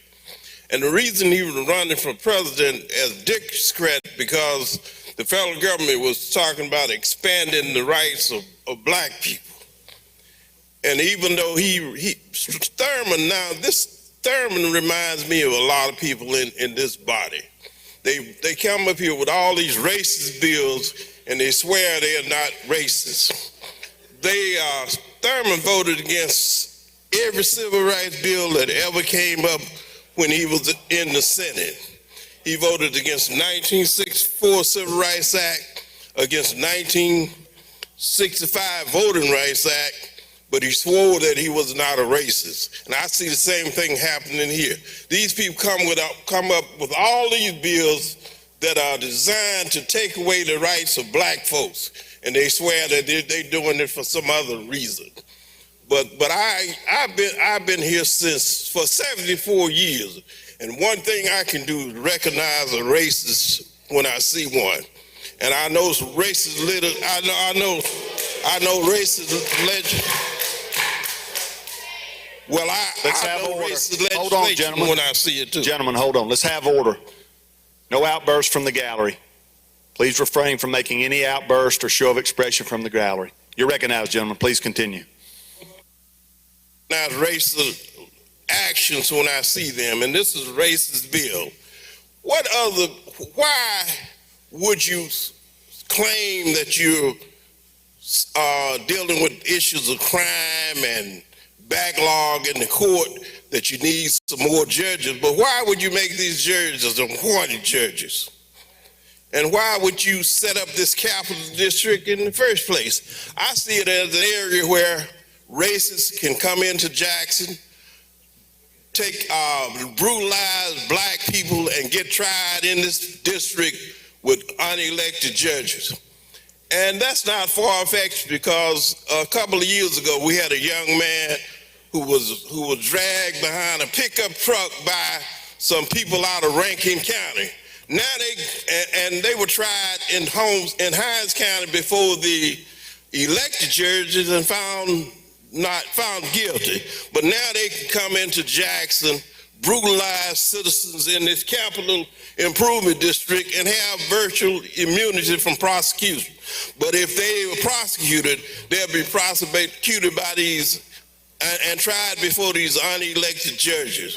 So I see this as creating an area in Jackson where we have apartheid really being reintroduced.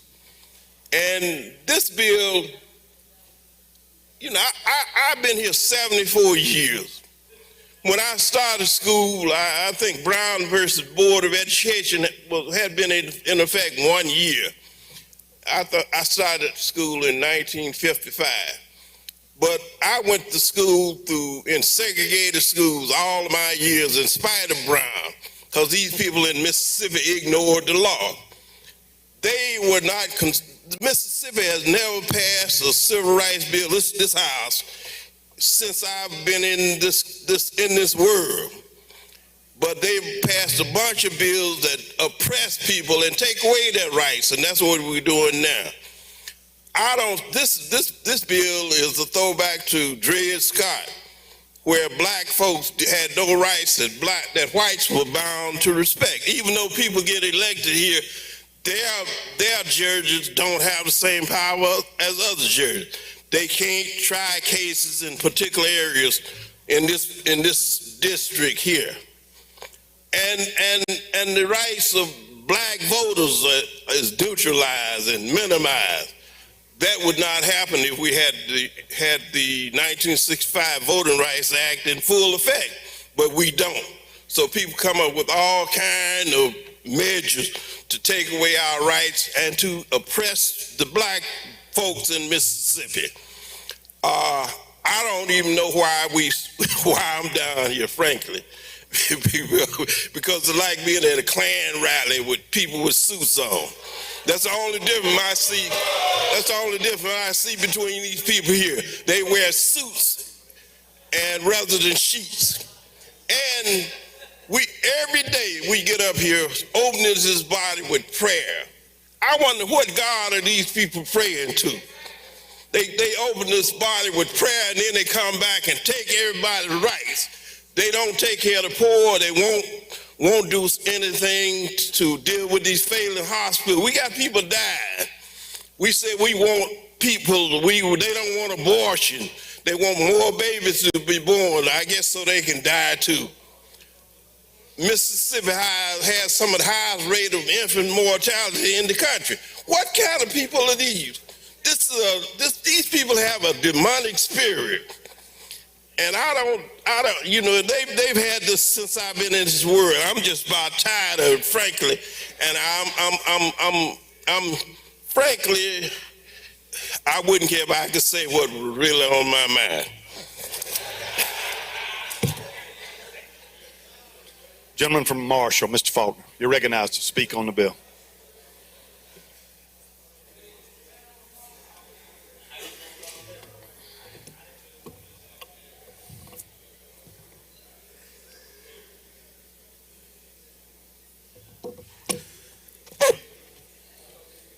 Thank you, Mr. Speaker.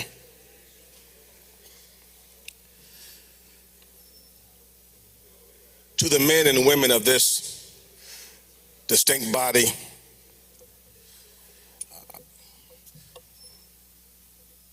as we talk about this legislation today and about keeping our capital city safer, Mr. Chairman mentioned on a number of occasions about his attempted carjacking.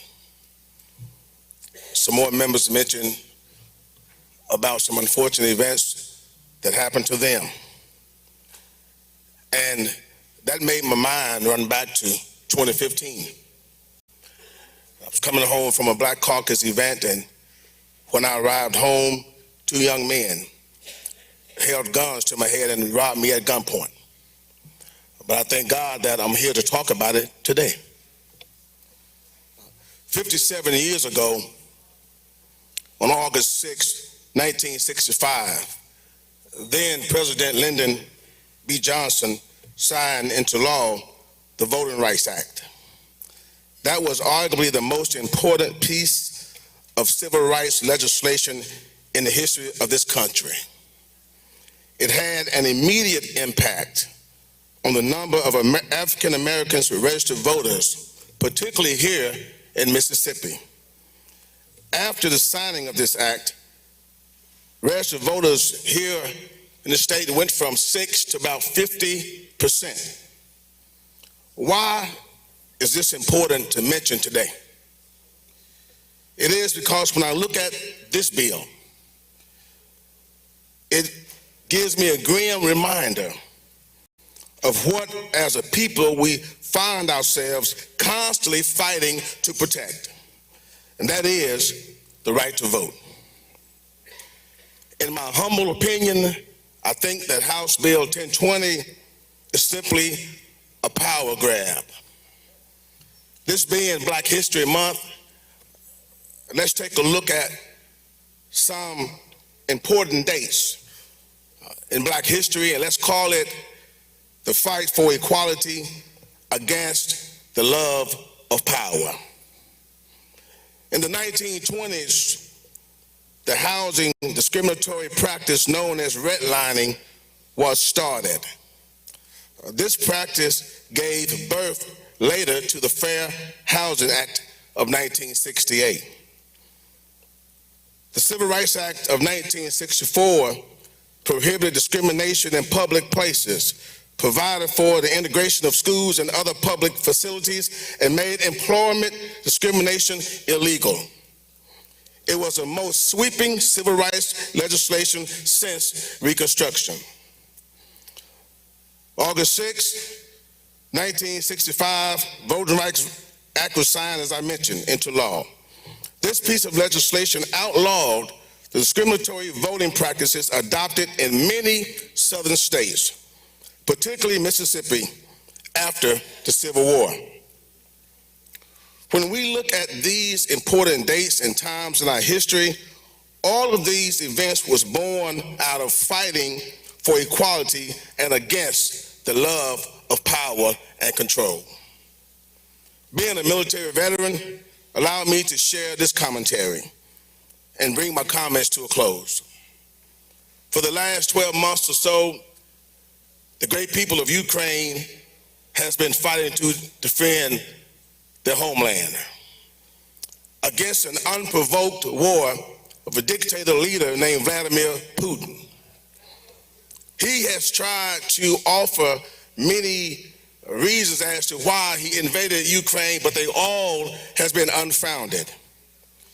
The real reason that he invaded Ukraine was for a simple control of power, or power and control. House Bill 1020 has been brought forward under the false pretense of making Jackson a safer place. Again, the real reason is simply for power and control. I'll finish by saying this.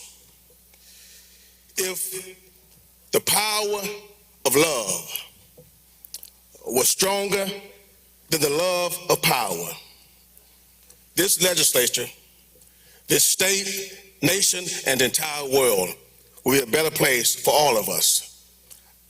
I will be voting against this bill, and I ask that you do the same. Thank you. Gentleman from Washington, Mr. Hines, speak on the bill.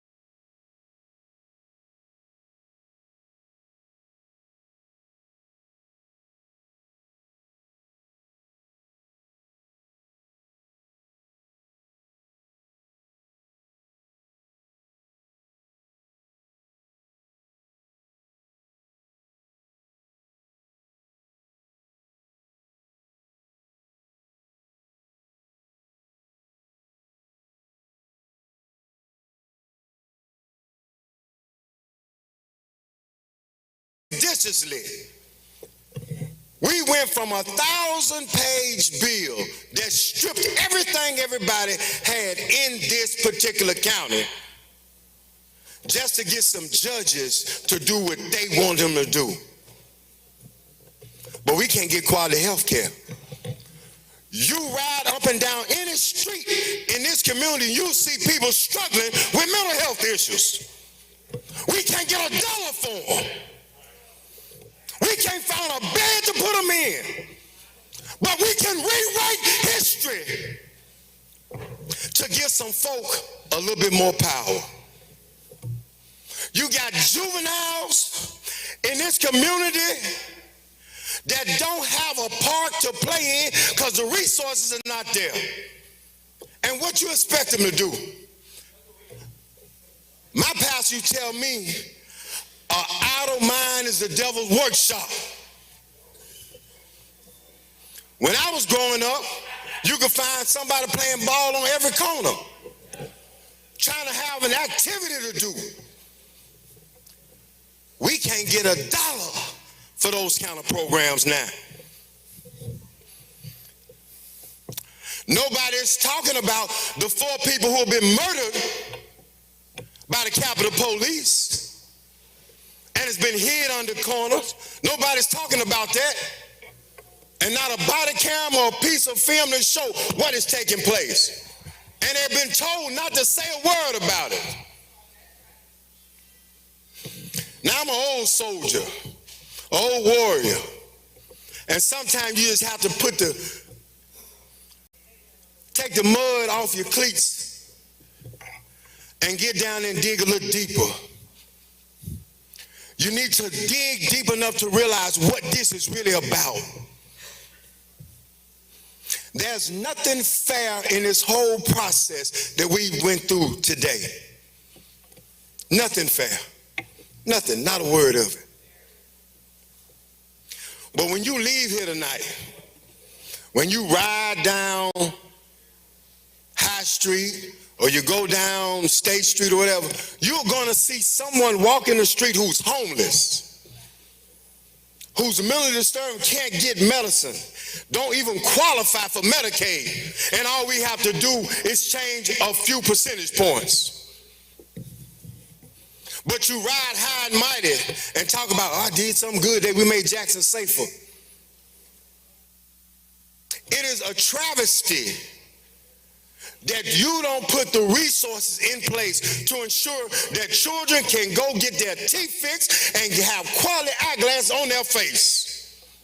But you can put some more money to give some police officers to make a certain set of folk feel better. That's a shame. That's a shame. It's a shame that we have to sit here and have a discussion about this, and we got children who don't have food to eat. You got folks living in their cars in this community. And yet and still, nobody is pushing $1 from the leadership down to the janitor to ensure that these people have somewhere to stay. But you're going to make Jackson safer. You want to make them safer, but you ain't putting no resources in play at all. Or we can't afford that. What's the physical note on that? We can't do that. Ain't nobody said nothing about how much money in the long term that this gonna count. 38 hospitals about to close. 38. I got a niece that's pregnant right now. We are terrified that she won't have anywhere to have her baby because the resources are not there for neonatal care. And if it's impacting my home, I know it's impacting somebody else's home. But some of us got good insurance. But the lady that worked at the gas station down the street, who put in 38 hours a week, who show up on time, and the most dependable worker they got, can't insure her children. She does not even have health care. But we want to make Jackson safe. If you really want Jackson safe, put the resources in place where we can put mental health services in place, where we can have quality housing for people, where we can insure children, and where we can make sure kids got somewhere to go and play and something to do. We ain't doing it. We have not done it at all. What we have done is find a way to do what a few folks want to do so they can get some money in their campaign accounts, and so they can run for their next office, and so they can do some other things that has nothing to do with improving the quality of life. It's a shame. It is a shame. Now, some of you gonna leave here offended, upset, and mad. But to coin Michael Jackson, you really need to look at the man in the mirror. Because the man or woman in the mirror could have done something different with this one. We could have done something a little different. How about let's work on trying to improve the quality of life for those folk who can't improve it on their own? Just a little something different. Now, some folks say money don't fix everything, but I know it sure help. So let's put some money in health care. Let's say them 38 hospitals about to close. Let's establish a burn center. Let's improve quality community mental health services. Let's make sure that the addiction problem that young adults and females and children have is resolved. Let's do the kind of work that we are sent here to do and stop piggybacking off somebody else's agenda that has nothing to do with improving the quality of life or for us. Can we do that for a change? Can we really act like we care for a change? Can we? Can you honestly look in the mirror and say, I did what I was supposed to do today, improve the quality of life?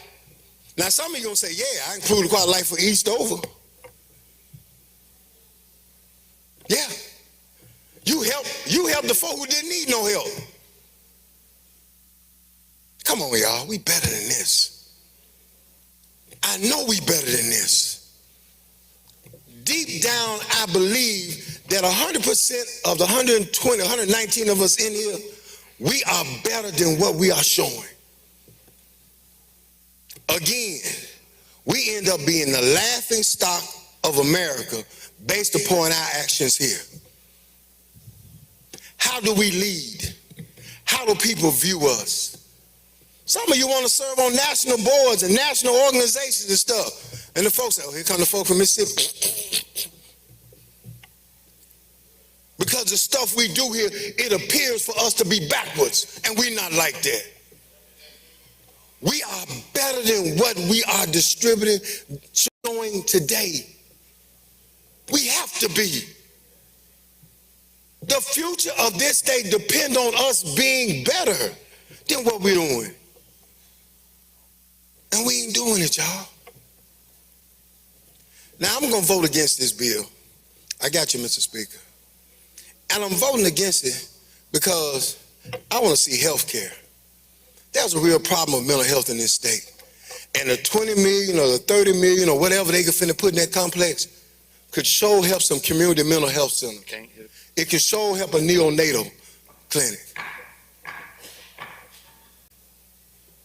Gentleman's time's expired. Gentleman from Sunflower, Mr. Anthony, speak on the bill.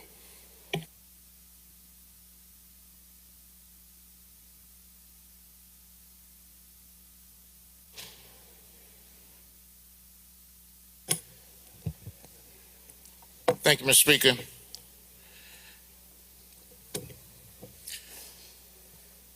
Just about everyone who studied our nation's history will recall the rallying cry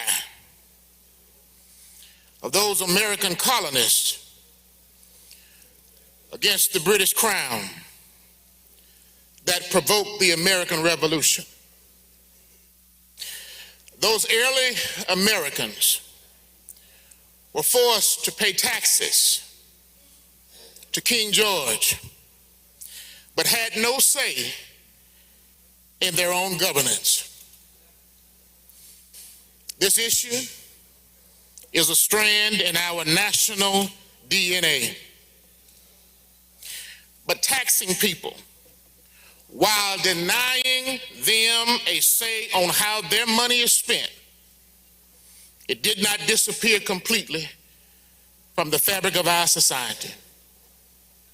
Today, this piece of legislation does the very same thing. Those draconian bill, it would create a new court to oversee cases within the Jackson Capitol complex. It will allow judges to be appointed, prosecutors to be appointed, and none will be elected by those who they serve. And for this body, for those who pride itself on freedom, on liberty and individual rights, those who want to have individual freedoms have now proposed to diminish the freedom and the liberty and the individual rights of many Jacksonians who will be taxed, but they will not have representation. This piece of legislation will rob the residents of our capital city of their fundamental rights to elect its own judges and its own prosecutors. Some of the core principles of conservatism is individual freedom. Those who say they are conservatives, they want limited government, the rule of law, fiscal responsibility, human dignity.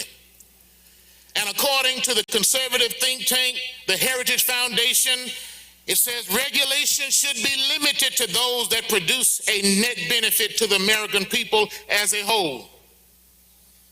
They believe, as many of you believe, that government functions best when it's closest to the most accountable to those people that they represent, where the power is shared between the states and the federal government. Ronald Reagan said, government is not the solution to our problem. Government is the problem. And this legislation causes more problems than it solves. It sets precedents for this body to implement this all over the state. It's Jackson today, but it may be Tupelo tomorrow. It may be Oxford the next day. It may be the coast, because this body will not stay in the majority the way it is now. And one day, when the roles change and the leadership changes, would you want this piece of legislation in your hometown? Because it ain't no fun when the rabbit got the gun.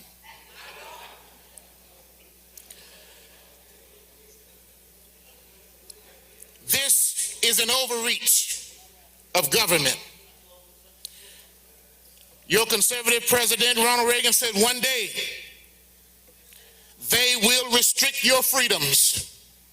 He said one day they will restrict your history. One day they will restrict your safety, all in the name of professional victims that do not understand the consequences of their ignorance. And that's what this body is doing today. That one day is today. Today, we're picking on Jackson. Tomorrow, when the majority changes, it may be your community. Oppose this legislation. Gentleman from Adams, Mr. Johnson, speak on the bill.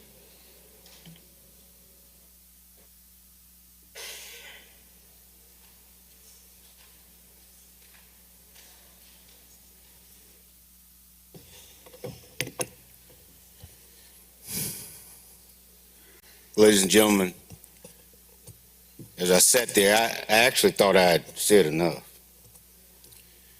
But when Ed Blackman spoke and Solomon Osborne got up and spoke, it touched something in me. Because I don't think that people realize that what these men talk about is not born out of a philosophy or what some leader said or sang to them or read to them one day. They don't come by the feelings and the attitudes and the ideas that they have lightly. They come by it by experience. When Solomon Osborne says that I don't know that your suit is no different than a hood and a white sheet, he doesn't say that trying to be cute. He doesn't say that. He doesn't say that with lightly. He says that because here's a man who's 74 years old whose experiences are born out of a struggle that taught him that. That's a life experience. He doesn't look at you and think, I hate you. He looks at you and says, that is, you represent a hate that's been born upon me. That's what he's thinking. He doesn't look at you and say, you're evil. He looks at you and say, what I see is a representation of what's been born out on me in my life. And the reason I know that is because that's mine. I may not always express it the way he does, but when I look at you, sometimes I feel that way. And so when a black man or a black woman stands up in front of you and says, this feels like racism to me, it's not because they read it in a book, it's because it's what they have felt, it's what they have experienced. They don't say that to people that they serve with and like working with. They don't say that to people they smile and sincerely shake their hands with every day because that's what they want to believe. They say that because this represents something that they have seen and experienced before. Because, you see, just so recently, when we talk about what government has done and hasn't done efficiently, or what government has done wrong, we hadn't seen this body act on any of that yet. And the people who did the wrong were white. Stole $95 million from poor children. And this body hadn't said one time, let's take over that agency and make it work right. Let's take those people out of office. Take the power that they have to run that agency and take it and put it in the hands of the legislature so it can be done right. And the only difference we see is they're white and the mayor and the city council and the supervisors in Hinds County are black. So nobody comes by that lightly. Nobody wants to feel that. Nobody wants to look at that. The majority of the people in this body, I like, I respect, I don't think are racist, don't want to believe they are. But this piece of legislation represents something else. A friend of mine showed me an article where his grandson was up here paging. And they asked him, what did you observe and what did you think? He said, the thing that I observed that impressed me the most was that I know that there are Democrats and Republicans and whites and blacks, but everybody seemed to get along. Everybody seemed to be able to work together. This is a child. He didn't just talk about relationship. He observed they worked together. This is not working together. That's not what this is. See, when we see this, this represents a history. Not just the state of Mississippi, the federal government, they would create atmospheres and mechanisms where black neighborhoods and where black people live would be disenfranchised. We move in, everybody moves out. We try to buy a house where you live, then they would draw a red line somewhere where you can't go and the financing becomes different for you than it becomes for me. That's a life experience. When you see something as a legislator to be made law, it represents a life experience for you. And so we just respect the idea that people like myself and Solomon Osborne and Ed Blackman can't ignore that. And what I described, they've seen far more violent and far more tragic than what I'm talking about. They don't come up to this podium. Solomon Osborne's been up to this well maybe twice. He feels a need to come. When he comes, that's how he speaks. But I can tell you, that's not a spirit of hate. That's just a spirit of, look, I'm tired. I'm just a little bit tired. and I've been called up here to do some good, and I want to work with you and see that good being done, and I'm just a little bit tired of not being able to get it done, and I'm a little bit tired of seeing this same old thing again. And I know that the chairman handled this bill. I know him. Been one of the best chairmen for me to work with. Can sit down and reason with him and talk to him with just about anything. They've talked about this bill. It's better than it was. It's still bad. Better than it was.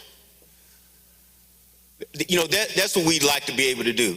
You know, and when people talk about what they care about, I know you've heard it, and I hate to keep beating the same drum, but, you know, we spent years trying to fully fund MAEP. We still hadn't funded it. We spent years trying to provide infrastructure for schools where they didn't have it.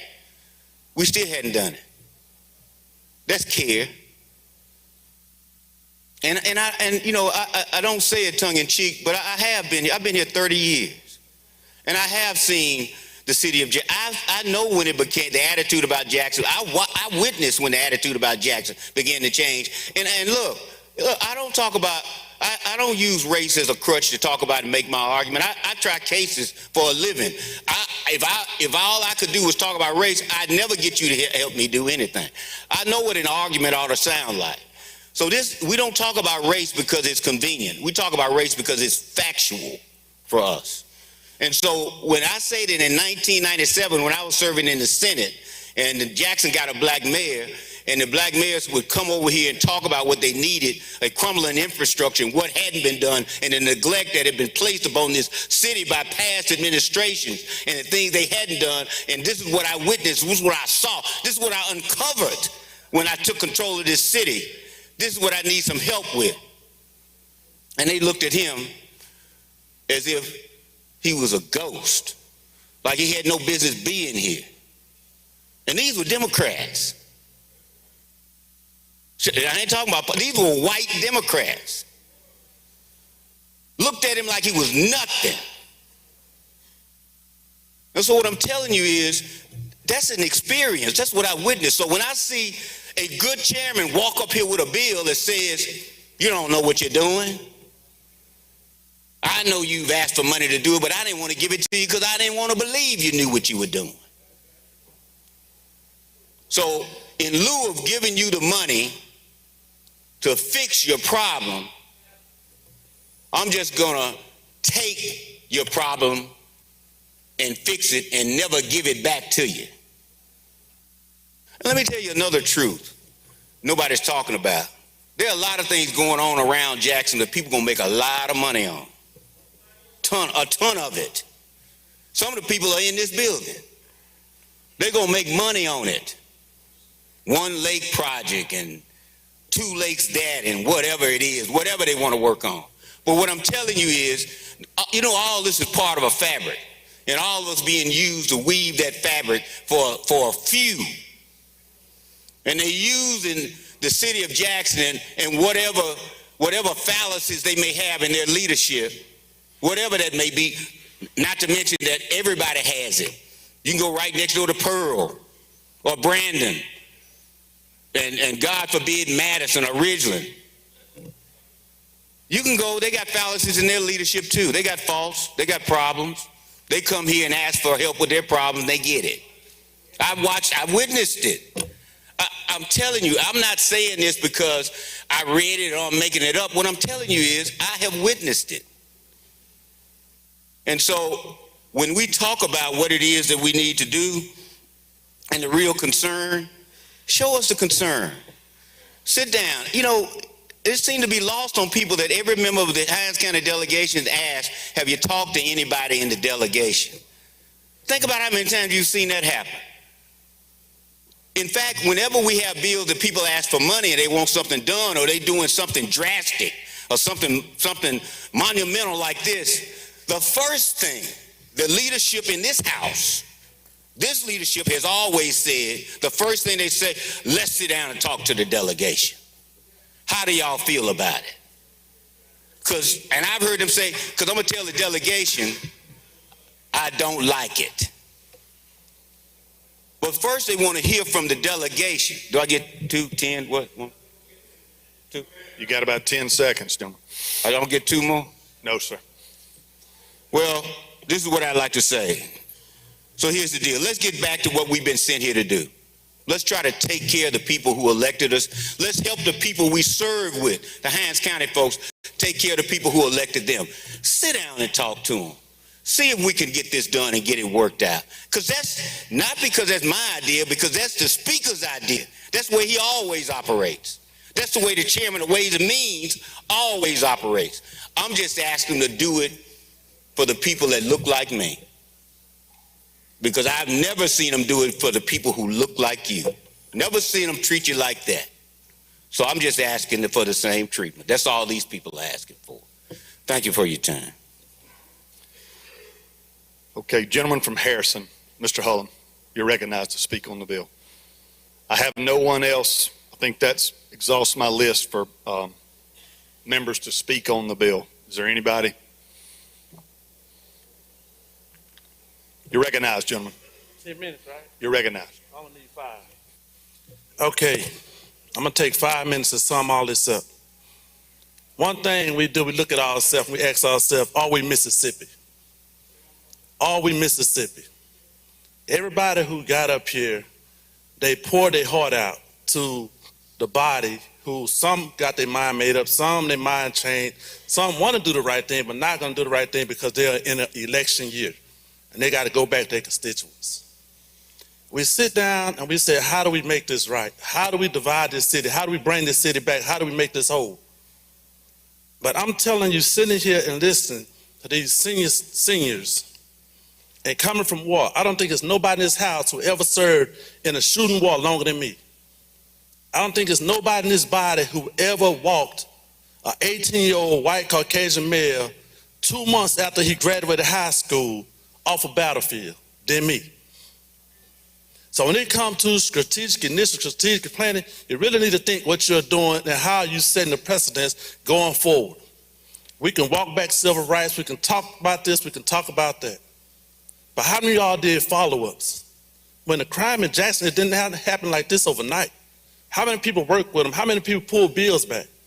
And some of y'all, this is gonna hurt you more than it hurts the African Americans. Because majority of the African Americans in here right now do not need this position or job to maintain their quality of life. And if you need this position to maintain your quality of life and you vote the way you vote to maintain your quality of life to keep your position, you really need to check yourself. You're not here for the will of the people.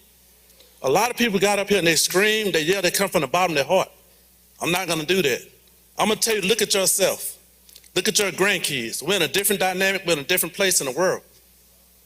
But I think about back when in World War II, when the African Americans went to the president at that time and literally begged them to fight for a country that did not fight for them. I think about the time during the civil rights era when people who fought in foreign wars came back and they got spit on and got their eyes gouged out, but they still fought for this country.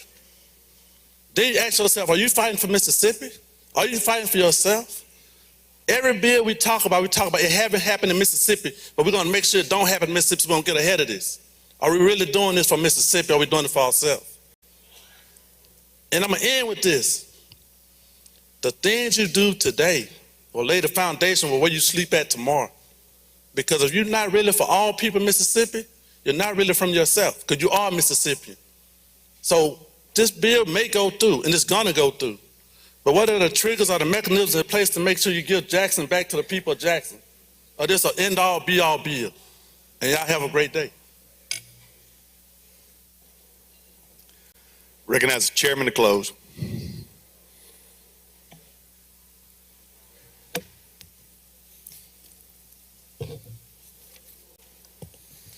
So I get the fun job of having to close after all of that. Where in the world do I start? I've been sitting there for the last several hours thinking just that. Where in the world do I start? I could talk about integrity.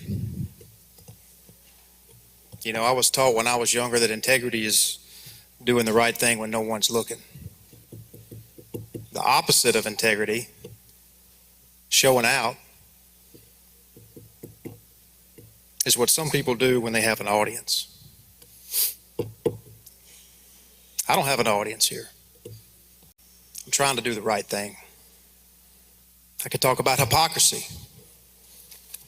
If I want to talk about hypocrisy, I might hold up the 2017 House Bill 1226 vote, wherein the only nay votes, except for one, were all Republicans, which means that every Democrat in this body voted for CCID to start with. I might further talk about how a former member of this body at the time when we voted on the CCID bill in 2017 openly lobbied to be appointed as the judge over the CCID. Now, that member no longer lives here, but is a former member of the Hines delegation. And some of y'all know exactly what I'm talking about. But no, I'm not going to talk about those things. The one thing that kept coming to my mind as I sat there for the last 3 hours or so, taking my lumps, is probably the best thing that I saw all day today. And that was when one of the finest men that I believe ever served in this body, his grandson, the grandson of Leonard Morris, stood right up there on that podium when we started today. And the smile on his face and his sharp sports coat. And I got to thinking about him as I was sitting down. And I thought, that little boy is the future of this state. And guess what? He don't look like me, if we want to talk about race. But he's the future of our state. And I got to thinking about, is his capital city a safe place for him right now? Ask yourself that in your own hearts. You want to let that little boy go running down the street? I don't think so. Okay, I also got to thinking, does that little boy or his mama or his grandmother, when God forbid something terrible happens to him or another person in this city, are they going to be, and they become victims of crime? Are they going to be thinking, God dang, I got to go in front of a judge who's appointed instead of elected? No, they're not. So, I'm not going to give you some long speech. I'm not going to holler and scream and put on a show. Every one of you in this body at some time or another has come to me since I've been serving as chairman of Ways and Means, and you've asked for something, and I don't know one person that's ever accused me of not sitting down and listening. This is an idea. This is something that I believe will help with the crime situation and the backlog in the Hines judiciary. It's not a perfect measure, but guess what? Nothing we ever do in this body is perfect. We're doing the best we can. If this bill is not perfect, if it can be improved, you get my word that I will stand with you to try to improve it. But I do think it will help. And I'd ask you to vote with me to pass the bill.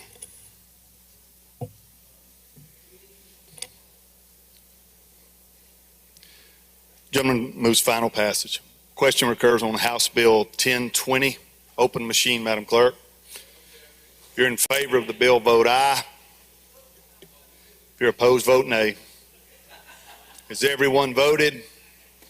Has everyone voted? Close the machine, Madam Clerk. By a vote of 76 yeas, 37 nays, the bill passes.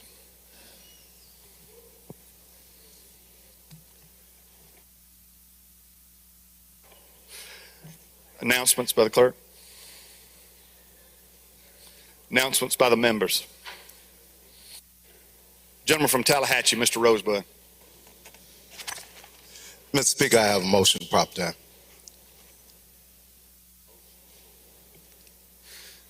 If I were to recognize you for a motion, gentlemen, what would that motion be? Motion's latest is to hold this bill for reconsideration.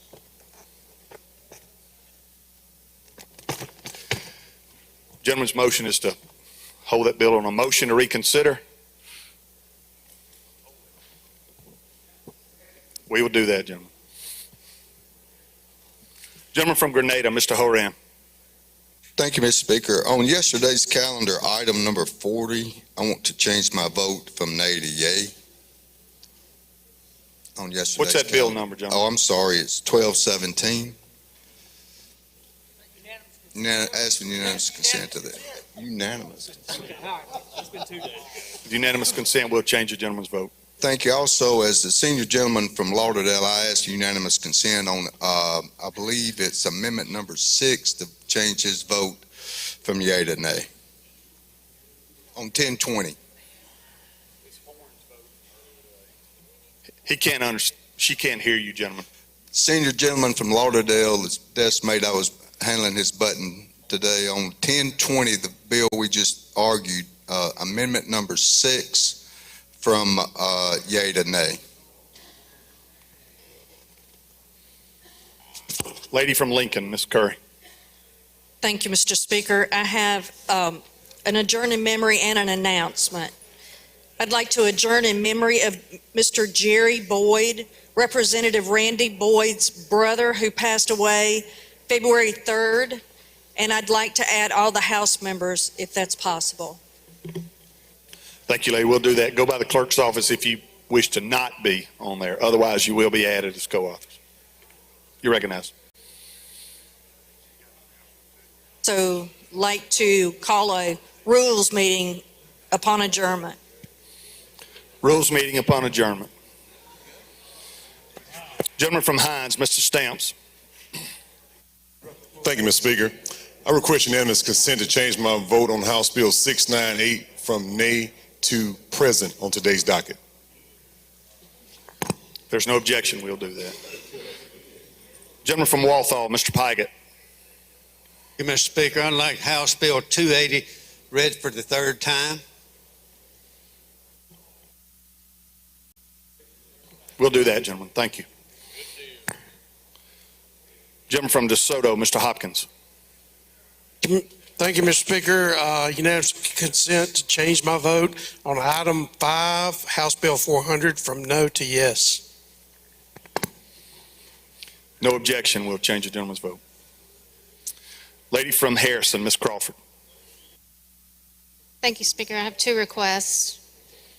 I ask unanimous consent to change my vote on today's general calendar, item number 6, House Bill 412, from yes to no, and number 143, number 143, House Bill 771, from yes to no also.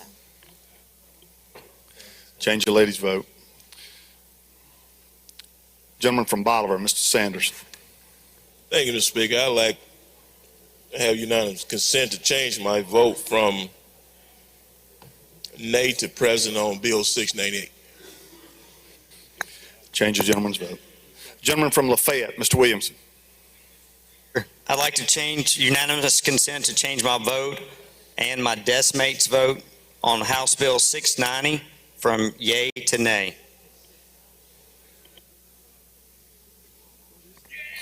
Which desk mate, gentlemen?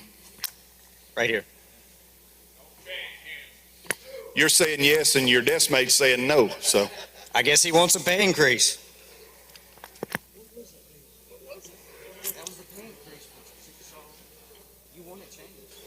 Gentlemen, we'll change your vote. We won't change any other votes. We'll proceed. Gentleman from Clark, Mr. Smith. Thank you, Mr. Speaker. On House Bill 1020, Amendment number 5, I'd like to ask consent to change my vote from yes to no. Change the gentleman's vote. Gentleman from Alcorn, Mr. Bain. Thank you, Mr. Speaker. 2 things, an adjourn in memory and then an announcement. First, adjourn in memory. I'd like the House to adjourn in memory of Miss Camille Borum. She was 100 years old. She was the owner of the oldest drugstore in Mississippi, Borum's Drugstore in Corinth, Mississippi. She died this evening. Secondly, an announcement. A lot of people have asked me about suffrage bills. Gentleman from Pike, Mr. Porter, is going to be handling the suffrage bills this year. The deadline to request, for legal purposes, the deadline to request March the 1st. So make sure you get those in to legal before March the 1st. Lady from Pearl River, Ms. Wilkes. Thank you. Unanimous consent to change my vote on yesterday's calendar, House Bill 817, from present to yes. Gentleman from Hines, Mr. Bell.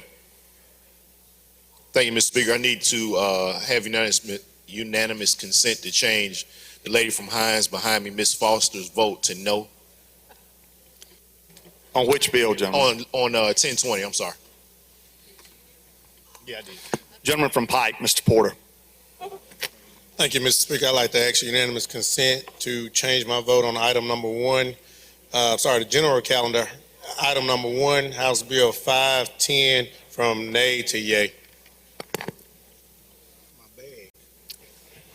Gentleman from Warren, Mr. Ford.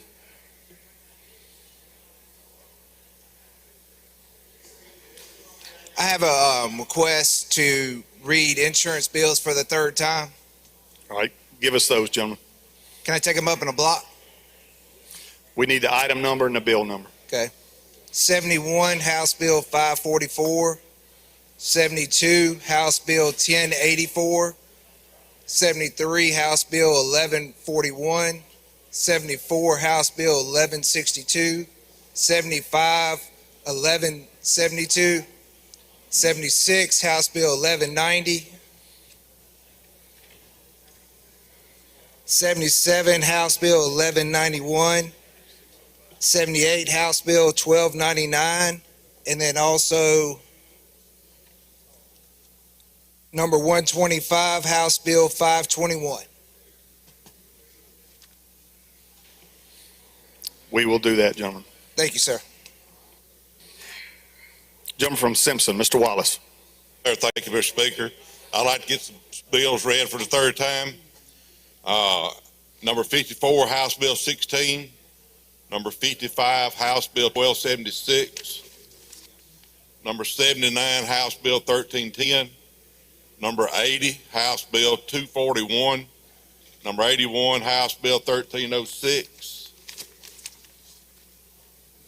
Number 120, House Bill 552. That is all, sir. We will do that. Gentleman from Jackson, Mr. Reed. Well, why you said lay on my house there? Gentleman from DeSoto, Mr. Hopkins. Yes, Mr. Speaker, I apologize. My desk mate was right. He inadvertently voted me. I need to change HB 690 on today's calendar from yes to no. You got that, Lisa? Change your gentleman's vote. Lady from Lowndes, Ms. McLean. Thank you, Mr. Speaker. I would like unanimous consent to change my vote on today's general calendar. Number 6, House Bill 412, from yes to no.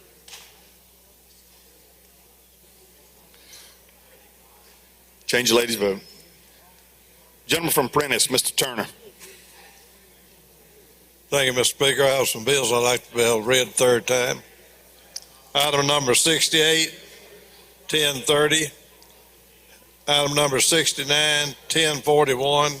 Item number 70, 1123.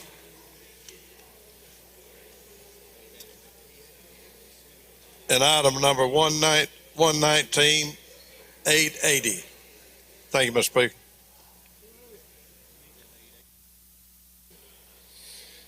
Gentleman from Neshoba, Mr. Bounds. Thank you, Mr. Speaker. On today's general calendar, I'd like to have read for the third time item number 24, House Bill 697, and item number 26, House Bill 809. Got him, Lisa.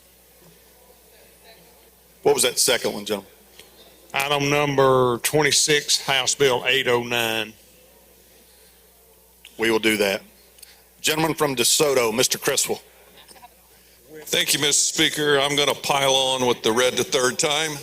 Ask that item 59, House Bill 768, be read the third time. Item 60, House Bill 519, be read the third time. Item 61, House Bill 875. Item 62, House Bill 985. Item 67, House Bill 538, be read the third time. And, sorry, one more. Gentleman from Holmes, Mr. Clark. Thank you, Mr. Speaker. I'd like to hold item number 143 on the general calendar on the motion to reconsider. 143.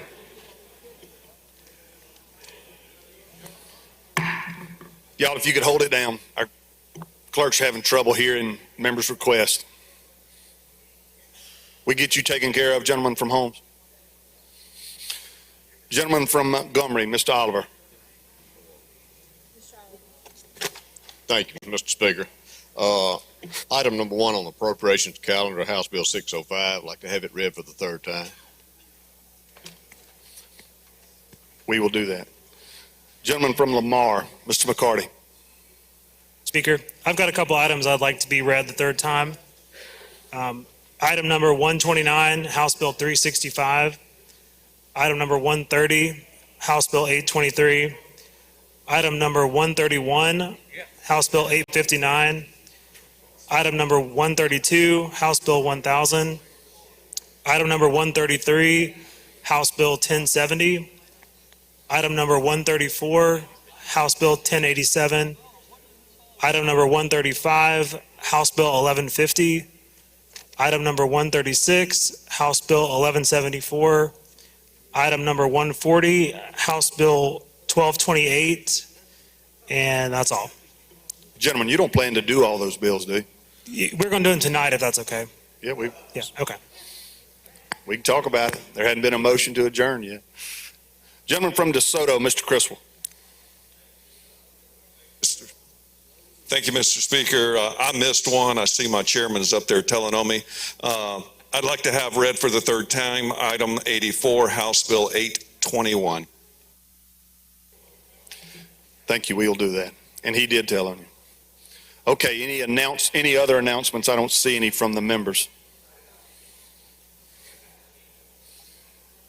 This time I recognize the gentleman from Benton for the motion.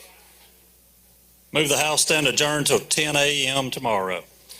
You've heard the gentleman's motion. He moved the House stand adjourned till 10 a.m. tomorrow. If you're in favor of the motion, indicate by saying aye. Opposed, no. The ayes have it. The House will stand adjourned until 10 a.m. tomorrow.